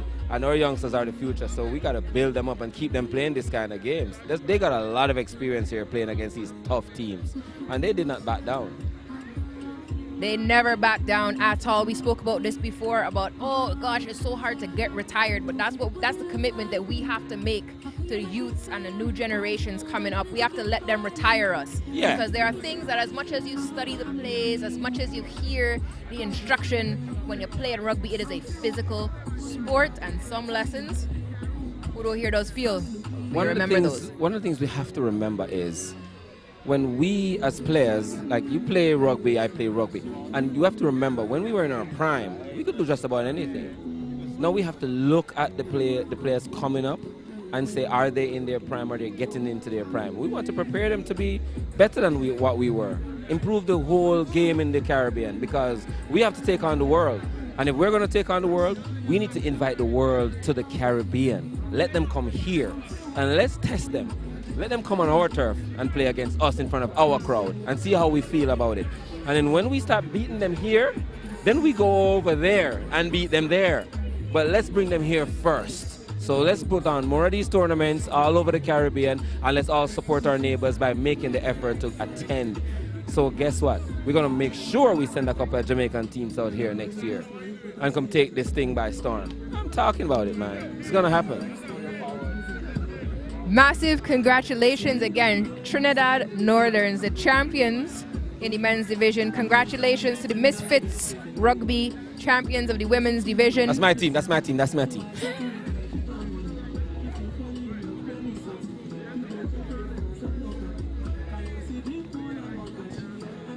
I just saw Roger again, the president, just walking around in his shirt, and his shirt says Roger.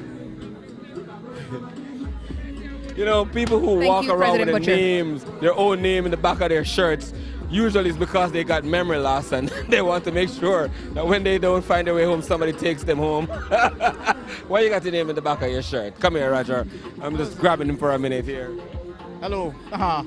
Hello, the rest of the world. The day is basically coming to an end. We had an amazing finals of the women. Did you see the women's game? How amazing and just hard fought that was with like half the team, if not more, was your local girls who are in preparation for the Olympic qualifiers. Talk to me how you feel about that. Yeah, the Misfits team had our girls that play in our three-quarter line, and yes, they were amazing. They were amazing. Looking at them play, I am even more hopeful of the outcome in Canada. Glad to hear it, man. Lift your spirits and make your heart feel like it's sore. So, and the next question I want to ask is that you had the job, you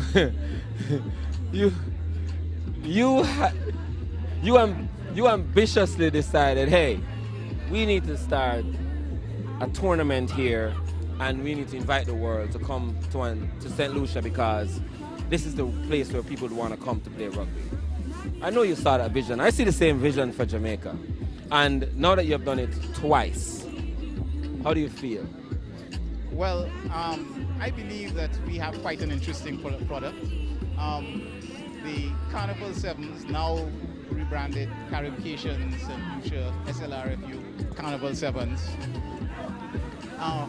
was the brainchild of essentially 3 persons.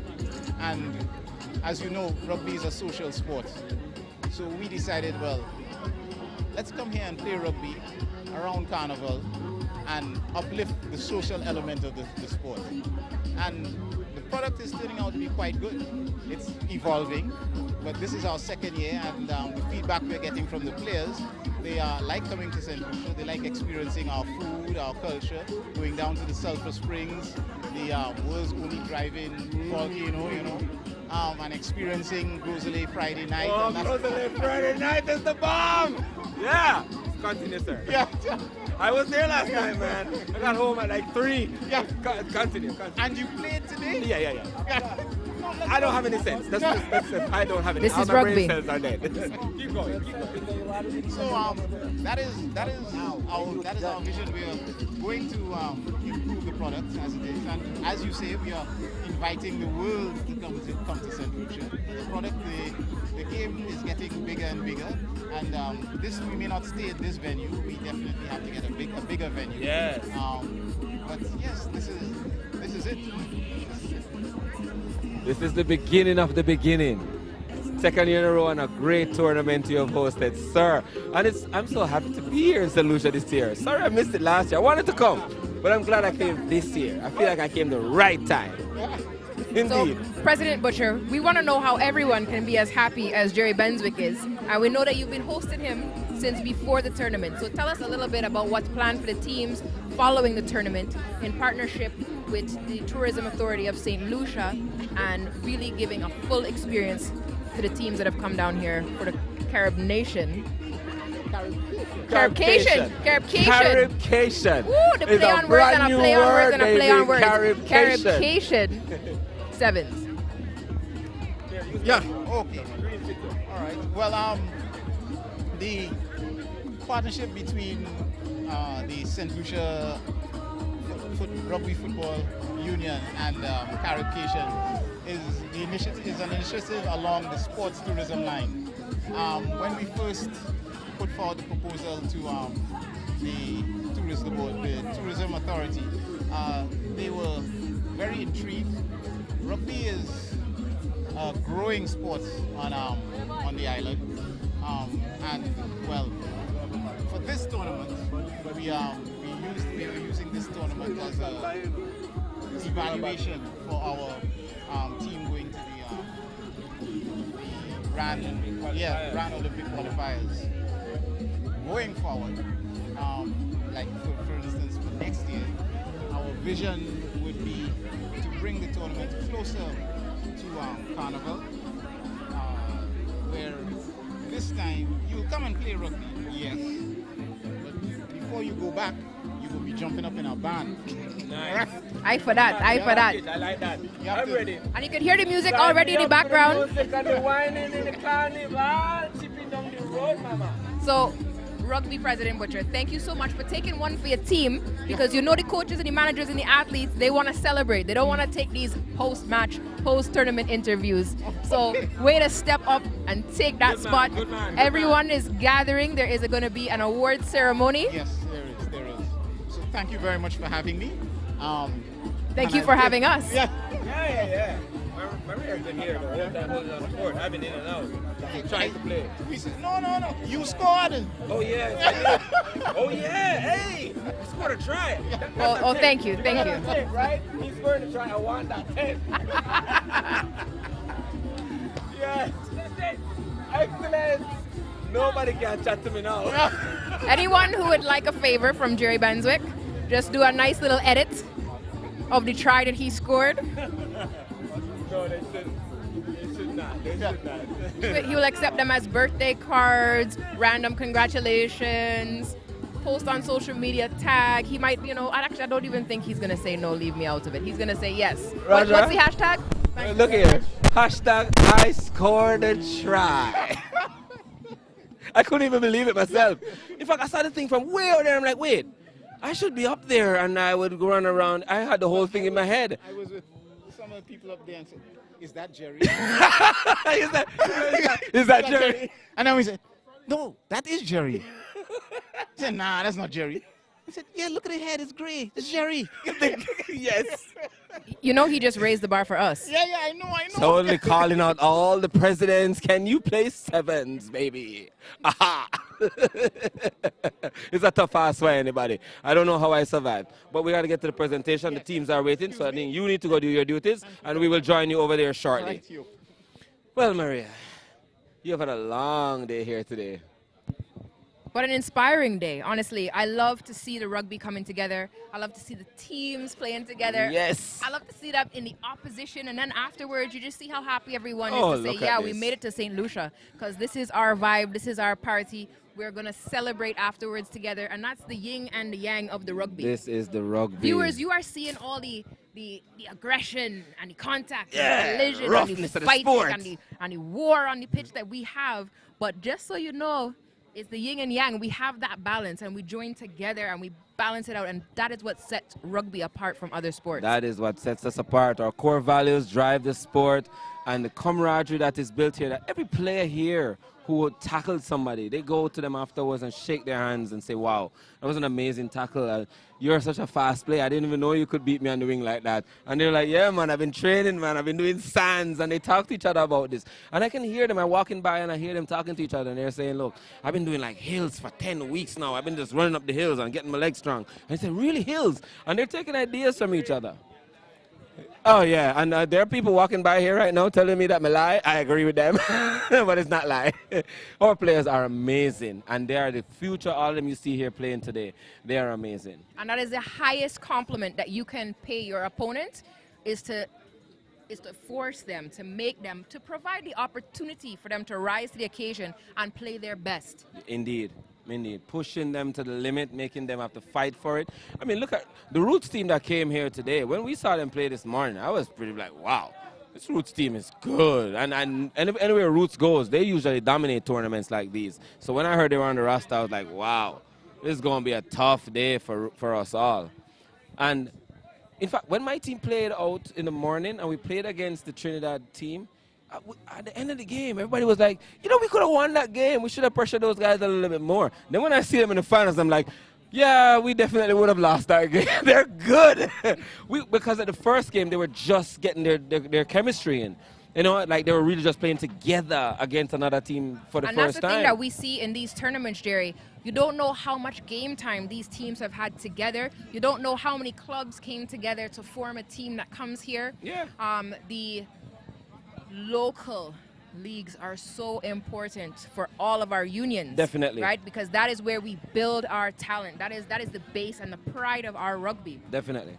And then these opportunities to come out here, it's really tweaking. It's really getting the opportunity, because you get used to playing with your team. You know the guys you're playing against. Competition that you know this club, that club, you know the strategy, how everyone plays. But when you come out here, you mix up the athletes, you mix up the players together, you have different opposition, and then you actually learn, oh, hey, what is the strategy that works for this team This in team, this iteration? yeah. What are the strategies that work for me, and how do I shine as a player within a team? And make that impact that we need to cross over to that winning threshold. And we did. We saw so many impact players jumping off the Oh, bench, coming on the pitch. Bam. Just like, you thought that the team on the starting list was like, okay, this is a starting team, they're going to be the best of it. And then they make 3 substitutions and the whole game changes. It's starters and finishers. It is. It is. And that's what rugby is. So I hope I think they're getting ready now, setting up. The table is set up. And I'm seeing the people who are giving out this stuff, they're rummaging all about the place. Yeah, the volume is raising. The tempo is raising. Everybody wants to see those medals handing out. I love how all the teams are just gathering and just naturally gravitating together. Of course. I mean, we know the drill. People got to collect their medals. So I think it's time for us to sign off. I think we should step out and get over to the medal presentation if it's ready. Engineer, quick question. Can we switch out and go over to the presentation yet? Because we're here just killing time waiting for it to happen. So maybe we need to signal them over there and say, yes, presentation ready. Let's do this. I think they're ready. Can we switch? We'll come over. We're waiting on some results so that we can announce the official results. Some of the results that we announced were kind of a little bit unofficial because we wanted to have confirmation. Right. Oh, we got to big up our referees today. Yep, today we should call one of them. Which one of them would massive, we should get one of them over. We should get one of the referees over. Which one do you want me to grab? Kenisha. Vincent, right? Let me go grab her. Hold on, I'll be right back. All right, while we have a moment, we're going to take a break. Thank you for joining us, Winners TV viewers. It has been amazing to go through this day with you. The Carnival Sevens idea was formulated in 1994 to twin rugby and St. Lucian Carnival under the theme, Come to St. Lucia Carnival and Play Rugby. The tournament attracted club teams from the Caribbean but died a natural death after 5 years. In 2022, the initiative was revived under the theme, Come to St. Lucia Carnival and Play Rugby. Apart from the playing of games, and the development of teams and officials in rugby, tournament participants toured the island including downtown, waterfalls, beaches, and ventured into the famous Gros Islet Street Party. Regional coaches also attended technical workshops, but the social aspect of rugby centering on having fun remained. The after-tournament party, Cool Down Beach Jam, provided the ideal melting pot for players, officials and enthusiasts to sample St. Lucian hospitality, food, beer and culture. The 2022 tournament was a resounding success with many participants indicating their desire to return in 2023. The St. Lucia Rugby Football Union Caribcation Carnival Sevens is now a signature event on the St. Lucia Rugby calendar and the sports tourism calendar. The St. Lucia Rugby family thanks all teams, sponsors, and supporters for the support in creating a premier event. See you next year.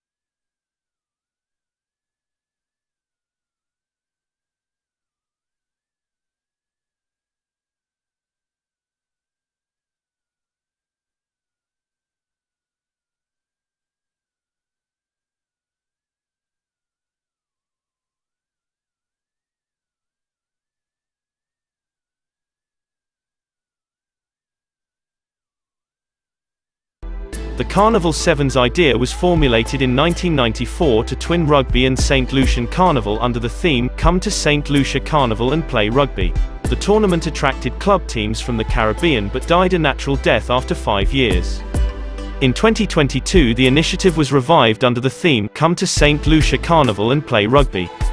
Apart from the playing of games, and the development of teams and officials in rugby, tournament participants toured the island including downtown, waterfalls, beaches, and ventured into the famous Gros Islet Street Party.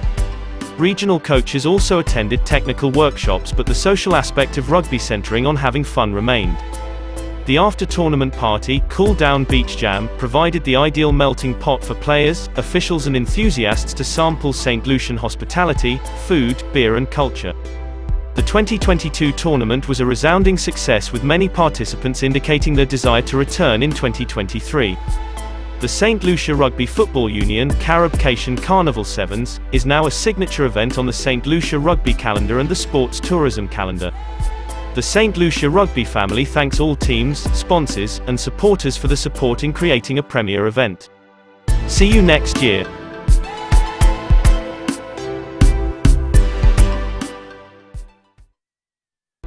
The Carnival Sevens idea was formulated in 1994 to twin rugby and St. Lucian Carnival under the theme, Come to St. Lucia Carnival and Play Rugby. The tournament attracted club teams from the Caribbean but died a natural death after 5 years.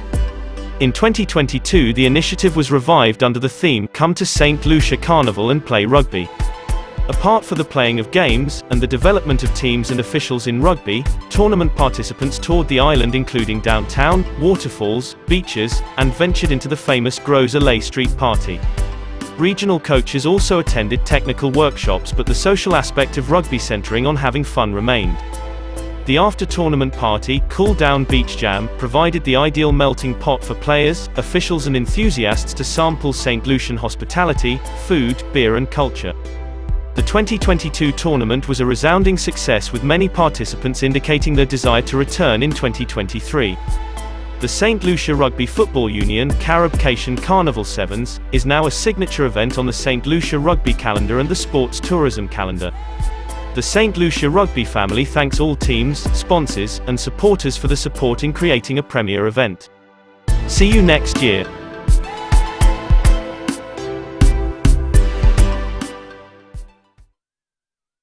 The Carnival Sevens idea was formulated in 1994 to twin rugby and St. Lucian Carnival under the theme, Come to St. Lucia Carnival and Play Rugby. The tournament attracted club teams from the Caribbean but died a natural death after 5 years. In 2022 the initiative was revived under the theme, Come to St. Lucia Carnival and Play Rugby. Apart from the playing of games, and the development of teams and officials in rugby, tournament participants toured the island including downtown, waterfalls, beaches, and ventured into the famous Gros Islet Street Party. Regional coaches also attended technical workshops, but the social aspect of rugby centering on having fun remained. The after-tournament party, Cool Down Beach Jam, provided the ideal melting pot for players, officials and enthusiasts to sample St. Lucian hospitality, food, beer and culture. The 2022 tournament was a resounding success, with many participants indicating their desire to return in 2023. The St. Lucia Rugby Football Union Caribcation Carnival Sevens is now a signature event on the St. Lucia Rugby calendar and the sports tourism calendar. The St. Lucia Rugby family thanks all teams, sponsors, and supporters for the support in creating a premier event. See you next year.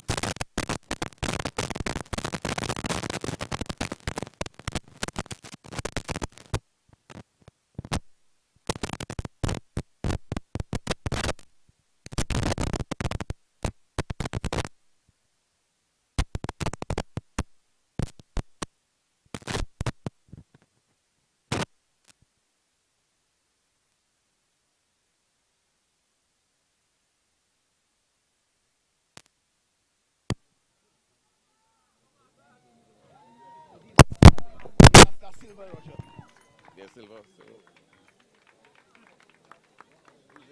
First place goes to the Barbarian. H1, X1 Barbarian.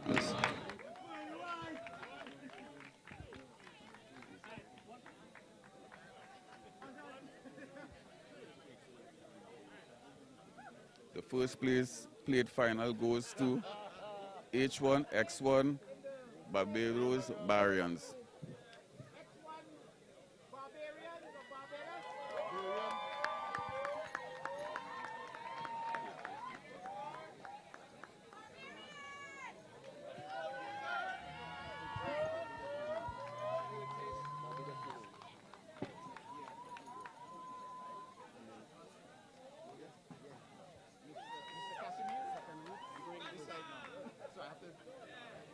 So in the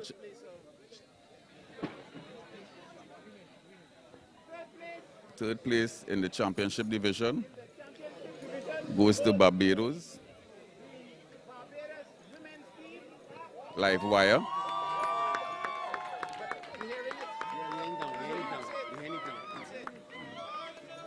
So the Barbados Live Wire is present to get the awards.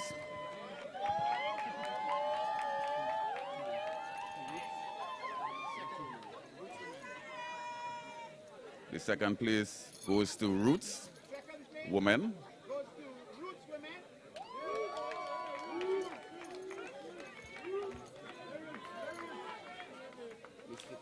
The first place goes to defending champion from 2022, the Misfits.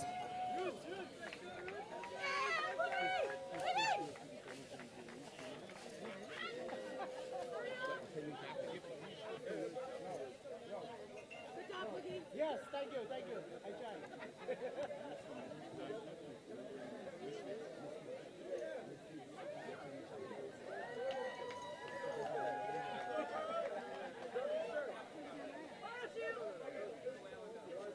You're supposed to get them.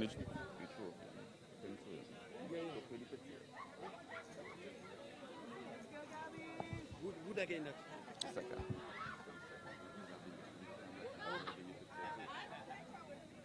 Vincent.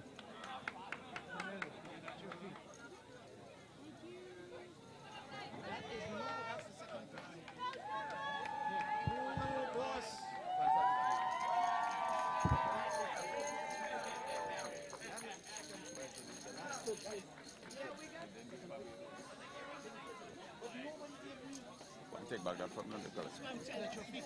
Yeah, I do. We have that's what it is.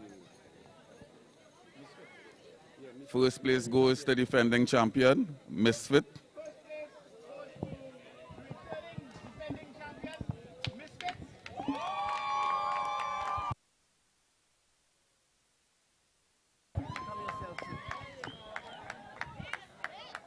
So that's the third. Get them back to the check from them too. I didn't.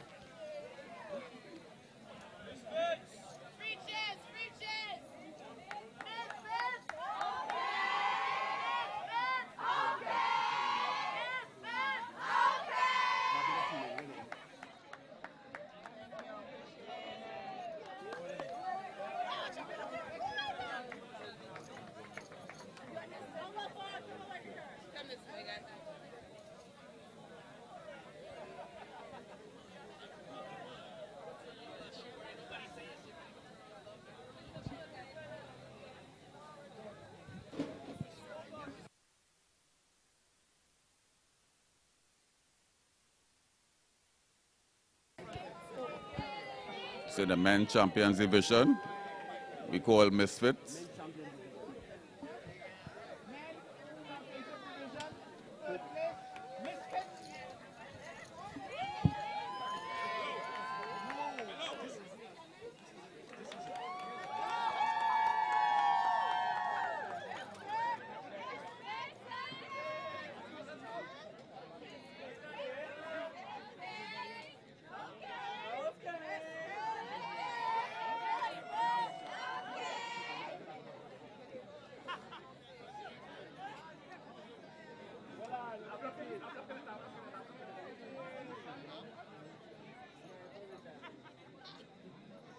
That should be second and third. Yeah.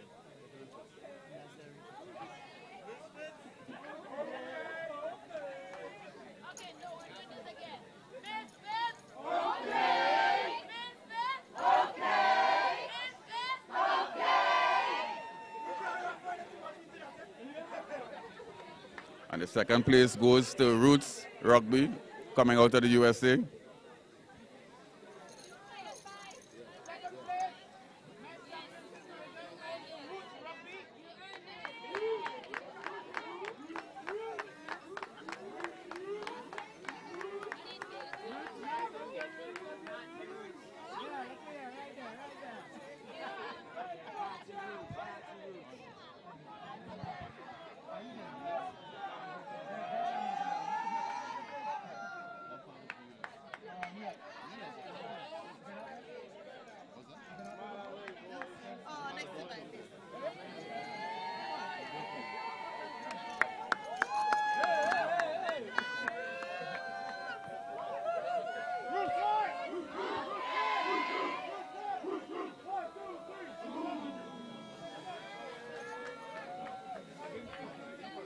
When they come, yeah, no problem.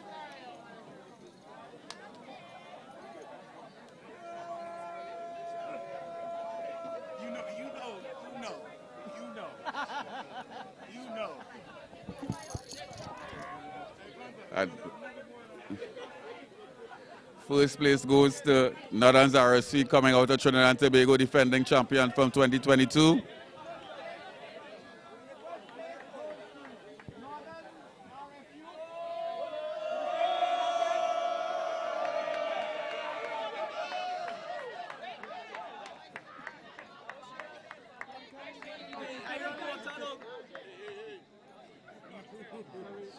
Give me the first place women and the first place men, and I'll just give them the challenge trophy.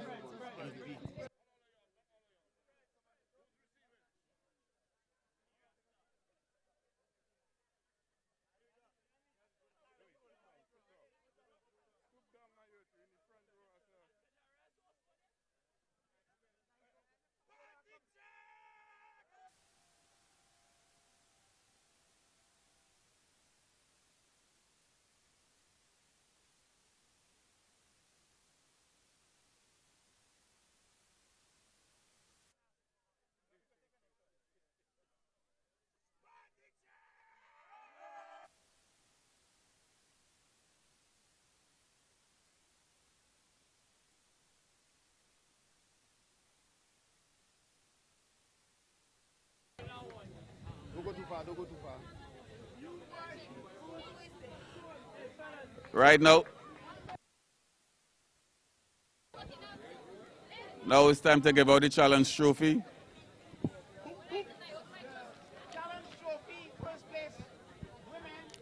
The challenge first place goes to the defending champion for the second time, Misfits.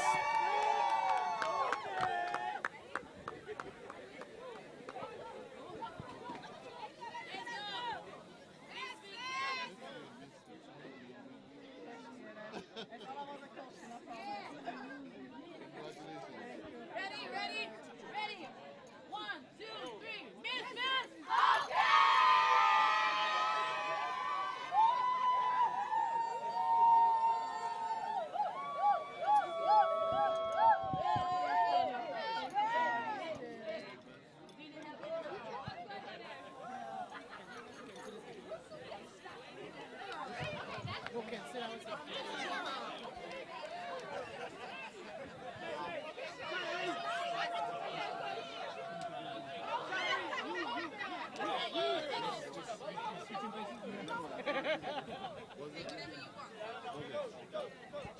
And the male challenge trophy goes to Northern's out of Trinidad and Tobago. Male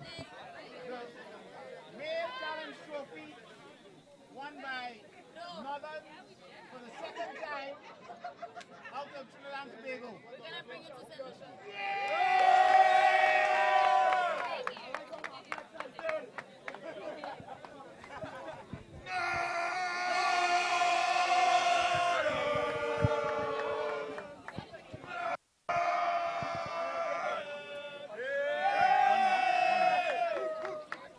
And last but not least, the female MVP goes to Renata Fredericks out of Misfits. Renata Fredericks out of Misfits.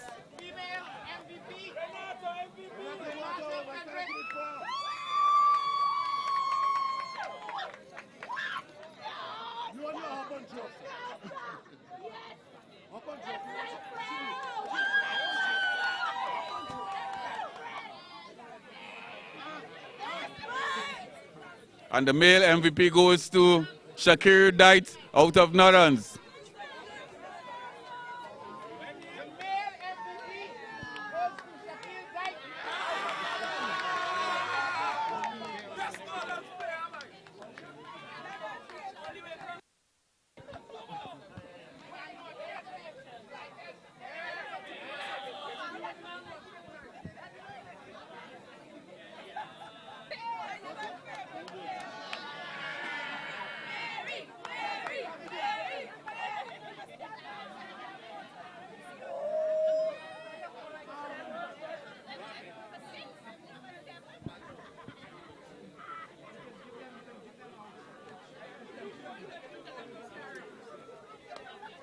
That's quite good.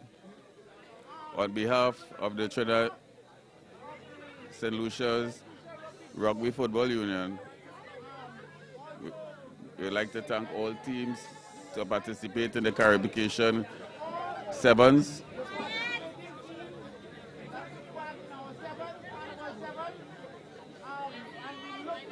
And we look forward to seeing you next year for a bigger and more exciting tournament. Thank you all, and reach home safe. Right, persons going back to the hotels.